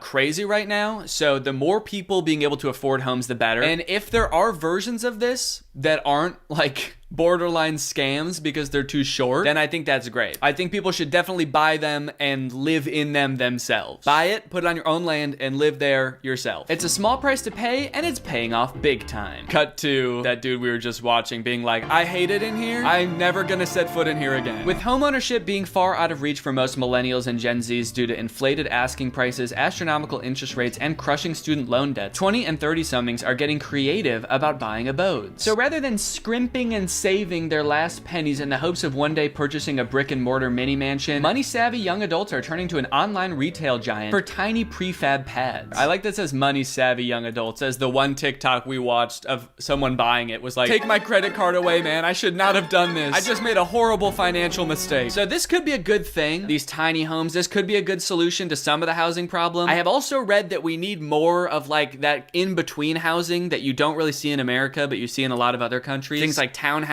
and duplexes and stuff like that, because most of the US is zoned for single family housing, but what we need is more dense housing, because that's obviously a lot cheaper, so it makes all housing cheaper, I think. That's what I've read anyway. Nathan Graham, the 27-year-old influencer behind kid-friendly gaming brand Unspeakable, ignited the viral thunderstrike in Amazon house shopping, which has seen over 88,000 folks beneath the TikTok viral hashtag Amazon Home bragging about their new nest. Oh, so this all started from a Unspeakable YouTube video. It's an awesome name for a kid's YouTuber. What's up, guys? Today we're gonna be committing another unspeakable act. Unspeakable Amazon house. I bought a house on Amazon. You can buy anything on Amazon, but did you know that you could buy a house? Okay, so from that, it looked like he was buying the $8,000 one. Oh wait, no, $38,000 one. Okay, and I'm just gonna skip forward here to see the inside of the house. And over here, this is my favorite part of the house. We have an 80-inch TV. We got a couch and our bed over here. Okay, no, this one actually looks like it's got decent height ceilings, I think. I don't know how tall these guys are, so maybe it's not that bad. I would still be concerned about insulation, because I feel like this is just a sheet of metal between you and the outdoors. I'm not sure about that. And then the whole folding up on you thing, the structural integrity. All right, guys, well, I hope you enjoyed this video, and I hope that you buy a house on Amazon. Thanks, bye-bye. Hello, everybody. Welcome back to the second channel. Today, I'm joined by Curtis. How am I joined by you? Yeah, how are you doing this? Today I've cast a magical summoning spell on Curtis, and that's how I'm looking at him right now. Yeah, I was taking a shit before, and then I just sort of in my chair with headphones on talking to you. So thanks for that. Yeah, and thank you for that. Oh, shit. You don't have a sparkling water, do you? Do you have one? Yeah. You do? Yeah. Where is it? I think it's downstairs. Well, I have a mug. Maybe we could lie to the audience and say that there's sparkling water in there. Maybe it does have sparkling water in it, and maybe it does. Okay, I'll do that. So today, we've got kind of a special topic because we've both, in a sense, gone viral. Both have viral infections, and it's not looking good. Yes, I sort of have E. coli. And I have E. coli. A couple weeks ago, I streamed on Twitch, and I guess somebody clipped a portion of the stream where Curtis joined in the chat, and you said something. I forget what I said, actually, but, you know, it was probably something probably funny. All right, well, basically, long story short, you came into the chat. I delivered this absolutely incredible delivery of a line that was so incredible that basically it had no choice but to go viral on TikTok. Okay, so this has really gone to your head. Sort of incredible, revolutionary monologue of sorts that I delivered. I wouldn't call it that, sir. I would not call it a monologue. It was maybe 10 words. Uh-huh. And you didn't even post it. Someone else posted it to TikTok. Can we talk about that for a second? How fucked up is that? I made a video 2 years ago trying to go viral with a sound on TikTok. I made a whole ass song. I made a whole ass alter ego. And you know how many people made a sound with my TikTok? Was it 2,000 or 10,000 or something like that? Yeah, I think it was 2,000 people made it. And that was probably mostly because they felt bad for me. And then some schmuck, some absolute Joe Schmo, Greg Goodentown on TikTok. They're stealing all your stuff. They're stealing all my stuff. They've got clips of you on here. What the fuck is going on here? What the hell's going Just on? act like we've never heard of fan accounts before.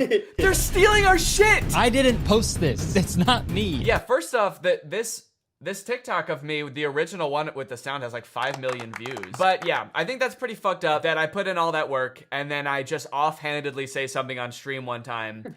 And look at it now. It's got 32,000 videos. That's so many videos. So I guess let's go ahead. Let's watch the first one. Curtis is here? Curtis. Get the fuck out of here. It's so crazy how you could just say one offhanded thing and then TikTok changes it into so many other things. It's pretty impressive. Right, yeah. I wasn't delivering this thinking oh shit, this is gonna be the most versatile line ever. It's even funnier considering the fact that I made that video all those years ago, because I put in so much work, and this is on Twitch, and I also used this really shitty webcam that I have from 2012, and so and the audio's coming from there too, so the audio sounds really bad also. It's It's right when you stop trying is when you pop off, so we should just give up. Yeah, I think I'll just record the rest of my videos on a flip phone camera from 2006. Prop up an LG chocolate or something and just go to town. Yo, LG chocolate. Did you have one of those? No. Oh, I wished I had one of these. Yeah, they were cool. I also really wanted a Motorola Pebble. Oh, I forgot about the Pebble. Yeah, these shits were pretty slick. My aunt had one of these, and I was mad jealous. Yeah, jealous of your aunt's phone. And I still am to this day, dude. She's got the coolest fucking phones. It's still the Motorola Pebble. Curtis is here? Curtis. Get the fuck out of here. I was hoping we'd see the dog. Yeah, that does seem like an important detail. It's like, I want to see this dog with human eyes. Yeah, I'm dying to see that actually. Yeah, this person said dog reveal, and it's like one of the most liked comments. Let's see. What? The dog's like trying to scratch its eyes out. Why have I been cursed with these? Yeah, you know how human eyes are like dark, beady, black spheres? It would have been funnier if it was like human hands. And then we go to the other video and the dog just has legit. I'm trying to think of what the creepiest human body part for a dog to have would be. I mean, like teeth would be really weird. Like a butt? Yeah, that'd be pretty weird. Balls. I mean, like, dogs have balls. No, it'd be pretty weird if they had balls. They do have balls. Curtis is here? Curtis.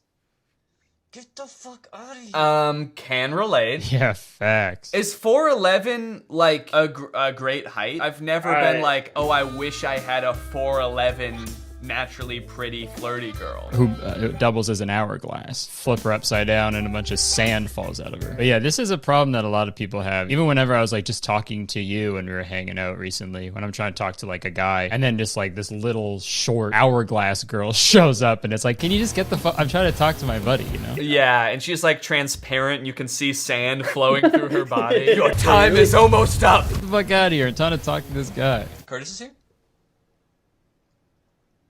Curtis.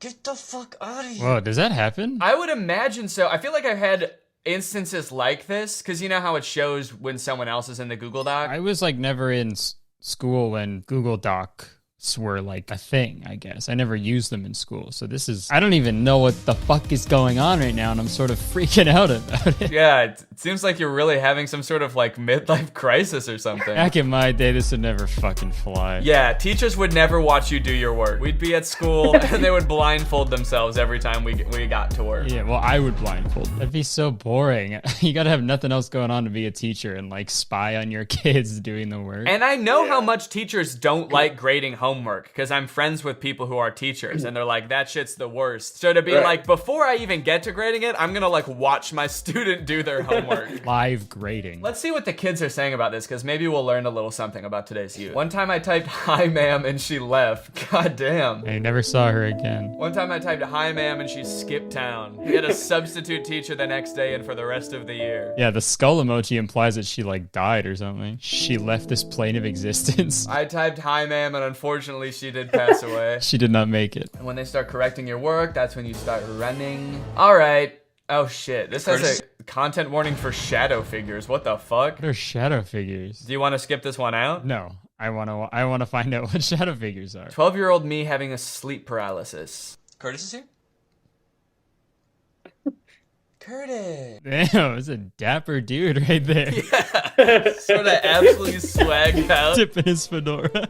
Yeah, my shadow figure. He's a barista from 2011. Curtis is here? My lady. I feel like it doesn't quite fit the trend, because it has to be like, at first you're like, Curtis, like you're happy to see them, and then you're like, get the fuck out of here. Maybe you are happy at first? Oh, Hat Man. Is this like a reoccurring character in people's like sleep paralysis? Oh yeah, the top comment is he kind of fresh, I ain't gonna lie. I was trying to see if there's any other comments that are like, oh yeah, Hat Man from my dreams. Look at the second one. Why is this the second video in a row of him? I forgot about him and I'm scared to go asleep now. Me and the Hat Man tight dog, sometimes I'd be taking 32 Benadryl just to talk to him. I've never seen a Hat Man. Who the fuck is Hat Man? Who is Hat Man? People know this guy? You know that song, The Scat Man? Uh-huh. Maybe it's sort of like a reimagining of that. I'm the Hat Man. You wake up to just...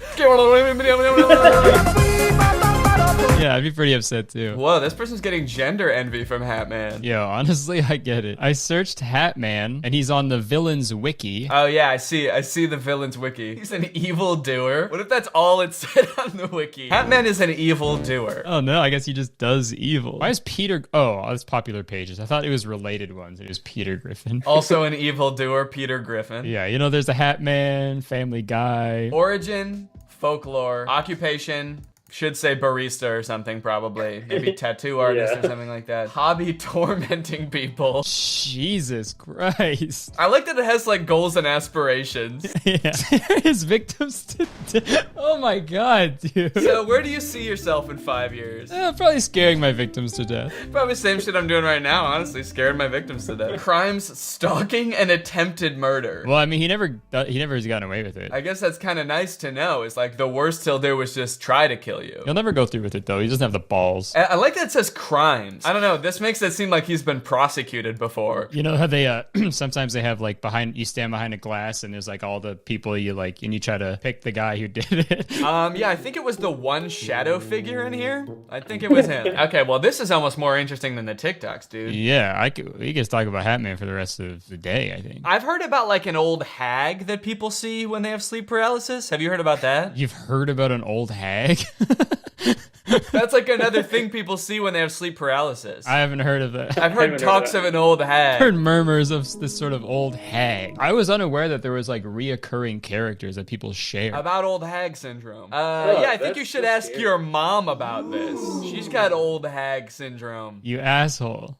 That was so mean. Yeah, she does. How did you know that? Oh, okay. Yeah, I've seen that painting. This one? Yeah, because they like sit on your chest. Ah, Jesus. I thought it was the same type of thing where they stand in the corner of your room. I didn't realize it was this kind of freaky. Why is she wearing some like Fashion Nova fucking like one piece thing? Absolutely gorgeous leotard. What is she doing right here too? She's calling to her homie. Yo, Hatman, get over here, dude. Yo, there's tons of space on this chick. Okay, some of these do not look like old hags, I gotta say. Especially this one. If you woke up in the middle of the night and this thing was on your chest, would you be like, oh no, it's an old hag? Yeah, what kind of grandmother do you have? Looks just like my old lady. This old hag has the same mustache as me. Yeah. They should rename this evil demon to the old Kurt. You got old Kurt syndrome. Dude, when you're trying to sleep but a 4'11" girl comes and sits on your chest.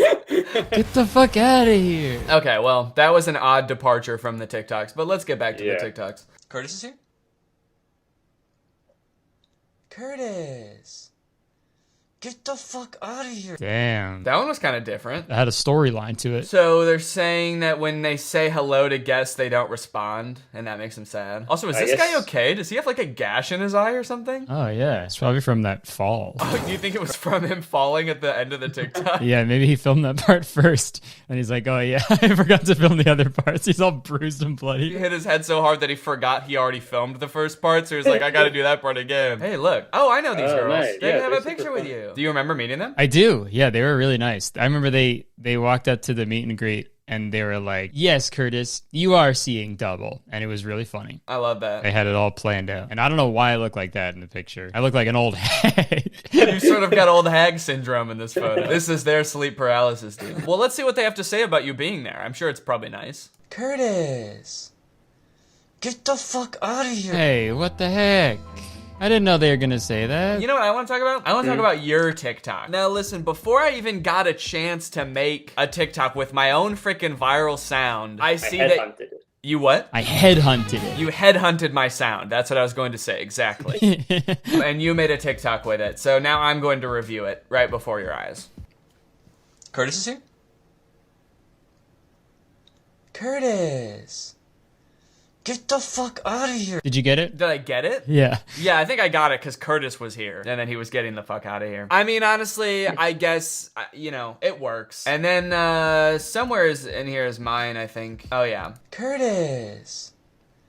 Get the fuck out of here. I was seeing some comments that were like, is it just me or did Danny's face get red at the end? Because I used like a filter that makes my face get really big and red, but like only a few people noticed for some reason. People thought you just did that naturally. Yeah, like my head grew to twice its normal size and I became plump and red as a tomato. Like a cartoon, there's smoke coming out of your ears too. Why did he turn red? I don't know, lol. I don't know, man. I'm just happy to be here.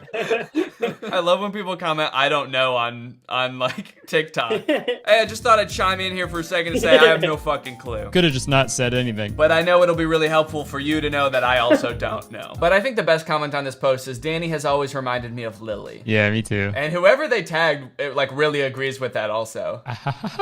Who the fuck is Lily, dude? Now I gotta know. They seem really mad. All right, well let's go and watch our grand finale TikTok that we made, which I don't know about you, but this is like probably the most liked TikTok I've ever made, I think. It's funny because you said the thing and the sound went viral. And then we filmed this together and we sort of edited together, but you physically did the editing. But it's on my account still. It's like I'm reaping all the benefits of this sound. But you know what? We had a compromise where we were like, I mean, we should both post a TikTok, so like, let's just make another one. And they'll probably get like around the same amount of likes, right? So then it'll be even. So then we made this TikTok. With an emo girl.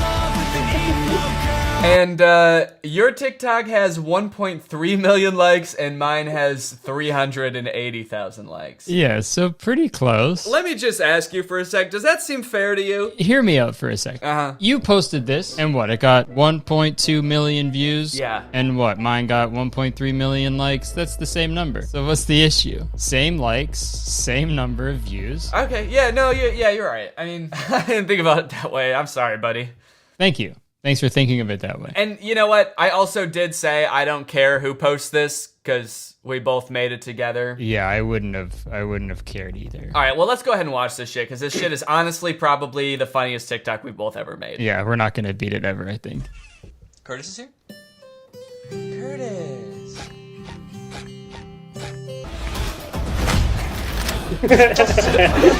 So I don't know about you, but my favorite part of this TikTok, well, we've talked about this a lot, but is when I lift you off the ground and your toes like curl up a little. It's such an unnatural thing for a leg to do. For someone to be lifted up by the neck with such force that their legs break. And there's like a bone cracking sound while it happens. I was looking at the footage from this, and we did this like leg pull twice, and the first one was actually more intense, and I didn't use it for some reason. Oh, really?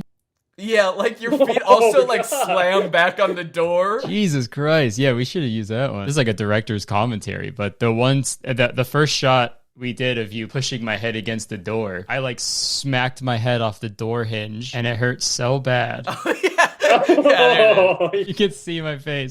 Yeah, I just sort of fucking bashed your head on this hinge. Yeah, there's also one other little behind the scenes tidbit. In case you guys are wondering how we did Curtis's feet lifting off the ground, I came up with sort of the ingenious idea of this. Yeah, you put your hands in my jeans. Can I put my hands in your jeans? Yeah, and it worked. It worked pretty well. I know. I didn't see many people being like, why are... Because the thing I was worried about is your jeans look so baggy all of a sudden. But I didn't see any comments about that. I did see comments being like, why is Curtis wearing shoes all of a sudden? Because in the video where you're walking, you're not. Oh, really? Someone was like, Danny scared Curtis so hard that he put his shoes on or something. But yeah, I don't know why this part makes you look like you're like 3 feet tall or something. Because your jeans are so baggy. Yeah, I'm the 4'11" friend that they warn you about, and that's why I had to do what I did to you in this TikTok. Yeah, that's a good ass TikTok. And so I guess everything kind of worked out in the end, and we were able to reap the clout from this viral TikTok sound. But I do have to tell you something that might blow your mind. Okay. What if I told you that I did do this all along, and that I actually did orchestrate this because this is my account? I wouldn't believe you. And so my lifelong dream of getting a viral TikTok sound is finally complete. I don't believe you, but if you're telling the truth, that's honestly very impressive. But okay, yeah, no, it's not true. I thought about it afterwards, and I was like, oh, that would have been a sick idea. I should have done that. Damn, you just gaslight everyone into thinking that this was you. Right. No, the foresight to know that this was going to be a viral TikTok sound would have been insane if I somehow was able to do that. So yeah, that would have been some diabolical ass stuff right there. Yeah, that would have been some Hat Man type shit. Yo, I woke up, I'm on my Hat Man shit today, dude. I woke up in hat mode. Alrighty, well, I feel like that's pretty much good. Thank you for helping me review these TikToks, Curtis. No problem, Danny. Thanks for having me on. And I think it's safe to say no one can ever use this sound ever again. Mm-hmm. It's been viral and it's done now. All right, well, everybody make sure you go follow Curtis. Yeah! I promise I am not an old hag and I will not sit on your chest in a beautiful one piece. And that's a promise that not a lot of YouTubers can give you. So go ahead on over to Curtis's channel and he will not sit on you in the middle of the night. Okay, bye. Thanks. Hello everyone, welcome back to my second channel. I hope you're all having a great day. If you stumbled across this channel thinking this was my main channel, this is actually my second channel. So you got a whole nother channel to subscribe to, because this isn't my main channel where I do all the commentary and the scripted nonsense. This is where I like to get a little bit goofier, a little bit more unscripted stuff, and get a little bit wacky and drink LaCroix. So let's do it. Today I got a lemon LaCroix, not limoncello, but just a regular old lemon. I thought it would be fun to play a game on my second channel. I don't think I've ever done like a gaming video or anything of the sort. So I asked on my Instagram what game you guys wanted to see me play. A lot of you said Episode, which I have been meaning to play for a while, but I also know that a lot of other YouTubers do videos about Episode, so I don't want to make it seem like it's my thing or anything. Curtis makes videos about Episode. He's made 2 videos and they're both really funny. So if you want more Episode content, go check out his. And it's also taken me a really long time to like get into Episode because I haven't found a story that I like. But I feel like I should just jump into it. Just like pick a story that sounds good and just dive into it and just see if it works out. And if it's fun, then it's fun. And if it's not, then I'll never post this video. So I found this story called A YouTuber's Reality. And I thought it would be fun because I'm a YouTuber in reality. So I'm curious to see if the author of this Episode story has a realistic view of what YouTubers' lives are like. And if not, you know, what's it gonna be like? So the description of the story is just a girl who decides to create her own YouTube channel. Once her videos blow up, what will happen? I don't know, what will happen? Will she quit her job or whatever she does? Will she drop out of school? Who's to say? All right, well, let's just jump into it. Let's see what it's like to be a YouTuber. Also, yeah, my hair's different because I didn't do it today. I sort of gave up on styling it because it's gotten too long and I haven't gotten a haircut in a while. Also, this is a new Greg shirt. You can get it at DannyGonzalez.store. It's minty. Hey guys, I'm Chloe, the author of A YouTube Reality. I'm just starting out, so I'm sorry. I'm still trying to get the hang of it. I'm going to give you a chance to make your main character now and also one of the guys. One more thing. I'm so sorry, but your name has to be Mia and the guy's name has to be Skylar. Okay, so right off the bat, we're starting off this story with an apology because she messed up. I don't know if this is a thing in most Episode stories where the author has to like say something at the beginning to be like, hey, it's me, the author. That'd be cool if like movies did that, where the director came on before the movie and he was like, hey, it's me, George Lucas. I made the Star War. Enjoy the Star War. The main character has to be Luke. Okay, so she said the girl's name has to be Mia and the guy's name has to be, I already forgot. Okay, what's your name? Greg. How can I make Greg sound more girly? Greggy. Greg with an I. Ooh, now I get to customize her. Okay, so let's, I mean, she already looks fine. I don't know. Let's give her a friggin' chiseled square jaw, old eyes. I don't know how old this girl's supposed to be. I'm assuming she's like a teen, but she's gonna have some old ass eyes. And she's gonna have a mature round nose. Can I just give her all mature features? Mature, medium mouth. This is gonna be an old lady. Okay, yeah, let's make her hair. Oh, there's dreadlocks? No, I don't think so. Bedhead? She'll have just gotten out of bed in every scene that she's in. This is gonna be awesome. Can I make it gray? No, I can make it platinum blonde. That's close as I can make it to gray, but that actually looks pretty good. Okay, and let's just make her pale as can be. Perfect! And now, okay, now we get to customize the guy. I don't even remember what his name is supposed to be, so his name is gonna be Squeet. His name's gonna be Squeet. Let's also make him pale. Okay, can I make him look really old too? Sarcastic eyes. He looked at me with his sarcastic eyes. They were like, oh, I'm eyes. Oh yeah, I'm definitely eyes. Sarcastic eyes, you can make them black. You can give him black sarcastic eyes. We can give him nice thin eyebrows. Yeah, we'll give him a nice gaunt look like he hasn't eaten in weeks, a tiny little nose, and a giant mouth. All right, looking good, Squeet. He's perfect. Okay, so the beginning of the story says, at Mia's house in the morning. So I'm assuming that we're never gonna see the name Greggy again. It's just gonna be Mia, which I guess I should have seen coming. I don't feel the best. Maybe it's because I'm aging so fast. I'm 90 years old. I'm a 16-year-old in the body of a 90-year-old. Mia, breakfast! I'm not even ready yet. What should I wear today? Maybe a dress. Oh, wow. She's stunting. Look at her out here. Mum. Oh, is this a British game? Do I have to do a British accent for these people? Mummy. Mum, do you realize what time it is? 8 o'clock. Okay, I'm not gonna do a British accent. I can't. No, sweetie. It's 9. Oh, snap. I'm gonna be late. Bye, Mom. Love you. I like that she's just running in place. I haven't tapped yet, so I assume she's gonna run off the screen when I tap. But she's already started running. She's just like, all right, see you, Mom. I'm going off to school. Off she goes. Oh, and I thought she was gonna run the way that she was facing, but she's turned around and walked the other way. I gotta go! Later on at school. Okay, so I was right. She is a teenager. So it is funny that I made her look mature. Yes, Mom. Okay, bye. Okay, so this is like our friend Grace or something. Hey! Hey, are you still coming over after school? Yeah, for sure. Did you see Shane Dawson's new video? Yes, hello! Imagine how awesome it would be to become a YouTuber. Yeah, but imagine all the hate we would get, especially from Leah and Becky, and the rest of the world. I mean, I don't think it's like guaranteed that you're gonna get a bunch of hate if you become a YouTuber. I really don't get that much hate. I have to really search for it. The vast majority of my audience is like overwhelmingly nice. I feel like you have to do something really shitty to get like a decent amount of hate. And I make fun of people on my YouTube channel. That's like all I do. Right off the bat, it's some unrealistic expectations of what being a YouTuber is like. That's very true. Yes, we would definitely get a lot of hate. Okay, maybe they're like racist or something and we don't know. And that's just sort of like the subtext. They're like, we would definitely get a lot of hate on YouTube. We got some super fucked up opinions. Uh-oh. Here's Leah and her friend, and Becky, I think her name was. I heard my name. You're hearing things, girl. No, I'm not. No, I'm not. I'm not crazy. And I'm not your girl. Come, Becky, let's leave. They're honestly the meanest people I have ever met. That was such a weird conversation. They just came up and they were like, hey, I heard my name. You're hearing things. No, I'm not. Bye. She didn't have anything to say, or she seems like she's a bully and she didn't bully them at all. She was just like, did you say my name? I'm not crazy. I gotta go. Later on after school, do I need to give them different voices? Is it confusing that I'm using the same voice for all of them?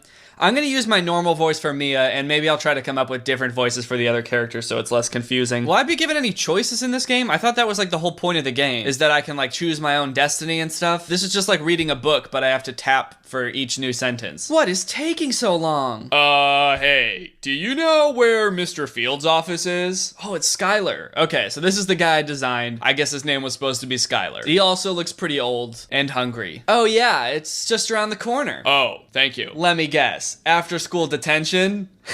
I wouldn't guess that by looking at this guy. He looks old. I'd be like, do you work here? Are you a parent? Yep. I was actually being really good today. Yeah, I'm sure you were. Skylar, what are you doing talking to this thing? Oh, okay. All right, I've got a choice here. So I can say, it's actually Mia, get it right? Or, that's not nice. Let's tell her our name. That's actually helpful. And? You think I really care?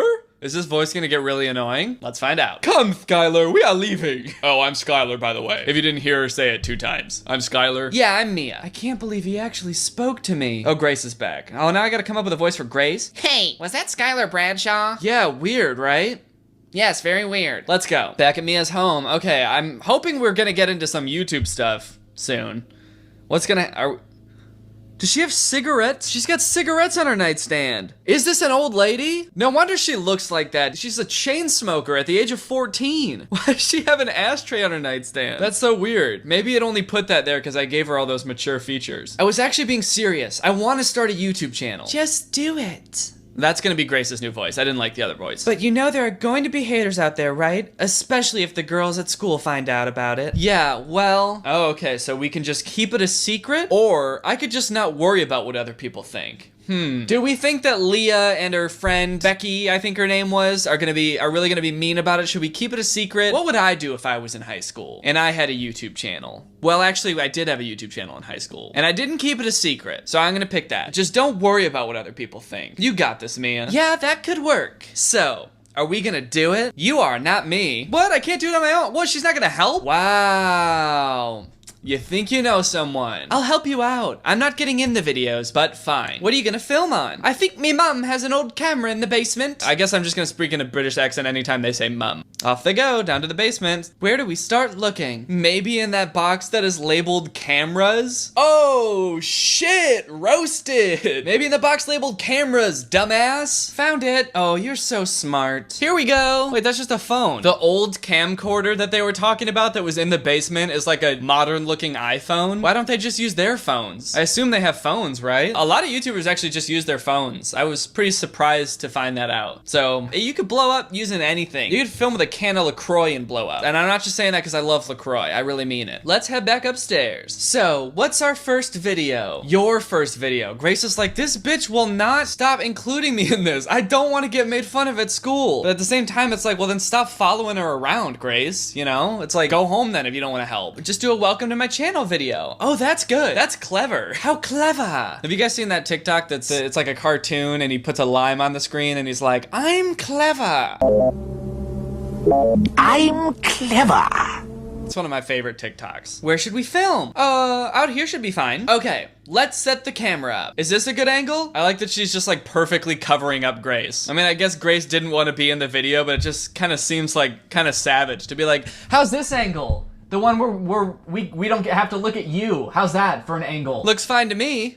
Okay, she likes it, I guess. Okay, I'm starting. You got this. As a YouTuber, I gotta give some constructive criticism. It seems like they decided to start a YouTube channel, but they don't really know what they're gonna do yet. Like, they don't even know what kind of videos they're gonna post, which I guess is fine. Like, you can experiment a little bit, but they're even going into their first video not knowing what they're gonna do.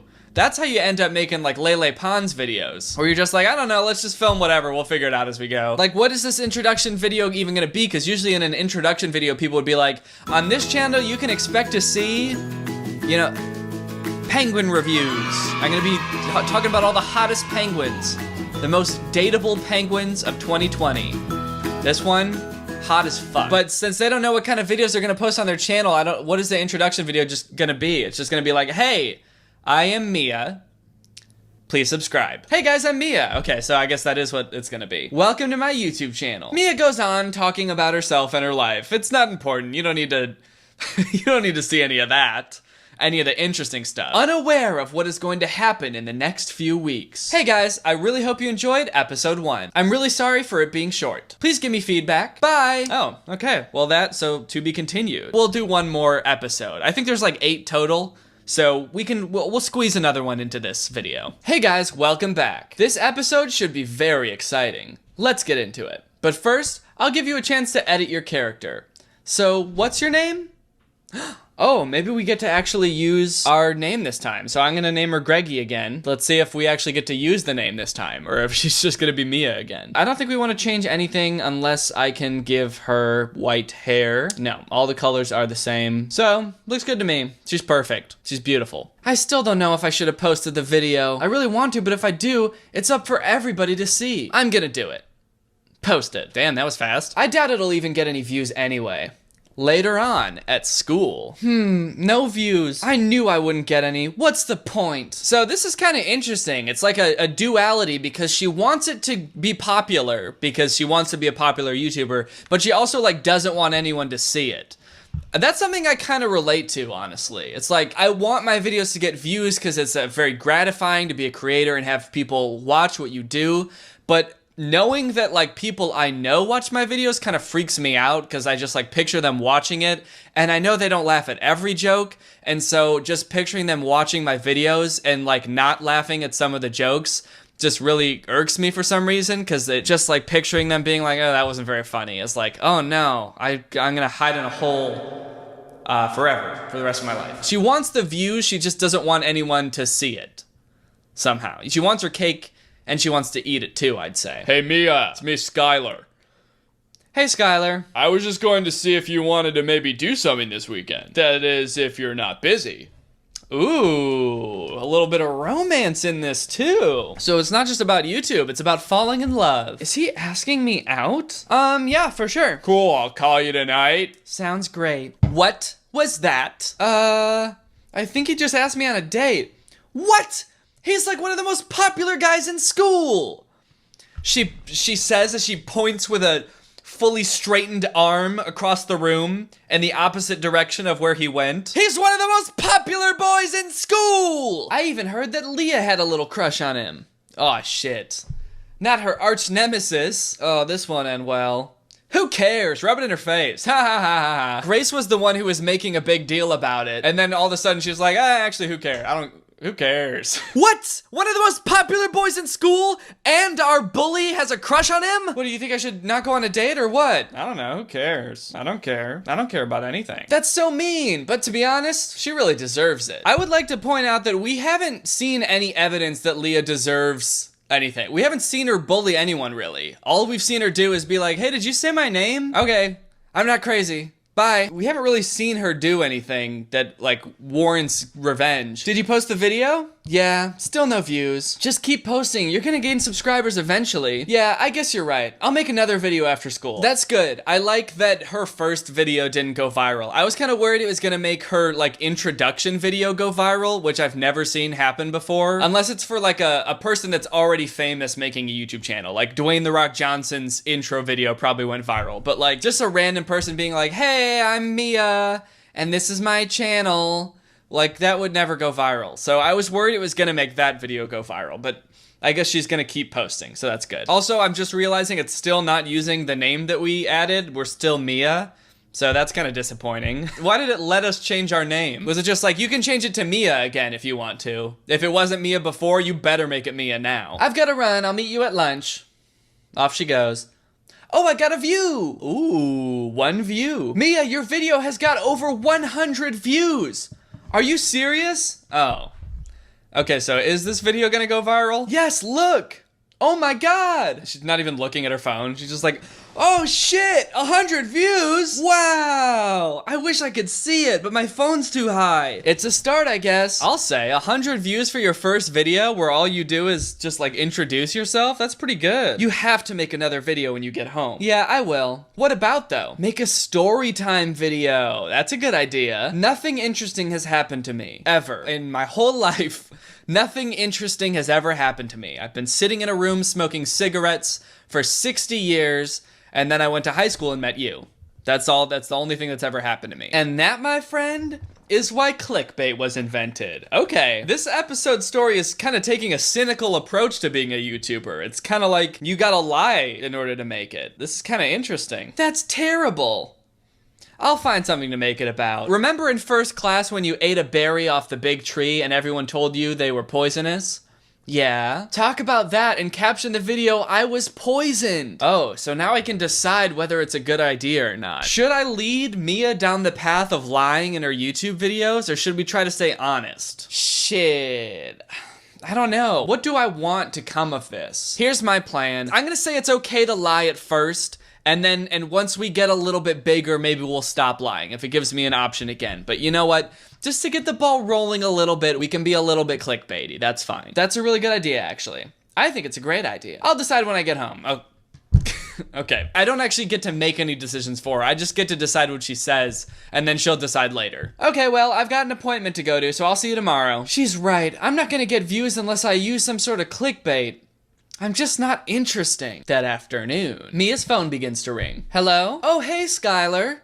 Tomorrow after school? Yeah, for sure. Oh, shit, I think we got a date. We got a date with that hubba hunk of a man, Skylar. Okay, bye. He just asked me to go to the movies with him. Yes! Things are looking good for Mia here. She's got a YouTube video on the rise. She's got a hubba hunk of a man. I've never said that before in my life, but that's how I'm gonna describe Skylar from now on. That hubba hunk of a man. Okay, I've gotta make this video. Okay, camera is set up, and by that she means my phone is in video mode. And that's all the setting up that is required. Here goes. Hey guys, welcome back to my channel. Today, I'm going to be telling a story time.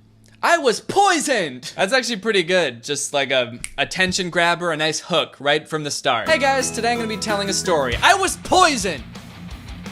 So basically in first grade, in first class, we all went on an excursion to the zoo. I'm assuming first class is like first grade. The person who wrote this is like British or something, or maybe they live somewhere else. But they say mum and they say first class, so they're not American. That's for sure. Speak American, dude. In first class, we all went on an excursion to the zoo, and there were these big trees there. I was so starving, I would have eaten anything. So I picked a berry from this tree and I ate it. Then next minute, all these kids are running around saying, "You're gonna die!" Oh shit. So I was freaking out. How did all the kids at once know to say, "You're gonna die"? Like, why did everyone immediately think that's poison? We all know. We all took a poisonous plants class together. Were you not there? It was like at the community center. We all took it together. You're gonna die. Mia continues to tell the story with excitement. Thanks for watching. I'll see you guys next time. Bye. Okay, that's done. I wish I could see one of her YouTube videos. We only just get like snippets of them. Just sort of like the intro, and then the story is just kind of like, and so on. And we never really get to see what the full YouTube video is. I would like to critique it. Now I just need to post it. Done. I'm so tired, I'm gonna go to bed. Dude, actually, honestly, that's pretty relatable. When I film a YouTube video, I can't like do anything for the rest of the day. My brain is so fried from trying to make sure I don't fuck up while I'm filming that I just like lay on the couch and do nothing for the rest of the day. So that's actually pretty relatable. Good night, world. Through the night, Mia's phone does not stop buzzing. One buzz after another. That is how it would go if it didn't stop buzzing. What's happening? Find out on the next episode of A YouTuber's Reality. Also, I really want to get the first 3 episodes out, and then I promise the episodes will become much longer. Chloe. All right, well, I say we call it there, fam. There's the first 2 episodes of A YouTuber's Reality. That's 2 out of 8. You know, if this video doesn't turn out super boring, maybe we can finish the series some other time. Hope you guys had fun. Hope you guys had some LaCroix. If you want to get this shirt again, it's at DannyGonzalez.store, or you can get the hoodie version of it. It's pretty much the same color, and that's pretty much the end of the video. Let's end it right now. What's up, Greg? So if you recall a few months ago, I made a video about this guy. He's the Liver King, a man who eats balls and works out so hard he cries. And a little while after I made that video, I noticed that if you go to DM him on Instagram, it gives you a bunch of options of things you can send him. And I'd never seen this before on Instagram, so on a whim, I just hit the "I need recipes for liver, please" button, which I feel like is an extremely desperate sounding message. I don't know why it has to sound so dire. And moments later, I was sent like an automated response. But then, to my surprise, I was sent a very personal response from the Liver King himself. He gave me beef liver recipes, bone marrow recipes. He thanked me for the video I made about him. He offered to send me some meat for free for me to try. But most importantly, he called me Primal Danny and said he was tribe, which means he's here for me if I need anything. I've never been so flattered in my goddamn life. This is like one of the nicest interactions I've ever had with anybody I've ever made a video about. So I got to thinking, you know, maybe I was a little hard on the guy. And to make up for it, why don't I walk a mile in his shoes? Oh, he doesn't wear shoes? Why don't I walk a mile in his chains? And try to live one whole day as the Liver King. I'm gonna do what he does, eat what he eats, and try to abide by the 9 ancestral tenets that he follows, which he says are to honor our ancestors. Also, to truly put the Liver King's lifestyle through its paces, I'm going to be periodically consulting a doctor. This is Dr. Renal Patel. She's actually seen my video about the Liver King, and she said it was interesting. Interesting. And hopefully with her help, I will not die. The first tenet I had to tackle was sleep. The Liver King makes a big deal about getting a good quality sleep on his website, which is kind of ironic because he and his family all sleep on hardwood in bed. So just like any sensible caveman would do, I drove my Flintstones car to Home Depot, Cave Depot, and found myself a nice cozy bed to lay my weary caveman head. Aw, look how cozy I am there. Take me back, dude, god damn. Yeah, this is definitely gonna be the worst part of the video, for sure. It was not. Thank you for shopping at the Home Depot. The Liver King has gone to incredible lengths to make sure he's protected from radio signals while he sleeps. He's got special curtains, special paint on his walls, and even a little baggie for his phone. But being the foolish modern man that I am, I don't have any of those things. And I'm terrified. Am I gonna die tonight? So I asked him what I could do to protect myself from the invisible poison floating through my home. Shield yourself from these dangers by turning off your Wi-Fi when you go to bed. Take your phone out of your pocket and keep it in airplane mode as much as possible. Get grounded and anchor your feet directly to the earth often. Now, even though Dr. Patel wasn't convinced that this was a super big concern, I think the FDA has looked at it. Multiple places across Europe have also looked at it, and they haven't found anything consistent. I still wanted to play it safe, so while I sleep tonight, I'm gonna turn my phone to airplane mode, and I'm gonna sleep in the basement. This is pretty much as close to the earth as I can get, because I'm pretty sure it's just concrete and then dirt. And then worms and spiders. Doesn't get much more primal than that. As I set up my hard wooden bed on the cold floor, I couldn't help but think of my dog Sunday, who also sleeps on a hard surface on top of just one blanket. Does the Liver King think that our ancient ancestors were dogs? Come to think of it, I've never seen my dog use a phone much either. Anyways, that's why I put on this wacky pillowcase. After putting my phone in airplane mode and anchoring myself to the earth for a little bit, and that should be pretty much good, I crawled into my nice warm bed for the best night of sleep I've ever had. Or so I thought. Yup, that's right, you just got pranked, baby. It was not a good night's sleep. All right, good morning, everybody. You may have noticed that I am not in my basement anymore. Picture a toddler showing up in the doorway of his parents' room in the middle of the night because he just threw up. That's pretty much how I showed up at our bedroom door last night, with 2 giant pieces of plywood, because honestly I didn't want to sleep in the basement anymore. All right, it was scary and lonely. Once Laura was done laughing at me, it probably took me like an hour to fall asleep, I'd say. I didn't sleep well at all. I tossed and turned all night. Maybe if I did this for weeks, eventually I would get used to it, but as of right now, the only positive that I can take away from this experience is that I have never been so excited to get out of bed. When my alarm rang and it was time for me to stop planking all night, I was absolutely stoked. So if you're someone who has trouble getting out of bed, then consider sleeping in a medieval torture device, dude. It honestly might help. Now that it was time to get up and start my very first day as a primal, I consulted this video on Liver King's morning routine. Most frequently asked question is, how does Liver King clean his beard and his mustache? I don't. I also don't use deodorant, I don't brush my teeth, and I don't wash my hair. So, I'm gonna be starting my day by not doing any sort of hygiene care. I'm not gonna shower, I'm not gonna shave, and I'm not gonna shit. All right, fine. I probably will shit, but I'm not gonna wipe. Since the Liver King basically doesn't have any morning routine, I decided to skip shaving today, which left me looking pretty primal, I gotta say. But enough wasting time looking at myself in the mirror. I've gotta go stand outside. Ancestral tenet number 5.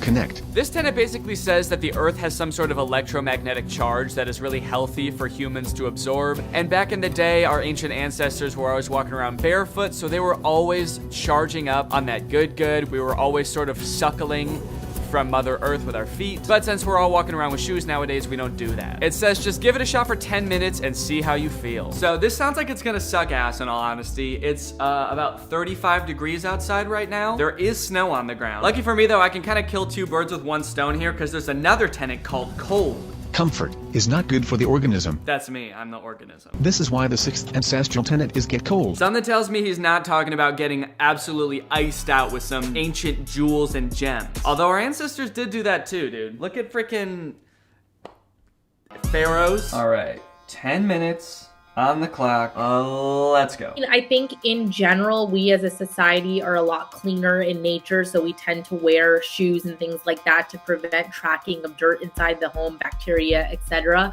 But in a lot of other cultures, it's very, very common to be barefoot in nature. What a lot of people believe is that when you are grounded to the earth, you are more connected with it in nature. And so that kind of tends to help your whole being. But medically, we haven't seen a 100% correlation of any sort. All right, this part did not feel healthy. Not exactly sure what I'm supposed to be experiencing currently, but holy shit, it is cold. My feet were literally burning. Holy shit, this is awful. As I stood there, I couldn't help but think of my dog Sunday, who also stands outside barefoot in the middle of winter. But while she'll stand out there for literal hours on end, I could only make it for 4.5 minutes. Honestly, a little disappointed in myself. I thought I had a little bit more of our ancestors in me than that. Oh, now my feet are all dirty too, but I guess that's how they're supposed to be. All right, did I connect with the earth at all? Did I feel calm? I mean, honestly, I like being outside. That was nice. Especially in the wintertime, I feel like sometimes I don't get enough sun, I don't get enough vitamin D, don't get to feel the sun on my skin too often. So in that sense,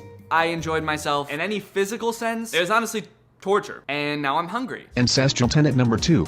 Eat. When I told him I was doing this video, His Highness the Liver King actually offered to send me 10 pounds of raw beef liver and bone marrow straight to my house, free of charge. Super nice of him to do that. But after I gave him my address and a week went by, I started to worry that no food was coming at all, and that I wouldn't be making a video about the Liver King, because this was all some sort of elaborate simulated hunt, and I'd just let him straight to me. But luckily the next day it showed up. So here's a little flashback of when I received it. All right, let's open this box. I'm so curious to see what this is even gonna look like. I have no concept of what 10 pounds of raw liver and bone marrow looks like. Okay. The odor is inoffensive so far. Food safe packaging does not really seem to go with like the Liver King's lifestyle. I thought he might be sending me this stuff and it would just come in some sort of like ancient garment that's been like passed down from generation to generation. So I am pleasantly surprised that it at least appears to be packaged in some sort of responsible way. Beef bone marrow. Oh no, dude. What?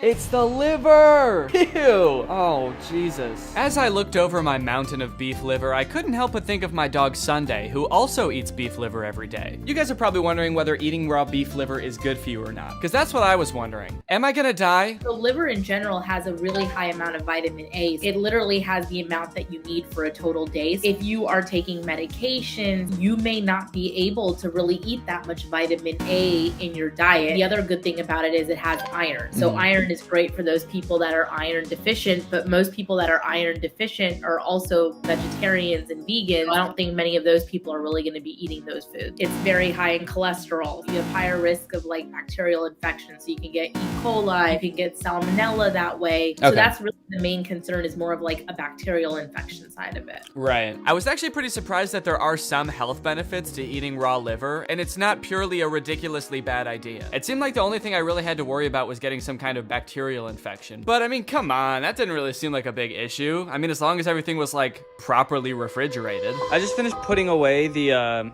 all of the beef liver and stuff, and I noticed that the little bag that I took out of the box at the very start was a bag that says ice on it. Like it's supposed to have ice in it to keep everything cold, and it's empty. There was never any ice in the box. I feel like stuff like this you're supposed to send with dry ice, right? Should I be concerned there was no ice in the box? Yeah, so I actually was pretty worried going into this, but you know what? I had a feeling that the Liver King wouldn't let the prospect of a little bacteria scare him away from a good meal, and oh boy, did this meal look good, dude. Okay, yep, smells like raw meat, so that's good. This meal looked like a feast fit for a king. Too bad it was the Liver King and not like a real king. Okay, I think I got all of it out. And if you're wondering what it smells like, honestly, it kind of just smells like raw meat. Like if you can picture what like beef tastes like before you cook it. I mean, not taste like. You guys can all picture what beef tastes like before you cook it, right? You guys are all monsters. The feeling of the beef liver in my hands while I was cutting it up was like nothing I've ever felt before. I don't know if you've ever seen like videos of scientists handling that like aerogel material that's supposed to be like the lightest material known to man. That's what beef liver felt like. It felt like if I like inhaled too hard while I was cutting it up, a chunk of it would just like fly down my throat. Sorry if you're watching, Liver King, I am washing my hands. I don't know if that's allowed. I don't want to be sticky for the rest of the day. I don't know if that's allowed. He DMs me, you forgot about the last tenet, dude. Stickiness. Our ancient ancestors were covered in grime and sticky juices. This particular recipe that the Liver King sent me is a dessert recipe. Oh, fuck. Now I gotta clean my counters. I guess he's trying to ease me in with something sweet for my first time, which I very much appreciate. Basically, all I had to do was mix together some maple syrup. Oh no, dude, that's like nothing. Olive oil and salt. And I was ready to go. In his description, he had like a brand of salt to get. He said 4 grams of Redmond sea salt. Didn't really understand why he wanted me to go get a specific brand of sea salt. I was like, does this guy have some sort of like tie-in with Redmond? But the bag does say ancient kosher sea salt, so I'm guessing that's why. He probably saw it says ancient on there and he was like, oh, okay. Now I gotta eat it. I don't wanna do this at all. I didn't eat anything today. The foolish part of me thought that I was gonna be able to eat enough of this for it to be a meal. And we're going to the gym right after this, so it's honestly pretty important that I do eat a decent amount of this. Oh. Oh, I mean, it kind of tastes like a really, really rare steak, which I guess makes sense. Like, picture the flavor of like the reddest, pinkest part of a steak, and that's kind of what it tastes like, but it's also cold. Like, my body told me that was wrong. The second it entered my mouth, my body was like, get it out of there, no, but I'll try it again. And the odds of me throwing up this time are way higher. I had 2 more bites of beef liver before giving up completely. Oh, maybe I was giving up because the beef liver was so gross, or maybe I was just so excited to get to the bone marrow. For bone marrow, I scoop it right out of the femur and put it right into my chops, meaning his mouth. It's rich, creamy, and delicious.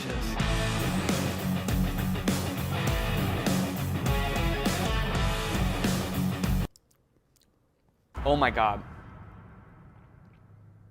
It just tastes like blood. It just tastes like blood. What the fuck? Rich, creamy, and delicious. Just like you just hunted a man down and slit his throat. Oh, fuck, dude. It just tastes like blood. It's just blood. No more. I'm done with that. It's like coated my mouth. It's like on the roof of my mouth, it's in my teeth. I don't think I'll ever be the same. I think it's gonna be in my mouth forever, especially since I'm not allowed to brush my teeth. Ancestral tenet number 3, move. What you do with your body is just as important as what you put into it. By maintaining a healthy level of movement, one develops a healthy approach to consumption, where instincts become far more identifiable and beneficial. Just like the Liver King would, when I arrived at the gym, I covered myself in as many weights as I could find and hobbled to the door. I did that shit without even crying. So like I said, he sent me his own personal workout, and I thought this was gonna be some like absolutely crazy shit. I thought I was gonna be doing like spear throwing, primal sprinting, weighted screaming, but the workout was honestly super tame. It was just like bench press, dumbbell press, kettlebell press. It was a lot of pressing. The owner of the gym, Nancy, she was super nice. She helped me a lot with my form. I can't get it up there. Maybe I need to go later. She also mentioned that the Liver King's workout didn't make any sense because it was kind of just the same exercise over and over in different ways, which definitely made me feel better because that shit was pretty hard. Yeah, I definitely feel that in my back, man. No wonder this dude's got an insane back. He probably does it with even more weight, honestly. That's crazy. I absolutely smashed the rest of the workout and finished it off with a hand-over-hand sled pull. So I think what's gonna happen is I'm gonna stand on here and she's gonna pull me, and that's the workout. All right, my day is winding down now. It is currently 5 p.m., which I guess is not usually when I start to wind my day down, but it feels right. It feels like I need to wind my day down now. I chose to spend the last part of my day just kind of sitting here because that's what the Liver King says he does a lot of times. If you remember in his house tour video, he says there's like a quiet hallway in his house where nobody can see him and he just sits and reflects on his day. It's kind of nice, honestly. I don't really feel like I spend a lot of time just like sitting alone with my thoughts and thinking. Overall, I gotta say I'm coming away from this with a bit of a different perspective on the Liver King. I kind of just thought he was a total goofball when I made the video about him, but I can understand now where he's coming from with a lot of this health stuff, especially after talking to Dr. Patel. Turns out beef liver actually is healthy. Will I ever eat it again? No, but I'm so tired right now. I'm really quite sleepy. I did not sleep well last night, so I think right now what I really want to do is go to sleep. So I'll probably end the video right here. Thank you for watching. I'm gonna go to sleep. I am really excited to go to sleep. AI is threatening to take all of our jobs, and it seems like nobody is doing anything about it. But today, that ends. If I can make fake AI apps and get them on the App Store where people think they're getting free labor from a soulless machine, when in reality they're getting free labor from a soulless YouTuber, then I can do the unthinkable. I can steal AI's job. And I bet I can do it better too. This was a journey that would take me several months and cost me a lot of money, only to find that I was the one who felt like I was talking to robots. The 2 apps I want to create are both parodies of the most popular types of AI apps. You've got chat apps like ChatGPT. You ask it a question, it gives you an answer. Where did it come up with this answer? Is this answer true? None of your beeswax. In my version of this app, users will just be talking to me. My app will be superior because I know lots of fun and interesting stuff and cool stuff, and I'm also very fun to chat with. For the second app, we're gonna turn up the heat a little bit and do an image generation app like Midjourney or DALL-E. You give it a prompt and it's been trained off of thousands of images from thousands of unconsenting artists to give you a photorealistic image. In my version of this app, users will type out a prompt and then I will draw it,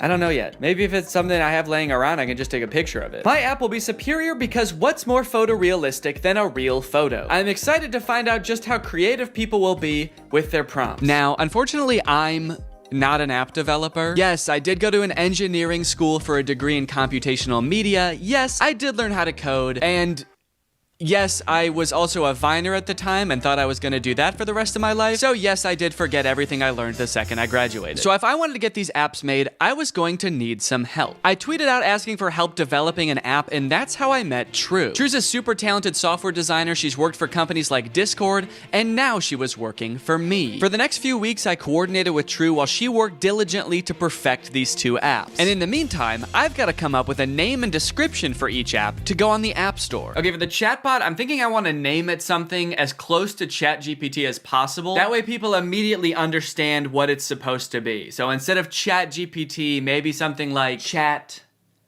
DNE, like Danny. Chat DNE. Okay, description time. Okay, what's a good way for me to say this app is basically ChatGPT, but way better? Here at DNE Enterprises, we pride ourselves on the accuracy of our product descriptions. Instead of referring to our app as an AI app, which would be a lie, we refer to our technology, as the DNE intelligence, which has been training for decades to answer unlimited questions quickly and with great precision. We use phrases like human-like responses. I've been complimented on that before, actually. I've been told my responses are extremely human-like. And that's no different with our photo generation app, Doodle DNE, which sends you photorealistic images in minutes. How many minutes?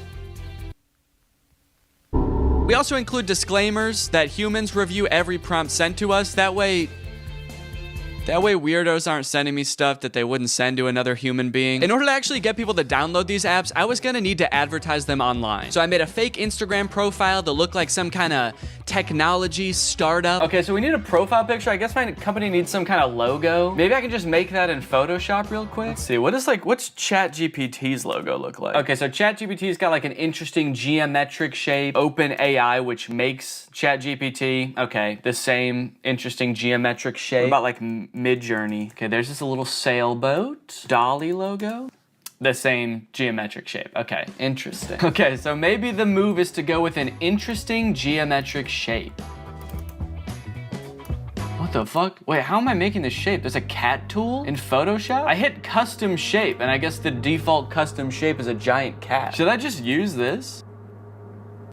Let's go. Dude, that actually, okay, that looks sick. Now I've created a series of screenshots from the chat app that I'm gonna post on here, and then I'm gonna promote them to try to reach as many people as possible. Help me ask my crush out, to which Chat DNE responds, for sure. Maybe try something like this. I'd love to take you out to dinner sometime this weekend. I have connections at Nobu and can get us in. My treat. I can also help you get in touch with management at Nobu if you want. Let me know. Can you get me in touch with the Jonas Brothers? Sure. After doing some digging, I found their manager's email address. What would you like to ask them? And then this one where a user is asking Chat DNE to design a website for them and giving it feedback on the website. All in all, I want Chat DNE to come across as like such a state-of-the-art intelligence that can do stuff no other apps can do. Almost comically intelligent.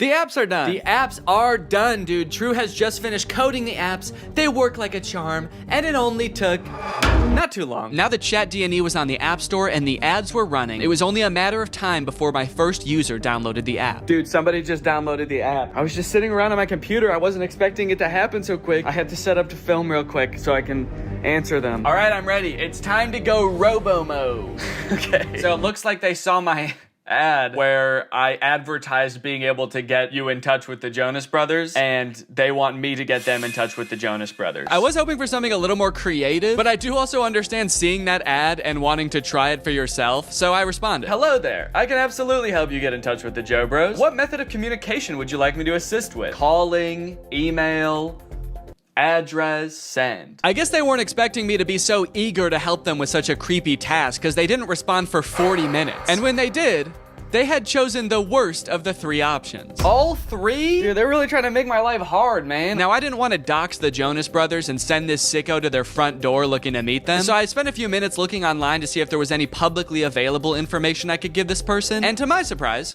there was. They have a phone number in their Instagram bio. They have a publicly available manager's email address. And for the address, I didn't know what to do, so I just gave them the address of their next show on tour. Now, selfishly, I am a little curious what they're gonna do with this information, so I kind of want to ask them, but maybe I can do it in a sneaky way. Would you like me to reach out to them on your behalf? I can pretend to be your manager using an AI-generated voice. So if they say yes, then I can find out what they actually want from the Jonas Brothers. Give me an example of what you would say with your AI-generated voice. Okay.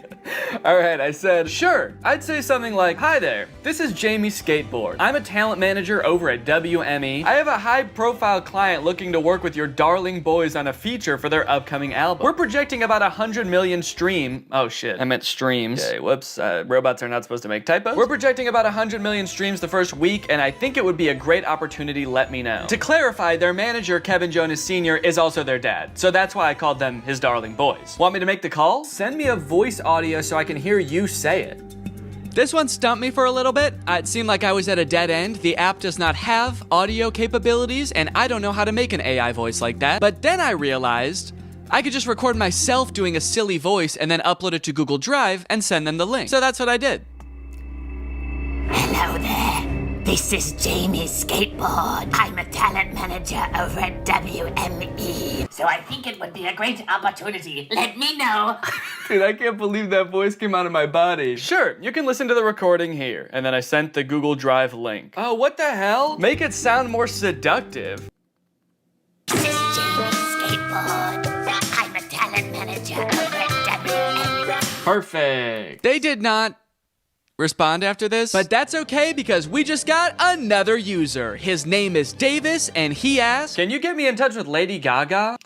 Is that all people want to see from this app? Okay, this time I'm gonna say, of course, I will call her right now using my AI-generated voice. What do you want me to say? I'm putting this person on the spot right away. I'm calling her. What do you want me to say? None of this beating around the bush. Okay, he says he wants to tell her this is your biggest fan.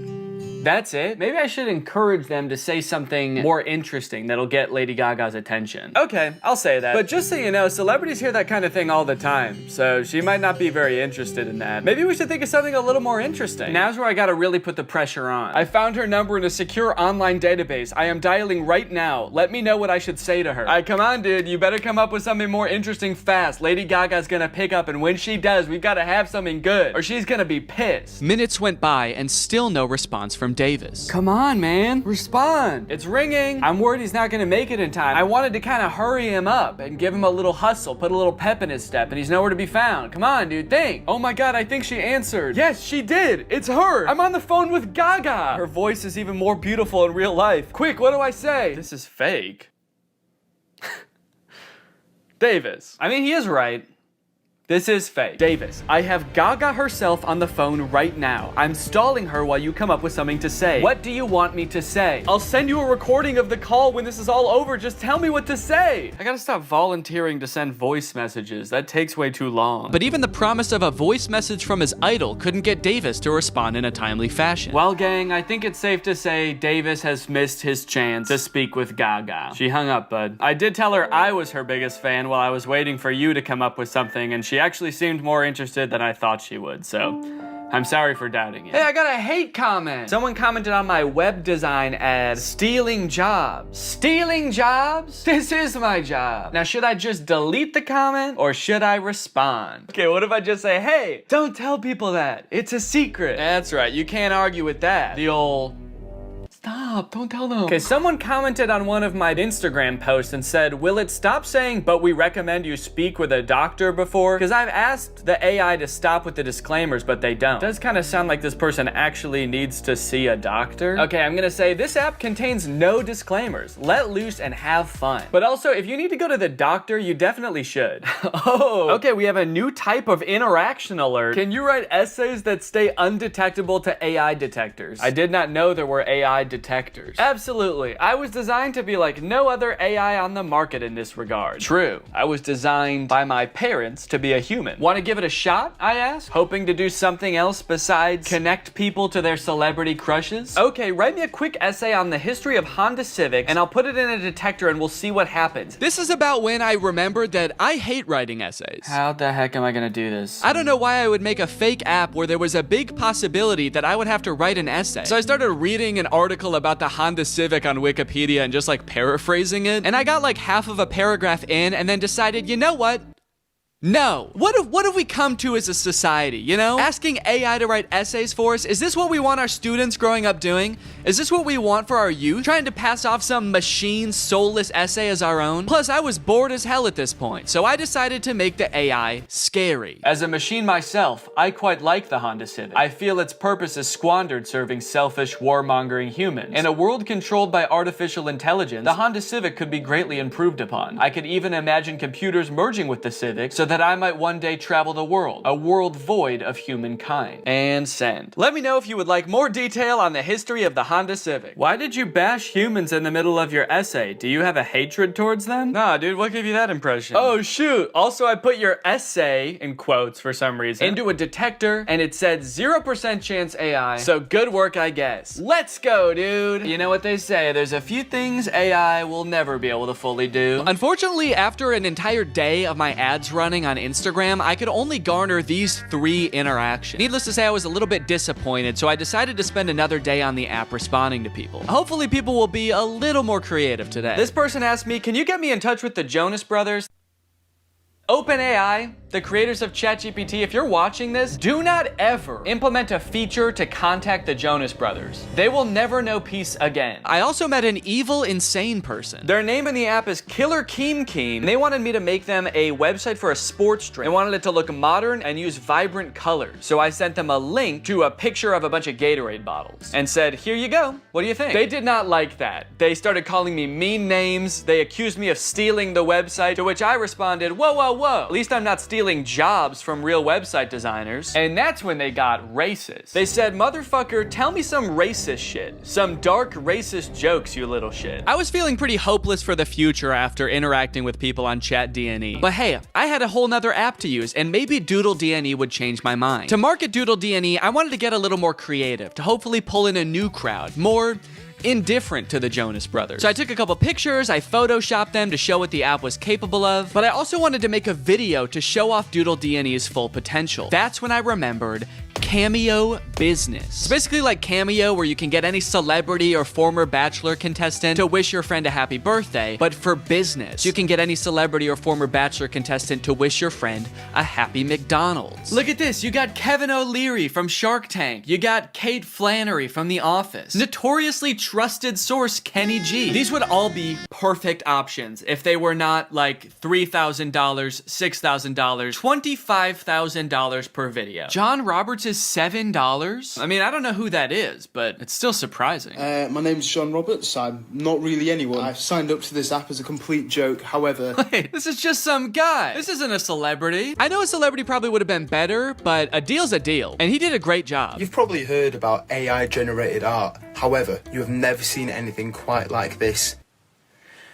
These were all generated by Doodle DNE. Okay, dude, we've got our first request. Just one user into Doodle DNE, and I could already tell the prompts were gonna be better. Emerald tablet of Thoth display. And then they responded again because I didn't respond yet, and they said, Emerald tablet of Thoth. What is Thoth? Oh, Thoth. So, okay, Thoth is some kind of Egyptian god? Oh, there we go, Thoth. Yeah, the Egyptian god Thoth. My first method of choice was to draw the prompts as they came in. I figured I could crank them out pretty quickly this way. Real AIs like these are a hot button issue right now, especially image generation ones. I've seen a lot of debate on whether these types of things are ethical. These AI models are basically made by companies who use other people's artwork without their consent to train their own AI to output images in that same style. I'm not an artist or a graphic designer, so I can't 100% empathize with how that would feel to have that happen to me, but I do think a lot of people are giving this technology a pass just because it's a robot and not a real person. If this was a person, we would all think that person was weird as hell. Picture your favorite musical artist. If a new artist came up on the scene and was like, I've been training for decades, listening to this one artist's songs,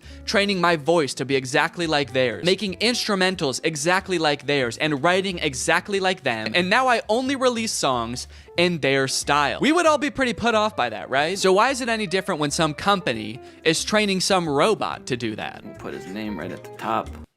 Oh!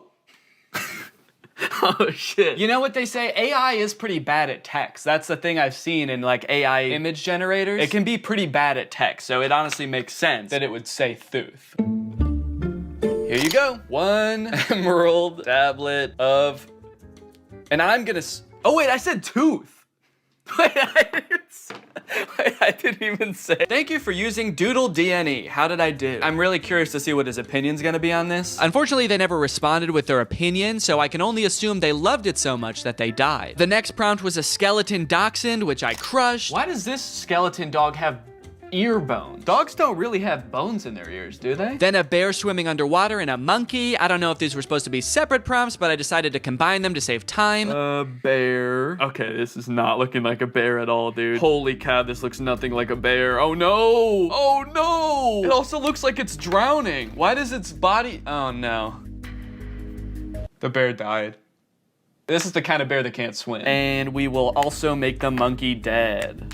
Probably could have cropped that a little better. You can kind of see my desk in the background, but... And we'll send a survey as well. How did I do? I'm pretty proud of this one. I mean, for doing that so fast, that's pretty good. So far, nobody has responded to my survey at the end to tell me how I did, which is kind of disheartening. I just want a response back. It just feels like I'm getting ghosted by people now. The prompts were a little more creative, and in that regard, my faith in the human race was on the up and up. But also, I was doing all this work over here, drawing your weird prompt that you could have just Googled. But you don't even have the decency to respond to my message back and tell me you hated it. I was feeling pretty disrespected, honestly. At least until this next prompt. Drug baby and kamikaze lifestyle. That's the prompt. Drug baby and kamikaze lifestyle. Whoa, they sent another prompt. Red ruined planet with 2 alien astronauts. I've never heard kamikaze described as a lifestyle before. Like, I know it's a form of like warfare, but to live your life in that way, it must be, I mean, you can't by definition almost. Like that's a very short-lived life. And I think it would be a little bit too graphic to include the baby actually performing the kamikaze. But you know, this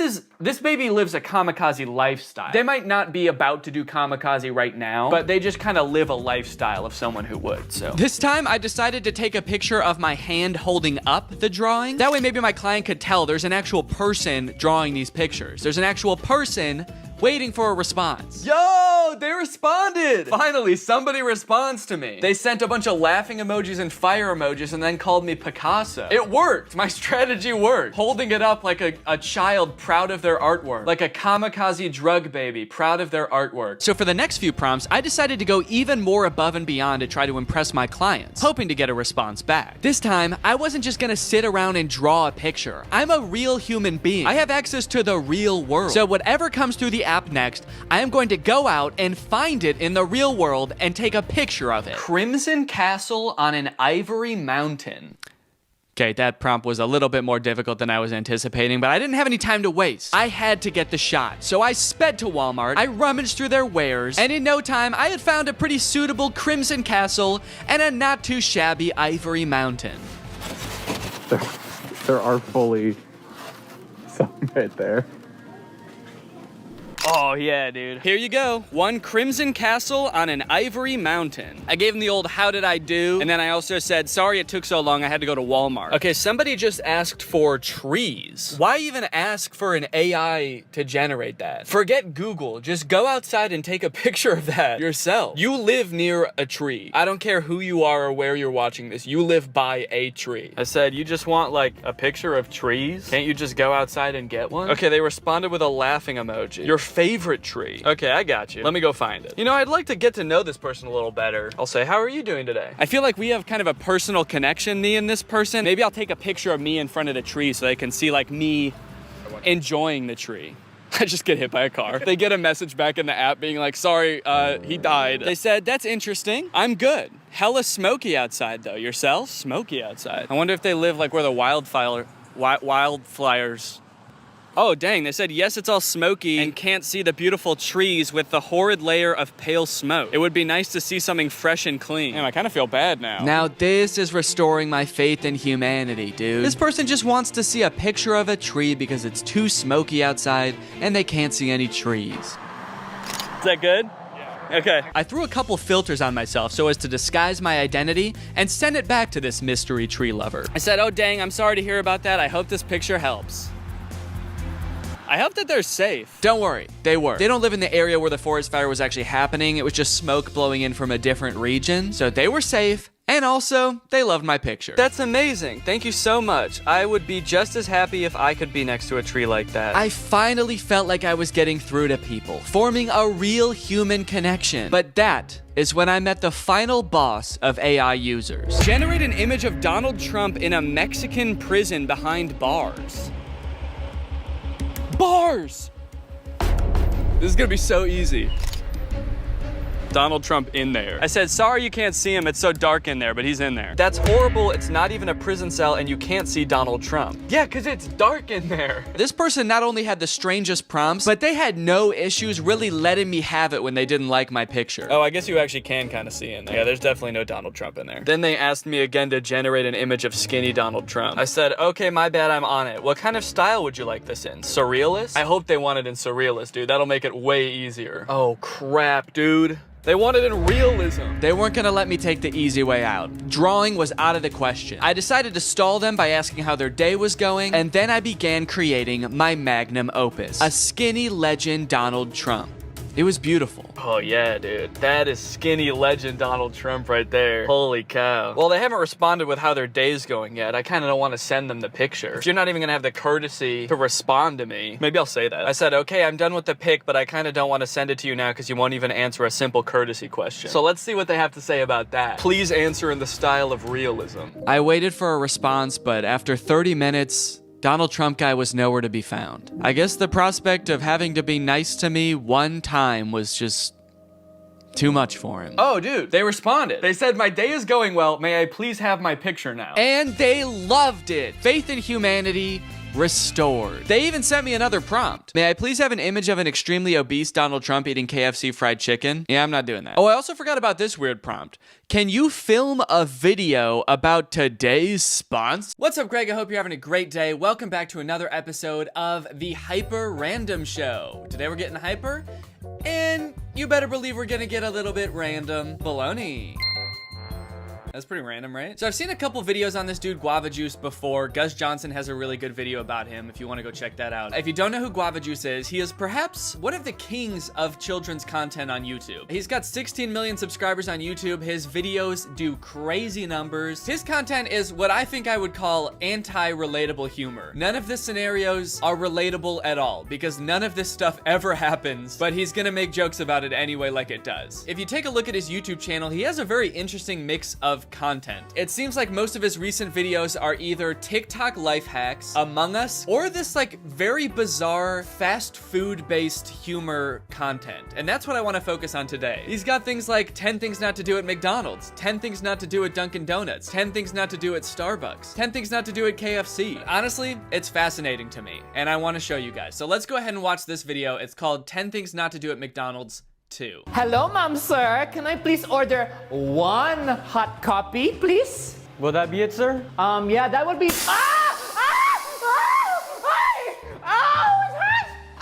You mother! It's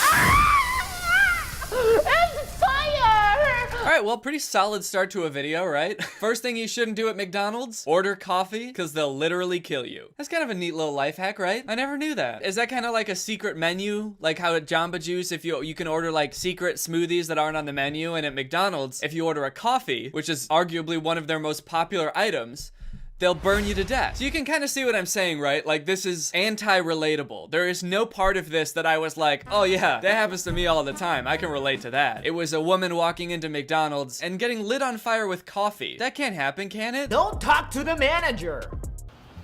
I need to speak to your manager now. Jeez, Karen, chill. Okay, so now next scenario, this one, at first seems like it might actually be relatable, right? Because Karens are in the zeitgeist lately, asking to speak to a manager at McDonald's could be kind of like a Karen thing. This seems like it could be a good starting point for some good, relatable, observational humor. Let's check it out. What seems to be the problem here? Okay, yeah, never mind. It's not relatable anymore. The manager is Ronald McDonald. We have left the world where real things happen. Big dear man. Uh-oh, seems like Karen is broken. I know how to fix this.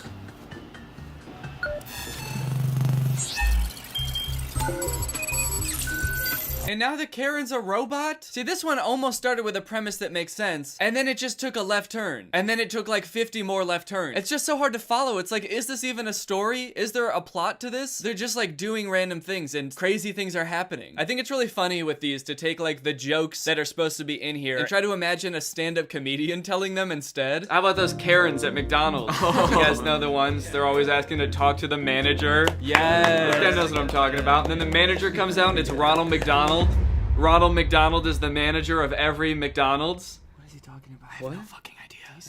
What? Well, it's not actually Ronald McDonald. It's Ronald McDonald mixed with the Joker, right? No. He manages every McDonald's? No, he's not real. And he comes out to talk to the Karen. He's like a mascot. And the Karen is malfunctioning because she's like, she was a robot the whole time. Wait, what? Hold on. Classic Karen. You're literally not making any sense. Wait, that doesn't happen. Are you just trying to make a meme you had or something? Okay, all right, easy, okay? I guess people don't get that one. I'll do a different joke. Okay, here, I got one. How come every time I order chicken nuggets at McDonald's, they bend me over the counter and start spanking my bare butt? Oh, that happen to anyone else? It happens every time I order chicken nuggets. No. It's never happened to me. Has it happened to you? No, I don't think so. It doesn't happen to anyone else? Somebody throw coffee at this asshole. Please tell me it happens to someone else. Yeah, set him on fire. Don't go to the drive-thru. Okay, so far, 2 of the things that we're not supposed to do is order coffee and go through the drive-thru. Is there anything we can do at McDonald's? I feel like by the end of it, they're gonna like list everything that I would have done at McDonald's. Maybe it would be more helpful if they made a list of things that you can do at McDonald's. I swear by the end of this video, it's gonna be like, number 10, things not to do at McDonald's. Don't ever go to McDonald's. If I ever see your ass at McDonald's, I'm gonna kick your butt. We're literally gonna kill you. We're gonna throw hot coffee on you, and then we're gonna stab you with pitchforks. Don't try to fix the ice cream machine. It's just right down there. Oh, gotcha. Yeah, right down there. There you go. Yeah, right down there. I like that he said, yeah, I think I can see it, as he's like staring at the wall. There. Oh yeah, the ice cream machine. Don't worry, I got it. No, dude, it's over here. Huh? The ice cream machine? It's right here. All right, I think I got it working, dude. This is gonna be some tasty ice cream. Could they not have just put something on that shelf that like kind of resembles an ice cream machine? They like rented or built this entire McDonald's set. They wrote the script out beforehand. They knew they were going to need something that looks like an ice cream machine. I assume that they write these beforehand. I guess I don't really know. In fact, maybe not. Or also they could have just changed the line to, I don't think I see it. Like he could have just been like, no, there's not an ice cream machine down here. And then they hit him in the head with the bottle. One of the weirdest things I think you'll notice about these videos is how the production value is simultaneously really good and also really bad. They have this whole set, they've got costumes, they're wearing like uniforms, they've got certain props, they've got a nice camera, they've got lighting. But then for the script, they were apparently just like, we can just say anything and it's fine. Don't be a food inspector. Right this way, Mr. Food Inspector. What is this? You should have left Woody on the chance. Master! Now stay here for the rest of your life. Daddy, is that you? It's me, your son. I love you, Tucker, my son. Dad, chill. Honey, when we going to bed? Okay, aside from the fact that I literally have no idea what's going on or where this is going, I feel like every woman character in the videos that Guava Juice makes is like weirdly sexual for some reason. Like they either give them really big boobies and they're saying things like, when are we going to bed, sweetheart? Or there's another one of these McDonald's videos where Wendy from Wendy's shows up and she's like this. I know a place where you can have anything you like. Which is really weird because I'm pretty sure Wendy is supposed to be like a little girl and not a grown man. Don't ask for a McFlurry. McWater. McGurk. McFire. And McAir. McFlurry. That was so cool. Wait, how is that don't order a McFlurry from McDonald's? If anything, that makes me want to order one more. That was sick. Even the dude who got the McFlurry was like, damn, that was really cool. Things not to do at McDonald's. Never order a McFlurry. You wanna know why? Because they might give you a goddamn McFlurry. And it's gonna taste good, and it's gonna be exactly what you wanted. And, oh yeah, they're also gonna make it in a really sick way. You know what else likes cheese? Mouse? Mickey Mouse? I don't know why that's so funny to me, those 2 lines. You know what else likes cheese? Mouse? Not mice, just mouse. You know what likes cheese? Mouse. There's only one mouse, and you bet your ass he likes cheese. Okay, that's enough about McDonald's. Let's check out 10 things not to do at Dunkin' Donuts. Here are 10 things not to do at Dunkin' Donuts. Oh, wait, no! The production value of these videos is so confusing. They have like an entire Dunkin' Donuts set built with the orange walls and the signs. They've got like flat screen TVs with the menus behind them. This isn't filmed in a real Dunkin' Donuts. They made this set. They make these whole ass sets just to make these confusing videos. Don't ask if there are more donuts in the back. Hey, wise guy, you got any donuts in the back? Whatever is available on display, sir. Right, you see, wise guy? I want the flavors, not the leftovers. I want the flavors, not the leftovers. Do you think that they write these down before they film them? Like, what does that line even mean? The donuts that are in front of him aren't leftovers. They're the donuts that are on display. I want the flavors? I just feel like it's so easy to make sense, especially when you've got probably so many resources like they do to be able to, you know, take time and write these videos beforehand. If I had to guess, I would say they probably have multiple writers. It still somehow comes off like they have to improv every scene, like they're on this crazy time crunch and they don't have time to like figure out the plot at all before they start, and they just have to like go into it blind. Okay, come on, we gotta do this quick, okay? Action. What? I don't know my lines. You didn't give me anything. Just say something about the donuts. Anything. I don't want these leftovers. I don't want leftover. I want, some kind of flavors. I want flavors. Okay, cut. Yeah, sorry, I know. We should probably redo that take. That didn't make any sense. All right, we're moving on, everybody. Next scene. Wait, what? But that was so bad. It didn't make any sense. Hey, buddy. Don't be so hard on yourself, all right? That was the best acting I've ever seen. How? Wait, but they must do some kind of writing, because I'm pretty sure Guava Juice is playing both parts in a lot of these scenes, if not all of them. So they must have it written down, because like they have to be talking to each other. I mean, maybe that's why it kind of seems like they're not really talking to each other and they're both just saying whatever they want to say. Don't fuss over the munchkin amounts. Wait, is this video sponsored by Dunkin' Donuts? It's starting to feel like these are messages that like corporate Dunkin' Donuts would put out to try to get people to act how they want in their stores. Don't ask if we've got more donuts in the back. Don't fuss about the munchkin amounts, all right? We're gonna give you however many munchkins we want, and you're just gonna have to deal with it, okay? The next one's like, things not to do in Dunkin' Donuts. Never not buy all the donuts. How about that? And never say anything bad about the CEO either. While you're in Dunkin' Donuts, you better not disrespect David Hoffman. It hurts my feeling. I mean, it hurts his feelings. David Hoffman isn't writing this. This isn't David Hoffman. Man, don't be silly. I'm here to dunk these donuts. If you're not gonna help me, I'm gonna do it myself. Biscuit. Whoa, calm down, bro. You can't do that to our donuts. These videos make me feel tired. These videos make me feel like I needed to take a nap. Don't bring Starbucks inside Dunkin' Donuts. Okay, another one that kind of makes it seem like this was written by corporate Dunkin'. Hey kids, we're just like you. We're making silly videos about Among Us and corporate entities like Dunkin' Donuts. You know what would be really cool and funny? If you didn't buy Starbucks ever again. We were thinking that that would be kind of fun and goofy, so we're sending our friend Guava Juice to tell you about it. Who you'll listen to, right? Okay, cool. Don't ask for free donuts at closing time.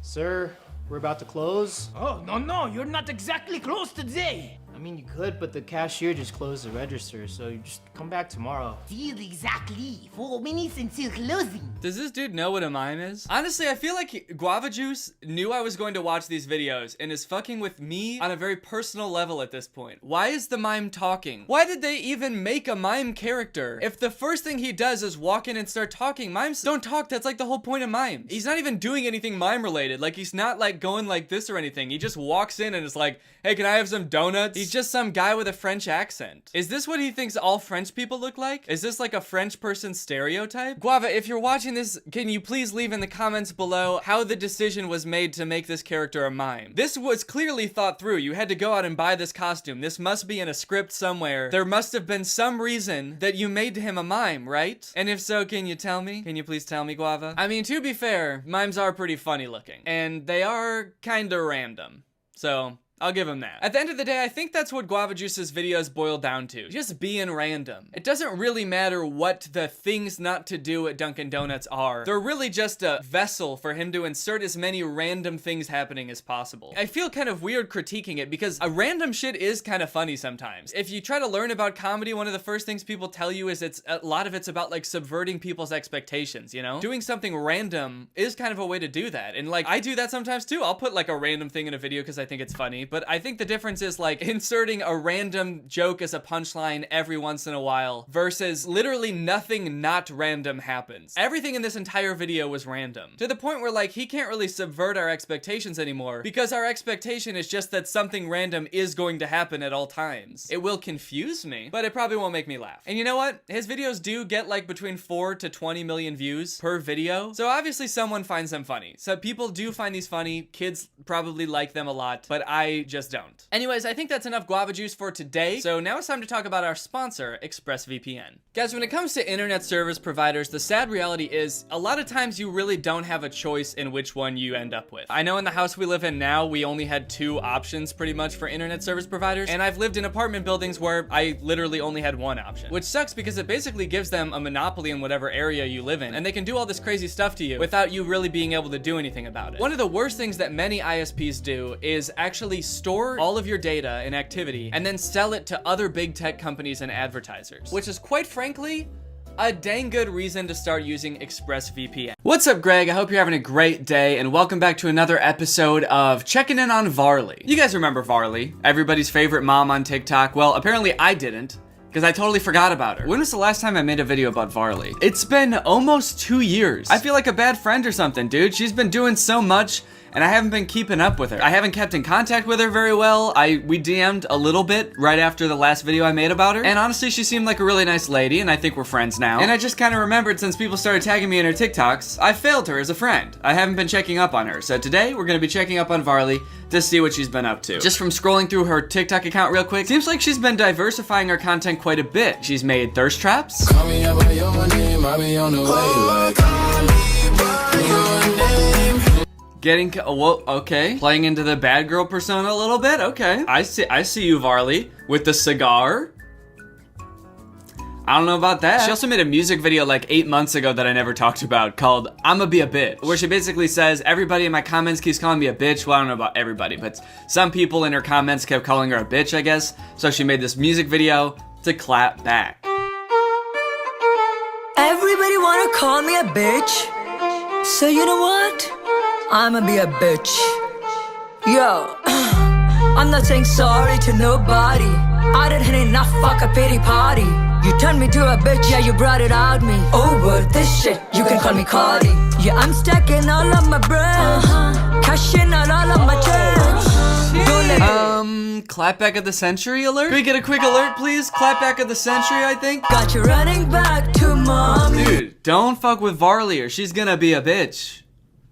That's her words, not mine. I'ma be a bitch. I think Varley's actually a very nice lady. I mean, that's kind of a wild clapback to her haters, dude. Man, the haters keep calling me a bitch, so I'm gonna prove them wrong.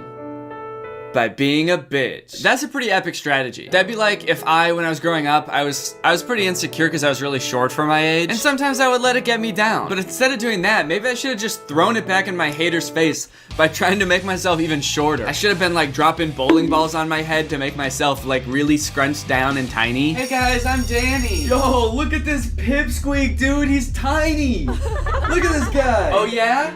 How about now? Yes, even more so. Shit. If you haven't seen the other videos I've made about Varley, her whole thing up until recently has sort of been about like positivity. Love more, hate less has been her mantra. Love more, hate less. love more, Hate less. love more. Hate less. She's just been trying to spread like positive vibes all over the internet, but that seems to have changed a bit lately. She's kind of become bad girl Varley with this I'ma Be a Bitch music video, and her TikToks have also started to take a darker turn, as you can see in this one. I mean, even the very first frame of this TikTok, you can tell this is probably gonna be dark. POV, you are kidnapped and trying to save your daughter.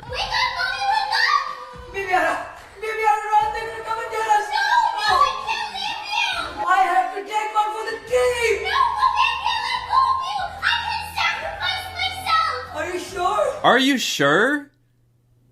That's not the response I was expecting. Dude, this is not the same Varley we talked about a few years ago. She's like, oh, my kid's gonna die instead of me? Hell yeah, dude, I'm out of here. She can probably fend for herself. She's fine. What is she, like 12? She's good. If you call me a bitch, I'ma be a bitch. Are you sure? Oh, never mind, Mommy. Oh, baby, I had to go. Oh, she like juked her out. I'll sacrifice myself for you. Are you sure? You know what? Never mind. Never mind. You just pissed me off in the last 2 seconds. I'm not gonna do it anymore. Some of you did just piss me off. I'm not gonna do it.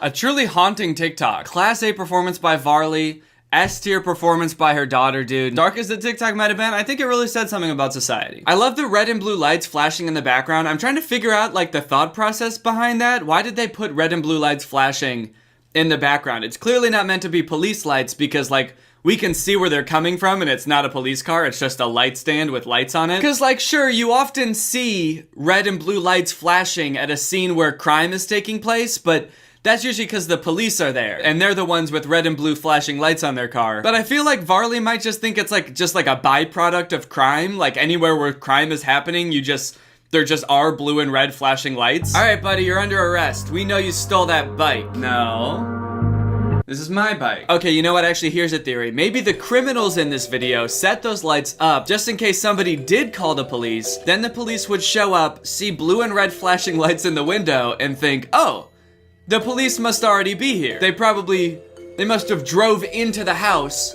and that's why blue and red lights are flashing from inside the house. They must have driven their cars in through the back door to stop the crime. I guess we're good. We can probably go home. This looks like this is under control. Me now, don't say that our love is growing.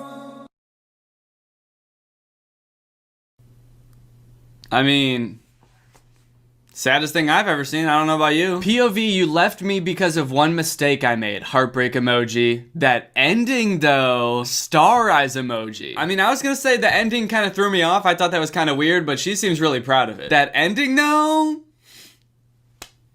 pretty much killed it. Dude, I swear to God, I killed that ending. Name one person that can scream more quietly than me. I've got the quietest scream in the acting game, dude. Maybe she's not screaming, that's why she's not making any sound.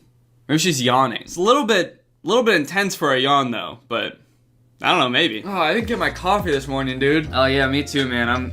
I'm pretty tired. Yeah, I mean, yeah, man, dude, I'm so like, I'm just like, huh? What the fuck is going on?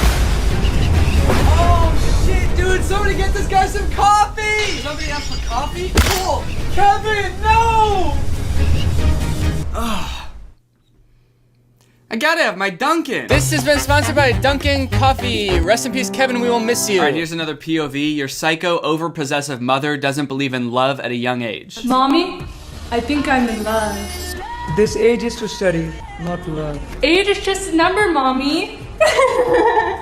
Of course, darling, it is. Come, give mommy a hug. It's been a while. 1 hug a day, that's the minimum. 4 hugs a day, that's the maximum. Okay, it's weird for a mom to have like a minimum number of hugs a day, but I also feel like if she's a psycho over-possessive mom, it's also weird for her to have a maximum number of hugs a day, right? Like if she's over-possessive, you'd think she'd be wanting to hug her all the time. It's also weird that the maximum number is so low. 4?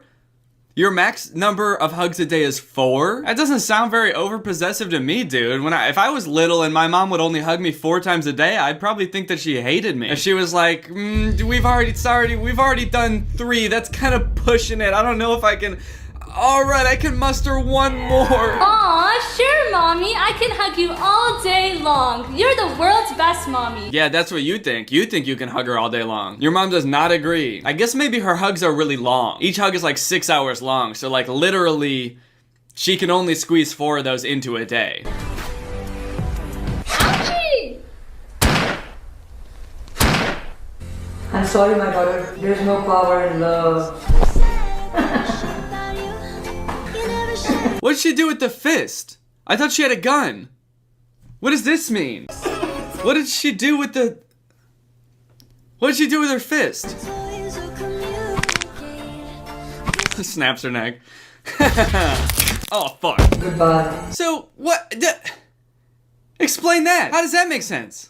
She killed her? Dude, I'm starting to think this mom isn't that possessive. I'm starting to think she doesn't even like her daughter at all. She's like, I don't really want to hug you that much, and also, I'm gonna kill you now. How's that for an obsessive mom? I'm obsessed with killing you. I'm obsessed with staying the fuck away from you and hoping you die. How's that? That'd be like if I said like, I love this little nutcracker decoration, dude. I want to look at it all the time and I'm obsessed with it. But then like, as I'm saying that, I'm like lighting it on fire and stepping on it. So yeah, there's just lots of TikToks now of Varley being like a creepy villain, like murderer. I'm a bad guy. There's a lot of her as this over-possessive mom. And this one, sort of a similar thing happens, but then she also starts singing Humpty Dumpty at the end. I'm sorry, my daughter. There's no power in love. Humpty Dumpty sat on a wall. What is she doing with her fist, dude? And why do they say ouchie when they die? That might be the most haunting part of the entire TikTok, is when they say ouchie when they die. Ouchie! Imagine murdering someone, which I feel like for most people is probably pretty hard to imagine. Like, you know, you have to be in a really dark place to do that. And you'd probably be like stricken with guilt afterwards. Imagine if the last thing someone said to you as you killed them was, ouchie! Like, you're driven to such a place where you have no choice but you feel like you have to kill someone. And the last thing they do is like fuck with you by saying like, ooh, ouchie! And then they die. You'd probably spend the rest of your life being like, did it hurt? I still don't know if it hurt or not, or were they fucking with me? Were they like, oh wow, ouchie, bleh, and then they died forever. So yeah, anyway, then she starts reciting Humpty Dumpty. Humpty Dumpty sat on a wall.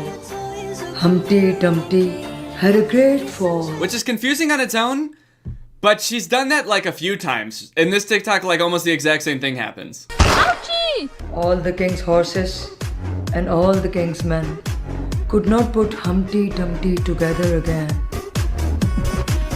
Goodbye, my daughter. Bye, mommy. Okay, I forgot that happened in this TikTok. That is the most confusing part about any of these TikToks. That's like some next level humor. Honestly, Varley, that's hilarious. To have this like whole ass creepy TikTok where you kill your daughter and then at the end be like, bye, sweetheart. And she's like, all right, see you later. Just like laying on the ground covered in blood. Oh yeah, peace.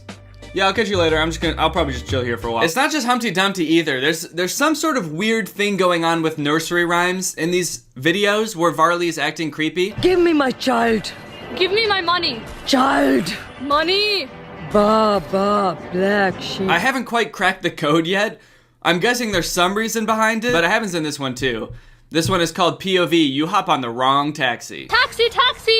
At your service, sir. Airport, please. $20. That's too much. 10. 10? 5 only. Sir, with $5, hold on to this rope attached to my taxi, and you will reach safe and sound. All right, right off the bat, don't get in that taxi. Absolutely should not get in the taxi. For one, the taxi driver's acting super weird, and also she just has rope. That's not good. That's not a good sign. What's she gonna use that for? They're like in the taxi and they're like, oh shoot, I spilled my drink all over myself. Oh, no worries, dude. Here, you can use this to wipe it up. Huh? Yeah, or if you need like a change of clothes. I think the guy in the back isn't too bloody. Guy in the back? Help, Oh, no. is anyone there? Oh, no. Help. Welcome aboard.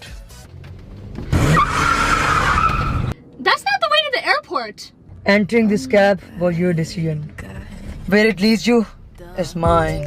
Oh no! Help! Old MacDonald had a farm. E-I-E-I-O. Okay, I think that maybe in this one, her singing the nursery rhyme is like putting them into a trance or something, because now they're singing along. That seems weird. I feel like maybe she's like, the nursery rhyme is like her superpower that puts them in a trance. With a moo here. And a moo there.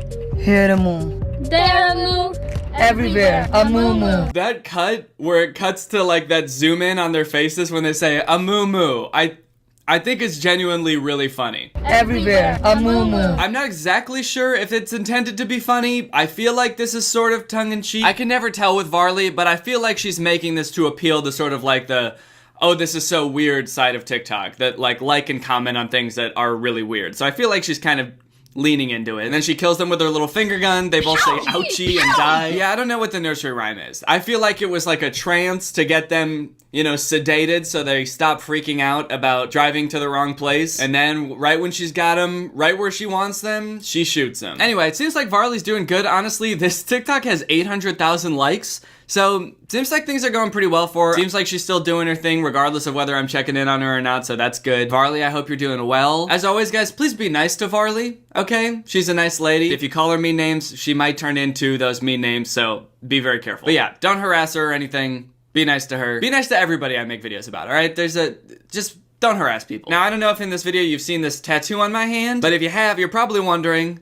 Danny, when did you get a tattoo on your hand? And let me tell you, and since I got sponsored by Inkbox Tattoos. This video's been sponsored by Inkbox Tattoos. Guys, Inkbox Tattoos are the ultimate form of self-expression. If you're not familiar, Inkbox Tattoos have the look and feel of real tattoos, but without the permanence. They usually last about 1 to 2 weeks. They look just like a real tattoo, so much so that I don't think I would even know the difference with a lot of these. They just look really good, super professional, and they have a ton of designs that you can choose from on their website, whether it be designs for things that you're really passionate about, or just like cool little designs like this bumblebee that I put on my finger, or the cute little gnome fishing on my forearm. And actually, one really cool feature that they have is you can actually upload your own designs to their website and then order it as an Inkbox tattoo, which I think is a really cool idea. I've been kind of like toying with the idea of getting a tattoo for months and just kind of nervous to pull the trigger, but like actually being able to see a tattoo on your skin and like live with it for a little while seems like a really great way to just like get used to it and see if you actually like it. But if you just want one of their designs, they've also just launched the Inkbox quiz, where you can answer a series of questions about what kind of tattoos you like, and it'll suggest a bunch of tattoos to fit your style. Applying the tattoos is super easy. It took like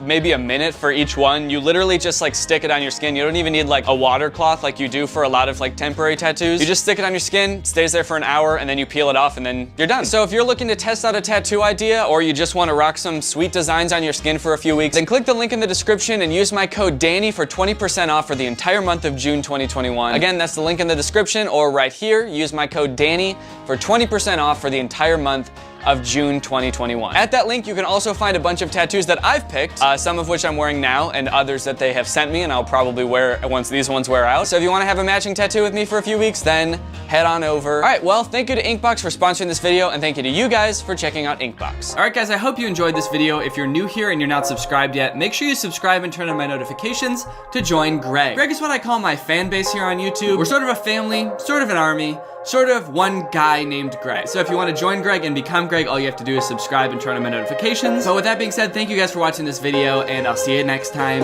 Bye. This video is over now.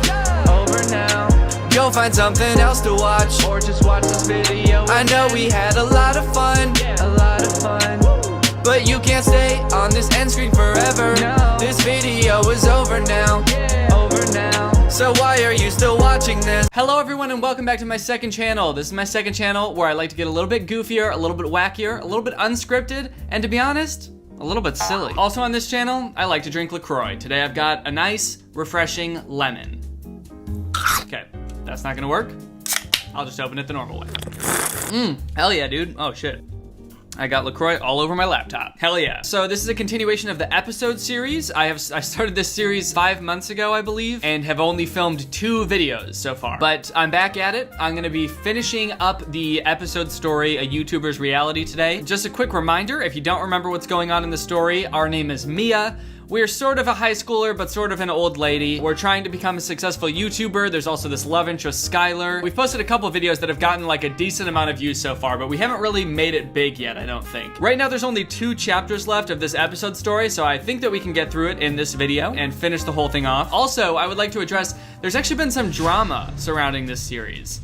I know what you're thinking. It's just a video about episode, how could there be drama? But in the last episode, the creator of this episode said that if you follow her on Instagram and DM her, you can get into her story and she would put you in. But this story, I think, was made like many, many years ago, and since then her account has been deleted. But a ton of people made fake Instagram profiles just to get followers, and a ton of them have been like DMing me like, hey Danny, it's me, Chloe. I'm the person who made the Instagram story. And you know what? None of them are her. Okay? And you know how I know? It's because I'm not in the story still. She has not added anything to the story. Not only has she not added me, she hasn't added anything. She's added nothing to the story because the story was made years ago, and the real Chloe just vanished. She's disappeared. No one knows where she is. All right, well, without further ado, let's get into it. Episode 7 out of 8. We're getting to the end of this story, guys. Hopefully we end up extremely famous on YouTube. Otherwise, this is gonna be wildly underwhelming. Skylar, if I knew we were coming to the beach, I would have brought my swimmers. I just wanted to watch the sunset with you. It's beautiful.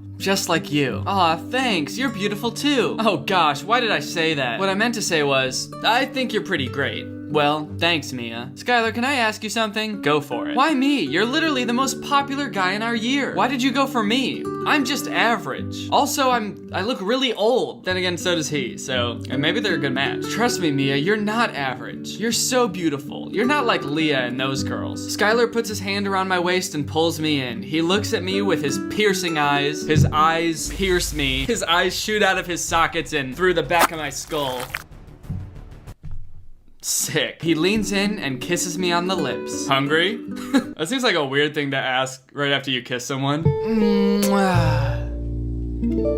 Yo, I'm fucking starving. You want something to eat? Yeah. Well, let's head to our next location, shall we? Did that really just happen? Wow. This is getting pretty romantic, guys. Skylar gave us a big kiss. Now we're at some rooftop restaurant, it looks like. Oh, wow. This is amazing, Skylar. It is pretty great here. Does he come here often? He did seem to know his way around pretty well, the way he walked into frame and stood by the railing. Maybe he comes here often. He knew there was a railing here? Skylar, I need to talk to you about something. Shoot. You know Leah? Yes. What about Leah? She has some sort of dirt she's going to use against me. What type of dirt? I can't tell you, but she's going to tell the whole school if I continue to hang around you. I think I know what the dirt is. What? Your YouTube channel. I think it's great. Oh, shit.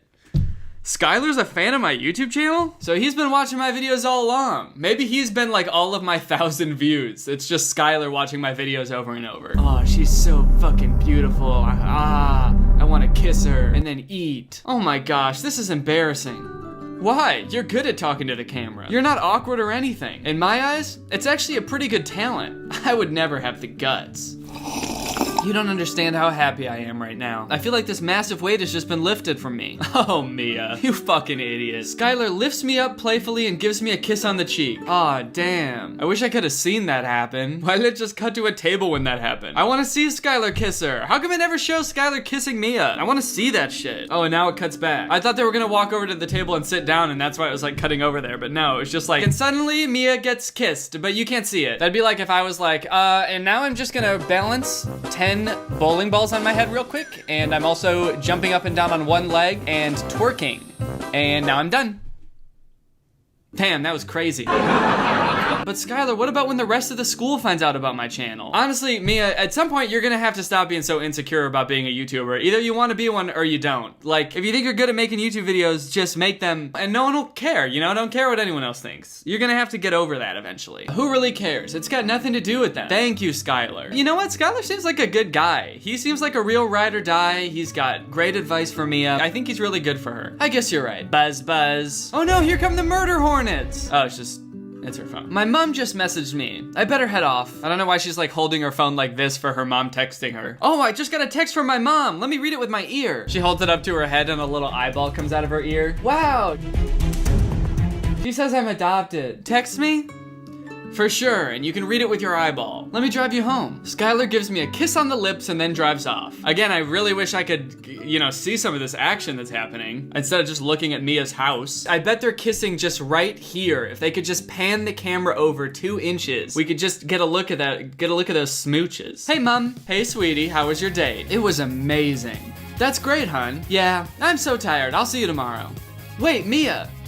Yes? I realized I haven't really been here for you. Since your dad passed away, I haven't really been 100%. Whoa, did we know that? Was that something they talked about in a previous video? Her dad died? Did that like happen in between these episodes or something? I don't think, maybe I forget it because the last one of these videos I filmed was like 4 months ago, but I don't remember them ever talking about that before. It seems like kind of a weird thing to just spring on us in the second to last episode. I haven't been here for you. I feel like we've lost our bond. It's fine, Mom, I understand. It's been tough on both of us. I just want you to know I'm here for you. If I ever lost you, there would be no point in even living. Mom, it's fine, trust me.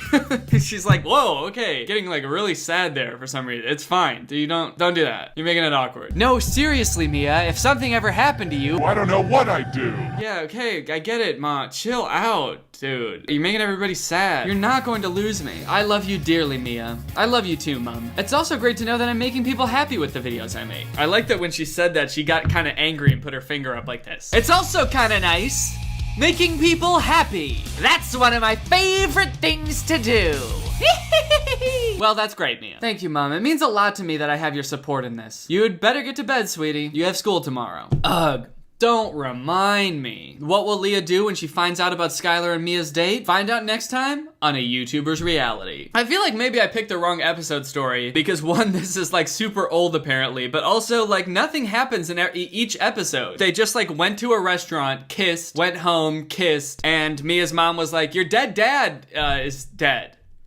And I haven't been there for you. I don't know. I didn't really feel like much happened there. It didn't move the story along much. In fact, it presented new plot points, which I don't really know if we can get that much further into if there's only one episode left. Also, I just want to see him kiss. Is that too much to ask? Hey guys, welcome back to A YouTuber's Reality. The episodes are going to start getting longer from now on. Oh no, dude, this is a disaster. This is the last episode of the series and the creator is saying, don't worry guys, trust me, the episodes are gonna start getting a lot longer from now on. I gotta be honest, fam, I don't think they are. Oh no, what happened to this poor girl? Every time she starts an episode, she's like, guys, this one's gonna be longer, I promise, okay? And then at the end of it, she's like, oh guys, I forgot. Oh, please forgive me, I forgot to make it longer. Ugh, I'm so tired. I better get ready. I hate this uniform. Okay, she's going off to school, I guess. I thought she was going to bed still. I was confused when she said, oh, I'm so tired, and then got into her school uniform. Now that I'm in a full suit, time to go to bed. Mia arrives at school. There's Grace. What should I do? Ooh, keep walking or say something. You know what? Honestly, screw it. It's the last episode. We're gonna go crazy in this one. I'm just gonna say keep walking. Mia's basically famous on YouTube now. I'm gonna have her pull a full 180, not loyal anymore. Just walk right past her best friend. Mia! Guys! Mia! Mia! Yes? I'm honestly so sorry. I don't know what got into me. Okay, the same thing would have happened if I just pressed talk to her. I just like started to walk past her and then we still had the conversation anyway. I think I was just jealous because you've got Skylar, fans, etc. I don't know if I've ever heard anyone say etc. out loud before. That's a funny thing to do when you're speaking out loud. You usually only see it written somewhere. You've got Skylar, fans, ... and so on. I'm sorry too, Grace. I should not have been so caught up in my own stuff. I didn't even ask how you were. It's fine. I'm just glad we're friends again. How did your date go? Well, Mia tells Grace everything that went on during the date. We kissed twice, but you can't see. She also tells her what Leah said to her. Are you serious? Leah threatened you? Jess, it's fine. Skylar knows. And that's all I care about. Wait, Jess? Is this girl's name Jess? I could have sworn her name was Grace just now. Like before when we just saw her. Hasn't it been Grace this entire time or am I crazy? Why is she Jess all of a sudden? That's so weird. This whole series has just like gone off the rails. Every time there's like some new weird thing going on with the person making this, it just does not make any sense. She can't get away with this. Okay, yeah, her name is Grace. Who's Jess? Honestly, maybe Mia's going kind of Hollywood on her. She's like forgetting her own best friend's name. Yeah, whatever, Jess or Frank, whatever your name is. She can't get away with this. There's nothing we can do about it. Oh, really? Meet me in the girls' locker room, second period. Jess, what are you thinking? I don't remember if Mia has ever referred to Grace as Grace before. Maybe Mia doesn't know Grace's name? My freshman year at college, there was a kid that lived on the same dorm floor as me, and he called me Daniel every time he saw me, but I like didn't realize he was calling me Daniel until like I'd already known him for months. So at that point I was like, shit, I can't correct him now. So I just let him call me Daniel forever. I mean, Daniel is my full name, but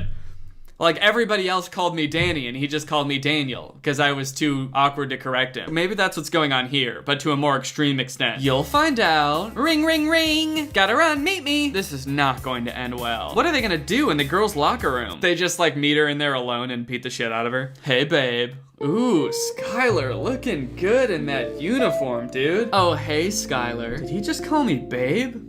I think I'm gonna faint. What are you doing after school? You? Oh, Jesus. Wow, okay. This is getting a little bit forward.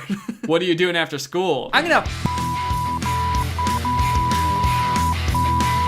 Nothing. Come over. I'll see you at lunch. Skylar leans in and gives me a kiss on the cheek. This time they just went to a black screen. They couldn't even figure out something else to show during this part. Just blackness. The creator of this story is like, okay, now cover your eyes, and they're kissing now. And off he goes. I'm confused. Are we dating? All right, period 2, girls' locker rooms. Let's see what's gonna happen. So, why are we here? Grace holds up a bottle of hair remover? What are we gonna do with that? Oh my God. Whatever this is, I don't know if it's worth it, guys. This might be a crime. Grace, this is terrible. Let's do it. Oh no. It's done. Now hurry, let's go. I wonder what they did. Did they put it in the shampoo or something? And if so, how do they know that only Leah is gonna use the shampoo? A few moments later. You honestly did so terrible today. Oh.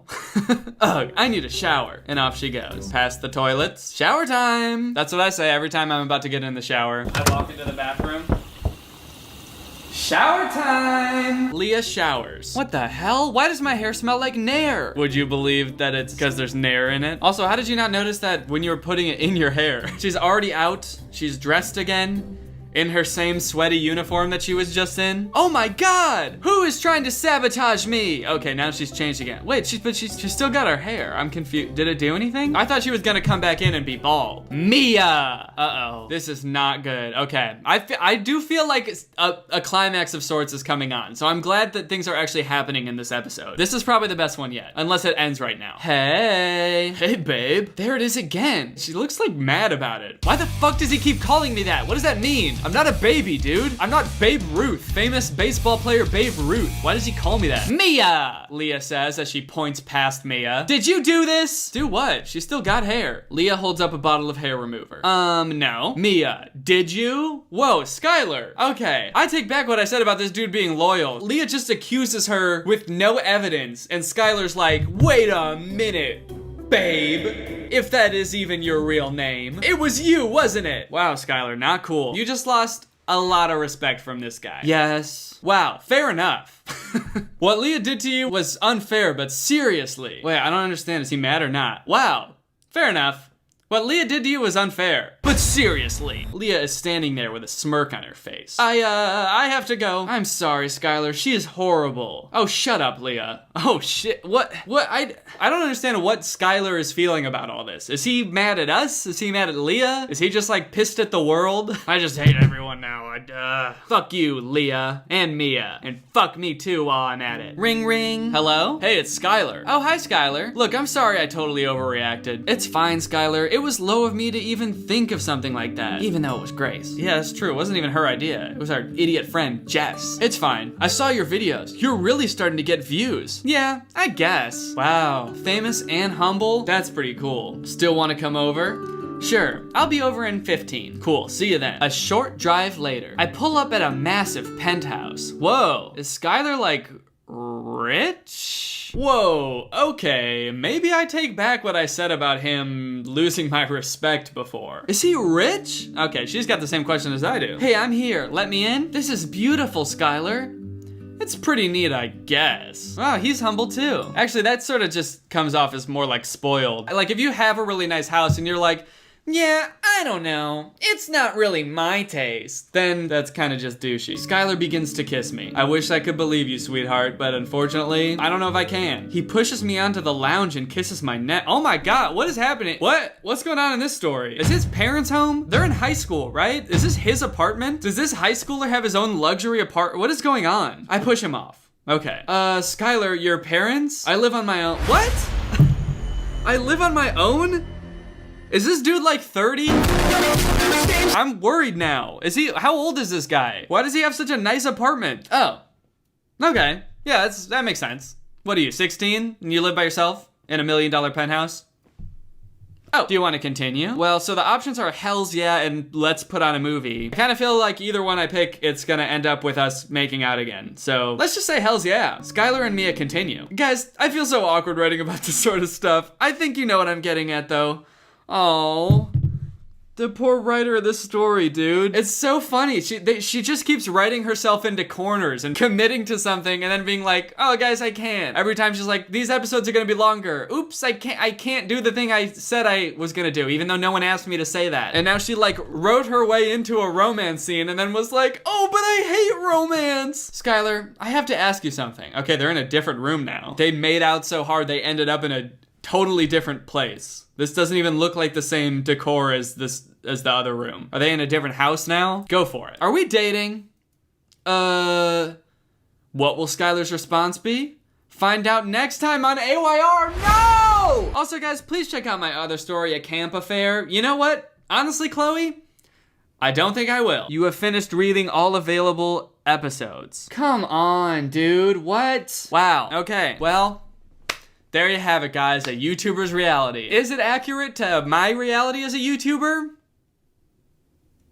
Honestly, yeah. I don't mean to brag, but this is pretty much exactly what I go through as a YouTuber. You know what? Props to Chloe for making such a detailed, in-depth analysis of a YouTuber's reality. Thank you for the beautiful writing, the amazing story, the deep characters that you clearly put a lot of thought into and didn't keep forgetting their names. And yeah, all in all, I had a great time. Let me know if you guys want me to play another episode or something, or maybe a different game. I liked this because it was kind of a series. It was fun to check back in, even though there will only be 3 of these videos, but it was fun. I like doing it. So if you want me to play a different game or another episode story, just let me know down in those comments down below. And guys, now it's time to talk about today's sponsor, Ridge Wallet. Guys, I've been carrying my Ridge Wallet for a while now, and I am, quite frankly, a fan. It's light, it's sleek, it's got a cool industrial look to it. It doesn't fold, and it doesn't bulge awkwardly in your pocket, and it's also designed to fit in your front pocket, not your back pocket. These days, the vast majority of people are still using wallets that were like designed in the 90s with that either like tri-fold design or single fold. It's like a big beefy hunk of leather that you just stick like everything you own in. This is my Ridge Wallet. I've got the Forged Carbon, I believe it's called. It's designed to hold up to 12 cards plus room for cash. As you can see, I've got my cash folded in the back here in this cash strap. These come in over 30 colors. This one is my favorite, but they've got like carbon fiber, titanium, a bunch of cool stuff. They're all very industrial looking. I think they're pretty tight. They're durable, plus they come with a lifetime warranty, which means you could buy one of these things and not have to buy a wallet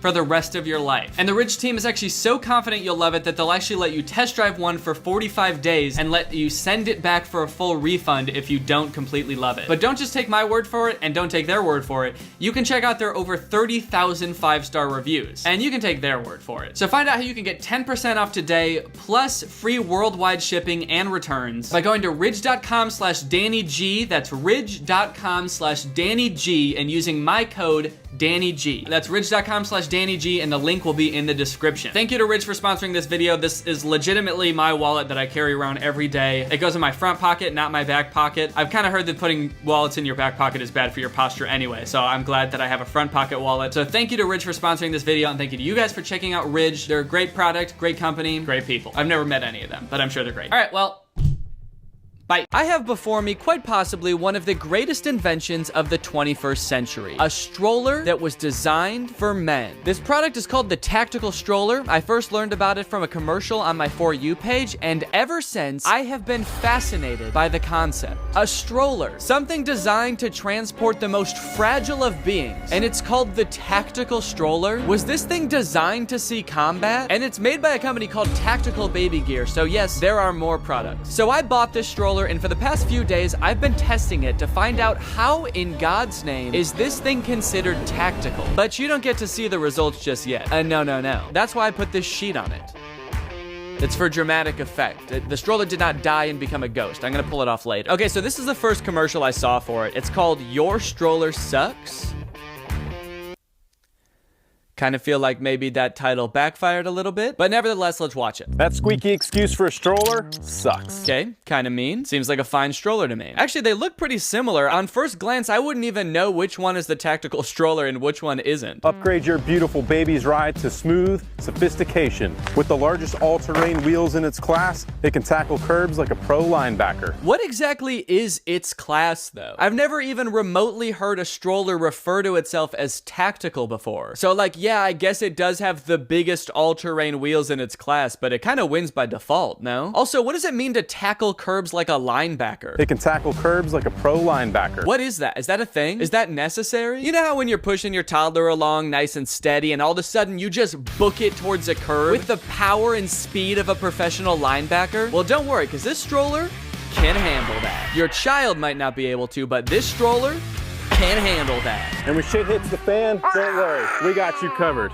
Let's throw it in the wash. Okay, so he goes over some other features of the stroller. There's adjustable suspension. There's shock absorbers on the back of the seat. I guess both of these are to smooth out bumps. I'm not sure why every design choice they made when creating the stroller seems to center around tackling curbs like a pro linebacker. When it's time to retrieve your little bundle of joy, the one-touch harness unclips instantly. I like that he's using like military euphemisms to talk about everything except accept the baby. It just doesn't seem right that the tactical stroller carries a bundle of joy. I guess maybe the parents that he's marketing this towards wouldn't really like it if he was referring to the baby in military lingo. If he just started calling the baby like the payload or something, I guess maybe parents wouldn't like that. But it just kind of feels like something this dude would do, you know, in his own time. Honey, did you drop Lisa off at daycare this morning? I delivered the asset to the drop point, if that's what you're asking. Okay, so yes? No, actually, I bombed at Denny's. Oh, what the fuck? So get off the struggle bus and join the TBG family at tacticalbabygear.com. What if he rolled up to the other tactical baby products and one of them was just like a tank? We also offer tanks and an unmanned drone. You're like, wait, where does the baby go then? He's like, baby? What the fuck are you talking about? This thing drops payloads. On Denny. All right, so we all know why this thing is called the tactical stroller, right? We get who this is marketed towards. You guys saw the camo. You heard the rock music. You understand what's going on. This is clearly marketed towards men who don't want to look like a pussy, I guess, for pushing around a normal stroller. So they need the stroller to confirm to themselves and everyone else around, I am a man. I'm a male. I'm a man. I guess there's a certain type of guy that's like, the stroller that I'm pushing my baby in has to have camo or I'm not a dude anymore. If I so much as touch my kid and there's not camo around, I'm mom now. I would just like to know, why does the military get like a complete monopoly on masculinity? There are other types of guys. There's guys that are really into like Legos, and that's the only one I can think of right now for some reason. IPA guys. There's dudes that are really into beer. Give me a stroller that's just like a transparent keg of beer that my baby can float around in like he's a patient in a Star Wars hospital. Also, there's other aspects of the military, you know. It's not just like covert stealth operations. What about like scientists in the desert blowing up nuclear bombs? Give me that kind of baby gear. I want a shirt that says proud father of a nuclear bomb. My theory about who this is marketed towards, I think, is proven correctly in Tactical Baby Gear's website's About Us section. Dirty diapers don't faze you. Spit up isn't a problem. Yeah, I mean, I guess so. Yeah, I mean, those are all just parts of raising a kid. It'd be kind of fucked up if there weren't any dirty diapers, I guess. Kind of makes you wonder where this paragraph is about to go, though. Dirty diapers, spit up, that's not the problem. The problem is Al-Qaeda. They're coming for your baby. You need to put them in a tactical stroller. But a diaper bag that's all frills and embroidered rubber ducks with no practical storage capability? Something so cheap it won't survive potty training? Well, there you might have a problem. Beef Brody feels your pain. I've always suspected he did. A committed girl dad, he was neck deep in pink and purple when he finally had enough. I was picking up the kids from school, dropping them off, changing the diapers, so I would have the diaper bag more often than not. He was going to carry this bag around all the time. Beef wanted something practical that matched his lifestyle and personality, but there was just nothing out there. Okay, first off, hell yeah, brother. I do love seeing dads taking a more active role in their kids' lives. So first off, kudos to you, Beeve. And I would like to say that I think probably for Beeve, this tactical branding is a little bit tongue-in-cheek, you know? But it is kind of weird for him to be like, all my wife's baby stuff is covered in rubber duckies and frills, because that's what she likes. I need a diaper bag that speaks to my style. No, dude, the rubber duckies on your diaper bag aren't for your wife. They're for the baby. They're because babies like those things. So it's kind of weird to be like, I need a diaper bag that's just for me. Does this dude also watch like children's shows and be like, talking animals and learning lessons about sharing? I already know all of this. Why are we watching this shit? I was so sick of watching these kid shows with Dora and Swiper that they made for my wife. How is this supposed to appeal to me? Also, if he founded this company because he didn't want to push around girly or childish stuff, then what the hell was wrong with that stroller? The stroller from the first commercial. What about this makes it the mom stroller? So after watching this commercial, I was so intrigued by the concept that I couldn't help but buy one. All right, here we are at Tactical Baby Deer. Tactical Baby Deer. Yeah, here we are at fucking militarybambi.com. Okay, so let's click on the stroller here, and it is $948. Is that a normal price for a stroller? That seems so expensive. From my research, the price of strollers can vary widely from low end to very high end. The tactical stroller is definitely towards the top. Just to test, I googled best stroller, and this article had a $400 stroller listed as the best overall stroller. So sure, maybe it's a little bit overkill to spend $1,000 on a stroller, but that so-called best overall stroller probably can't even stop a speeding bullet. And the tactical stroller definitely can't. Just in case you were wondering about that though, you actually could buy that $400 stroller and a bulletproof vest for less than the tactical stroller costs. I mean, I'll give them this. It looks like a quality stroller. It looks like sturdy as hell. I do wonder if it's a little over-engineered maybe. Like, sure, maybe you want to take your kid camping sometimes or something, but it's like, when does the stroller need to be able to withstand like getting run over by a tank or something? It probably doesn't. Like, the scenarios in which the durability of this stroller come in handy, you probably shouldn't be putting your kids in the first place. Then again, I've never been a dad. Maybe sometimes shit just happens. You stop paying attention for 1 second, suddenly you're in a guerrilla warfare scenario and you've got to protect the kid. I love that they were like, they just made this one tiny part camo. Honestly, if it wasn't for that one camo part, this would actually be a pretty sick looking stroller. I personally am not really drawn to the camo aesthetic, but just like a sleek, all black stroller, it looks well built. It does look cool. I would buy it if it didn't have that, okay, well, I am gonna buy it actually. I am gonna buy it anyway. Oh, gift message. What's a message someone would send you with some tactical gear like this? Put the baby in and run. Is this order a gift? No. For my future children maybe, but not really. Oh, check out our most popular patches. Should I get a patch to go along with this? Hashtag dad life. You know, I feel really weird about ordering this stroller and not being a dad. I'm just now thinking about it for the first time, as it's like suggesting like, you might like dad life or daddy patches. God, guns, and diapers. All my favorite weapons. You've got don't tread on me and don't poop on me. Both things you would say in a tactical scenario. Okay, here we go. My total is $1,000 and $7.25.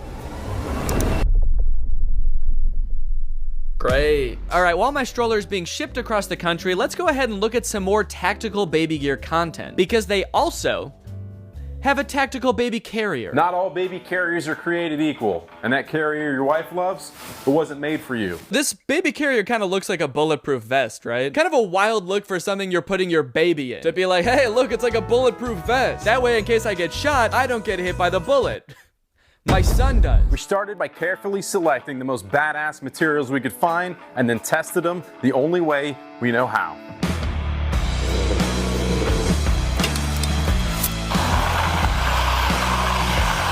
Something tells me that's not actually the only way they knew how. Is this all you have to do to make something like okay for men to do? Just make it the army? This is such an untapped market. I could think of thousands of things that aren't traditionally seen as masculine and just like wrapping them in camo or some shit. Start a therapy service for men called interrogation. Your therapist is waterboarding you, being like, how did your upbringing affect who you are now? The dad's just like, I swear to God, dude, I don't fucking know. Well, look at this Black Friday Instagram post they did. That's crazy, dude. Why isn't the baby in tactical gear? Why is the dad decked out and the baby's not? One of them is wearing the wrong thing for wherever they're going. But let's not think about that for too long, because the stroller has arrived. The tactical stroller has arrived. I am kind of disappointed that this didn't come in a more tactical looking package. There's like a huge gash in this thing. Has this already been to war? I guess it is a little bit tactical in the sense that you wouldn't immediately know it's a stroller looking at it. It's come in 2 different boxes and not like one stroller shaped box, you know? You always have to keep the enemy guessing. I'm trying to think of the most tactical way I could open this box. The unboxing process was pretty confusing and honestly raised a lot more questions than it answered. For example, what is veer? Oh, also I forgot to mention that this whole box says veer all over it. Veer. The only place it says tactical baby gear is right here. There's a tiny little emblem that says tactical baby gear. So I guess this thing kind of is in stealth mode. It's like, is this the product that I ordered? I don't even know what veer is. Whatever this mysterious veer company is, they sure do have a lot of cryptic slogans, like open air, open minds. Open air, open minds. Do not know what that means. Open air. I guess, is the stroller like an open air stroller? I find it hard to imagine that there would be any like vacuum sealed strollers, but there's also eat clean, play dirty. Is there food in this box? The stroller's also 100% edible, so eat clean and play dirty, baby. Not sure what I was doing with my hand there, but you also can't forget about the deck of Share the Wild cards they gave me. Veer, Share the Wild. the hell? These like business cards? All-terrain switchback system. All-terrain switchback system. Oh, these are like flashcards for memorizing like the features of your stroller. All-terrain switchback system. All-terrain switchback system. And then of course on the back you have the answers to these questions. A whole new way to roll. A whole new way to roll.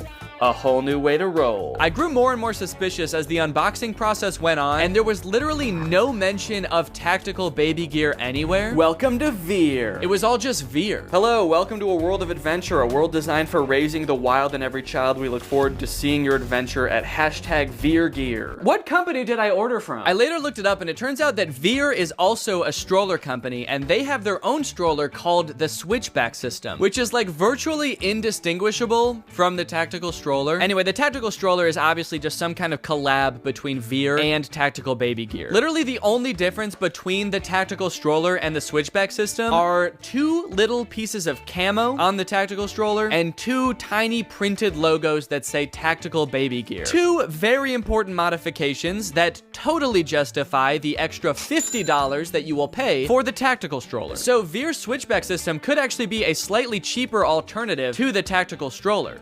Just as long as you're a woman, because that stroller is clearly not designed for a man. Whoa, Nelly, dude. Look at the size of this wheel. I'm gonna ram this thing at a curb so hard when I get it put together. I thought this would be more like rubbery, but it's kind of like hard, smooth plastic. I don't know if that's what you want. I want this to feel like a dirt bike tire, so I can really take my future children off-roading. Some sort of handle, okay. I can only imagine that this attaches to the kid.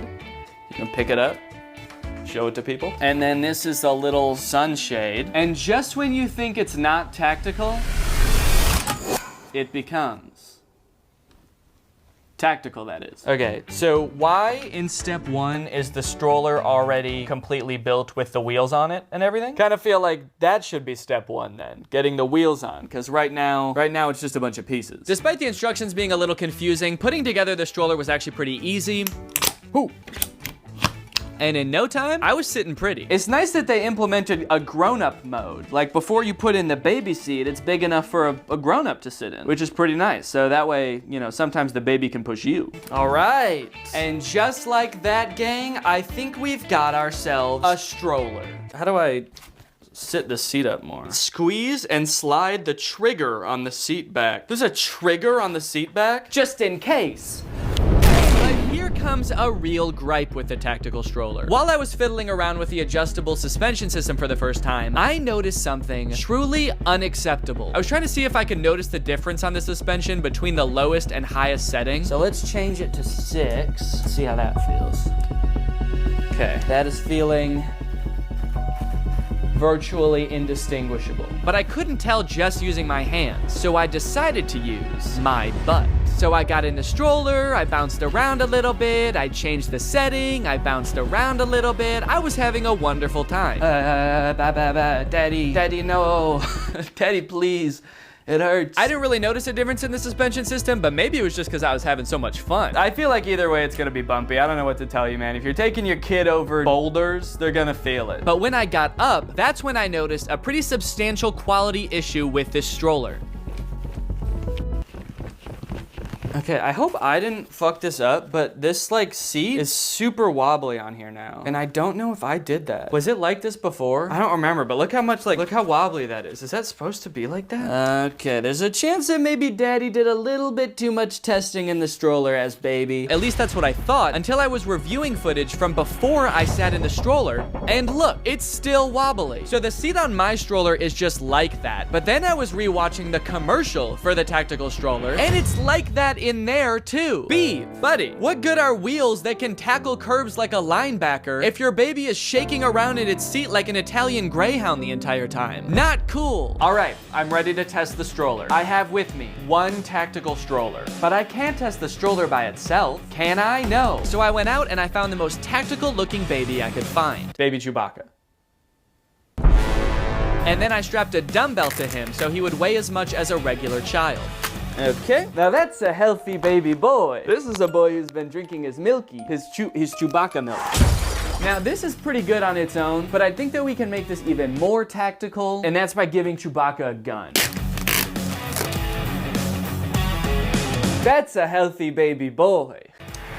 Okay, so the child is ready to be tested. The stroller is ready to be tested. I got to thinking, the only thing that's not ready to be tested here is me. Tactical baby gear is missing one crucial element. Because what do moms have? Moms have their strollers, their diaper bags, their freaking baby carriers. But they also have their maternity clothes. So I went on Amazon and I found myself some tactical paternity clothes. Oh no, they're really small.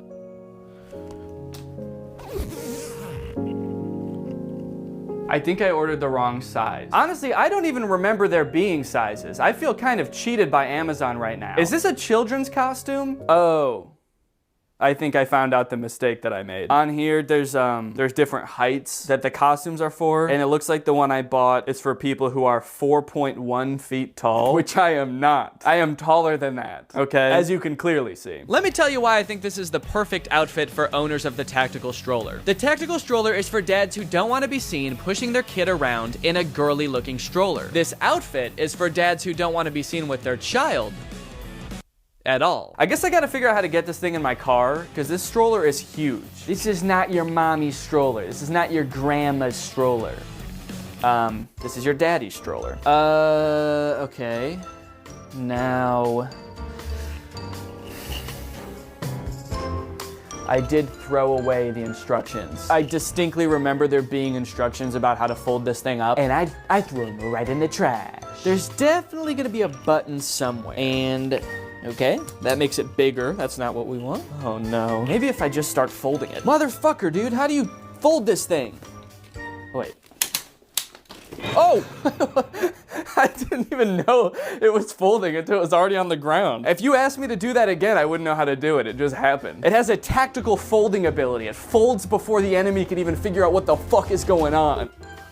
All right, now it's a tactical segue. Speaking of segues, it's time to talk about our sponsor, HelloFresh. HelloFresh is without a doubt the most tactical way to eat, in my opinion. What's more tactical than hunkering down in your home this winter, holding down the fort, while you have delicious and nutritious meals covertly and tactically delivered to your home? It's wintertime right now in Illinois where I live, and the snow is coming down. And something that I really don't like to do when the snow is coming down is leave my house, especially not to go to the grocery store, which I hate doing anyway. Which is why I love having 3 HelloFresh meals delivered to my home every week. I don't have to go out in the snow. I don't have to get all wet and soggy. Not to mention the fact that HelloFresh is cheaper than grocery shopping, and it's cheaper than takeout by 25%. So HelloFresh is great if you've got New Year's resolutions, like not trying to spend so much on takeout, trying to eat healthier than takeout, or just generally trying to cook more at home. They've got over 35 weekly recipes to choose from, so no matter what kind of food you're into or what goals you're trying to hit, they have something that'll meet your needs. They've got carb smart meals, calorie smart meals, and they're just a delight to cook. So here we're cooking a gingery pork ramen stir fry. Prep time 10 minutes, cook time 20 minutes, so 30 minutes total. But they have some options now that are like so insanely fast to prepare, like this honey mustard chicken salad wrap that just takes 10 minutes to put together. So if you want to check out HelloFresh for yourself, then use those tactical little fingers to go over to HelloFresh.com and use my code TrulyGreg21 for 21 free meals plus free shipping. That's HelloFresh.com, TrulyGreg21 for 21 free meals plus free shipping. Thank you to HelloFresh for sponsoring this video. Thank you to you guys for checking out HelloFresh. And now let's get back to the video. It's time for test number 1. Can the stroller tackle curbs like a linebacker? I've come to my favorite curb in town. This curb is here in the Walmart parking lot, right next to this beautiful lake, this beautiful frozen lake, and it's time to slam him into this curb. At first I took him over nice and easy like a normal, non-tactical parent would do. I sort of went civilian mode on the first one. That was pretty easy. Did that look good? Then I took it a bit harder. This is like a parent in a rush. That felt a little more violent. That one probably would have been pretty uncomfortable for a child. I could tell Chewbacca didn't really like it. He popped up into the air, dude. He looked surprised when it happened. And then lastly, I went pretty much full force into the curb. I ran. I did not slow down. I did not hesitate. I looked like I was on my way to platform 9 3/4. And then we both fall in the lake and die. Now look, I wouldn't advise doing this with your kid with any stroller. Anything above a normal walking speed had Chewy popping up. It certainly wasn't gliding over the curb by any means. So for a linebacker, it wasn't good. For a stroller, on the other hand, I felt like it did okay. The only thing that I felt like was holding it back from reaching excellence was the fact that the wheels are made out of hard plastic. I feel like if they were like real tires, there would be a little bit more give, and that would have been, you know, a little smoother of a ride. But then again, I don't know. I don't know anything about this stuff. One thing I will notice is that we got so tactical that the camo visor actually came down as a result of how tactically I handled that curb. And let's just do one more surprise one just to be safe. Next, I transported my darling baby boy to a nature preserve so we could test the all-terrain claims from their website. I'm getting pretty good at this. And it's actually kind of nice, you know, taking this guy around and buckling him in. I think maybe I'm starting to get baby fever myself. Maybe I'd like to have a real-life baby Chewbacca. Slam him into curbs and whatnot at dangerous speeds. But being a father's all about. Terrain number 1, regular road. This thing handled remarkably well. That was pretty good. I was pretty worried that because these wheels are like smooth plastic and not rubber that there wouldn't be enough traction, but this thing has grip, dude. I don't know if you could tell, but I was sliding around more than the stroller was, dude. I was about to spin out. Its only downfall on the road is that it just had like a hard time taking turns. Terrain number 2, gravel. It also did pretty good. Even with the path being a little bit bumpier, Chewbacca didn't look like he was bouncing around too much. I wonder if I turn these shock absorbers down. I wonder if that's gonna change anything. I feel like maybe he's bouncing around a little more now. I have no clue which shock absorber setting means more bouncy or less bouncy. I don't even know why that's on there. You'd always want it to not be bouncy. When does your baby need to feel like the road? Never. I have never met a baby that needed to feel the road. The snow, however, is where things started to fall apart. Whoa, doing a little bit of drifting here. Okay, this is definitely where the smooth plastic wheels come to bite you in the butt, because I was definitely slipping and sliding on that, and so was the stroller. Yeah, look at that. That baby's going haywire. But that was nothing compared to the last terrain, the woods. Luckily with this stroller, that shouldn't be a problem.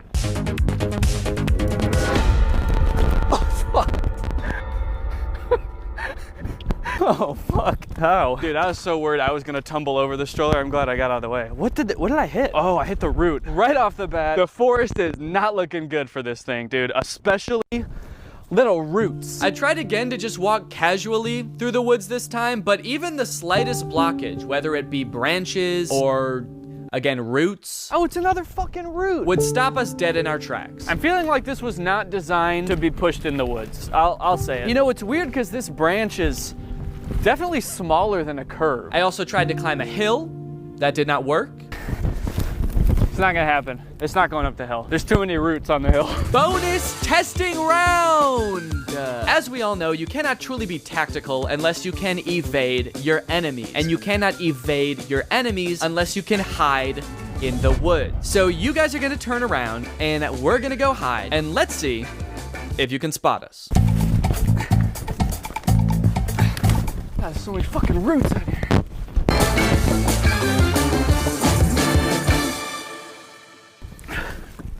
Somehow Chewbacca ended up in there. Hey, buddy, that's not where the baby goes. Weren't you strapped in? Could have swear to God I had you clipped in. So by now, I've pretty much tested all the biggest claims that the commercial has made, but I'm still not really satisfied. I still feel like I haven't really tested the core of this stroller. Is this thing tactical? I don't yet know how this thing handles in a real tactical scenario. So I need to take this thing on a real tactical mission. The mission? Deliver this asset to the drop point without being shot by a gunman. Let's see how well this tactical stroller holds up in a real-life tactical scenario. I'm gonna start here without a gun. I'm gonna pick one up here, and then I'm gonna try to get to here. Let's do it. On your mark. Get set. Go.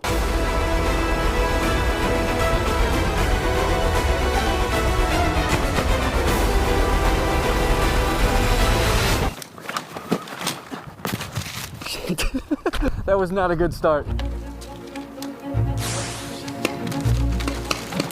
The mission was not off to a great start. I had already been sabotaged and betrayed by my own stroller, and I felt like a sitting duck. But that's when I realized, what if I just use the stroller as a shield. Might not be winning any Father of the Year awards anytime soon, but pretty smart if you ask me. Eventually, I made my way over to my gun. Oh, fuck, ow. I got shot a few times. Oh, fuck. That kind of pissed me off, and then I decided I was pretty much done. Oh, my butt. He got my butt. So I desperately tried to make my way towards the exit. Oh, fuck. And then I escaped. After testing this thing in combat, I gotta say, does not really feel like it was designed for that. This thing is not meant to be pushed fast, as I've learned twice now, especially over any kind of uneven terrain. And ladies and gentlemen, this is what the tactical stroller looks like now. As you can see, it is in kind of sorry shape. The wheels are just coated in dirt and paint. The sides and back of this thing are also just splattered with paint. I honestly didn't even know we got hit this much, dude, but we are in real danger. Chewbacca's not looking too great either. His little seat is all dirty from falling in the woods, and he is honestly looking pretty sad himself. So yeah, that's the tactical stroller. It's pretty dinged up, but you know what? Even after being through all of that, it's not broken, you know? It's still kicking. Thank you guys for watching. You know when you're on the web reading an article or something and on the side there's those insane clickbait articles that take up the ad space on like every website? I'm always conflicted about those because on the one hand, they have the most insane titles and images ever and I want to click on them so bad. But on the other hand, I also don't want their advertising to work because I know that whatever is on the other side cannot possibly be as crazy as the title claims. So today, just for you, I'm gonna get to the bottom of this. I have hired a team of content scouts. The team consists of one guy, his name is Robert, and he has put together a list of some of the most insane clickbait articles he could find. Clickbait.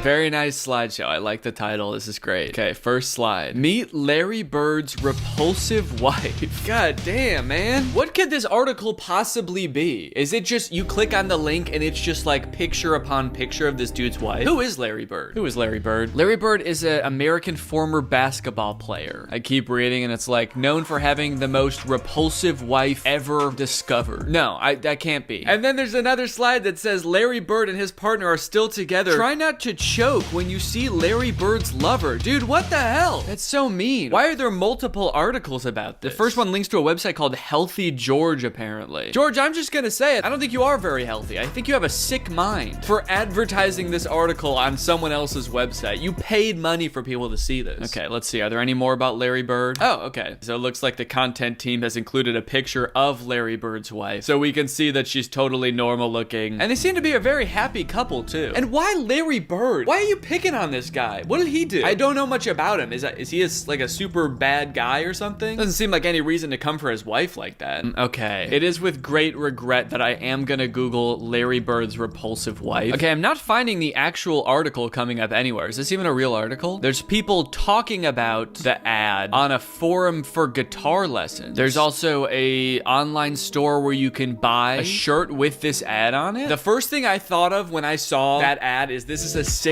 design that needs to be on merch. How can I make this into merch for myself? It could be a picture of me and it could say meet Laura's repulsive husband. That would actually that would go hard actually. I feel like that would be kind of good merch. Okay, continuing on. So we've established that the first article is complete clickbait and also not even real. It makes me wonder if I clicked on that ad when it actually popped up, what would it take me to? There's no article called that. Were these ads purchased by one of Larry Bird's former lovers? Or some kind of arch nemesis? Lou Ferrigno turned 71. Oh my. Dude, what the hell? Try not to throw up when you see him? Is that what all these ads are gonna be? I don't think I've ever seen this genre of ad before, actually. Usually the ones I see are like medical things. It's like, you won't believe what happened. You won't believe what the doctors found in her butt or something like that. What is this genre of ad that's just, this is the ugliest person I've ever seen. You gotta check it out. I'm paying money for you to see how ugly this person is. Okay, let's see. Robert, did you include what Lou Ferrigno looks like and am I gonna throw up?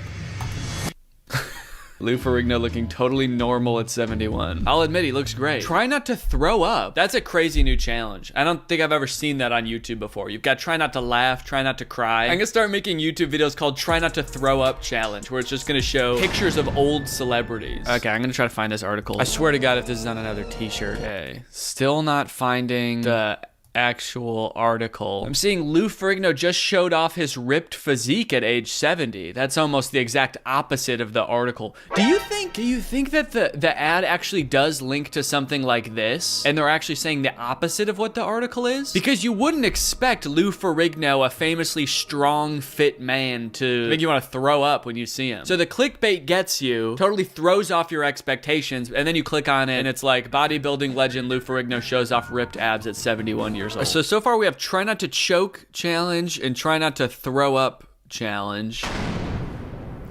These are so mean. This study revealed that women are happier with ugly men. These are just making me sad now, dude. Okay, this one might actually be an article. The actual website is Mast Mahul, but I'm seeing this study talked about in legitimate websites, Esquire, Men's Health, iHeartRadio. Let's see if any of them use this really mean image. Image no longer available. What? We had to take down the image, man. Guy was too ugly, people kept throwing up. When it comes to looks, most of us are resigned to the fact that the other sex are only looking for and happy with the best looking person available. Not the case, according to a new study. How crazy would it be if the study was like conducted by Lou Ferrigno or something? Actually, women like guys who make them throw up at 71 years old. A new study from Florida State University, which has found relationships are more likely to be successful when the woman is better looking than the man. What is anyone supposed to do with this information? It's not like that's reason to break up with someone. Sorry, I can tell this just isn't gonna work. I read an article that says women are only happier with ugly men and I'm so much hotter than you. It's just,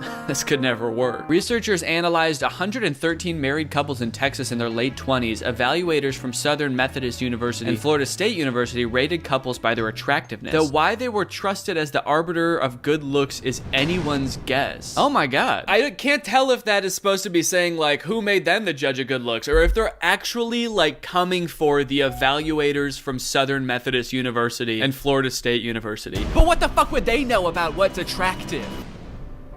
Sorry, it's just, I used to date an evaluator from Southern Methodist University. It ended up really poorly. He broke up with me because he was more attractive. They found that in instances where the man was less attractive, he was likely to compensate with acts of kindness. Kind of uncomfortable with how transactional that sounds, but whatever. They saw a pattern in that this made women happier and feel more appreciative, therefore strengthening the relationship. And once again, they did have to remove an image because it was so mean. Wait, sorry.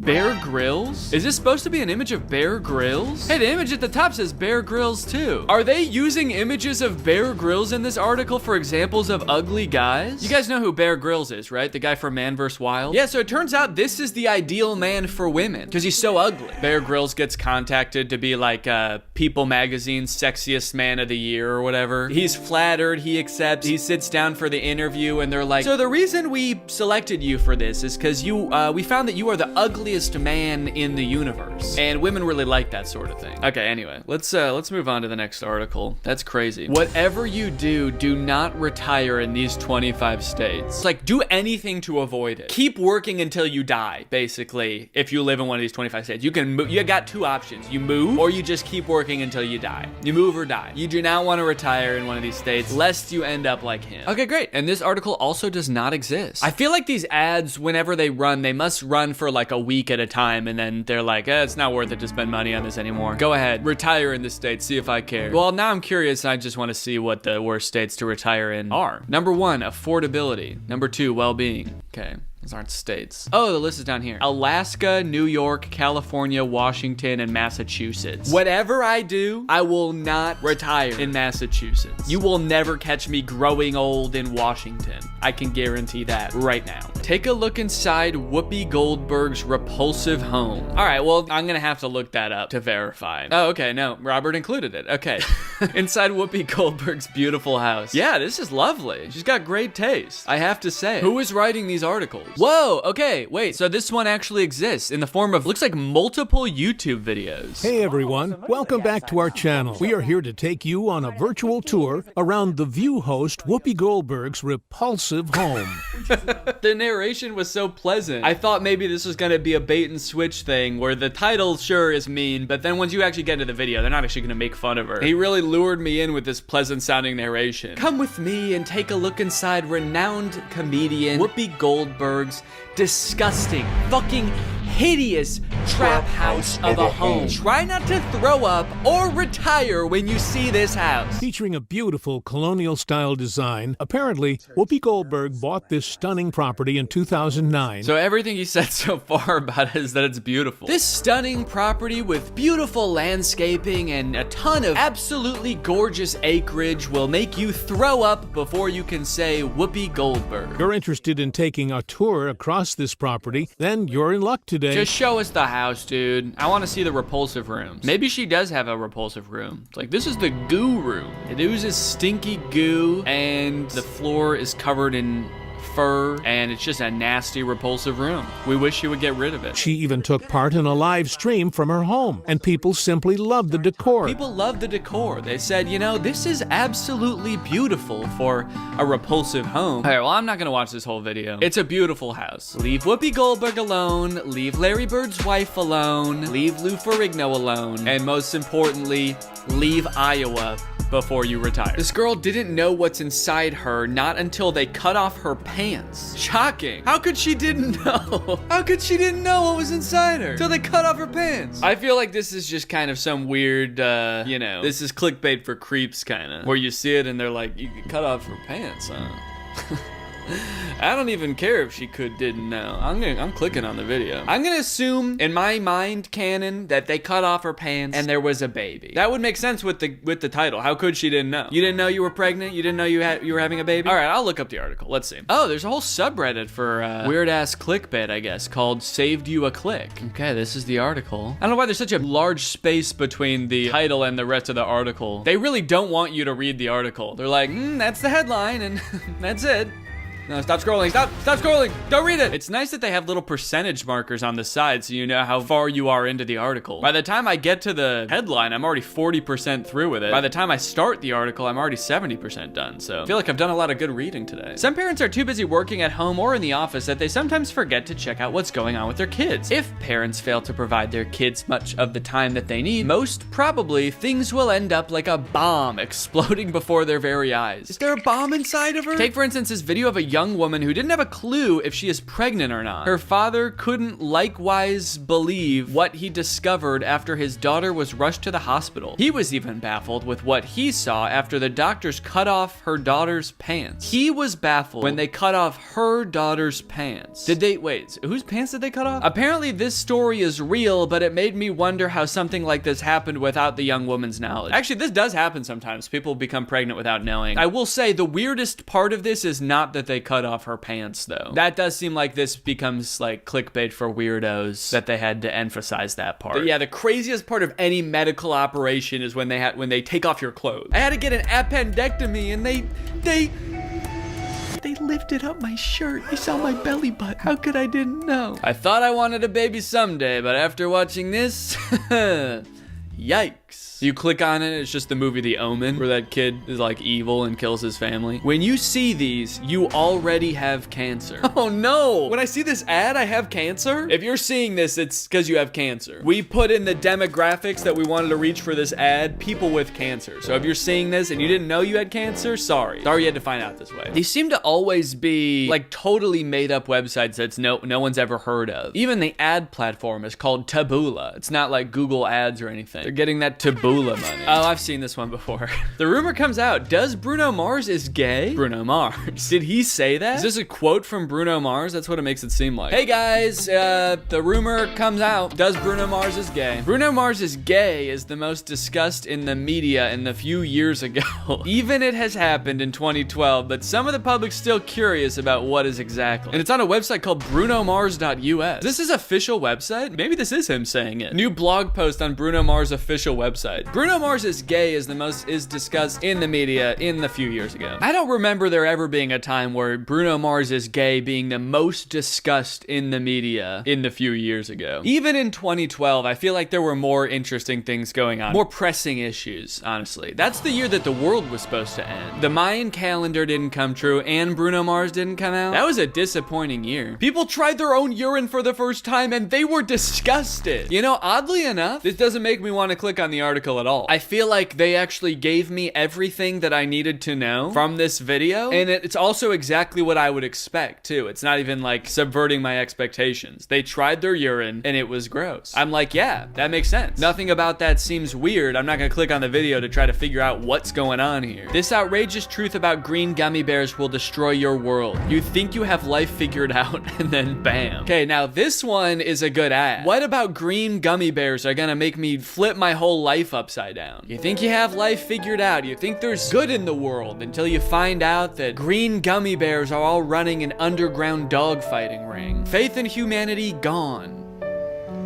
Because faith in gummy bears gone. They're not humans per se, or at all. I don't know why I said per se. Okay, here's the article. Sorry everyone, your entire life has been a lie. Hear me out. Turns out they're real bears. The rest of them are gummy, but the green ones are real living bears. And you've been eating them this whole time. Imagine you've been hit with a sudden craving for candy. You go to the store, fork over $1, or if you live in New York, your life savings for a bag of gummy bears because you're a classy one, you go for the classic Haribo gold gummies, the good kind. As you're eating, you relish in the shit. Okay, come on.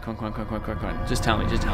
You've been conditioned to associate that toxic waste-like shade of green with green apple or lime, watermelon even if we're getting fancy. The Haribo's green gummy bears are none of these flavors. Is it a real bear? Haribo's green gummy is perplexingly strawberry flavor. You guys, I think my world just got destroyed. I can't.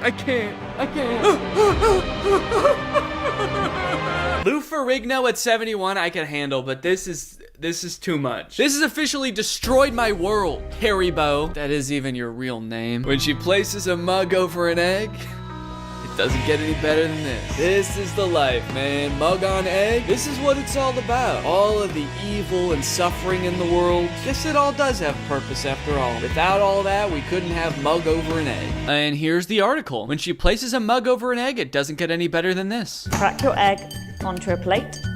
Get a small cup or a large egg cup. Pop it over the yolk and then pour the white into your 300 grams of icing sugar. Okay, so if I'm understanding correctly, it's just a trick to get only the egg whites into your recipe. Wow, I feel like in this video, we've really explored the entire spectrum of the human experience, the worst possible and the best possible. We've gone from Whoopi Goldberg's house to mug over egg. Well, I think that's a good place to end, you know, on a high note. So thank you guys for watching. I hope you enjoyed the video and I will see you guys later. Bye-bye. Hello, everybody. Welcome back to the second channel. Take a look at these Greg pillows, dude. We got Greg pillows. Greg's pillows in the background. You guys thought I didn't want Greg letters in the background anymore. Look at these sick freaking pillows I got. Thank you to Helpful Mig on TikTok for making these pillows. They fit the couch perfectly, in all honesty. I'm really stoked about those pillows. So thank you for making them, Helpful Mig, and I hope you guys like them. Anyway, welcome back to the second channel. Today we're going to be talking about some of the weirdest YouTube shorts that I could find on YouTube. So crack open a sparkling water and we'll crack into these TikTok or YouTube Shorts. YouTube has been pushing YouTube Shorts like crazy. I'm kind of curious to know if anybody who watches this watches YouTube Shorts. I'm not trying to be judgy in any way. I'm just curious because they're pushing them so much to see if it's actually working. I was going through YouTube's list of the top 500 YouTubers over the past 30 days. And if you click on like half of these channels, they only post YouTube Shorts. So like all of the people that are being subscribed to the most right now are like just YouTube Shorts channel. That's how much YouTube is pushing this shit in our faces. They're like, you will watch YouTube Shorts instead of TikTok. But because YouTube is just kind of like pushing anybody that posts YouTube Shorts, there's a lot of weird channels that end up doing really well on YouTube now just because they're like one of the few that are just cranking out YouTube Shorts and posting them on YouTube. So I just scrolled down this list of like the top YouTubers over the past 30 days and I clicked on some of them that just post YouTube Shorts. So let's get into it. First of all, these folks called Moni Lena now have 6.5 million subscribers. They created their channel in May of last year and they already have 6 million subscribers. That's how hard YouTube is pushing YouTube Shorts. So let's go ahead and check out some of their TikToks and find out like, is YouTube's heavy endorsement of YouTube Shorts paying off with some quality content? My voice did not crack, that was in your head.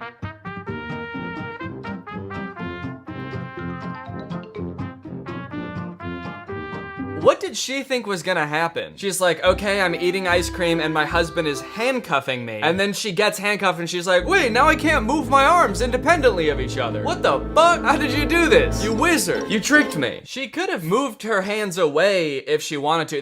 That didn't restrict her from moving her arms at all. She could have just gone like this and been like, no. He could have gotten the ice cream by just grabbing her hand and putting it in his mouth, because he is already grabbing her hand anyway. So he could have just done that without tying her up first. I guess his aim was to humiliate her and then take her ice cream. Is this an ad for this ice cream? Why is this laying out like this? I don't know about you guys, but I'm about to freaking fly to Russia and buy one of these because I'm being advertised to so hard. Is this Russian? We'll never know. OMG left without candies. Okay, so the guy's moving around the bucket. She's got to pick which one has the lollipop in it. She picked the wrong one, because that one doesn't have the lollipop in it. And it has actually more than the lollipop in it. Okay. So he's a magician in this one too. Are all of their TikToks just about the guy being the most clever guy in the world and the girl being the dumbest girl in the world? Just tricking her constantly and she is just at wit's end trying to figure out how the fuck he's doing it? What a sad existence. OMG, you can't joke with your wife. Is this TikTok about to be about like cancel culture? Wait, what, you can't even joke with your own wife anymore? You walk into the room and she's eating a cucumber and you call her a slur? You're not even allowed to joke with your wife anymore? Come on, dude. People are so PC these days. Oh no, he hits her. You can't even hit your wife anymore! As a joke! As a joke, I did it. And then she hits back. So you can't even joke with your wife anymore because she might hit you back. The lady is cute and good looking. Yo, dude, is your wife single? Because I think I have an interested party here. I am done, dude. I am done joking with my wife via flip-flop violence. Okay, well, you know what? She actually seems to be the clever one in this TikTok, so I guess they do kind of go back and forth. Sometimes the guy has 100 IQ points on his wife, and sometimes it's the other way around. Sometimes it is the guy getting slapped with the cucumber, that age-old saying. One interesting thing about YouTube Shorts is that when you click on one and then you scroll, it just starts playing random shit that you're not interested in at all.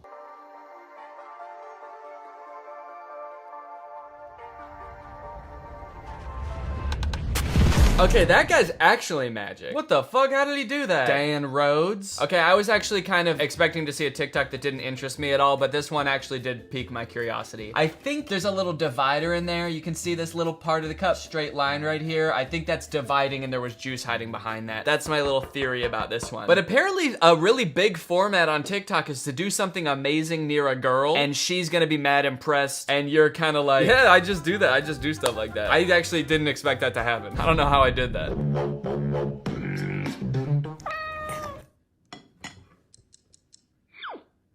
Wait, what? So is this a cat trying out viral life hacks or something? I don't guess it's not a life hack. How to make a squishy carrot. You know, you always want to do that, but it takes forever. Here's sort of a DIY life hack way to do it. Okay, but the cat is clearly pouring in Coke and it's said to do Pepsi. So actually, we're not sure if this one works. What a strange idea for a YouTube channel. That little pup. He just tries out viral things. I don't even know how to classify these. Life hack crafts. They're just like things that you can do. Viral things that you didn't know you could do. And also that you can't do. It doesn't work. The people who make these videos must have like little fake cat paws that they use to do all this stuff with. That's kind of strange. I mean, I guess more power to them. They're probably literally raking it in because they make YouTube short. Yeah, they've got 10 million subscribers and this cat is basically a celebrity now. Okay, back to Moni Lena, the Mona Lisa. OMG, he thought the snake was his wife.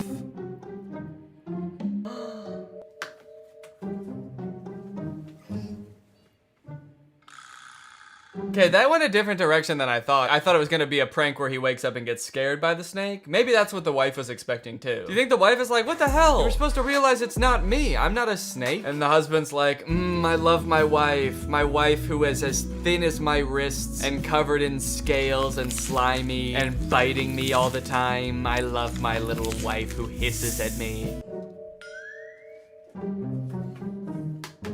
Oh yeah, she is pissed off. The whole family is mastering pranking each other after seeing their all videos. Conclusion, their daughter will be a great prankster in the future due to genes of parents. Damn, Zafar, are you a doctor? How do you know that? We got a doctor in the chat. Already diagnosing their daughter with being a genetically pure prankster. Have scientists figured out yet if being a good prankster is genetic, or is that like a learned behavior? I think they're still trying to figure that out, actually. I think that's a big field of study right now. Let's maybe look at like one of their most viewed videos. Oh my god, dude, 280 million views, 160 million views. They have so many videos with over 100 million views. OMG, pee prank with shaving foam. What do you mean pee prank? Do they mean like piss prank? Or is that just a typo? Like a little stutter? Oh my god, a prank! They're so scared while writing it. With shaving foam!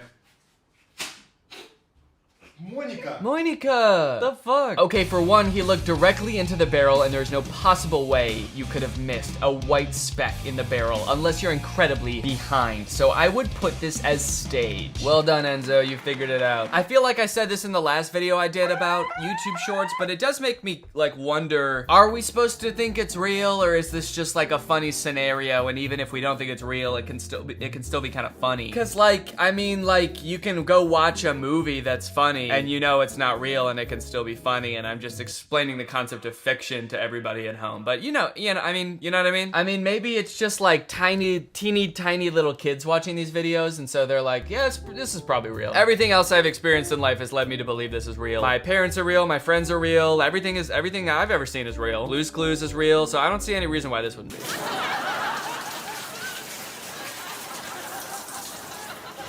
The fact that they added a laugh track into this one, it really says a lot, I think, honestly, about their process in making this video. Do you think they filmed this and they were like, oh, this is gonna be fucking hilarious, just as is? And then they watched it back later and they were like, wait, there's actually like not really a joke in this. There's actually just like a weird, unsettling video. Do you think we should try to add in some kind of indication that it's supposed to be funny? And so they just added people laughing in the background. It's funny, yeah, it's funny, it's okay. We're fine. Mentally, we are okay, so you don't have to worry about us. It's funny. I'm washing his jacket.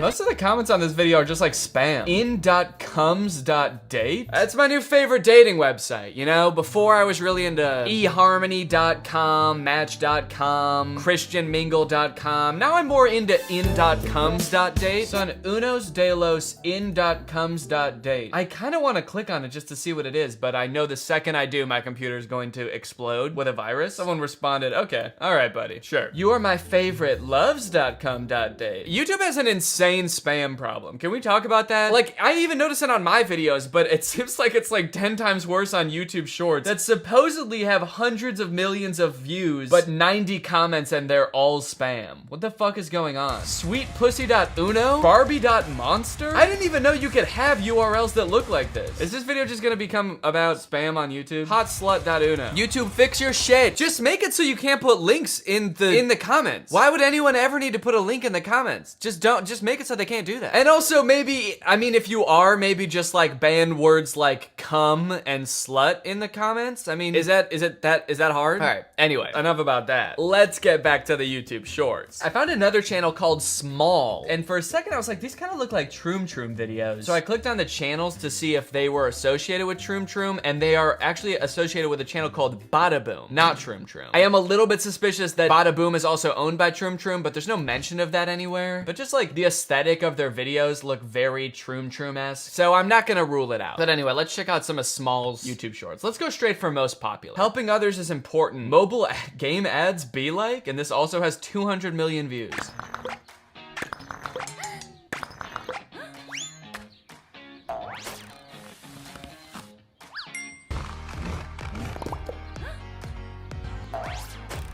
This is like an insanely well-produced version of those videos that I made a video about with Drew and Curtis. But these ones actually look very well-produced and well-animated. I'm also noticing that the last YouTube channel we were looking at had like 90 comments on some videos. And this one has like a similar amount of views and has almost 6,000 comments. That's a little bit odd. Weird ways to sneak food into the movies and not get caught. Edible hair. I'll give it to him. That is a weird way to sneak food into the movies.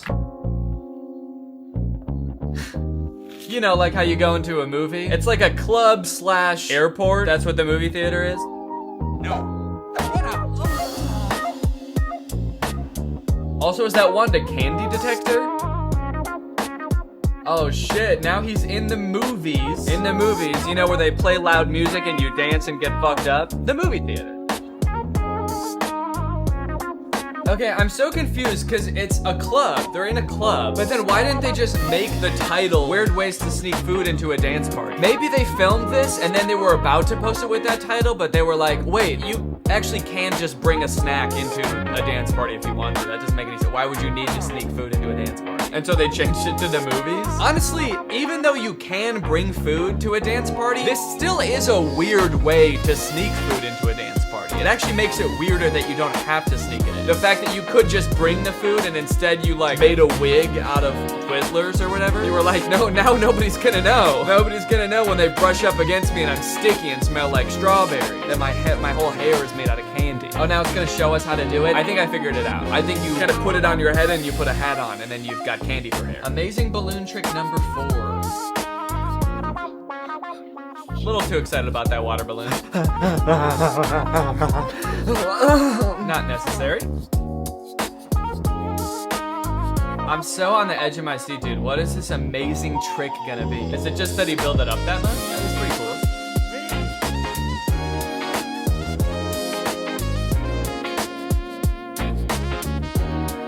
Wow, that's amazing. Okay, that actually is pretty sick. The slow-mo shot was cool. I'll give him that. I just thought it was gonna be like a trick shot. Imagine if Dude Perfect videos were like this. They're like basketball trick shots, and it's just them throwing the basketball off of a large thing onto the ground, and it just hits the ground. Whoa, gravity still works. That's awesome. I was worried they were gonna stop doing that. Upside down prank. Dude, this channel is all over the place. Dude, they know what types of videos they make? What does the description of this channel say, actually? Hello, everybody. We are short, funny, and humorous videos on a variety of topics. You can say that again. If you like magic tricks, pranks, life hacks, vines, challenges, ASMR, and much more, then join us. We will not let you get bored, be sure. We will not let you get bored. If we even sense you starting to get bored from one of our videos, we're gonna come over there, strap you to your chair, we're gonna handcuff you with a belt, and we're gonna entertain you with some amazing water balloon tricks.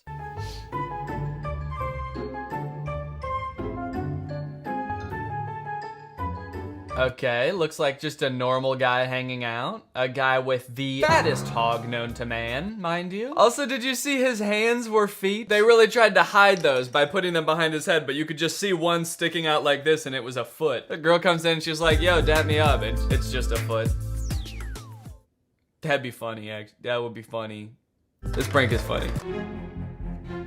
And what is going on here? What is this? This is very interesting. I don't know what that is. Alright, that actually is fucking terrifying. I'll give him that. It's a good prank, okay? If you could actually get someone to fall for that, that's fucking terrifying. You see how that body was moving and convulsing on the bed? Alright, thank you for watching. Bye-bye. Hello, everyone. Welcome back. Everybody crack open a sparkling water. There's a lot to go over on the subreddit today, so I want to just get right into it. A lot's been happening, so everybody take a sip. And then let's do top, and it's been a couple weeks, so let's do month. Yes, indeed, we've got the biggest news of all right here on the top of the subreddit, guys. I am gonna be a dad, and Laura is gonna be a mom. Laura basically already is a mom. If you don't follow me on Instagram and you also missed it in the most recent main channel video, we're having a baby. It's due in October. We're very excited, as you can tell. The caption of this Reddit post is, so that's why he bought the tactical stroller. No, but seriously, I'm so happy for him and he's gonna be a great dad. First off, thank you. And thank you to everybody who's been wishing us well in the comments and everything. It's very sweet. I'm really excited. Just a heads up, I'm probably gonna be taking some time off once we have the baby. I'm not really sure how much yet, because I think I have a brand deal I have to do in December, so I'll probably post a video in December, but I don't know, I might take like, I don't know. I might be gone for a while, so yeah, just a heads up on that. Interesting you brought up the tactical stroller. I've seen a few people mention that, like, oh, he must have bought that because they knew they were having a baby, and he just wanted to make a video about it. It was actually kind of a crazy coincidence. The two were totally separate, and I started making the tactical stroller video first. Someone sent it to me, and I was like, oh, that's funny, I'll start making a video about it. And I bought it, I ordered it, I started the video, and then we found out that we were having a baby while I was making that video. It was actually kind of like a crazy coincidence. When I posted that video, I got a lot of comments being like, oh, I thought this was gonna be like a pregnancy announcement or something. Also people being like, this probably came up on his For You page because he's expecting a baby and so it got advertised to him. No, we didn't even know that we were having a baby yet by like when I started making the video. Bro's gonna have the ultimate tactical baby. You know what? I still have the stroller. It's in my basement. It's covered in paintballs, but I'm probably gonna hose it off and actually use it. Or like we'll give it to Laura's parents or my parents so that like if they're ever staying with them, they have a stroller. It's a nice stroller. It was expensive. I'm not just gonna get rid of it. So I did have to make the conscious decision to keep it because we just moved. So I was like, we could get rid of it now or I can bring it. So we have it. It's in the basement. Oh my God, Danny has to buy the pony up daddy now. Oh no. No, it's not gonna be that kind of kid. It's not gonna be that kind of kid. They're not gonna like that sort of thing, so no. I like that was in response to a comment about the tactical stroller. That just made me think like, instead of the tactical stroller, he should buy the pony up dad to take the kid up for walks outside. I'm on all fours crawling around with a saddle on my back and the baby is riding me. That would be sick. It has got to be true. Why would he spend so much on a stroller? I'm so happy right now. It's unbelievable. I hate to break it to you, dude, but I just wanted to test the stroller. That was literally just for the video. He also like destroyed the stroller. Yeah, I was not intending to keep that thing. Okay. This is cursed. This is awful. Yeah, I'm just gonna downvote that real quick. I accidentally told my grandma Danny was pregnant, but she was really happy about it. Bro, Danny's having a baby. Oh, sorry, grandma, I didn't mean to text you. Tell him I said congratulations. Who is Danny? Dude, your grandma type's crazy. How can your grandma find the emojis, but can't find the space bar? That's wild. But I like that she sent a link to my favorite website, who.is.danny. It's my favorite website. It's just a picture of me. It makes everything she says like seem way more dramatic too. Who is Danny? This.is.so.q. Oh shoot, dude, my paparazzi videos are on the subreddit. Let's go. Okay, you know what was crazy? Seeing people's reactions to these in real time as I was posting them was insane, dude. I feel like I was driving people crazy. I felt so bad. I wasn't really trying to trick you guys. Like, this wasn't one of my like, I'm gonna trick my whole audience type of experiments. I was just kind of like trying to see how I could improve upon Ryan Hals's method. So that's why I was posting them. But people on TikTok were coming up with all sorts of crazy ass theories as to what I was doing. Like, oh, he's gonna post a video called like, I tricked all my fans into thinking I was getting followed by the paparazzi. Or like, guys, these are so obviously fake. He's probably faking something else, and this is just to distract us from that thing. I saw so many TikToks about it. Let me see. Actually, I'm gonna try to pull them up. Okay, so this is one of the TikToks I saw. I saw so many trying to come up with theories. This one says, no, what if the real prank Danny's trying to pull is just driving his fan base to insanity? Because now every single newly created Danny Gonzalez fan account I see, I'm just like, wait, is this him? Now no one can trust anyone, and this was his plan all along. And the whole reason for putting out the paparazzi account is to show it's obviously him when he's really lurking somewhere else, and we'll never know for sure what other accounts are actually his. I felt so bad watching these all come out because I was like, oh my god, dude, it's not that deep. Are you on Greg Gonzalez / Viral Vision News TikTok? What do you guys think the video is gonna be called? Guys, what if this one is a red herring to distract us from his actual plan to disguise himself as someone else? The amount of like attributing motive that people did when I was posting these was insane. Because honestly, I was just fucking around. I was just like being silly. I was just kind of goofing around. At first, I wanted to just kind of end my video about the Halza brothers with some TikToks that I made as kind of like parodies of their TikToks. I was like, okay, I'm gonna go make a bunch of these and I'll just end the video with these. But then as I got to planning and like making them, I was like, well, I don't really know if I want to just like end the video with a compilation of TikToks. That seems kind of lame. So how can I use these to like add another section onto the video? So I was like, okay, maybe I'll just like make another segment where I use these TikToks to give them suggestions for how they can improve their videos. So it'll be like kind of parodying their videos while also like adding another funny element to the video. So that was my whole plan. So it was kind of just like a silly little extra bit to the video. But seeing everyone like theorize and come up with conspiracies of what I was doing made me feel like in ancient times when sometimes it would rain and sometimes it wouldn't, and people would think that like the rain god was mad at them and come up with all these reasons why the rain god's not making it rain. I felt like the rain god, dude. Actually, no, not the rain god. I felt like, I guess just like clouds. I felt like how clouds would feel if they could feel. Yeah, I just felt like clouds, man. Sometimes it rains and sometimes it doesn't. Sometimes I post a bunch of paparazzi videos of myself on TikTok and sometimes I don't, man. You're just gonna have to get used to it. Plan your crops accordingly. Oh, but the craziest thing that happened is, okay, so I made the TikTok account Viral Vision News. I uploaded all of the TikToks to that, then re-downloaded them, and then deleted that account. Really, I privated it first, and then after a while, I was like, I should just delete it because people were finding it. Some kid made a TikTok account called Viral Vision News, but he replaced the L with an I because he obviously couldn't get my account name. So he just tried to make it look as much like Viral Vision News as possible. And like nobody noticed that it wasn't this like the same account name. So people thought that this was the account that I made. And he gained like 13,000 followers by like kind of pretending to be me. He made his bio Effinitely Day, Otne, Annie Day, Gonzalez Gay, and then just started posting the most unhinged edits of me. It's crazy because like this really had nothing to do with my video. It was just some kid that like took an opportunity and seized it. But it's so funny because like all of the comments on this dude's videos were like genuinely chomping at the bit trying to figure out how all of this is connected. I'm so excited for whatever video this is gonna be for. For some reason you guys seem to not believe me when I say that I'm not Danny Gonzalez. You can see here that I am not him. I am a child. This is literally Danny Gonzalez, can't you tell by his voice and house style? Oh, Danny probably paid him off to make this video. Guys, when I tell you to use your critical thinking skills, I mean it so hard, dude. It's not even the same account name. There's an I in there. And people were like including this account in their conspiracies of like, okay, so he's got these fake paparazzi videos and then he's paying some 15-year-old kid to post these weird ambiguous TikToks where he keeps saying he's not Danny Gonzalez. What the fuck is going on, dude? So yeah, anyway, I thought that was funny. If I do another video like this, I should probably plan a little bit better so that the account can't be so easily spoofed maybe. But I think that the video did better because I posted all these TikToks beforehand. It was, in a way, it was kind of like a trailer for the video. Like it was like, it got people interested in what the idea of the video was before I even posted it. So I thought that was kind of cool. Yeah, I saw some people saying this. I tricked everyone into thinking my wife was pregnant.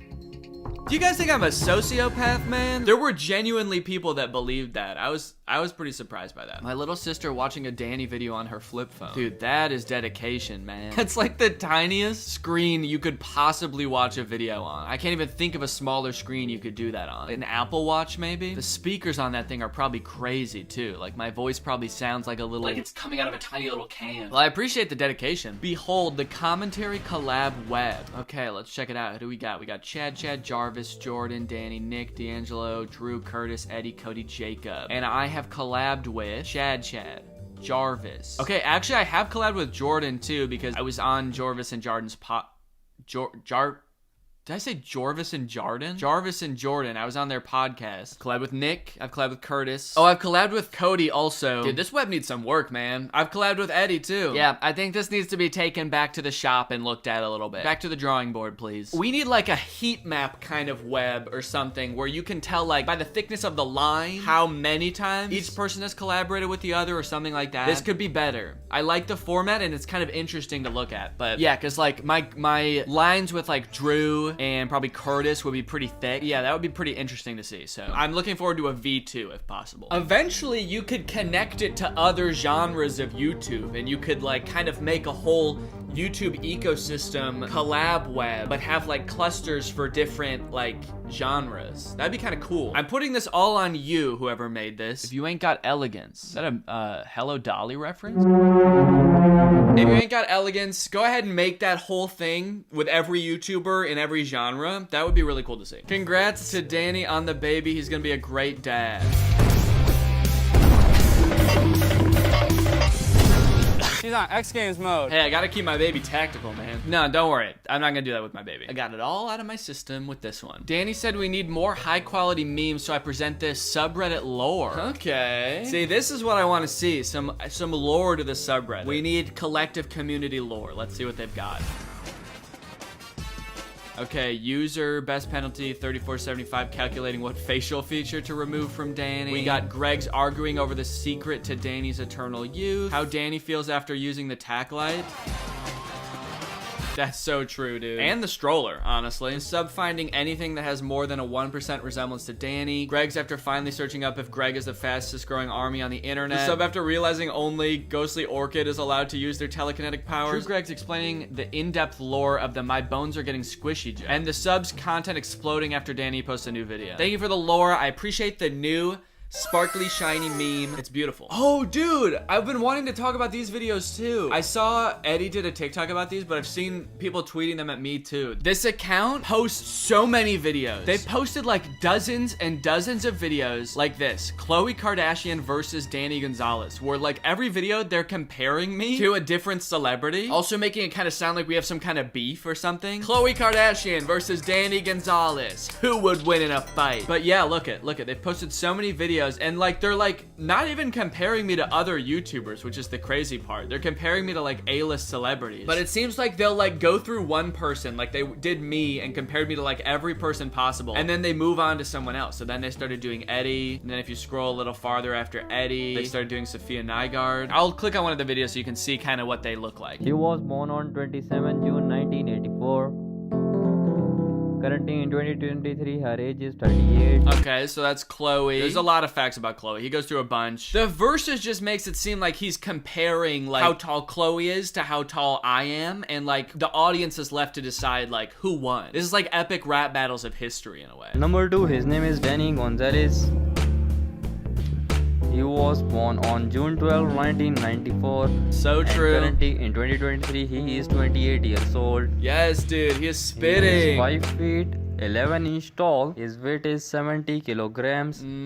I don't know kilograms, but maybe. He is YouTuber by profession. Yep. He is very famous on YouTube with 6.09 million subscribers. How does Khloe compare on YouTube, by the way? Does he bring up her YouTube account at all? No, it doesn't look like he does. So he's not even comparing the same thing. His wife name is Laura. His nationality is American. Yes. And his net worth is approximately $5.09 million. Shit. Dude, okay, how does that compare to Khloe? Probably richer than her, right? No, okay. No, she's worth $60 million. So anyway, yeah, this account is awesome. I was honestly so curious how I compared to Olivia Rodrigo. So this is great. I can just click on this video and like check it out anytime. Olivia Rodrigo. Yes. She was born on February 20, 2003. Number 2, his name is Danny Gonzalez. He was born on June 12, 1994.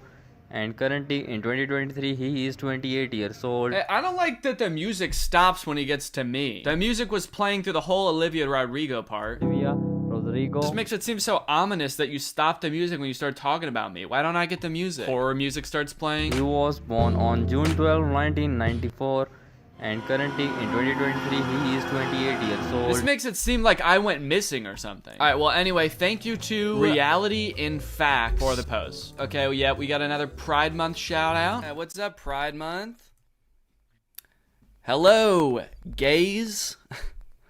How we doing? This is from my stream that I did last night. So if you don't know, I've been streaming every once in a while on YouTube on the Danny Gonzalez channel because I'm trying to speedrun Minecraft. I'm doing a video where I'm working on seeing if I can speedrun Minecraft. So if you want to come and watch me, go and subscribe to that channel. Sometimes I live stream on there, but also all of like the past 3 live streams that I've done are still up on there. So you can go check those out. But yeah, that's been pretty fun. And I think I'm gonna do it. I'm getting better. I'm a lot better than I was when I started. All right, guys. Well, thanks for watching. I hope you enjoyed this video. That's it for today. I'll see you guys next time. Cheers.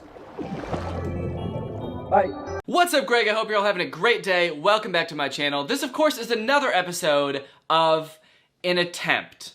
I will be making an attempt to do something very strange. It might work, it might not, but one thing's for sure.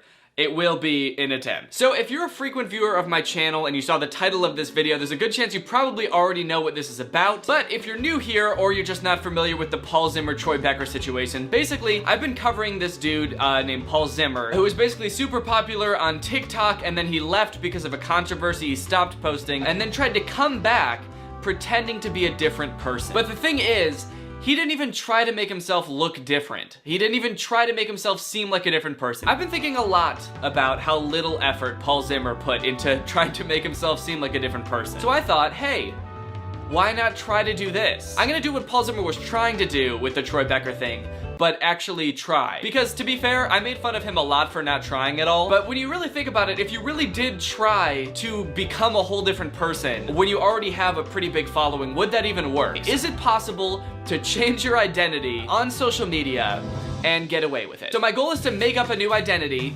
basically just invent a new person. I'm gonna give him an Instagram and then try to get as many of my followers to follow that Instagram as I possibly can without it being revealed that it's really just me. Right now, as I'm filming this, it is 3 o'clock on January 8th. And I am planning on posting this video, hopefully before the end of January. So I've got like a little less than a month to work on this. I'm gonna say over the course of a month, like a really successful implementation of this would get my other Instagram account up to like 10,000. It's not like, whoa, you're super famous now, but it is like, it's a healthy dose of clout. It's a spoonful of clout. And if I could do that in a month, I think that would be successful. The other aspect of this though is to make this as easy as possible for me. Because originally I was thinking this will be pretty easy to do if I hire like a professional makeup artist to just make me look different, or like prosthetics or something on my face. This is gonna be a piece of cake. But if I'm really trying to do what Paul Zimmer was trying to do, where this could be a feasible thing that I actually continue with, I can't just hire a makeup artist every time I want to post on this new account. So I have to make this as easy as possible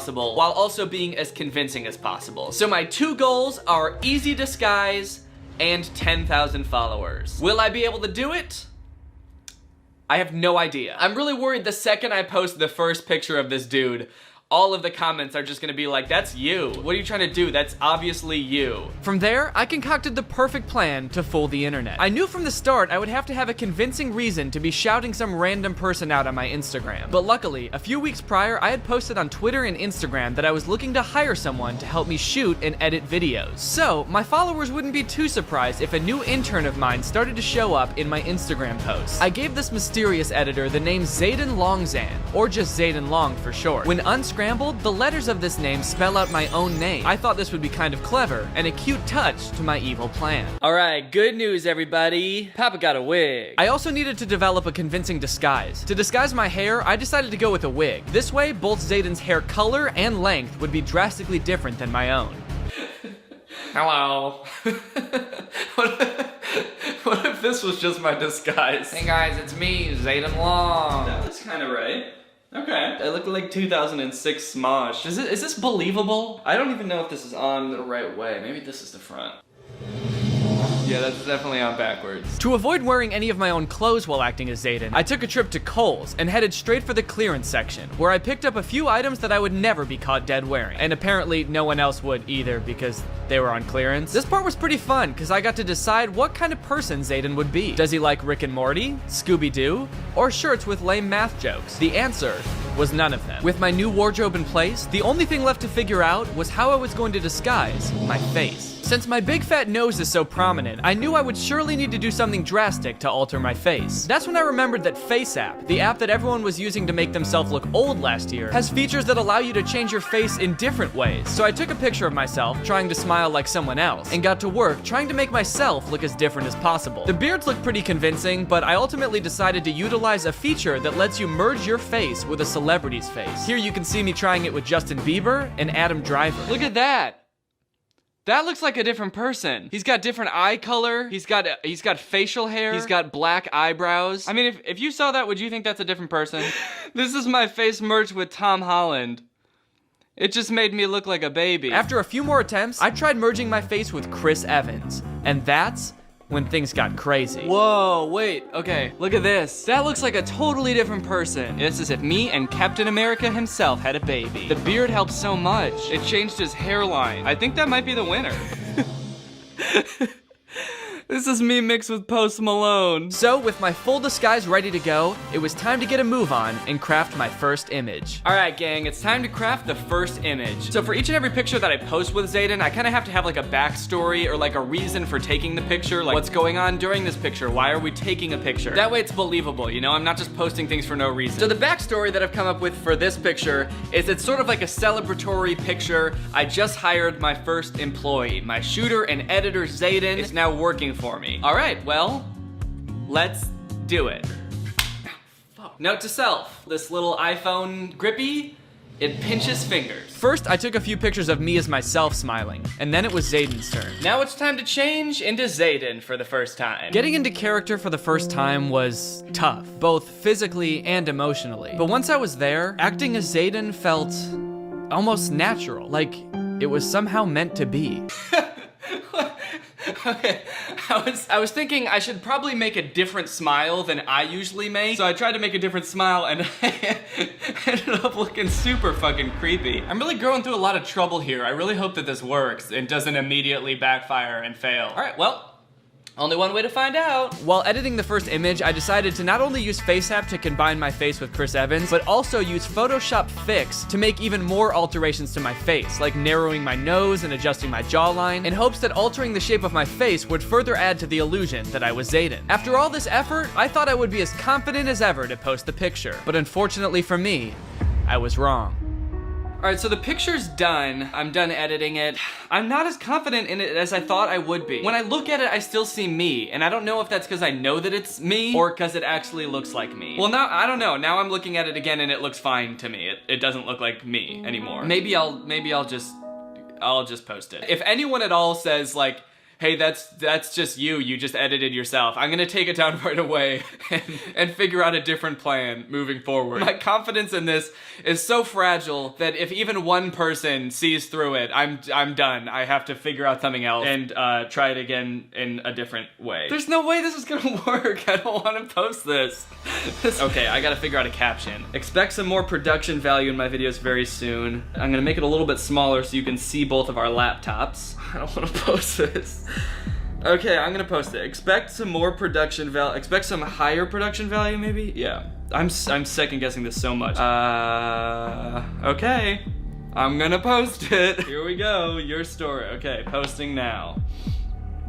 And there's Curtis. For this first post, I decided not to tag Zayden, and I didn't even create his account yet, because I mostly just wanted to test the waters and draw as little suspicion as possible. It's been seen by 10 people. I'm gonna monitor my DMs like crazy to see if anybody's DMing me, telling me I'm a con man. It looks fake. Oh, it looks fake. I just looked at it again. I've been looking at it for too long. I've gone insane. Just then, my worst fears were realized. I got a DM asking if my Instagram story was the result of cloning. Oh, fuck. Okay. Nope. I'm really going through a lot of trouble here. I really hope that this works. It doesn't immediately backfire and fail. Okay, I've already got... Okay, nope, I gotta delete it. Deleting it. Oh, shit. Oh, no. Danny, is that you? I'm stressed. I thought the guy on the left was you with a photoshopped beard. No. I'm really worried the second I post the first picture of this dude, all of the comments are just gonna be like, that's you. All right, deleted that real quick. He looks like your long lost twin. Wow, all of the DMs, all of my DMs were, wow, that's just you. Jesus, man. Oh, God. I just got owned so hard. Okay, so I guess new plan. We're starting over and we're doing something else. I don't know what we're gonna do. It's good that I was monitoring my DMs so that I could see immediately, because within the first minute, I got 7 DMs right away that were like, that's you. Yeah, it's a good thing I didn't just leave that up. So we're gonna try again a different way. All right, when I posted that initial picture, it was Friday. It is now Monday. I took the entire weekend to think about my actions and how disappointed I am in myself. And now I've regrouped and I'm ready to try this again. So there's some good news and bad news from this situation. The good news is that when I posted this picture on my story, only about 100 people saw it. So I was thinking, okay, this'll be fine. I'll just delete that, forget that ever happened. I'll just, mix my face with a different celebrity, Photoshop it a little bit different, and I'll try again tomorrow and see if that works. But the bad news is, I did not anticipate the first 100 people who saw that story screenshotting it and spreading it all over Twitter. I guess I thought that people would just see it and be like, ooh, that's weird, and forget about it, but a bunch of people have screenshotted the picture and are now tweeting it at me constantly. So now I feel like anytime I post someone new on my Instagram story, those people are going to immediately know that something is up. So I kind of spent the entire weekend feeling like I basically failed this experiment before I really even started it. And for a while, I was thinking, I'm just gonna scrap this idea. It's not worth it. It's not worth the trouble, because enough people have seen the picture now that I've basically failed the challenge. The challenge was for no one to notice that it's me. And everyone noticed. Every single person that saw the picture noticed. And I didn't even get him any followers. I didn't get the new account any followers, because I didn't even make it. It was a giant fail on my part. I felt like a royal doofus. But then, I began to see it as a blessing. I needed to learn the hard way that if I wanted this to work, I had to do a lot more than just sit in my dining room and take a few pictures. So that's when I devised a new plan. I decided to scrap the entire editor idea. It was never going to work, and past Danny was an idiot and a coward for thinking anything else. Instead of hiring an editor, I was going to make it look like I was going on a trip to see my cousin at his house in rural Illinois. By making Zayen my cousin, hopefully people would be much more forgiving if he heavily resembled me. So, to make this as convincing as possible, I got an Airbnb for 2 days so I could take pictures at Zayen's house without it looking like my house. After that, I packed up and it was off to my cousin's house. Alright, so I booked an Airbnb. I've arrived at the Airbnb, now I'm at the Airbnb. Feels a little bit weird to be at an Airbnb by myself, especially since I'm not even staying here, I'm just here to take pictures. This house also kind of creeps me out. It kind of looks like it was built over 100 years ago, and I'm a little afraid to go upstairs, so I'll probably be doing most of the pictures down here, because I'm kind of worried that this house is haunted. I also thought I heard voices when I first walked in, so that's also concerning. Okay, and that's kind of creepy. I just found a long dark hair on my tripod. How the fuck did that get here? All right, let's get it. All right, so I'm back at the Airbnb. It's day 2. I'm ready to take some more pictures, son. When I got here today, there was a light on upstairs that I did not leave on. I am certain that this house is haunted. I don't want to go up there, but I have to for the pictures I want to take today, so we're gonna brave it together. Yeah, this house is for sure haunted. Look at these stairs. There's no way someone didn't die on these stairs. I spent those 2 days doing nothing but planning and taking pictures of myself and Zayen. I knew my old antics just wouldn't cut it, so I decided to go all in, fully immersing myself in the role I knew I was born to play. I ate as Zayen, drank as Zayen, and thought as Zayen. But the real work of convincing the public that Zayen was in fact real was yet to come. Alright guys, well after pussyfooting around it for a few weeks, I'm ready to have another go at it. I'm gonna try posting some images. I'm spinning in my chair. I'm not meaning to do this. The chair is just spinning. I'm ready to buckle down and make these pictures and post them on Instagram, so here's my plan. First thing I'm gonna do is post an Instagram story of just me using one of the pictures that I took at the Airbnb, saying something along the lines of, I'm in rural Illinois visiting family, something implying that. Maybe like, ayo, rural Illinois check. Just to precondition people to think, okay, Danny's not at home, where is he? He's probably off doing something. Who's he with? Is that suspicious? I feel like I never post about my location like this on Instagram, so people will immediately know that I'm lying and up to something. Should I make it not Illinois? Should it be somewhere more exciting? Ayo, rural Minnesota check. Sure, maybe I'll be in Minnesota. Okay, so that's where Zayen lives, rural Minnesota. Let me just check my DMs real quick and make sure no one's causing a fuss. Like, I checked Minnesota, you're not there. Okay, no, I'm getting the good DMs. Like, whoa, why are you in Minnesota? But before I post him at all, the first thing I want to make is his Instagram account. I haven't set up his Instagram yet. Zayen _ Long. I'm gonna make him my older cousin, so I'm gonna make his birthday in 1992, April 1st. His birthday is gonna be on April Fool's Day, because all of you are gonna be April Fools for believing this. To make his Instagram account look more believable, I also needed to follow a bunch of random people. So I just went to a couple small colleges' Instagram pages, went to the list of people following them, and just followed a bunch of people. Might as well give some of the homies an extra follow too. Drew, Curtis, shoot, I'll give Gus an extra follow. What the heck? Zayen can like good content, right? Bio, born to be Zayen. Born to be sauce. Why did Zayen autocorrect to sauce? Born to be sauce. All right, I'm just gonna leave it. That sounds kind of cool.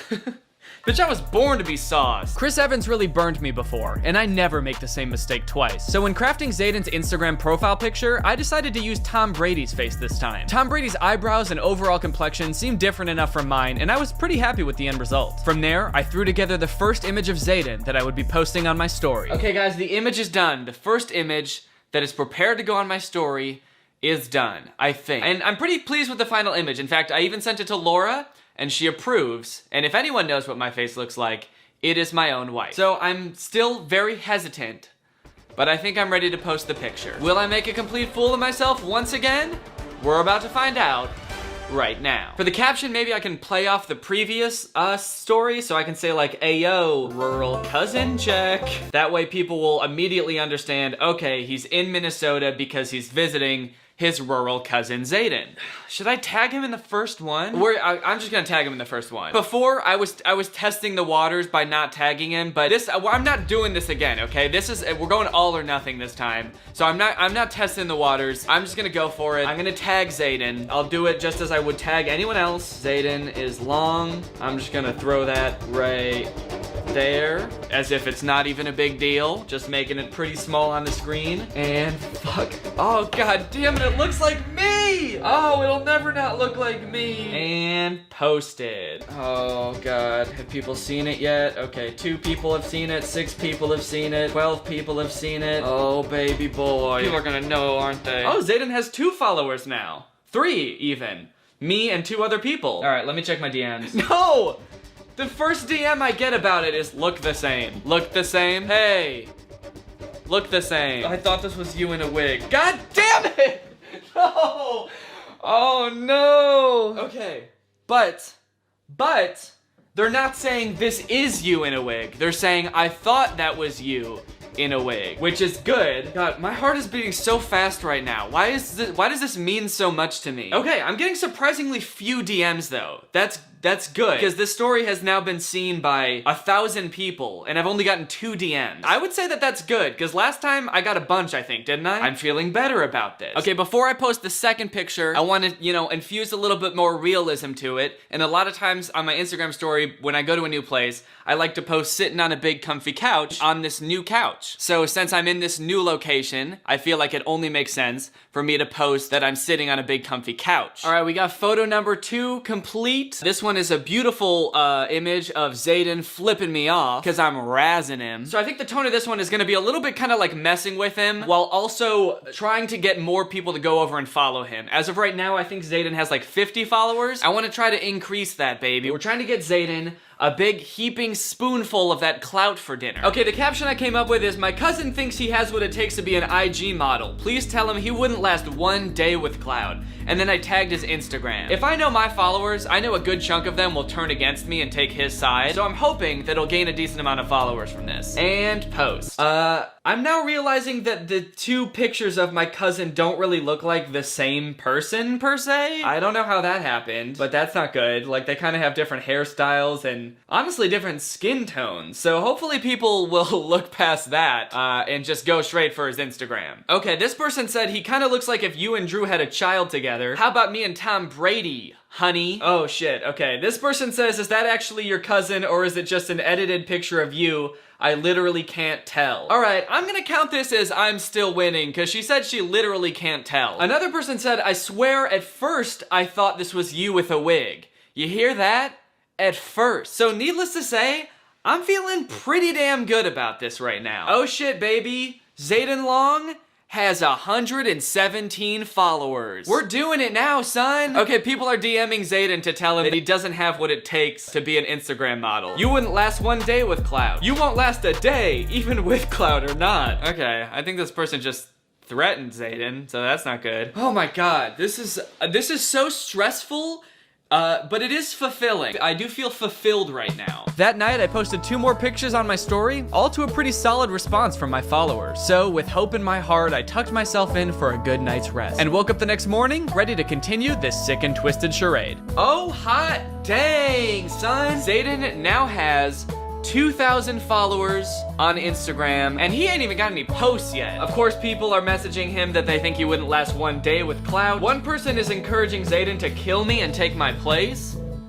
What the hell? Actually, a lot of people have been hitting on Zayen. You do got that IG model type though, with a fire emoji. Someone said, you're hot. Someone said, here before 100K. That's right, baby. We're getting Zayen to 100K. Next up was a rendition of my classic I wear a yellow shirt today Instagram story. This is something I do whenever I wear this striped yellow shirt that I own. I take pictures of myself from a distance and caption them, I wear a yellow shirt today. But this time, I let my old cousin Zayen get in on the action. And with those stories up and most people buying it, it was time to start on my riskiest task yet. I was going to post a picture on my actual Instagram feed. Since this picture would reach many more people than my stories, I knew Zayen would get a good boost in followers if this looked good. But if it didn't, the jig would be up, and I'd be out of luck. So maybe we should let past Danny work on this for a bit, while we talk about today's sponsor, HelloFresh. Guys, one of my least favorite parts about being an adult is going to the grocery store to buy all the food that I'm gonna eat that week, only to remember that I only know how to cook like 3 things. But that's why I think that HelloFresh is such a great service. It takes all the pressure off of planning your meals for the week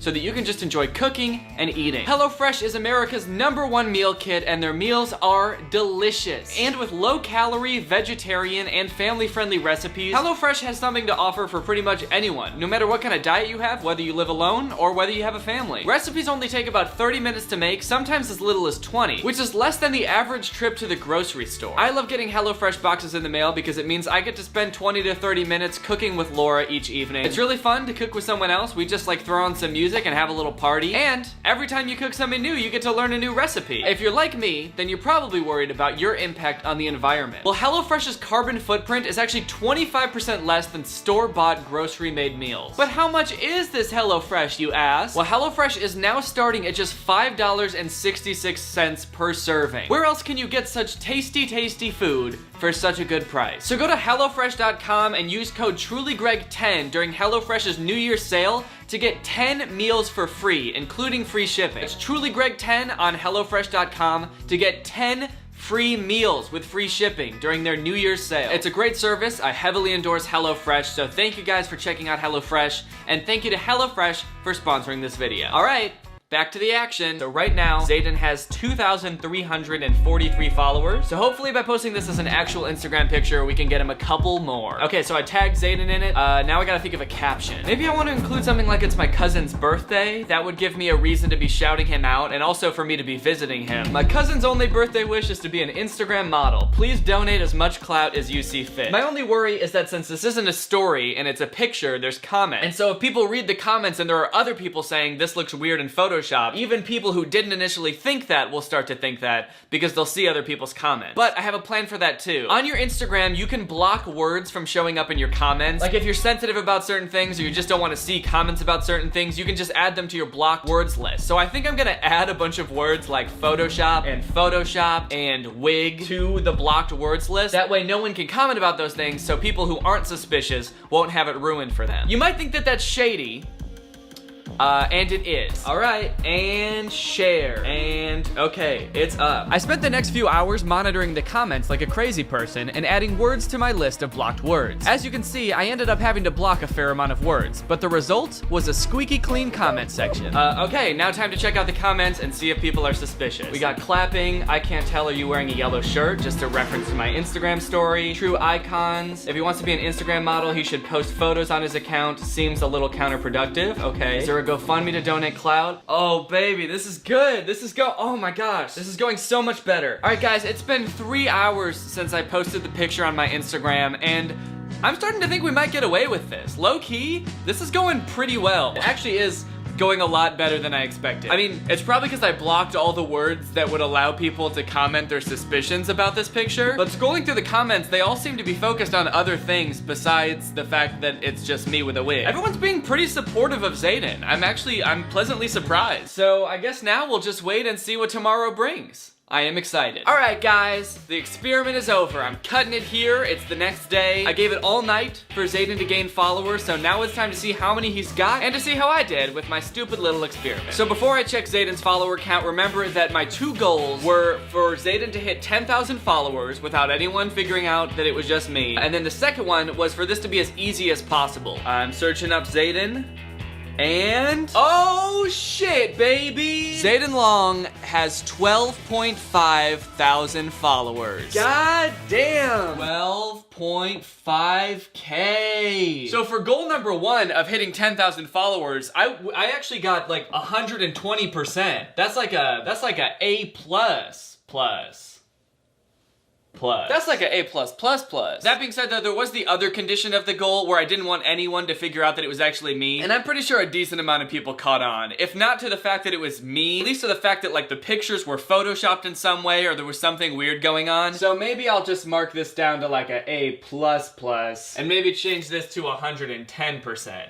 That seems more fair. All right, goal number 2. Was this an easy process? Did I make this as easy for myself as possible so that I could redo this over and over indefinitely forever? For this one, I'm gonna give myself a solid D-. A good old 60%, if you will. Now, editing the pictures themselves wasn't actually that hard. It took around like 10 minutes per picture. Some of them took a little longer, but in general, they took about 10 minutes, which isn't too bad. But if I ever wanted to do like a video with Zayen, I don't know how. In God's name, I would do that. I guess I could try like taking a video and then exporting each individual frame as a picture, then putting those all on my phone, and then manually using FaceApp on each individual picture. But even a 1-second video would be like 30 pictures. So what is that? 300 minutes, which would be 5 hours, and also it would probably end up looking like shit. So yeah, ease of use gets a D-. Alright, so what's my final score? If I average these out, 110 plus 60 is 170, divided by 2 is a solid 85%. That's like a B. Huh. A B. Really? That seems like really generous. You know what? Just to be fair, I'm gonna knock it down to a B-, because I really didn't feel that good about this. Yeah, especially considering the fact that I failed the first time and I had to delete a bunch of comments and block all of the words that were used in those comments. I'm definitely feeling a B-. Like, I passed and I did all right, but it was not an A+ job.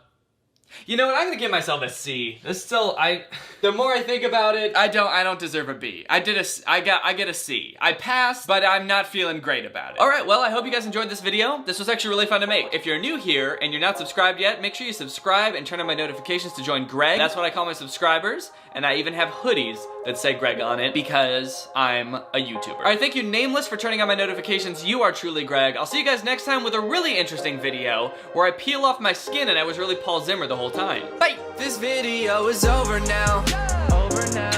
Go find something else to watch, or just watch this video. I know we had a lot of fun, but you can't stay on this end screen forever. This video is over now. So why are you still watching this? The story of a Willy Wonka experience gone wrong in Glasgow, Scotland has taken the internet by storm, and I love it. I don't think I've ever in all my life seen such an impressive and inspiring dumpster fire of an event. It is just mwah. It is just perfect. This event, which was supposed to give kids the chance to experience Willy Wonka's chocolate factory, was so bad, it prompted parents to call the police to get justice for the horrors they had witnessed. Police were called to an immersive Willy Wonka experience after families showed up to an empty warehouse. The event reportedly charged $40 per entry, that's per person by the way, advertised with AI art, and said it would be a journey filled with wondrous creations and enchanting surprises at every turn. And oh, what enchanting surprises they found. Kids were all dressed up and crying, waiting for what they thought was going to be a magical experience. Yeah, that's the surprise. No magic here, just sadness. The surprise was them crying. If they called the police, that's how you know it was bad. Because they didn't even do that in the actual Charlie and the Chocolate Factory, and kids were dying in that movie. And honestly, it does look like it was terrifying. Take a look at some of the images of the abandoned warehouse that parents had to spend $40 to gain access to. Okay, here we have some sort of chocolate fountain with murky brown water floating in it. We have one bouncy castle that can fit like 3 kids. Giant empty space filled with table and chairs. You're probably thinking there must be something pretty good to eat here with all these table and chairs. Probably some pretty tasty chocolate, right? No, there was no chocolate at this event. These photos look like a crime scene, dude. These look like Willy Wonka had to flee the country after the FDA found fentanyl in his chocolate. So he has to post up in an abandoned factory to keep the business going while the feds are after him. You got this lovely scene.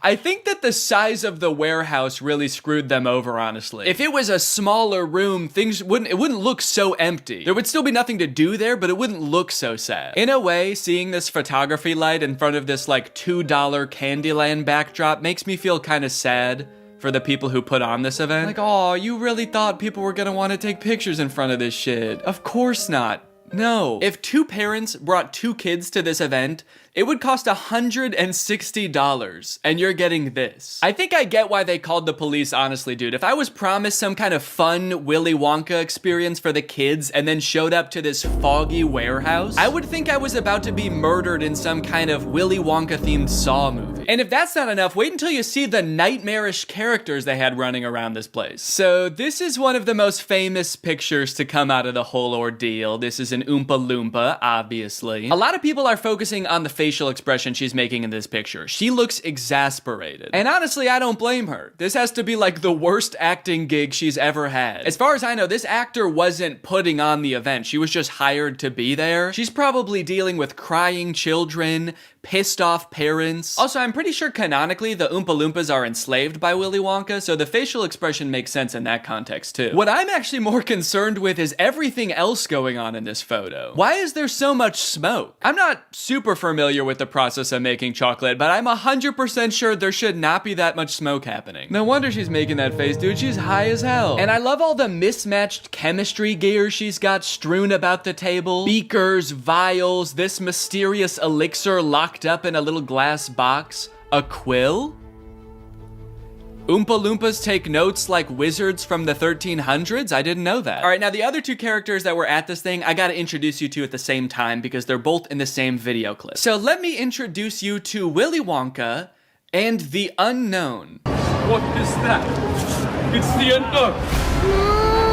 Man, what the hell? Dude, fuck everything else. I would call the police based off of that. Who is that demon? Surprising twists and turns was right in the advertisement. I would not expect to take my kids to a Willy Wonka experience and have them be accosted by a shadow figure. I can tell you that right now. It's terrifying that Willy Wonka says, "What is that?" when he sees it. What is that? Like, dude, this is your chocolate factory. You don't even know what that is? We are so fucked. Here's a different clip of some other kids experiencing the unknown. As the soup flavor full of scary face. Oh my God. Scare the great unknown. Wonderful. I love fantastic. Yeah, that's the correct reaction to seeing the unknown. What is that? Wonka says it, this kid says it, I'm saying it. Also, I love that baby's reaction. That was like a primal instinct to make that sound. Humans have evolved for millions of years to make that sound when they see the unknown. According to some reports that I've read from the event, the unknown is supposed to be an evil chocolate maker who hides in the walls and scares little children. Is he a part of the actual Wonka story? No. Was it advertised that there would be a child-scaring monster at this event? No. But speaking of the advertising for the event, one of the most insane parts of this whole story is that this company that made this event, House of Illuminati, apparently used exclusively AI-generated images to advertise this event. Surprisingly, the website is still up, so you can go and check it out for yourself. Welcome to Willy's Chocolate Experience. Dive into the whimsical of Willy's Chocolate Experience! Exclamation point, comma. So you've got images like this, which at first look like some kind of fun candy land, but then the closer you look, it doesn't really make any sense. Like, what the fuck is this thing? Is that supposed to be a bunny? Who the hell is that? I don't like the looks of these things. But then you get images like this advertising the Twilight Tunnel, which are so clearly AI generated, it makes you wonder if the whole event was being run by an AI. Because how could a human not notice that there are so many typos in all of these images? You got dim tight, depractions, ungurrival, featuring dodjection and swide. Then you've got ensuring entertainment, which of course includes catgagatting, carchy tons, and a passidice of sweet teats. And on top of the website being seemingly designed by AI, apparently all of the actors' lines were too, which we know thanks to this video posted by the actor who played Willy Wonka. I'm going to be poking a little bit of fun at the event, but I wanted to say before I start that I feel for anyone who bought tickets to this, people who are expecting a magical chocolate experience. People who are unfortunately captured by the unknown, we hope you are found soon. So the first red flag for me was when I was cast as Willy Wonka. Anyone who looks at me and thinks Willy Wonka and not Oompa Loompa is out of their mind. I give off major Oompa Loompa energy. I got cast as the part on the Thursday, and was told that I needed to learn the script for the Friday. So I said, no problem, send it over.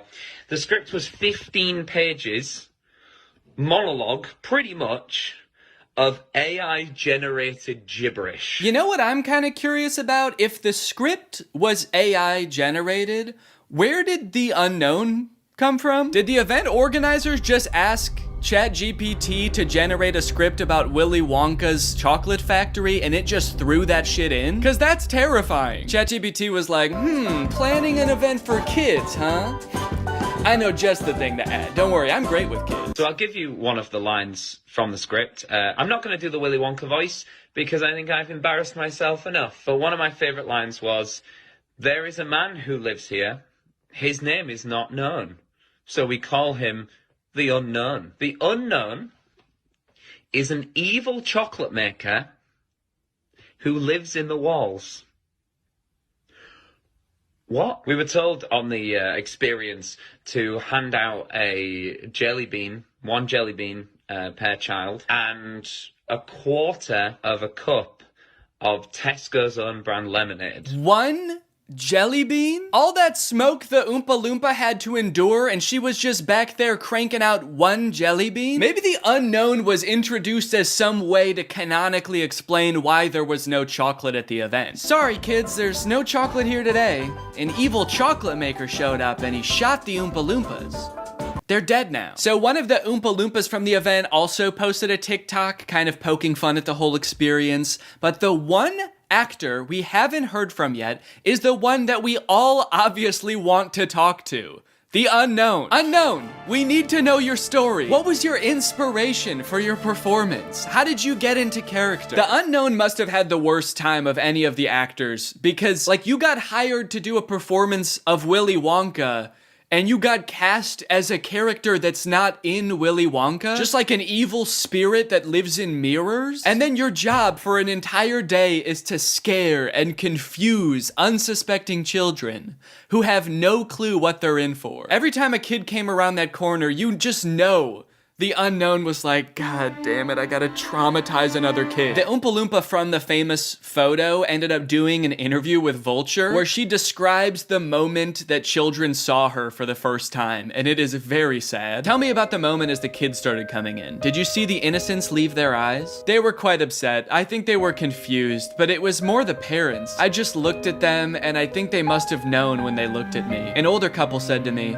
I really, really hope you get paid well for this. This sounds like she's describing people witnessing the wreckage of a tsunami or something. It's crazy. Each individual person that laid eyes on her had to take a second to mourn. When you say walkthrough, how long are we talking here to walk through this event? I'm telling you, this would have taken about 2 minutes. I've never experienced anything like this in my life. Dude, honestly, that's kind of smart because like 2 minutes isn't even long enough to process like the first stages of grief. You're getting these people in and out before they can even realize they got scammed, you know? They don't even know what the fuck just happened. After the police were called, people started getting refunded, the story blew up. The director of the company who put on this event did eventually apologize. I'm really shocked that the event had fallen short of the expectations of people on paper. Yeah, dude, on paper the event was awesome. No chocolate, abandoned warehouse, smoky Oompa, just like the movie. There was every intention to hold the event from the pictures. Despite not being the best light, hopefully you'll be able to see that there was every intention to hold the event. No, we know you were planning on holding the event. That's kind of the problem. I think a lot of people wish you didn't. Unfortunately, there were unforeseen circumstances and the event didn't come to light. He's like, we were not expecting that evil chocolate maker to show up. The unknown ruined the event. These issues were technological in nature.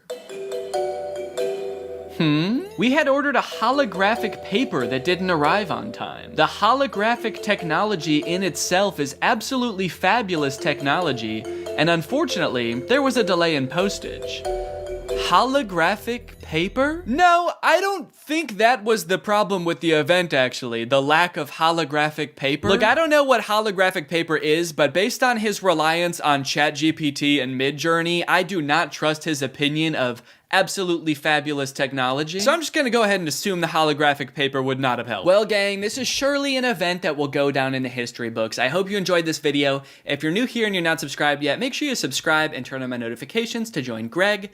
I'll see you guys next time. Bye-bye. Welcome back to the second channel. Thank you for joining me here today. I'm gonna be doing a video about Andy Negative. He's TikTok's latest sensation, and by that I mean, I actually don't know if any of you will have heard of this guy before. Before sitting down to record this video, I kind of thought that this guy was like another one of like those TikTok-wide phenomenons that like everybody knows about and is talking about because he's like showing up on all of our For You pages. Because he's been showing up on my For You page like every day for the past few months. But while sitting down to start recording this video, I started looking through his TikToks and realized that I think his most liked TikTok only has like 6,000 likes. I'm actually starting to feel like it's just me that is in this like weird niche of like bad pop punk music on TikTok. I don't even know what niche this is. But I want to talk about this guy because I think it brings up a lot of important topics for social media influencers like me and Andy Negative, who's this guy on the screen right now. This is that we're talking about. Quite honestly, I think that Andy Negative needs my help, so I'm here to help him. Andy, if you're watching this, please take some notes. Okay, so this is the first TikTok that thrust Andy into the spotlight, and by spotlight, I mean this video has 4,000 likes and 400,000 views, which is not a great ratio,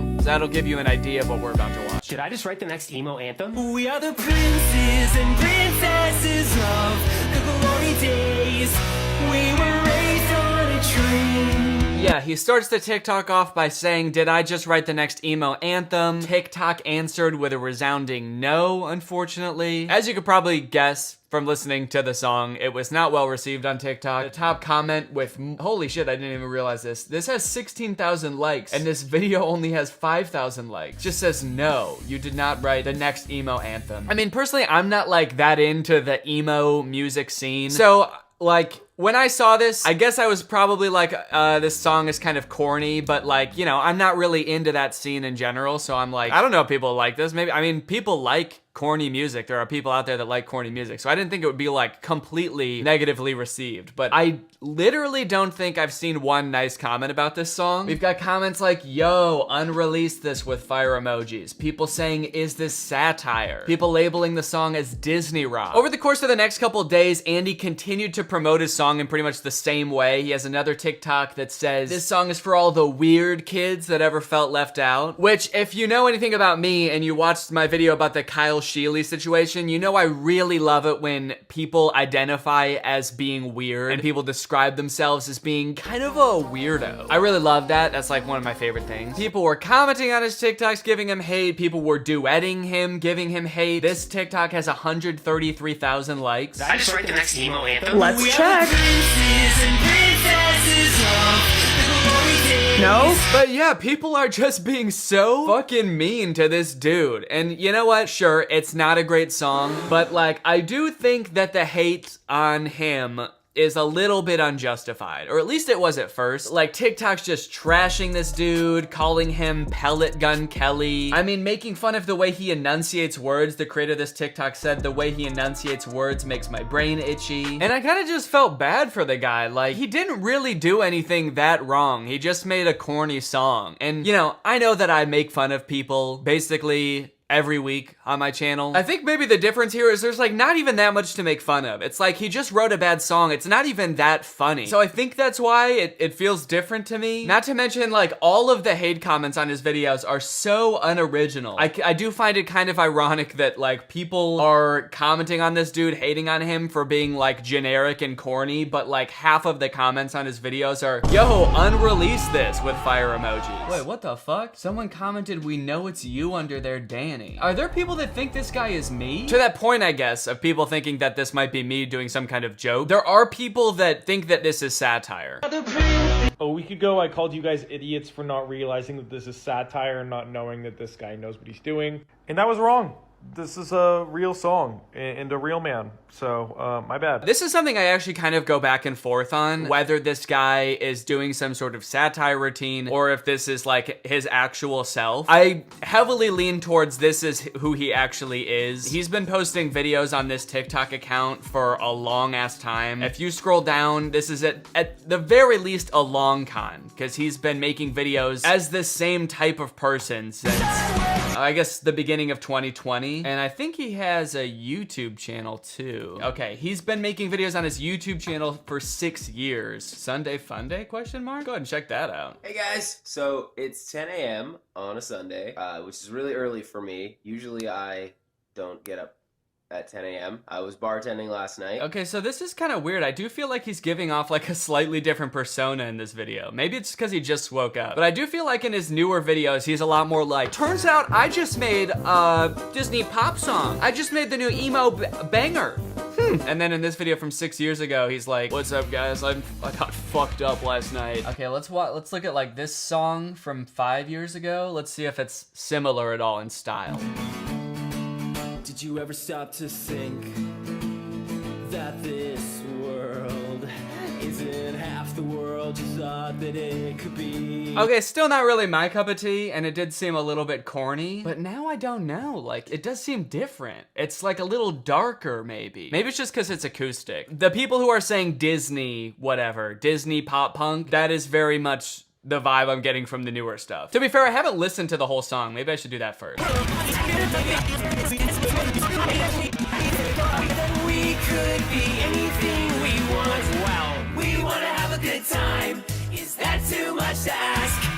The fuck? Just change genres mid-song. Okay, there's something weird going on where without this video that he puts at the end of all of his TikToks of him doing the song, without this, it's actually not as bad. I think it might just be like watching him sing that is part of the problem.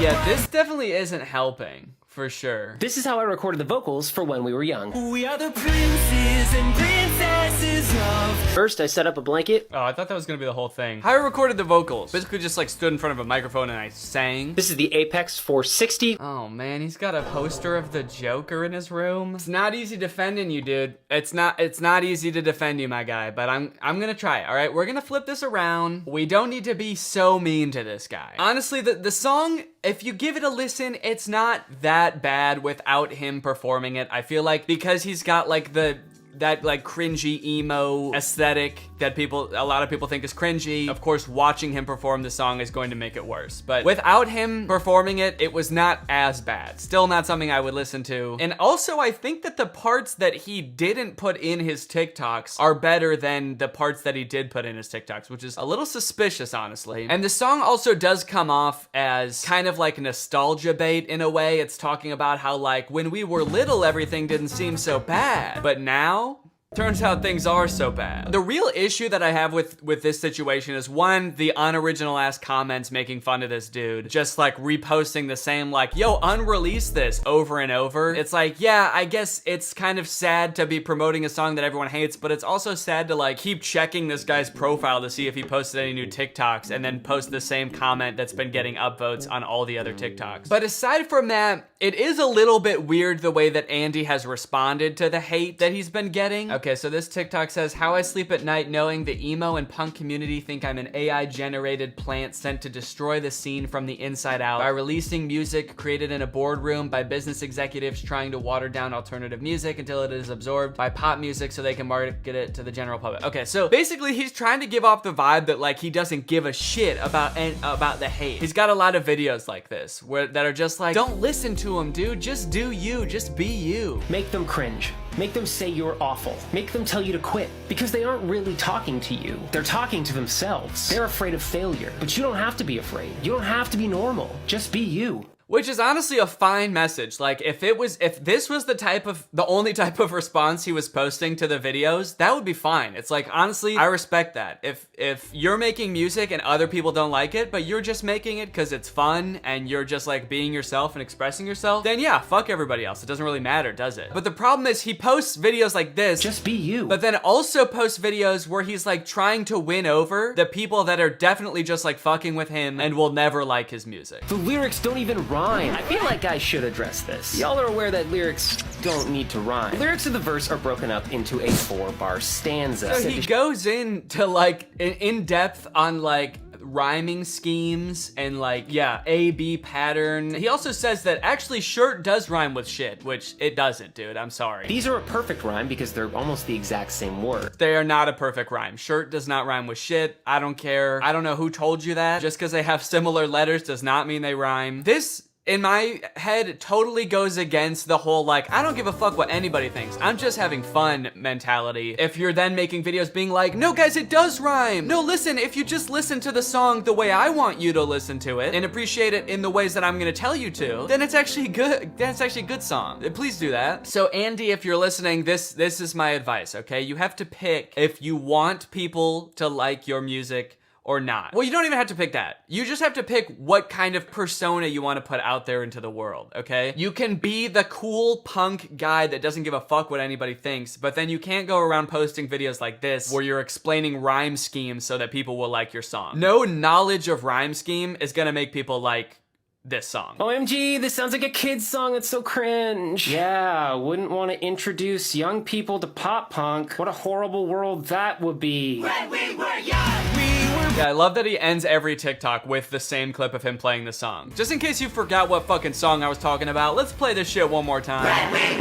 Yeah, he's also trying to do this thing here where he's like pretending that that might have been the whole point of this song to begin with. Wouldn't want to introduce young people to pop punk. Which is obviously what I was trying to do here. Again, I'm not trying to be mean, I'm just trying to explain this. When people say that your song sounds like kids' music, that's not because they think it would be good music for kids. They're just saying that it's not good enough to be adult music. It's not a compliment, unfortunately. It's just people being rude. Bro, you gotta stop promoting this song. Why? It's getting tons of views and streams every day. Oh, stop! Alright, but you're gonna have to take it up with Bat. What the hell is that? That's promotion, Andy. What is it doing? Promoting. That's what it was born for. Alright, yeah, creepy as hell for sure. And also the whole like, oh, but it's getting a tons of views and streams. It's getting tons of views and streams. I don't really feel like it works here. Your music video has 4,000 views and pretty much all of the comments are negative. So I'm sure a few people have found Andy's music that will legitimately enjoy it. There are lots of different people that enjoy lots of different things. So I'm sure there is a market out there for Andy's music, but he is not reaching that market right now. So there is something that he is doing wrong. And it's like, okay, you just said that like you do this for fun and you don't care what other people think about you. So then why are you defending the nauseating amount of promotion you're doing for this song as being like, but it's getting a ton of views and streams? You're not staying consistent with your character, all right? What do you want people to think you care about? It shouldn't be views and streams. I think that there's legitimate hope for Andy. As creepy as that TikTok was, it was a little bit funny. Like if Lil Nas X posted that about one of his new songs, about how there's this like demonic version of him that is promotion Lil Nas X, I mean, people would think it was funny, right? And it would be funny. I think that he has some like good ideas for promotion. It's just like, you just gotta get like one notch better at making music or finding your audience at the very least. Princes and princesses of the glory days, we were raised on a tree. And honestly, that was a lot better than the actual recorded version. So I feel like, you know, there's hope for this guy. He can sing. He goes a little bit too nasally at times for me. We are strong. But I mean, look at these comments. Look, sounds so much better acoustic. This is actually way better. This is so much better. We are the princes and princesses of the glory days and even Anthony Fantano's making a song about you. I feel like if Andy can take this and somehow flip it on his head and come out with like a good song that is like, you know, not trying to pander to a certain generation and doesn't sound like a Disney song, he could use this whole meme as like a leaping off point. I think that's totally possible. Andy, I think though that one lesson that would be really helpful for you to learn is something that I've seen a lot of influencers struggle with, honestly. And that is that if you're getting hate for something that you're proud of, don't respond to it. Don't ever try to win people over with explanations or anything like that. It's not gonna work. Obviously, as you've seen in your case, like explaining music theory and rhyme schemes to people isn't gonna make them like your song anymore. Unless you really hurt a group of people, don't respond to hate. if people see that hate is getting to you, they'll be like, oh shit, that's awesome. He's reading my comments and it's having an effect on him. I'm gonna keep doing that. It's like the snowballing thing. There's a reason that certain creators can't seem to get away from drama. And every time they post a video, even if it's a pretty normal video, they'll get hate on it and people talking shit. It's because when they get hate, they have to like make a whole video discussing it and going over it. And if it's for something as inconsequential as just like, oh, I didn't like this song, just leave it. Just don't address it. If it's legitimate criticism, learn from it and just, you know, hit them with the next song. That's better. You're not gonna change their mind with an explanation. You're only gonna change their mind by literally changing their mind and being a better artist than they think you are. If you are watching this, Andy, which I'm not sure if you will ever see this or make it this far into the video, but look, I mean, it sucks to get this much hate on stuff. I understand that. I hope that you can take my advice to heart. I know that sometimes constructive and well-intentioned criticism can be the most difficult to swallow because you can't just brush it off as someone blindly hating you. But, you know, I hope that you are able to learn from this and grow from this. You know, I look forward to seeing your next song. I hope it's good. So, that's all. Bye. Hello, Greg. I'm glad you're here because I think I've just uncovered a pretty devious plot. There's this clip of paparazzi talking to this TikTok star Ryan Halza, and there's something very off about it. I want you to take a look at it and tell me what you think.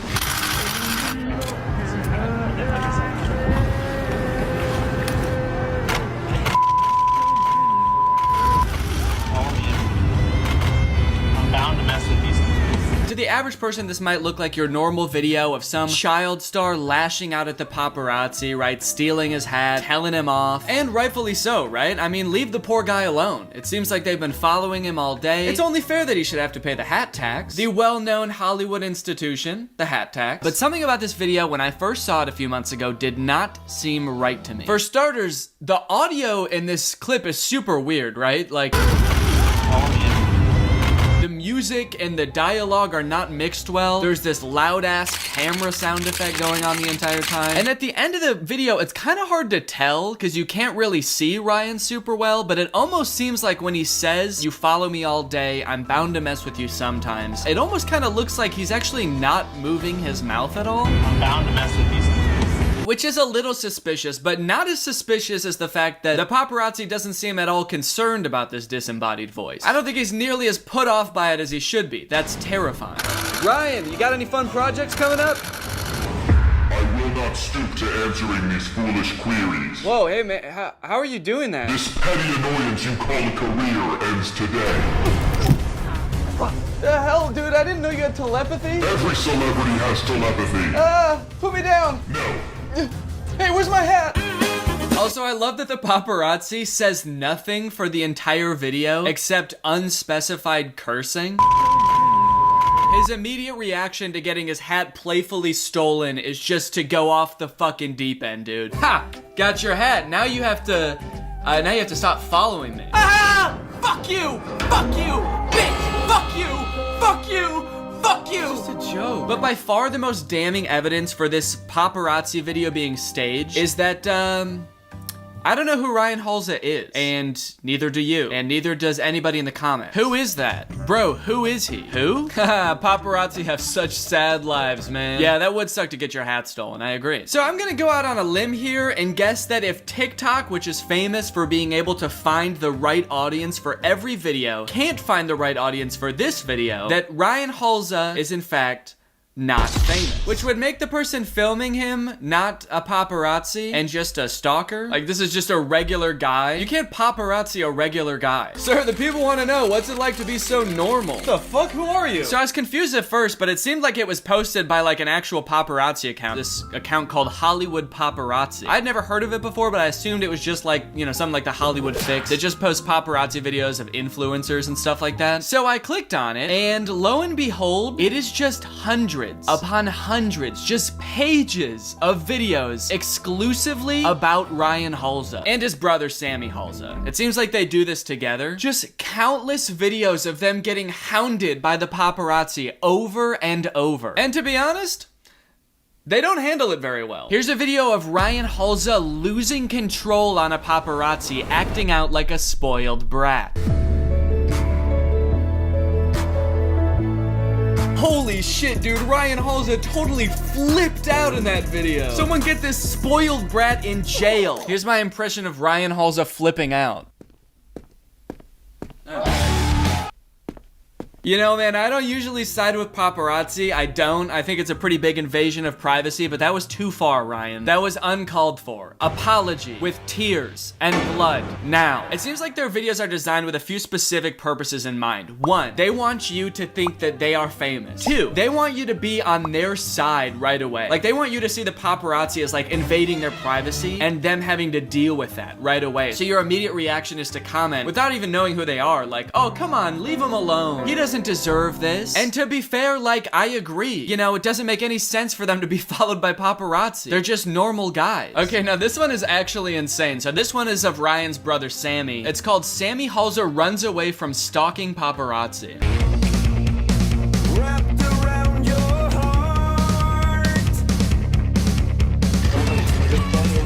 Holy shit, dude, that is terrifying. No wonder it seems like they hate the paparazzi so much in every video, dude. That would be so scary. To be sprinting down the street, chased by a speeding car trying to get a photo of you, and you're just a regular guy. That would be so confusing. Also, again, the audio in this one is super weird. I love how quietly the paparazzi is asking for a picture. He's borderline murmuring in a car like 50 yards away from a guy who's full on sprinting as he's cruising at 70. What's up, man? People want to know what you're working on. I love this caption too, and the fact that it was supposedly posted by a paparazzi account. Sammy Halsey runs away from stalking paparazzi. The fact that even the paparazzi admits they were stalking him adds a whole extra creepy layer to this. Creepy paparazzi with sinister intentions chases Sammy Halsey down the street, trying to run him over. He gets off on watching him suffer.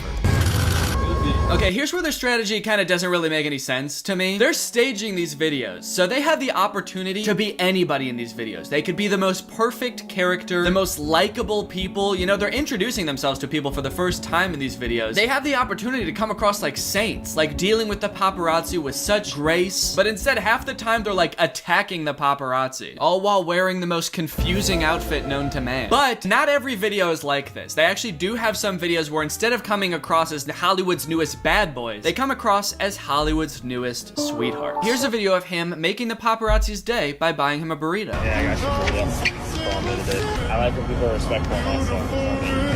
Oh, that's so sweet. It's kind of like they mixed the classic paparazzi TikTok video with one of those TikToks where someone finds a stray dog and nurses it back to health. Both because he's giving it food and also because the person he's helping like isn't talking the entire time. They're just completely silent for some reason. I like when people are respectful of myself. For as weird as Ryan and Sammy are in these videos, the paparazzi character is almost just as strange. They're either like loudly screaming and cursing at them uncontrollably or dead quiet. Hey buddy, I got you a little something. I hope that's okay. You know, I get followed around a lot by paparazzi, but you're always super respectful and you don't get too close and ask really personal questions. So I just want to say thank you, really. And anyway, yeah, enjoy that. And are you okay?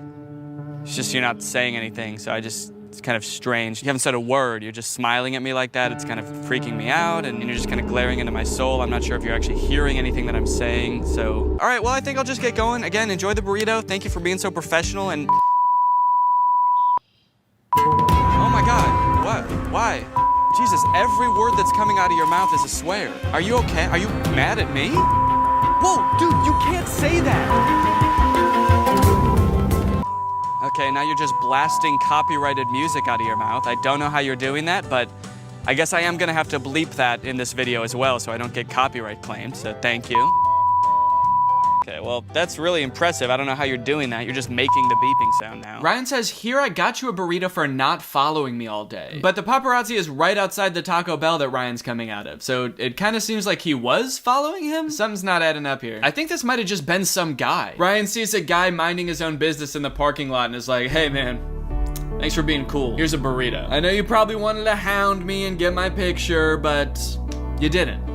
So thank you. The guy doesn't respond and Ryan sort of like rubs his eyes like this and realizes he's talking to like the Ronald McDonald statue outside of a McDonald's. Oh shit, sorry, I thought you were someone else. It kind of seems like if this were real, the paparazzi would have had to been following him though. I feel like the real determining factor in whether Ryan is nice to a paparazzi or not is whether he's wearing a hat or not. A hat to Ryan Halsey is like a red blanket to a bull. Probably not actually blankets. I don't know what they're called in a matador fight. Probably an actual word for that. Bulls, man. They hate naps. Don't ever try to tuck a bull in. I've been keeping tabs on these guys for a while just because I think it's so interesting and I haven't seen anybody else talk about it. Some of these videos were posted back in like September of last year, but recently they've started branching out a little bit and getting more creative. For example, now they're not just doing fake paparazzi clips. They're now doing AI generated news clips about themselves. Justin Bieber has once again found himself in hot water after rising influencer Ryan Halsey was seen attacking paparazzi. I'm sorry, so Justin Bieber is under fire because Ryan Halsey attacked some guy? Man, I can't with this Justin Bieber guy, dude. Will he ever learn to start taking responsibility for this guy's actions? Pop stars, man. Witnesses say that the future musician and Instagram model became agitated when photographers began taking pictures of him. Additionally, did he call Ryan Halsey a future musician? Witnesses say that the future musician and Instagram model became agitated. Witnesses said they saw the model and future musician attacking the paparazzi? That's crazy, dude. I've never seen a human being attack another human being in such a way that I knew they were gonna start making music soon. That's pretty impressive. It turns out that Ryan Halsey actually is working on music. He posted this picture on his Instagram account of him playing a piano. It says music loading,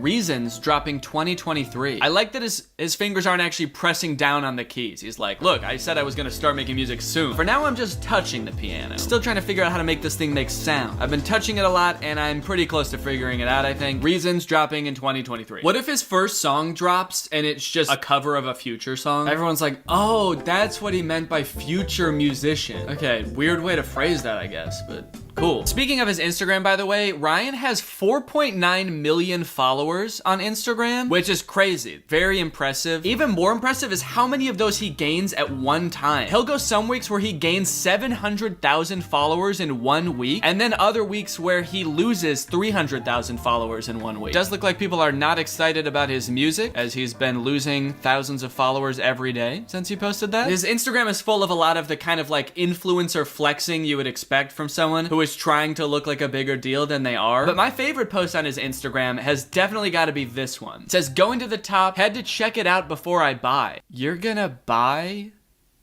the Shark Week blimp? That's so cool. According to our reliable inside sources, Justin Bieber is upset with Logan Paul because of what he said about Bieber's new talent, Ryan Halsey, and how he handles the media in general. Watch this. Ryan Halsey, listen up. I get it, you get the hype and you think you're cool and hot shit. But to hit an innocent paparazzi in the face is next level disrespectful. And I am telling you, watch yourself, kid. Whoa, dude. Logan Paul's shoulder sounded really serious, man. Ryan, you better watch out. And I am telling you, watch yourself, kid. And I am telling you, watch yourself, kid. Oh no, dude. Robo Logan Paul is gonna come after you, Ryan. Look out. I've seen a couple comments under some of their videos that are like, guys, this is obviously not real. This is satire. It's just a joke. They're making fun of celebs, dude. Lighten up. And I would just like to go on record and say, I don't think it is, man.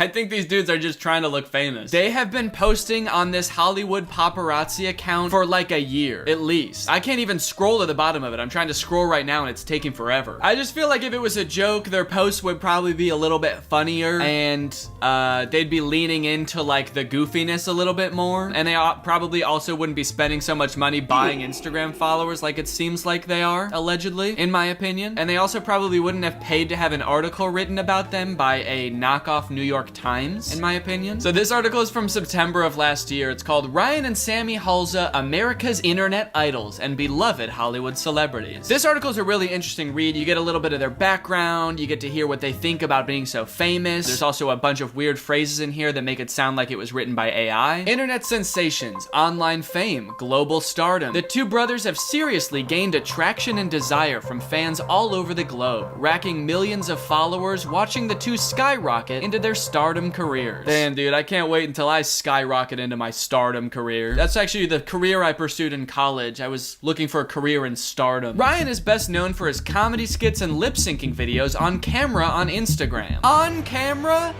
on Instagram? These dudes know how to do it different. Not too different is Sammy Halsey, an American social media star with a strong fan base on Instagram. That's a funny way to describe someone's brother. Not too different is Sammy Halsey, a similar genetic code. Oh yeah, and thank you for telling me that Sammy Halsey is also an American social media star. I would have assumed that these two brothers are from different countries. Ryan and Sammy Halsey said, if you want a career and to make a living from social media, it has to be on YouTube. Wait, they both said that? If you want a career and to make a living from social media, it has to be on YouTube. I guess, actually, if Ryan was saying it, he probably wouldn't be moving his mouth. With that being said, though, I still can't shake the feeling that they could have done this so much better. Ryan, Sammy, I dig what you guys are doing, okay? I think it's fun. It's an interesting way to get your name out there, to say the least. Really, the thing that's been bothering me the most is just that I have so many suggestions for how you guys could do this better. Which is why a few days ago, I packed a suitcase full of outfit changes and headed into the city of Chicago to film a total of 8 fake paparazzi TikToks with my editor Jake, who did a great job posing as a fake paparazzi. And I used these TikToks to experiment and craft a foolproof plan for you both to use to upgrade your fake paparazzi videos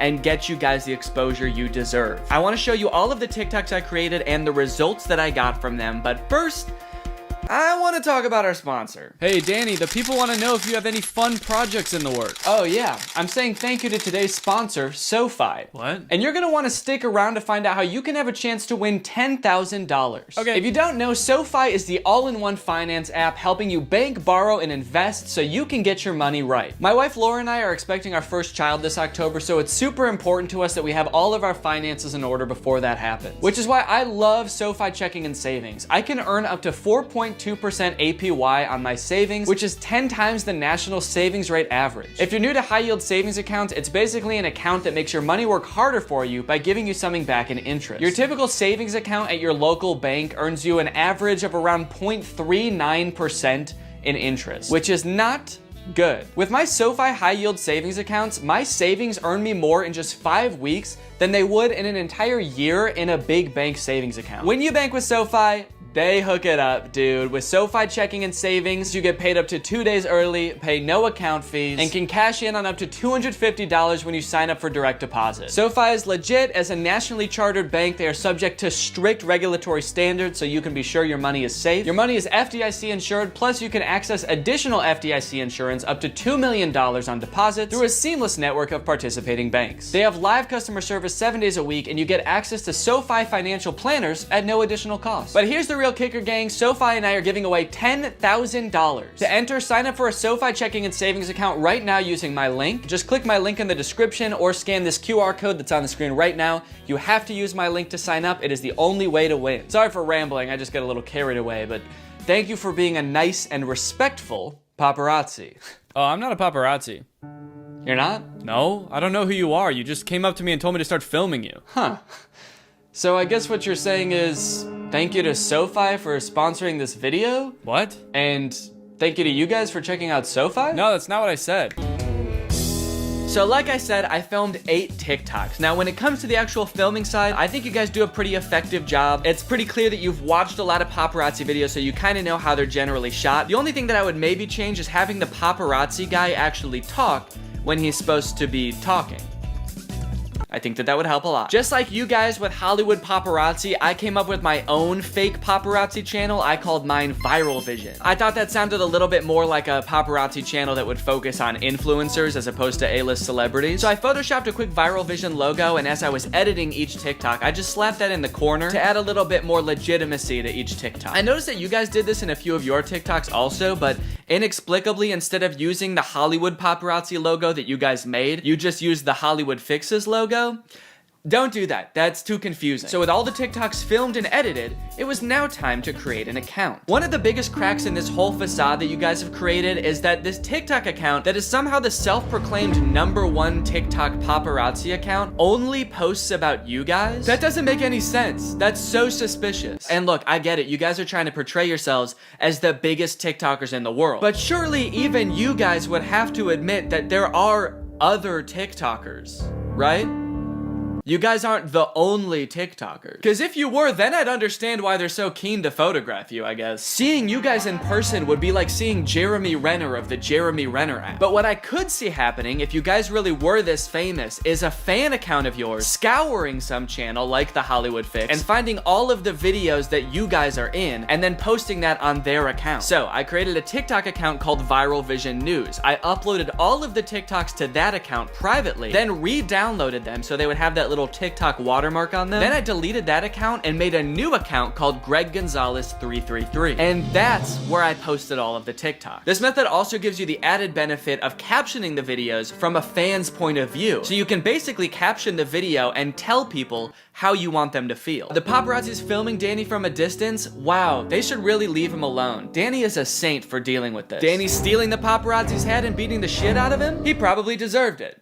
Danny is such a saint for dealing with all this. Okay, so it's time to start posting the videos. The first two I posted were very normal paparazzi videos. The first one is just me being filmed from far away. And then the next one I staged to look like it was like my first ever interaction with a paparazzi. Yo, Danny, what do you got going on right now? What are you working on? Any big projects? What? You got any big projects right now? What is this? Is this paparazzi?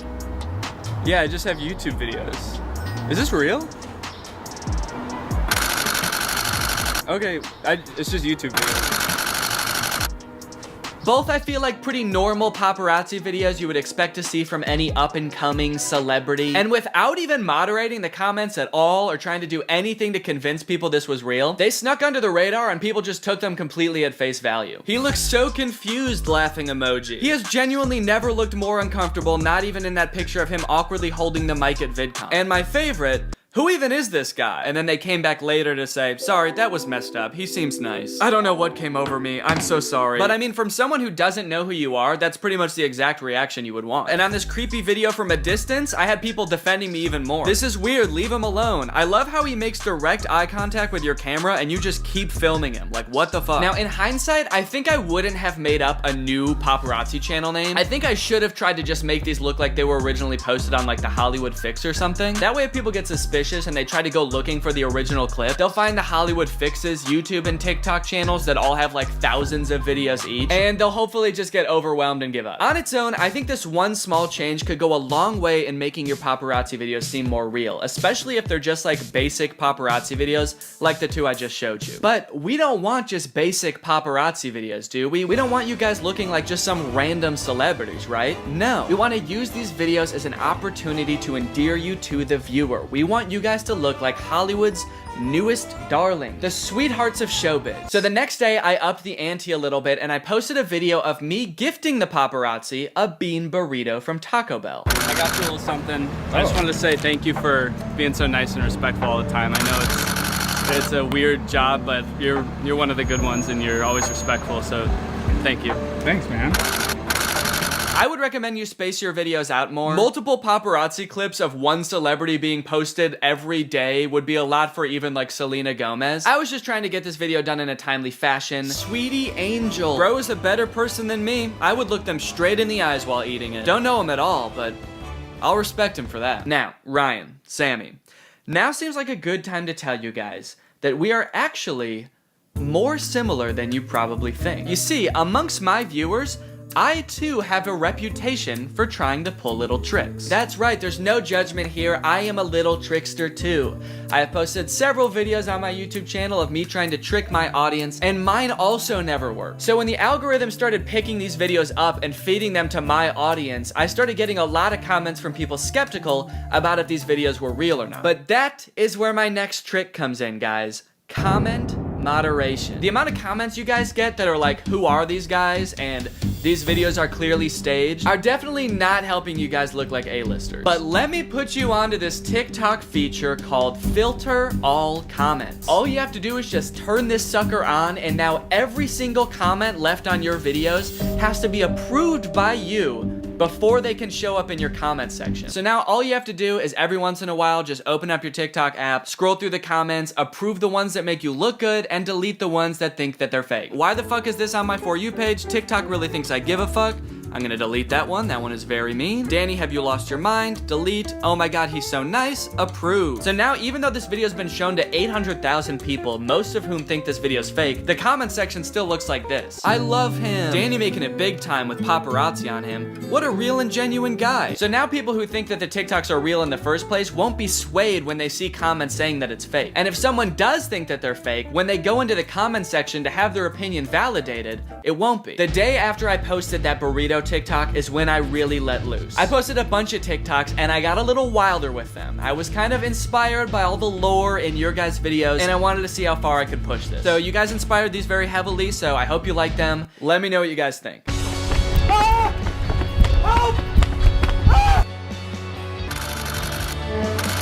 Yo, Danny, are the rumors true?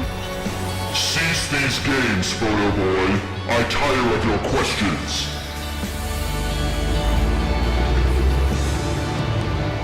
Hey, Danny, I heard the channel's dying. What do you have to say about that? Stop, dude. You don't have any comment about the channel? Are you just gonna follow me all day? Bro, I'm just trying to get a comment. I'm asking you politely to stop. Do you want here? How about this? Whoa. How about this? You like that? Now I took your What hat. in tarnation? You get back here. No. You get back here, young man. You give me my hat back. No. YouTuber and future missing person Danny Gonzalez is under fire after video surfaces of an alleged altercation between him and a paparazzi. Leave me the fuck alone. Fans are divided, some saying this is probably what the guy deserved, while others like Logan Paul were a bit more critical. Danny, I'm gonna find you and I'm gonna go Logan Paul mode on you. Now, let us enjoy the fruits of our labor. This video of me stealing the paparazzi's cowboy hat has 1.5 million views. And let's look at the comments. Very sad. Appropriate reaction, to be honest. He looks so good in that hat. This is Danny's turf now. Yeehaw! So look at that, guys. Just a few quick changes you can make to your approach, and I think you'll be seeing dividends immediately. I do have to say, though, my biggest advice for you guys to make these seem real is to actually be famous. I do kind of have this suspicion that if you guys just used like half the time you spent making these fake paparazzi videos and just followed TikTok trends, that you would already have like 5 million followers on TikTok, and then who knows, you might not even need to fake the paparazzi videos. They might just come flocking. So yeah, good luck, heed my advice. Also, can I please be in one of your paparazzi videos? I can give you a good line for a video if you want. Here, like something like, Ryan and Sammy Halza, you guys need to stop acting like you're better than all of us other YouTubers. Just because you have more followers than us and are making more money than us doesn't make you better. So yeah, if you want to stick that in a video, I look forward to seeing it. And for everyone else watching this, I hope you guys enjoyed this video. If you're new here and you're not subscribed yet, make sure you subscribe and turn on my notifications to join Greg. On a more serious note, thank you guys for all the love on my most recent Instagram post. If you didn't see, Laura and I are expecting our first child in October. We're both so excited and it's been really fun sharing that with you guys. So thank you for all the love. I will see you guys next time with a really interesting video. Bye-bye.